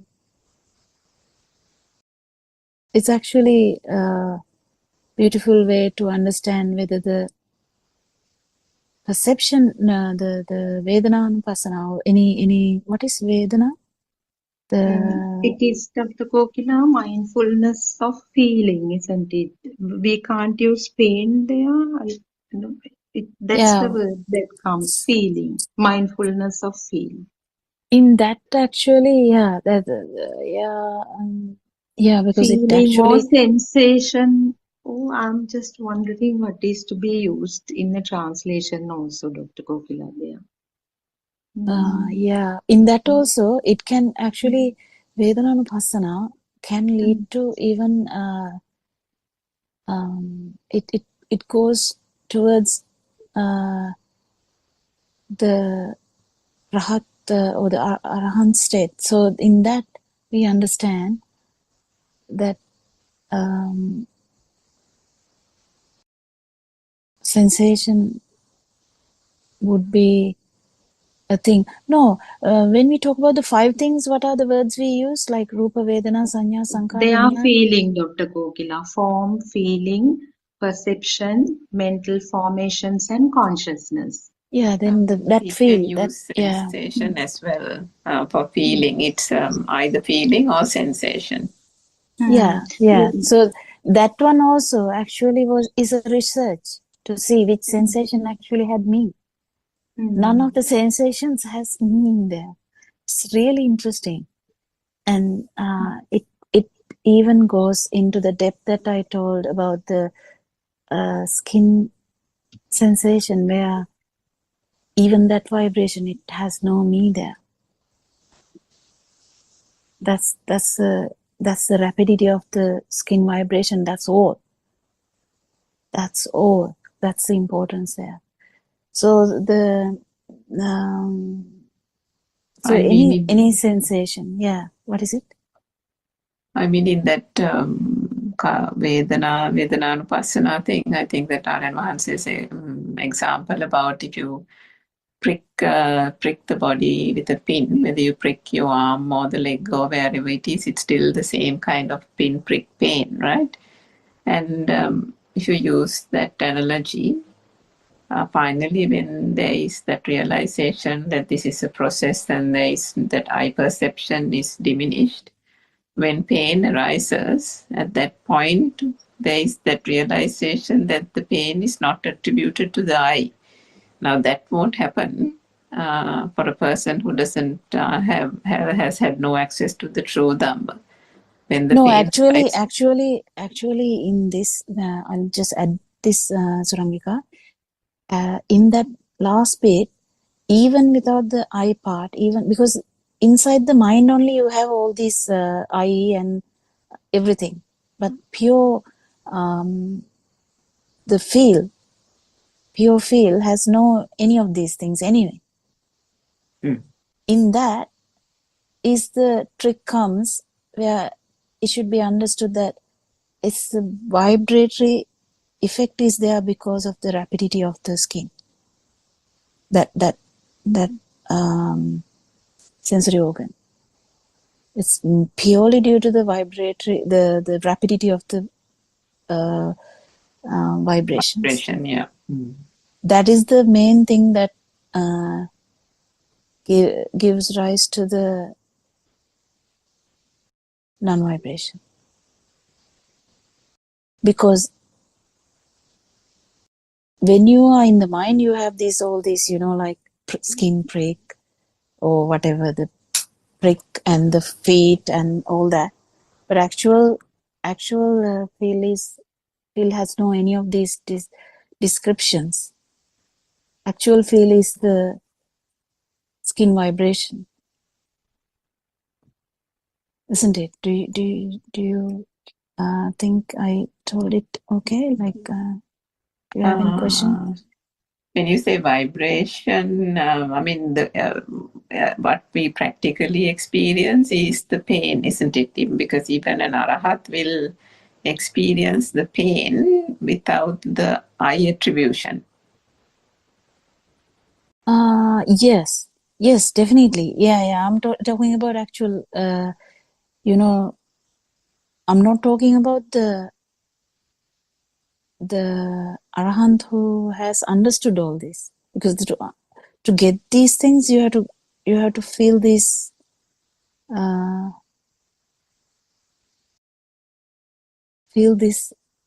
at least in one thought, to understand how this happens.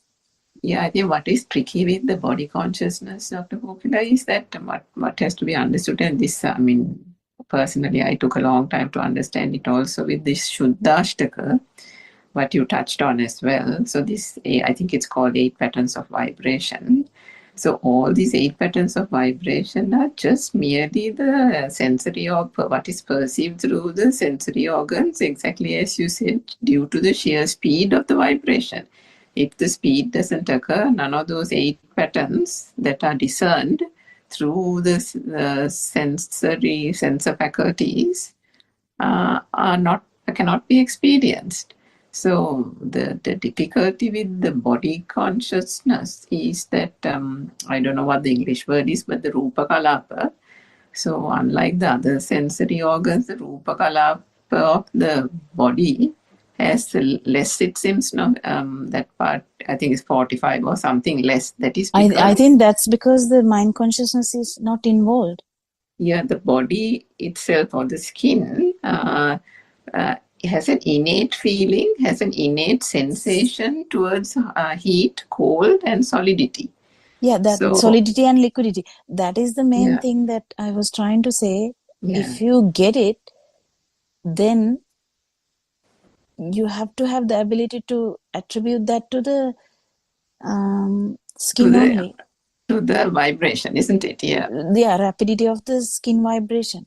that's right. That Yes, that yes. that understanding should be there. If the Understanding should be understanding there. is there, then the non-vibration arises. Yes, yes. Yeah, it's very important, because there's no mind consciousness involved in pure kind of the skin condition. But in our problem is, we all have all the stories. We are actually we have a story. The story comes first now. Oh, my leg got hurt. That's how it is. The story comes first. The story actually masks, the mind masks all these vibrations. So that's why we actually we haven't felt that, because our mind works fast.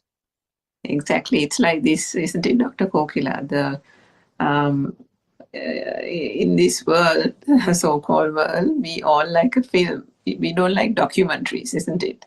So we get drawn to the film, but everybody's like bored to look at the documentary. But actually, the Dhamma shows us the process, the process how the mind works. Is the Yeah, documentary, isn't it?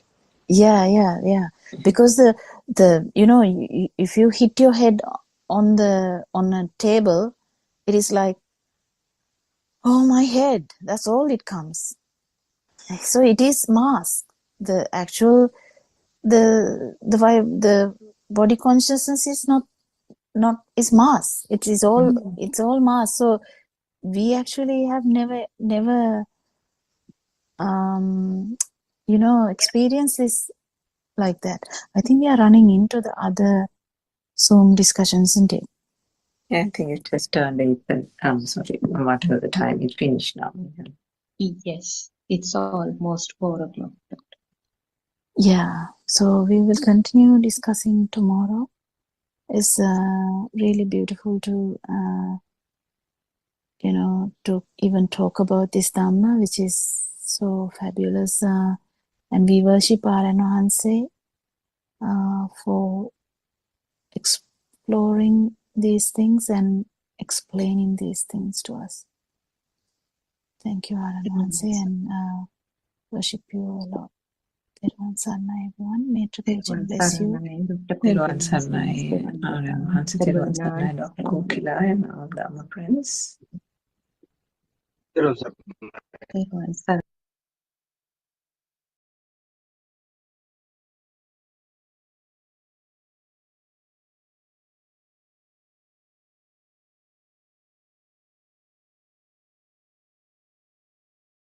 Good afternoon, everybody.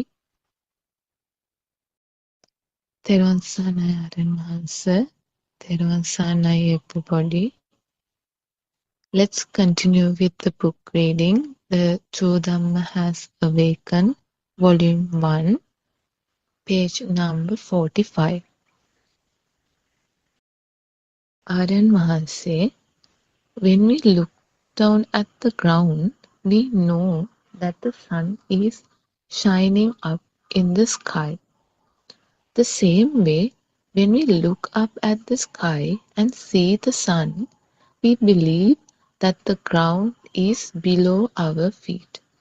When we look at a brick wall, we know that there are trees and leaves outside the house. These are all things that we believe that is real and that is existing outside. For every sound, there is a color, a shape. For every color, there is a sound. These were not known to us when we were born. Then later, as the baby grew, he is introduced an image and a sound together. It is like a small spark is created at the beginning. Then, little by little, the more sounds and images are introduced to him, that it is like a collection of many sparks gives a bigger current. This current tends to automatically renew what is already known to you in the mind consciousness. What you know keeps getting renewed in that same moment.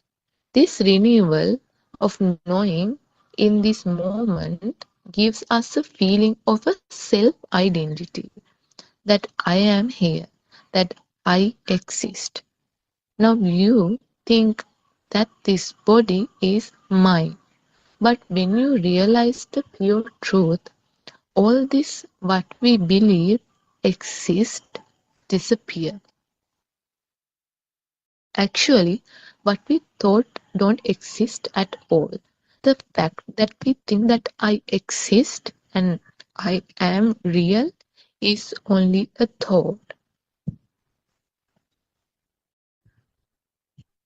Everything we experience is an illusion.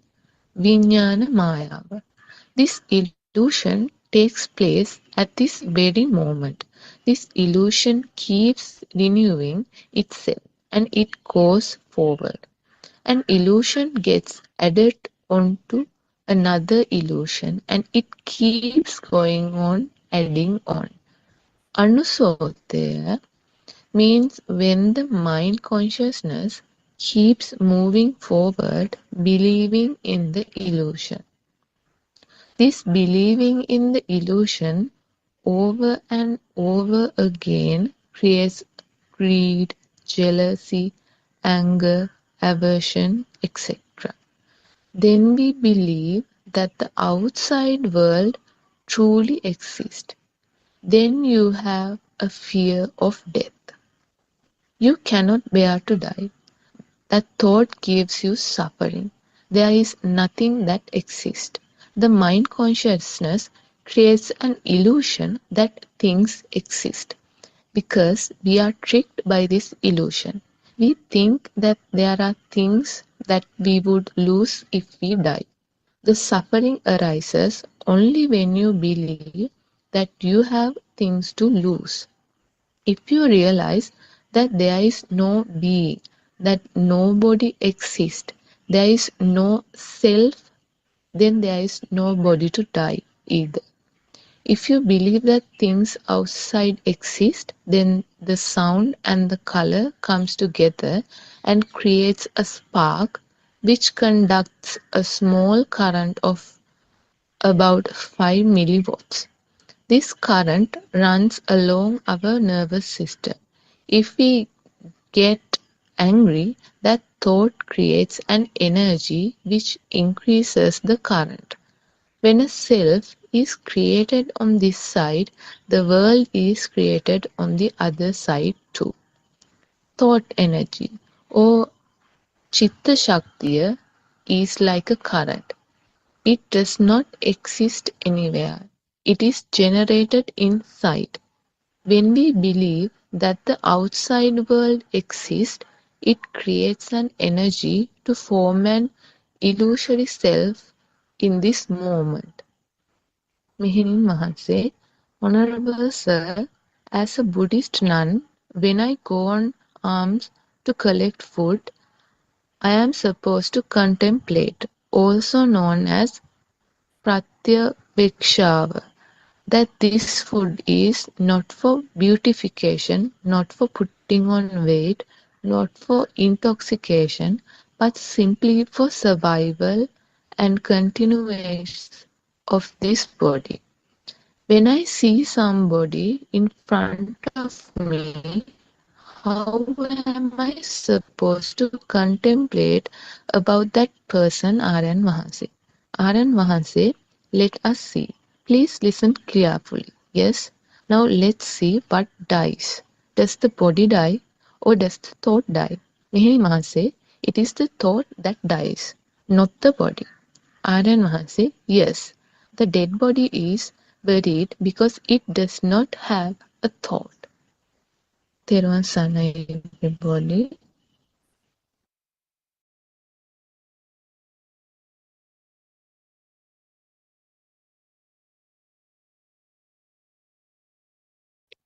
Teravan saranai.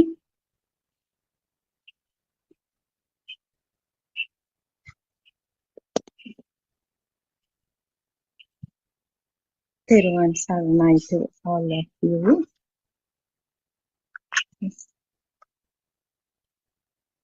So the pages read today basically focused on the thought, the mind power, the mind consciousness, and actually,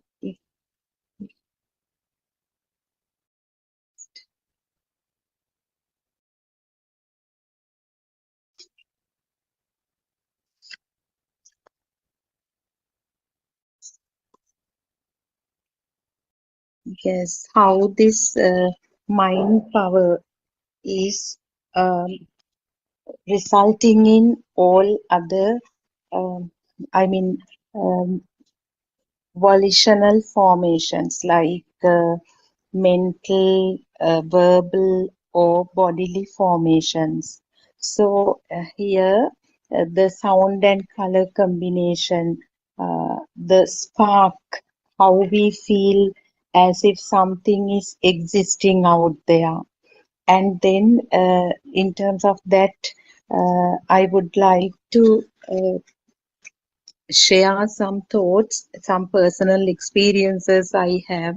Like when we consider the power generated through sparking, now, for example, a small child, an infant in the court, um, may also feel that something is out there, and due to the mechanism of these sensory organs, some sort of power is generated. And as Aryan Mahanse explains, this power is not as strong, or not actually not as strong as the power generated in the mind of an adult. For example, now if the uh, if if this child, uh, when the thought of the mother occurs in this infant's mind, the name is not attached to that formation, the visual formation. The eye perceives some shape of light, some warmth, and some maybe the sound of the mother. The child is familiar with that, but still that name or the volitional formations or the abhisankaraniya is not not happening to the level of a child of 14-year-old or 20-year-old. Now, when an adult think of the mother, all the data associated with the mother, like how the mother fed us when we were small, how she was uh, helping us to gain education, and when we were sick, how she looked after us. All those associated data telepathize into the thought. I mean, that visual formation, if or the thought. Now, for example, if our mothers are not alive, when the thought of the mother occurs, what happens is all the associated data to this concept of mother telepathizes in that very moment, and we get the mind power created in that thought is very high. So that is also evident now when we meet someone for the first time. So we don't know who that person is even. We just see the shape of light. So somebody introduces the person, then and there the name and the form gets connected, and that thought occurs in our mind. But after some time of keeping in contact with that person, maybe gradually we develop some friendship. And when we meet that same person after 2-3 months, the moment that shape appears in front of us, when the eye perceives the shape, we probably, that excitation we get may be very different. Wows, highs, and all kind of the response. It happens due to the value that we have assigned to that image. In other words, due to that power generated through that thought, because on the very first day we did not have that much data of that person. It was just a shape, and somebody gave the name, and it was that only. But after 2-3 months, things are different. The that same stimulus of this person got like uh, more and more important due to this abhisankarana, because we meet the person, we talk about the person, in the meantime we help each other. So after 2-3 months, when we meet up with that person, that power generated through that thought is much higher than on the very first day. So that's all I can talk related to this. Dr. Kokila, Teruvan Saranai, Miss Surangika, Teruvan Saranai.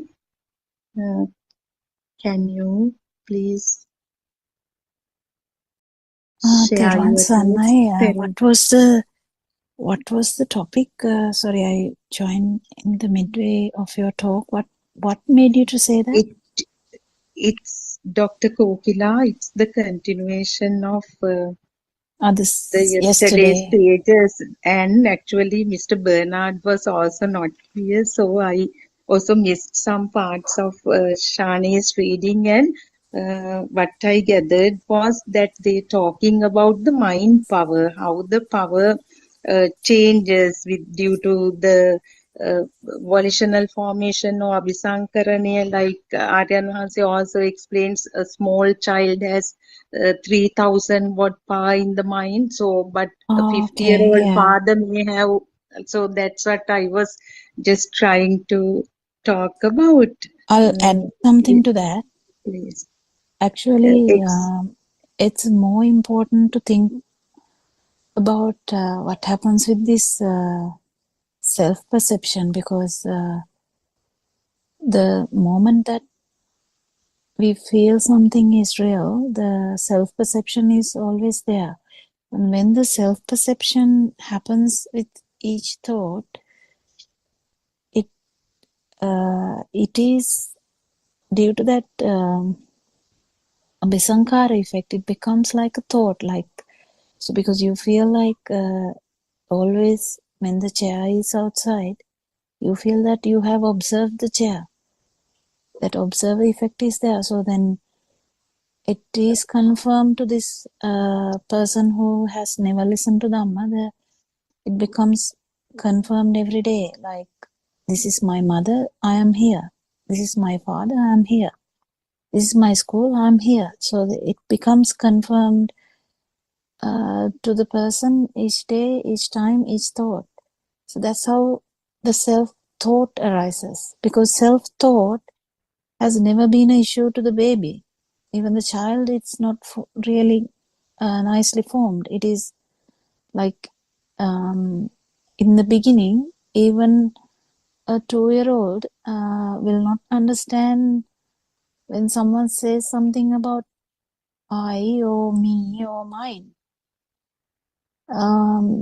But that thought get formed slowly but progressively. It get worse, like it get enhanced. That's what happened. That's what you should talk when we talk about it. I think that is what we should highlight. Exactly. Because otherwise we just get dragged by the theory about the only about the other stuff. But what happens here, the main problem here is not only the other perceptions, the self-perception keep feeding itself. The self-perception feeds itself, so that the self-thought is being confirmed each time. So even if you take Dhamma as a thing, the same thing happens. It feeds the self-perception. It keep doing the same thing, but in a different way. Then the problem comes, the person who knows the Dhamma will arise. That is where that is what can happen. It's something that can happen. So I think we have to be very careful about that, so that we have to understand that what actually happens here is, when there is a thought, whatever, whether it's a pineapple, whether it's a daughter, whether it's a son, whether it's a husband, whether it's a family, whether it's a house or home, whether it is your job, whatever, your car, whatever these everyday thoughts, like there's always one particular stimulus at each time. That those thoughts, if there is a value to that, then definitely you are there. You feel that the power is there. So that power, if you don't understand the truth properly, actually what happens is, the person who doesn't know Dhamma, the self-thought also is entangled, and it gets powerful, more and more powerful. So you can actually kill someone else because he's being unfair to me, or he is rude to me, or he is going to kill me, so I'll kill that person. So that goes into that extent. So you can actually attack another country or anything like that, because there is this thought that I am here, and my family, my country, my village, my dog, my home, everything is my. So that a simple feel of existence, it's not simple, but a feel of existence has led to this thinking process, and it is enhanced every day. So it's very important to understand how this self-thought, or the Sakaya Drushti, or the thinking that there is someone here, is being powered, or is being promoted all the time when we don't know Dhamma. What happens with Dhamma is, you understand that this is just another way of thinking that it's a thought. Yes, we have a thought like there is a self, this is my family, my dog, my things. So I, me, mine becomes very strong, and that thought, we understand that it's just a thought that has arisen from self-perception. So the self-perception is the underlying reason for you to have a thought like that. So when we understand that, so the someone who listens to Dhamma or this truth, then realizes, okay, we have a thought, I, me, mine, but then how did it happen? What happened actually here? Then we realize, okay, then there is a stimulus, and when there is a value to that because of the ignorance, definitely it becomes a thing, and when it becomes a thing, always this self-vibration is there. And self-vibration brings about the self-perception in this system. So the self-perception, the reason is the self-vibration, but the self-perception brings the thought of me, or thought of I, or thought of mine, or my. So that's how it is. So Yes, Dr. Kokila, it's very clear. So, although we talk about this power, power is nothing but the self vibration, isn't it? So, yeah. that's right. Very clear. So, and So Dr. Kokila, I have another experience to share at this moment, so that you can elaborate on that also. Now, this actually, when I was involved in penetrative meditation, this came up. So Aryan Vahanse always mentions, now when people talk, he, due to non-vibration he experiences, he feels that the level of defilements of that person through the vibration of that person's voice. So at the very beginning, when he was commenting on the voice, I was just wondering how come that this is something, this is nature. Now, if someone says your looks are not nice, you don't look pretty, uh, will I be able to change my look? So, isn't it the same? This with the voice, how can we change it even if we lower the voice? no, Aryan Mohan knows the the purpose. voice. Yes. No, not the voice is No. not the issue. It's the Yeah. vibration underneath. Yeah, doctor, that's what this was self-evident to me. Then I was actually contemplating on that because Aryan Maharaj says, no, you have to see it through yourself. So I was vigilant and I was looking at what is happening. So very recently, Aryan Maharaj in one of the sermons said, "Ev- underneath every word there are thoughts. Underneath every action, it is the respiration. And underneath every thought, there are sanya and sankara, so perceptions and mental formations. So after that, when I was observing I mean, how the speech is produced, it became self-evident to me that when the mind power is kind of very high, when we get a certain perception strongly, when we cling to something, that to mind, due to that mind power, the voice also, the way we talk is different from the way we talk when the mind power is very low.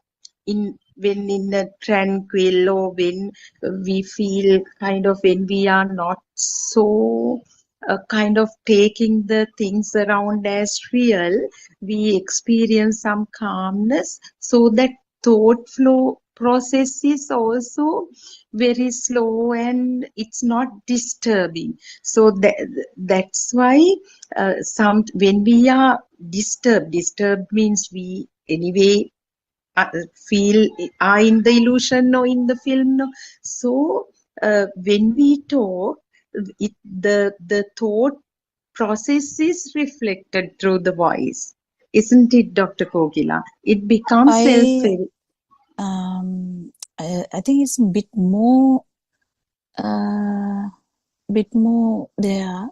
I mean, there's what you said is correct. When your vibration is lower, your definitely the voice will reflect that. But that's true. But I think non-vibration has a different story, because non-vibration, it's not like, like imagine someone like Uddakaramputta or someone doing dhyana or some kind of meditation, not in this path but another different path. They also will have a slower mind, like peaceful mind. But this path is different, so you have to be very careful in interpreting things, because non-vibration is a different story. Non-vibration is not about lowering your vibration. I mean, it happens automatically when you understand non-vibration. That's a different one. It's actually the side effect of the path, in the sense it happens anyway. But it's not our aim to lower our vibration or anything like that. Actually, the non-vibration or the understanding that, or feeling the vibration disappearing,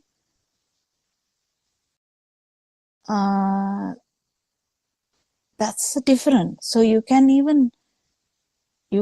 so Lord Buddha shouted at a monk 7 times. He actually led him out of the gate. He led him out of the gate. So if someone, I don't think Lord Buddha was like murmuring it, like telling it very softly. I don't think so, because to get someone out of the gate, to walk someone out of the gate, that can't be that soft. But the problem is, in that also there is non-vibration. So this non-vibration is a different story. So we have to understand that, because in non-vibration, you can feel all the vibrations, yes, but it doesn't necessarily mean you have a low vibration. Do you understand? I don't know whether I'm putting it in correct way. So Yes, anicca sanya, or the perception that there is no one here, that which you feel, at least transiently you will feel it in the beginning, and then it will keep happening. And in that, when one becomes that, then the story is different. The person who is an arahant will be living as usual, and then it's not necessarily the way they talk, but what is the underlying reason why they talk like that. So there is a vision always to correct someone, or turn someone's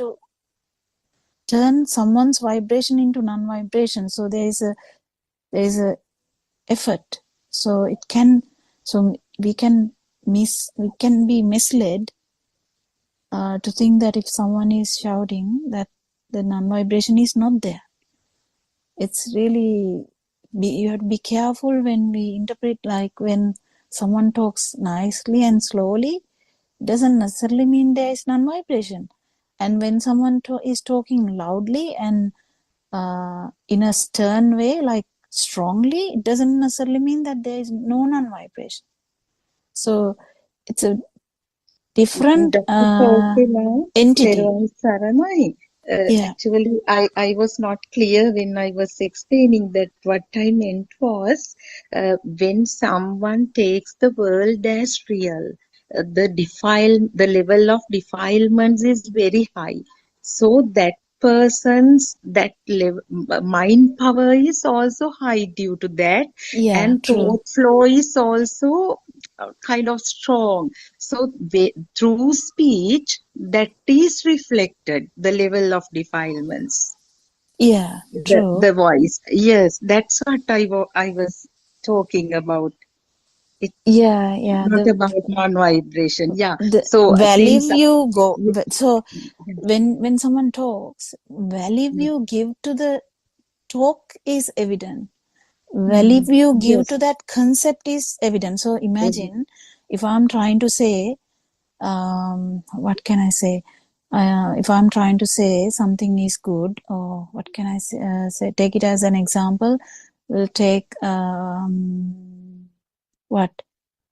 Dr. Kokila, that's what I said. There are So we'll sometimes say used to sound take as Toyota wow. car, or this is an example only. Some kind of a car is very good. Whatever the concept, what is the thought, value you give to the thought is also evident. But when you try to tell it, it might give you the idea that how much that person is believing in what he is saying. Even Dhamma, it can happen. Yes. So when we try to talk Dhamma, even it can be evident how much, because none of these things are true. Even these words are not true. In the sense they are not, they are just part of the film.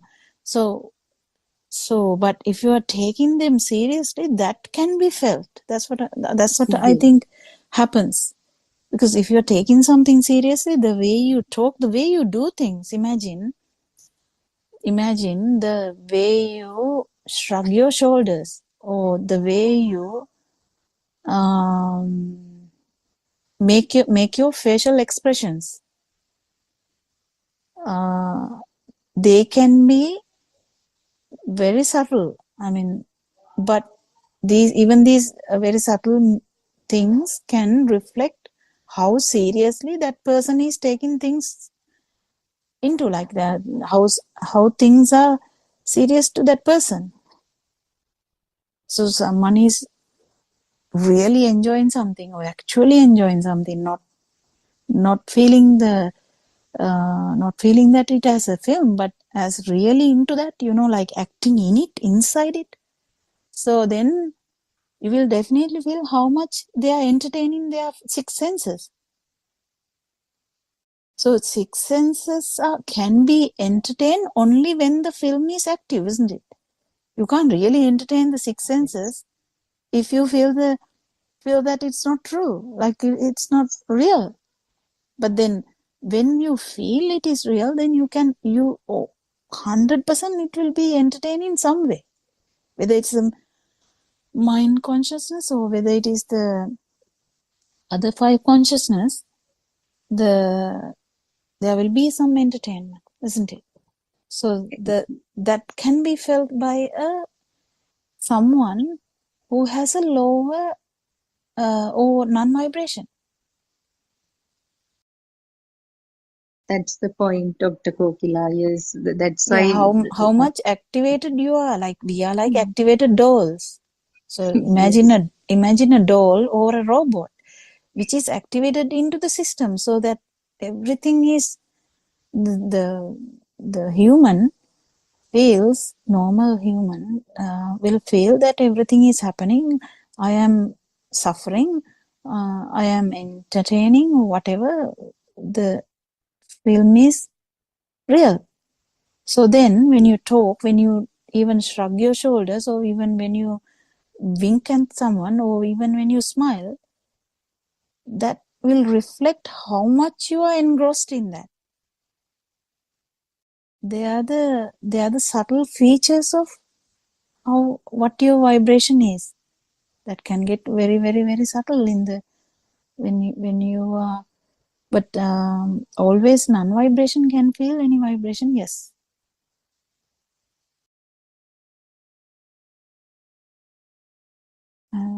And Dr. Kokila, that's why Thiruvan Saranai Aryan Mahanse is also there, Dr. Kokila. Yeah, that's what I noted. Yeah. Yes. Don't know whether he's able to add something to the discussion, but anyway, we'll continue Actually, at until. the beginning, Dr. Kokila, I was struggling to like talk about that when we see someone for the first time, the perception is the power is mind power that gets generated with that perception is very low, but after 2-3 years of association, that mind power will be very high. When we see the person's vehicle also, we might come out with wow, high or things like that because of that excitation. That is also not a person. It is again the system and the automatic kind of this. It may be the response of the system itself. If someone knows the truth, otherwise, then if the person is ignorant, it is then the self vibration again, isn't it? Yeah, until you an arahant, the self vibration will be there even in a very subtle way. So we have to understand that, because self perception is there until the end, and it is subtle. It is subtle because it becomes not because usually we have a thought, then we have the perception, but then in the last bit it is something you feel only.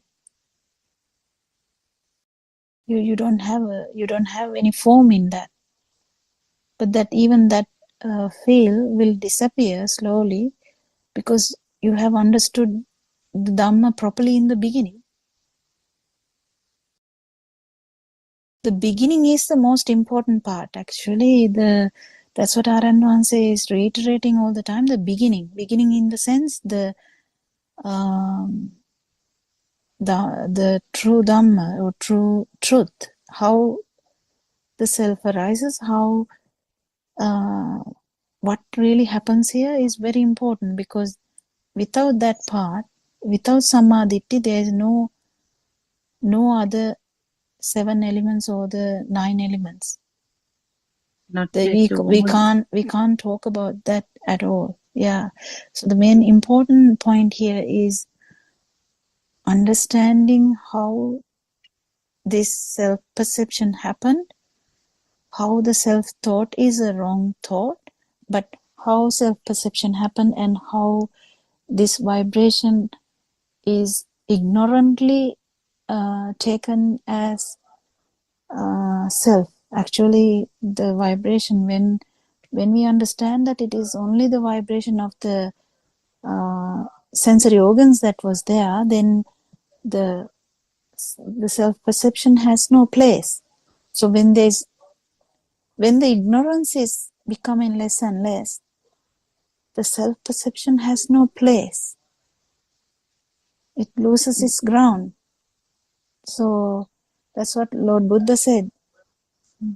When the avidya is not there, the tanha has nothing to do. Like tanha can't have any seeds. The can't have any Yes, that plants. metaphor of the carpenter also is there, isn't it? Yeah, there's so many metaphors actually trying to explain that if this happens, this happens, and if this not happens, it doesn't happen. So it's very important to understand this Dhamma, and if someone is actually understanding it fully, when someone feels it momentarily, at least if they feel it, that feel this non-vibration, at least transiently, if they feel it, they understand what is this all about, then that thought disappears. Like thought has no power after that.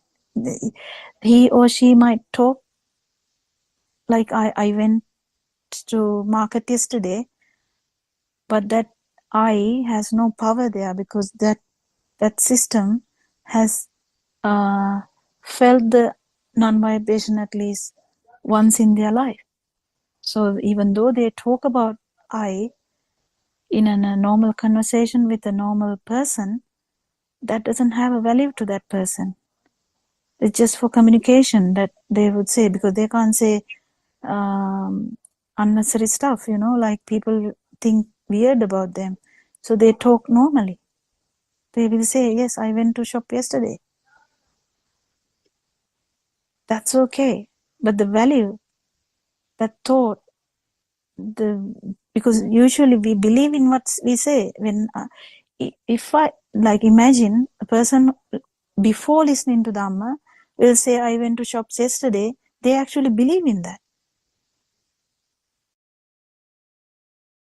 But here we know that something like in a film where the shots are taken and then they are combined to make a film. Some stuff keep happening, but it doesn't necessarily mean I went to shops. The whole picture is in the mind. That story is in the mind. Whatever happened is doesn't matter. Yes. The story is in the mind, and that is also not true. And then who has seen this at least once, this non-vibration? Lord Buddha is reassuring. Definitely they will feel it again, and they will become of it. Definitely. That's the So guarantee. yeah, so the main thing, what happens when you see this at least momentarily or transiently, what happens is the thought which was strongly there, that I exist, I am the one who was born on this date, and I did O levels, A levels, and then married, having kids, and I'm mother, I'm doing this job, whatever the story. It doesn't necessarily matter to them after that, because they know it's just another thought. So they know I is just another thought.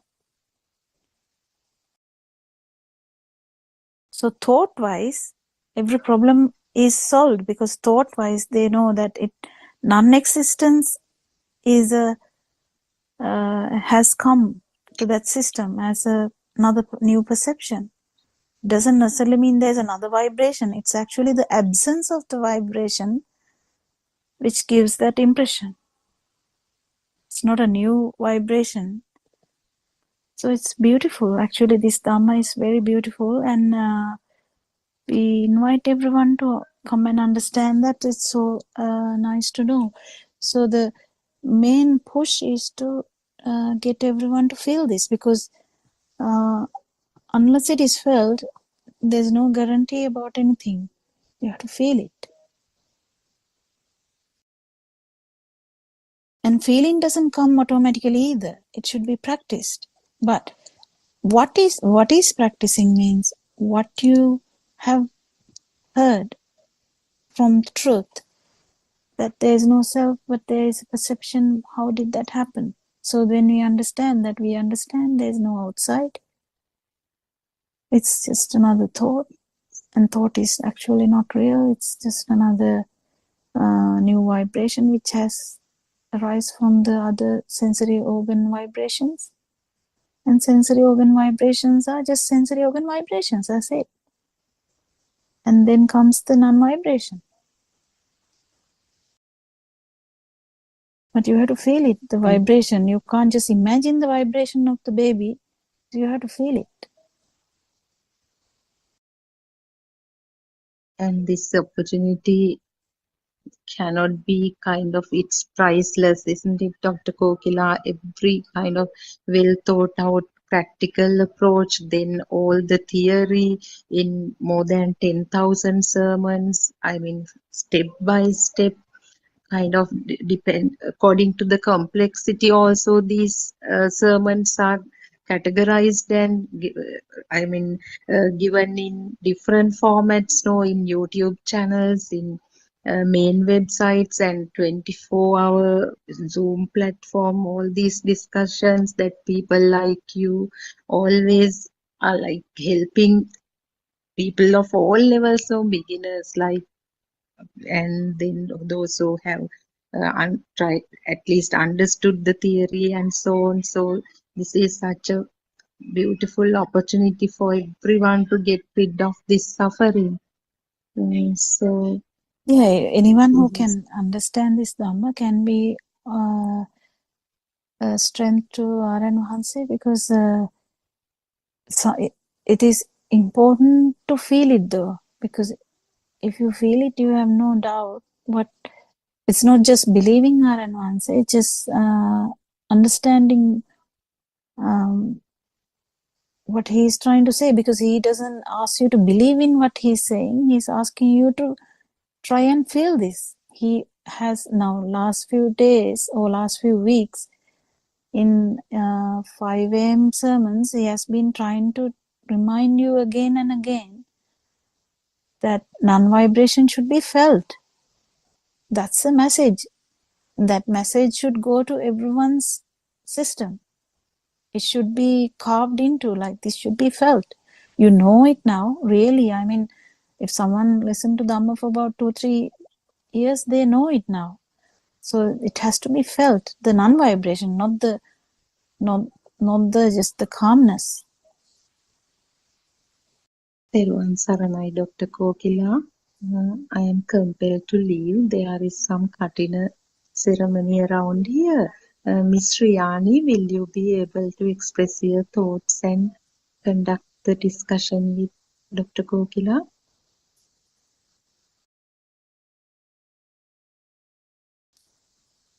Teruvan Saranai, Shani.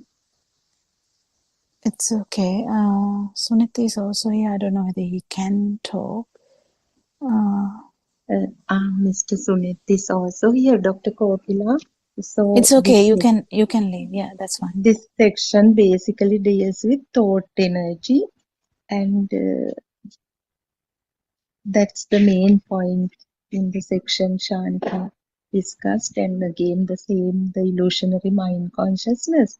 So then I am leaving Dr. Kokila. It's Thiruvan okay. Yeah. Saranai. Thiruvan Saranai. Until my Thiruvan Saranai. manager, Darren Hansi.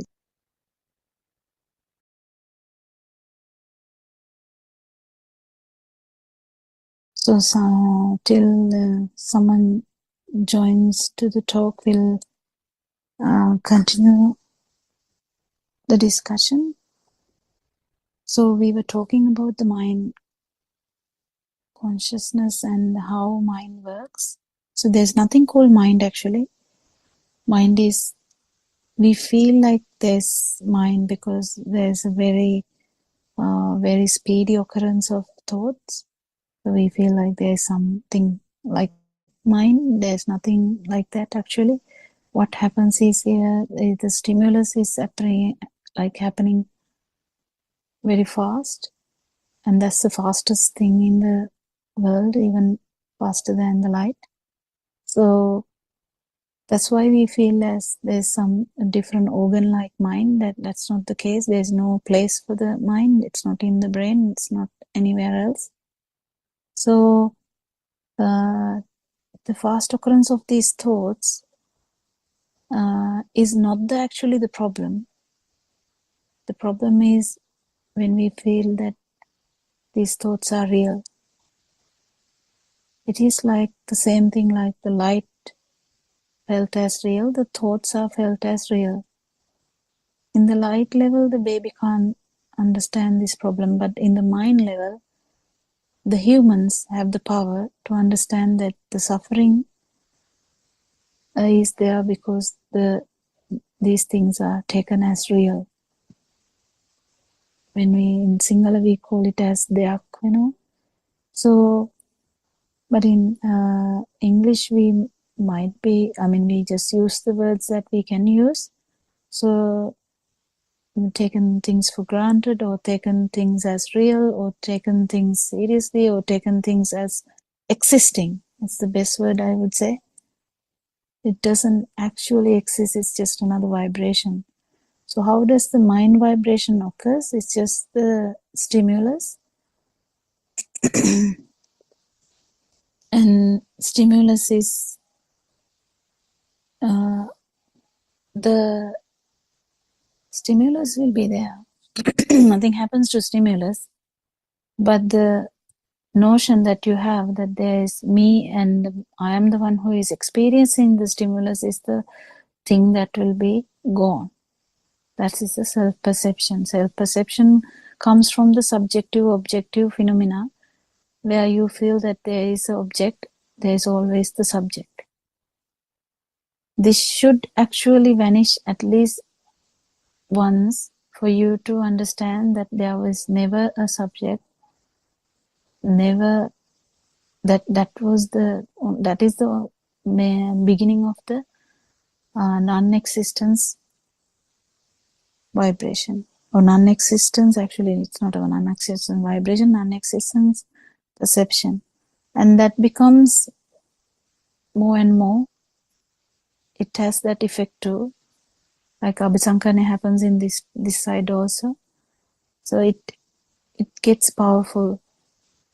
The understanding that there's nothing or there's no one gets more powerful day by day, and the vibration will start to die down because you keep understanding that it is only the sensory organ vibration that we mistakenly or ignorantly took as real, and that it's the self vibration. So it's very beautiful. So everyone can come and feel it, come and listen to it, because even this Dhamma won't be there for a long time, but it has arisen again.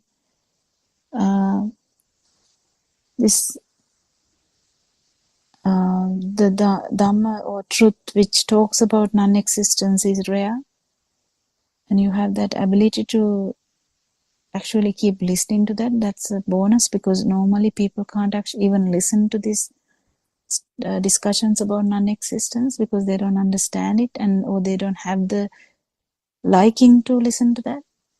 They will prefer to listen to Dhamma which will talk about, the heavens or good mindset. But this is beyond that.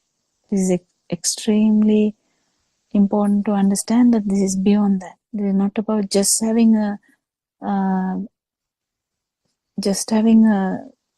like a low vibration and live there. That's not the point. This is about the non-vibration. So that's important. I know everyone who listens to this Dhamma is actually feeling low vibrations now. So that's very conducive or very helpful to start to feel the non-vibration. Because if you are actually in a really high vibration, it's very difficult to like an animal, if you are angry all the time, it's very difficult for you to feel them. If you are restless, if you are agitated, if you are anxious, if you are really depressed, it's really difficult to feel this. But then if you come out of that and then you try to understand them, then you will realize that the thoughts are not real. Actually we have no experience of outside at all. It's very important. We have no experience of outside at all. But we have the experience as pineapple, or the home, or village, or country, or mother, father, wife, husband, kids. They all are actually thoughts. So we live in a thinking world. We live inside the mind. We live inside the thoughts. So when we keep understanding this, your vibration becomes softer and softer. You one day actually can momentarily, for a fraction of time, you will feel the liberation from mind, and then the underlying vibration, which is actually the vibration of the sensory organs. So then that's very important. When that vibration is very high, it's difficult to feel it, but then when it becomes lighter and lighter, it becomes more evident, and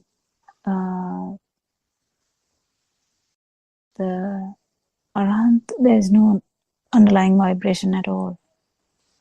So it's so beautiful, so important. Is there anyone who can add something? I don't think we have much.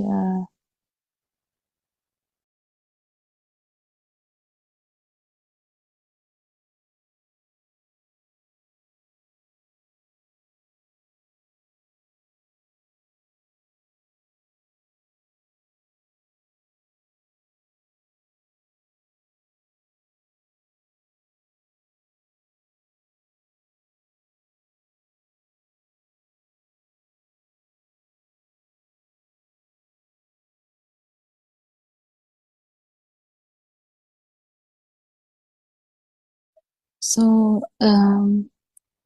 there's no much questions today. So I'll reiterate what we were discussing today. We were discussing about the mind and the mind consciousness. So the mind or the thoughts, we feel that the thoughts are existent. That is the mind consciousness, and we have to understand that when the thoughts are felt as real, it's you are always there. That self vibration is always there. Self perception is also there. So when the vibration is there, perception is there. Even though the person has understood this Dhamma and has actually felt it, the non-vibration also, that person's thinking pattern has completely changed. That person is aware that there is no self, but he or she will continue to feel the self-perception until he or she becomes an arahant. So that is where the important thing is. You can feel things like sadness or happiness or burning without the self-thought, without the ownership, and it will keep improving. And because there's no ownership, the actual extension of the progression of this vibration is never going to happen. It is going to die down anyway. That's the reassurance you have. That's the insurance you have. If someone feels this non-vibration at least once, there's a reassurance. There's a kind of the verdict that Lord Buddha gave you. Definitely your vibration is going to die down, not increase anymore. So thereafter, there's no increase anymore. So there's no chance of telepathizing into the lower realms, because that vibration is never going to get worse from that type onwards, so from the human type, because there's always a limit. So in that, it will keep improving, because thought only was the main thing that drive our perception to worse side, like lower realms. It keep driving because the self-thought drives you mad, actually. I think that's a good way to tell that. It's the thought of self, that I am here, this person did this to me. The me part, my part, or the I part is the one which drives people mad. So that will not happen when someone feels this non-vibration for a fraction of a second. So it's very important, everyone, to understand Dhamma and feel the calmness, yes. But that's not the end. The important aspect of Dhamma is to feel the non-vibration. So I think we will stop this Dhamma sermon from here. Therwan Sarna, everyone. Triple Gem will bless you, and hope everyone will listen to Dhamma and come to this realization, which is very important. And cessation of suffering can be achieved. And that is, you have to experience this. It's just not another sermon. Thank you, everyone. Who is doing the Zoom? I'm not sure who is in charge today.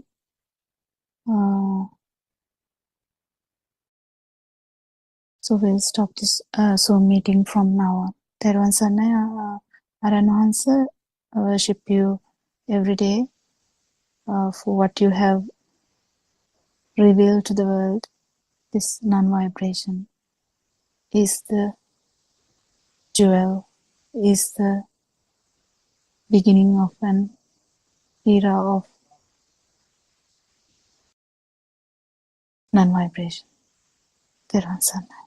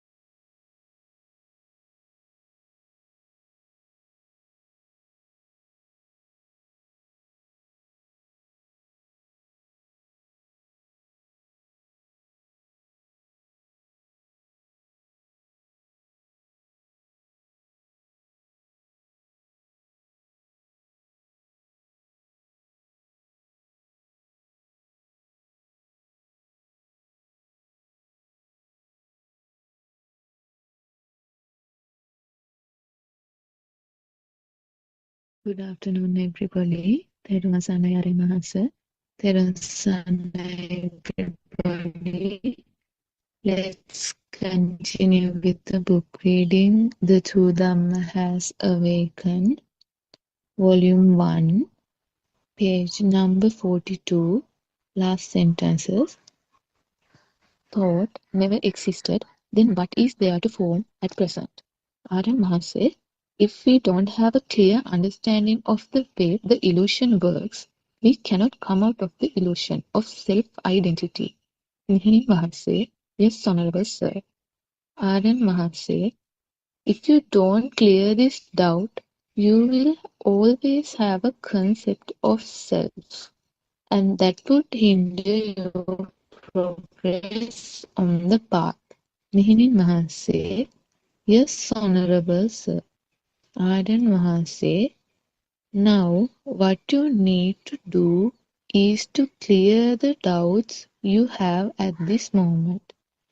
You have to study and understand what it means by the wisdom of Puppe Nivasanusati and the wisdom of Chuttopapata very well.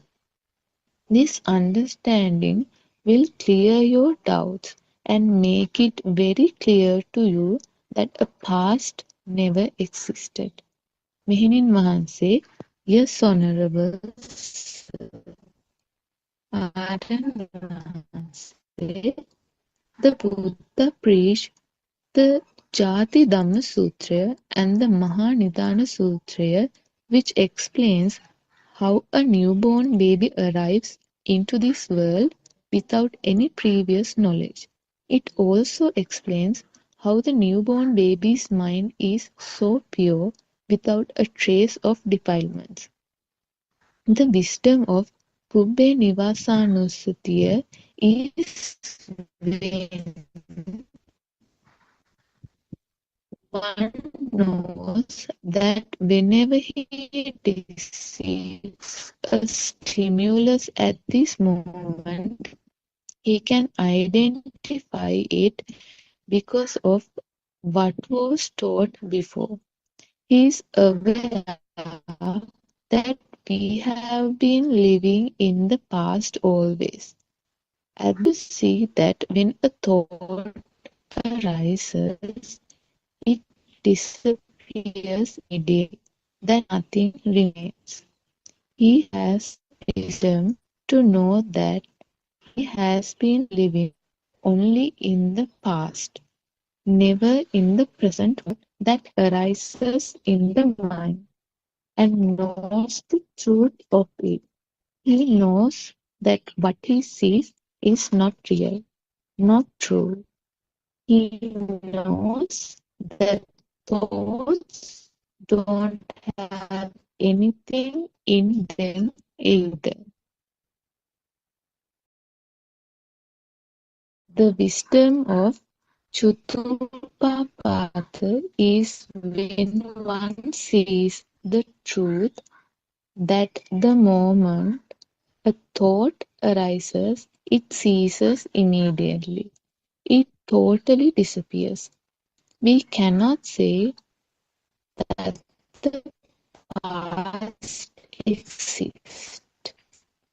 If that was true, then a newborn baby should arrive into this world with some previous knowledge. A newborn baby has pure mind. His thoughts are formed much later. Yes,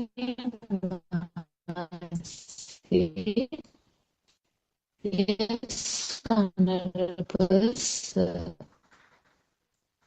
Arden Mahanse, let us see how you remember a book, not a book in it when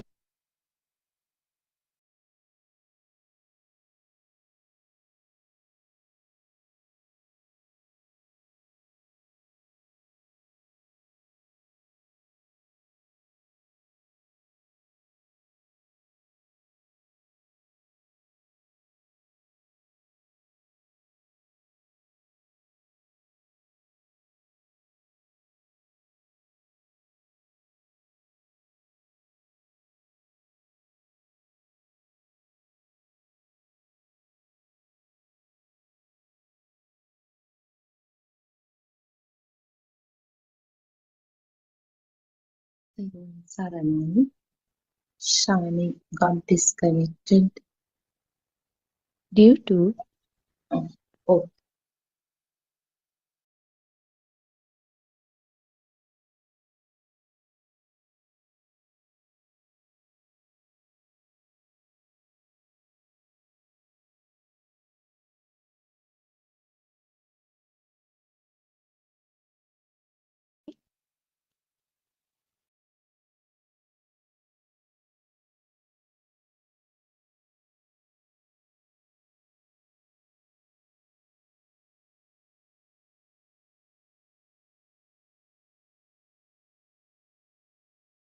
can you hear me? yes, Shani, now we can hear you. Please go ahead.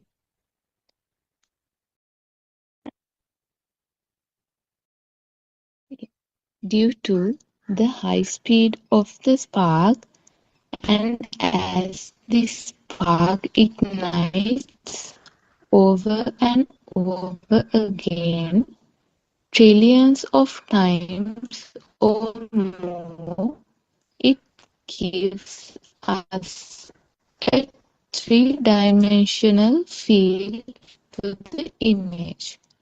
recognizing the there in front of us.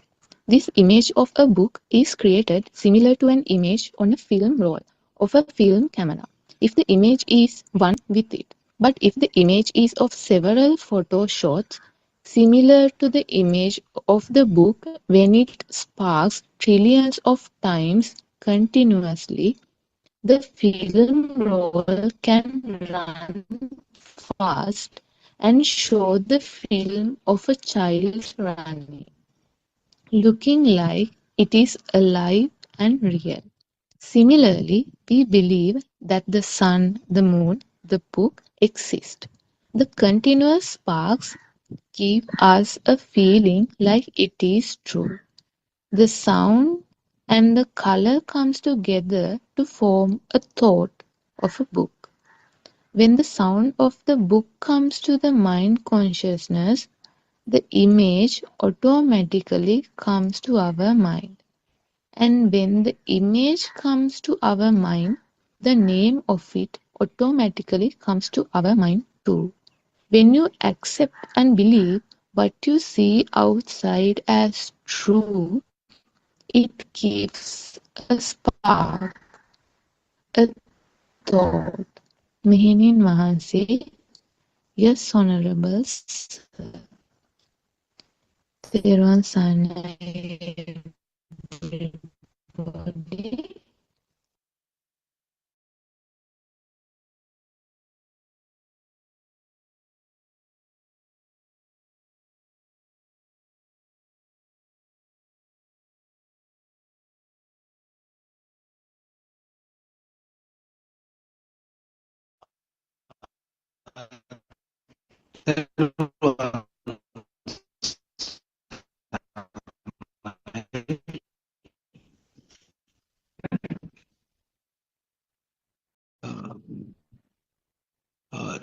Now, in this part,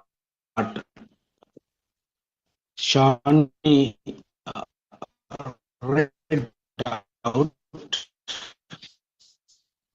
how the thought is formed, the basic, the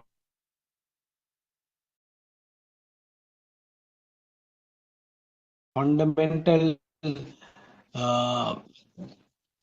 way of how the mind consciousness work.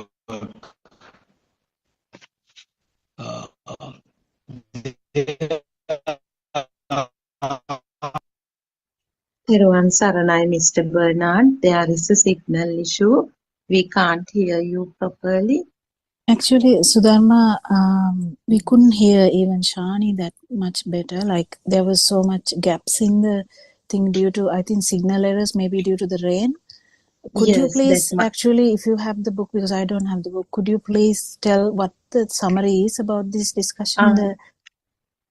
Okay, Dr. Kokila, it is actually the continuation of the same conversation between Aryan Mahanse and Mehenin Mahanse.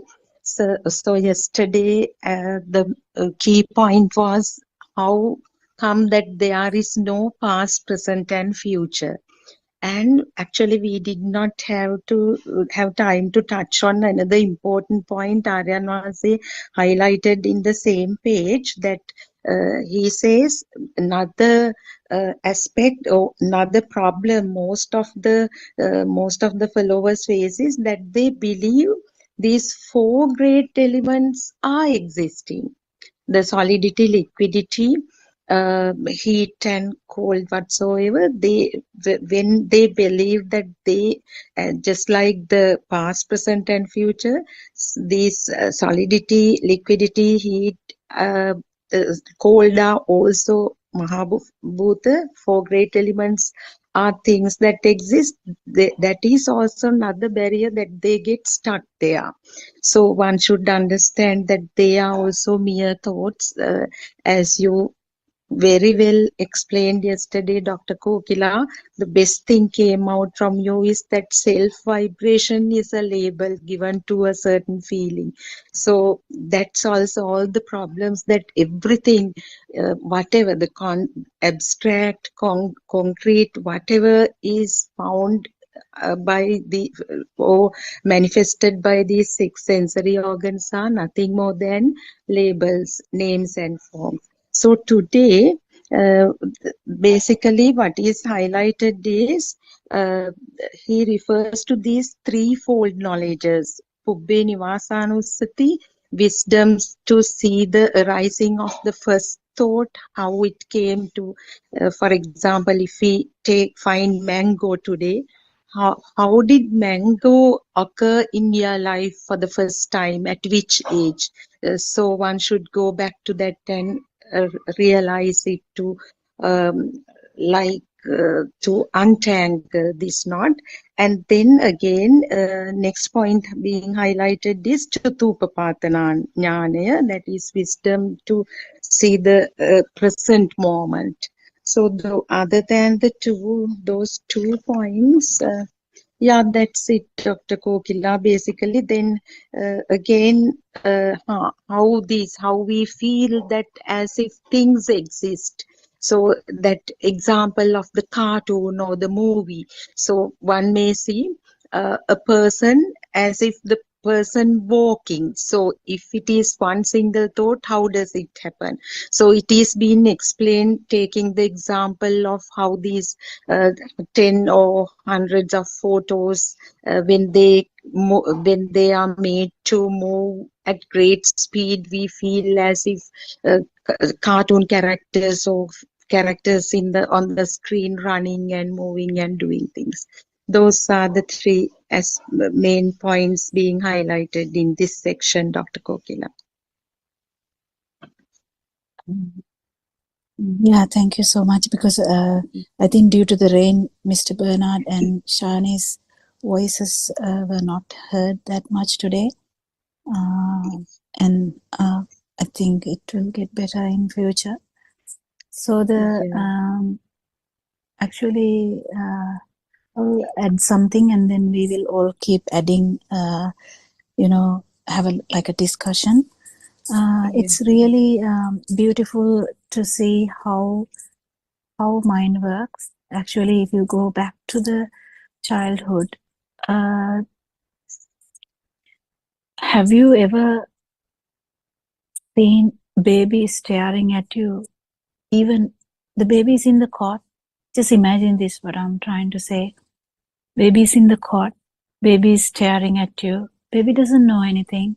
There's no judgment in that mind. Nothing. Just that. But still, there would be a sense of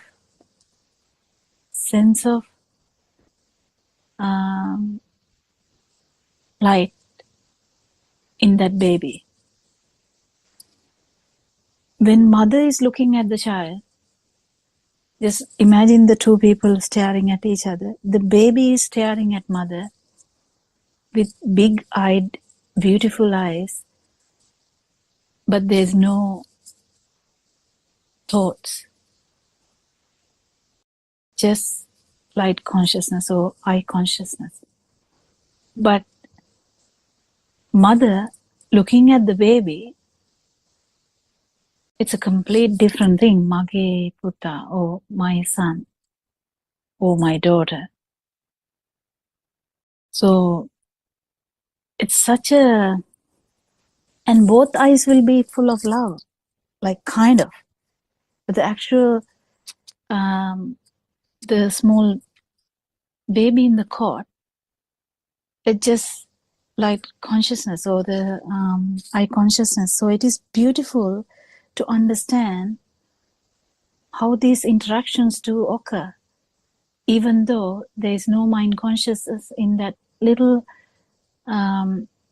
beautiful baby. Still, there's a connection. There is also like a feel of existence in that baby. In mother, it is beyond that. It is like fully like my daughter or my son. And so on, because there's so much big history. We have heard so many big stories about, like I tried 5 years to have a baby. Now this is my precious baby, or some another mother might say, oh, this is my 5th baby, or something like that. There's always a story. Story is in mother's side. So isn't it beautiful to see that non-judgmental consciousness, just the light, even that had that fail. What fail? The self-consciousness, or the self-vibration. So even that ear, the light consciousness, what am I talking about? The ear consciousness. Sorry, I'm talking nonsense today. The eyes, when we are talking about the little baby, still there is self-vibration. So we have to get this. But it is not manifested because there's nothing to manifest that. It's just a vibration. But when the thought is formed, if we take an example, first thought like mum, the first thought of mum, when mum is formed, that baby will have an idea. So we are talking about those Trividya. So the baby will have an idea now. The voice of the mum, voice of mum, the look of mum, or the photo of mum, smell of mum, the warmth of mum, and taste of mum, like milk, because any of these things will have the full chittakampana, or the thought, the vibration, that thought vibration. So it's so beautiful to understand how this trick happened. How did it become true? That's because of ignorance. Because this kept happening. And also, if you take about 100 kids in the same, or 100 kids in kindergarten or preschool, everyone would call their mum. So everyone has their own idea of their own mum. So the one baby's mum is not the other baby's mum. They all know that. So there's always now identity coming. So there's different identities. This is my mum. This is my friend's mum. Likewise, we have so much different thoughts coming, and they all become true. They all become real. The film is made. So what else does the film have? Like Sudharma reminded. So the not only the light, we were talking about the light, or the eye consciousness, even the thickness, or the touch, and temperature, and cold, or fluidity, or the liquidity. These things are only a function of the skin. And that little baby in the cot felt all of that, but didn't have a thought about that. But the baby will scream if the temperature is very low, or baby would scream if the temperature is high. Is it because that there is a thought about me, or like I have to save myself, this is so cold, I have to save myself? There's no thought like that. Nothing. But still, those sensory organs have a limit. And when that limit is off limits, like if it goes beyond that limit, that baby, even though there is no self-thought, or sakaya drushti, the drushti, but it, can you see,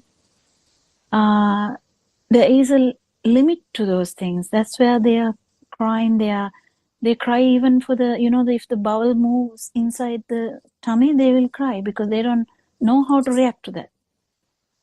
Because it's a new sensation. For every new sensation, they are like looking wide-eyed and thinking, not thinking, actually feeling it. So can you say, actually, even in that stage, there is anushya, even though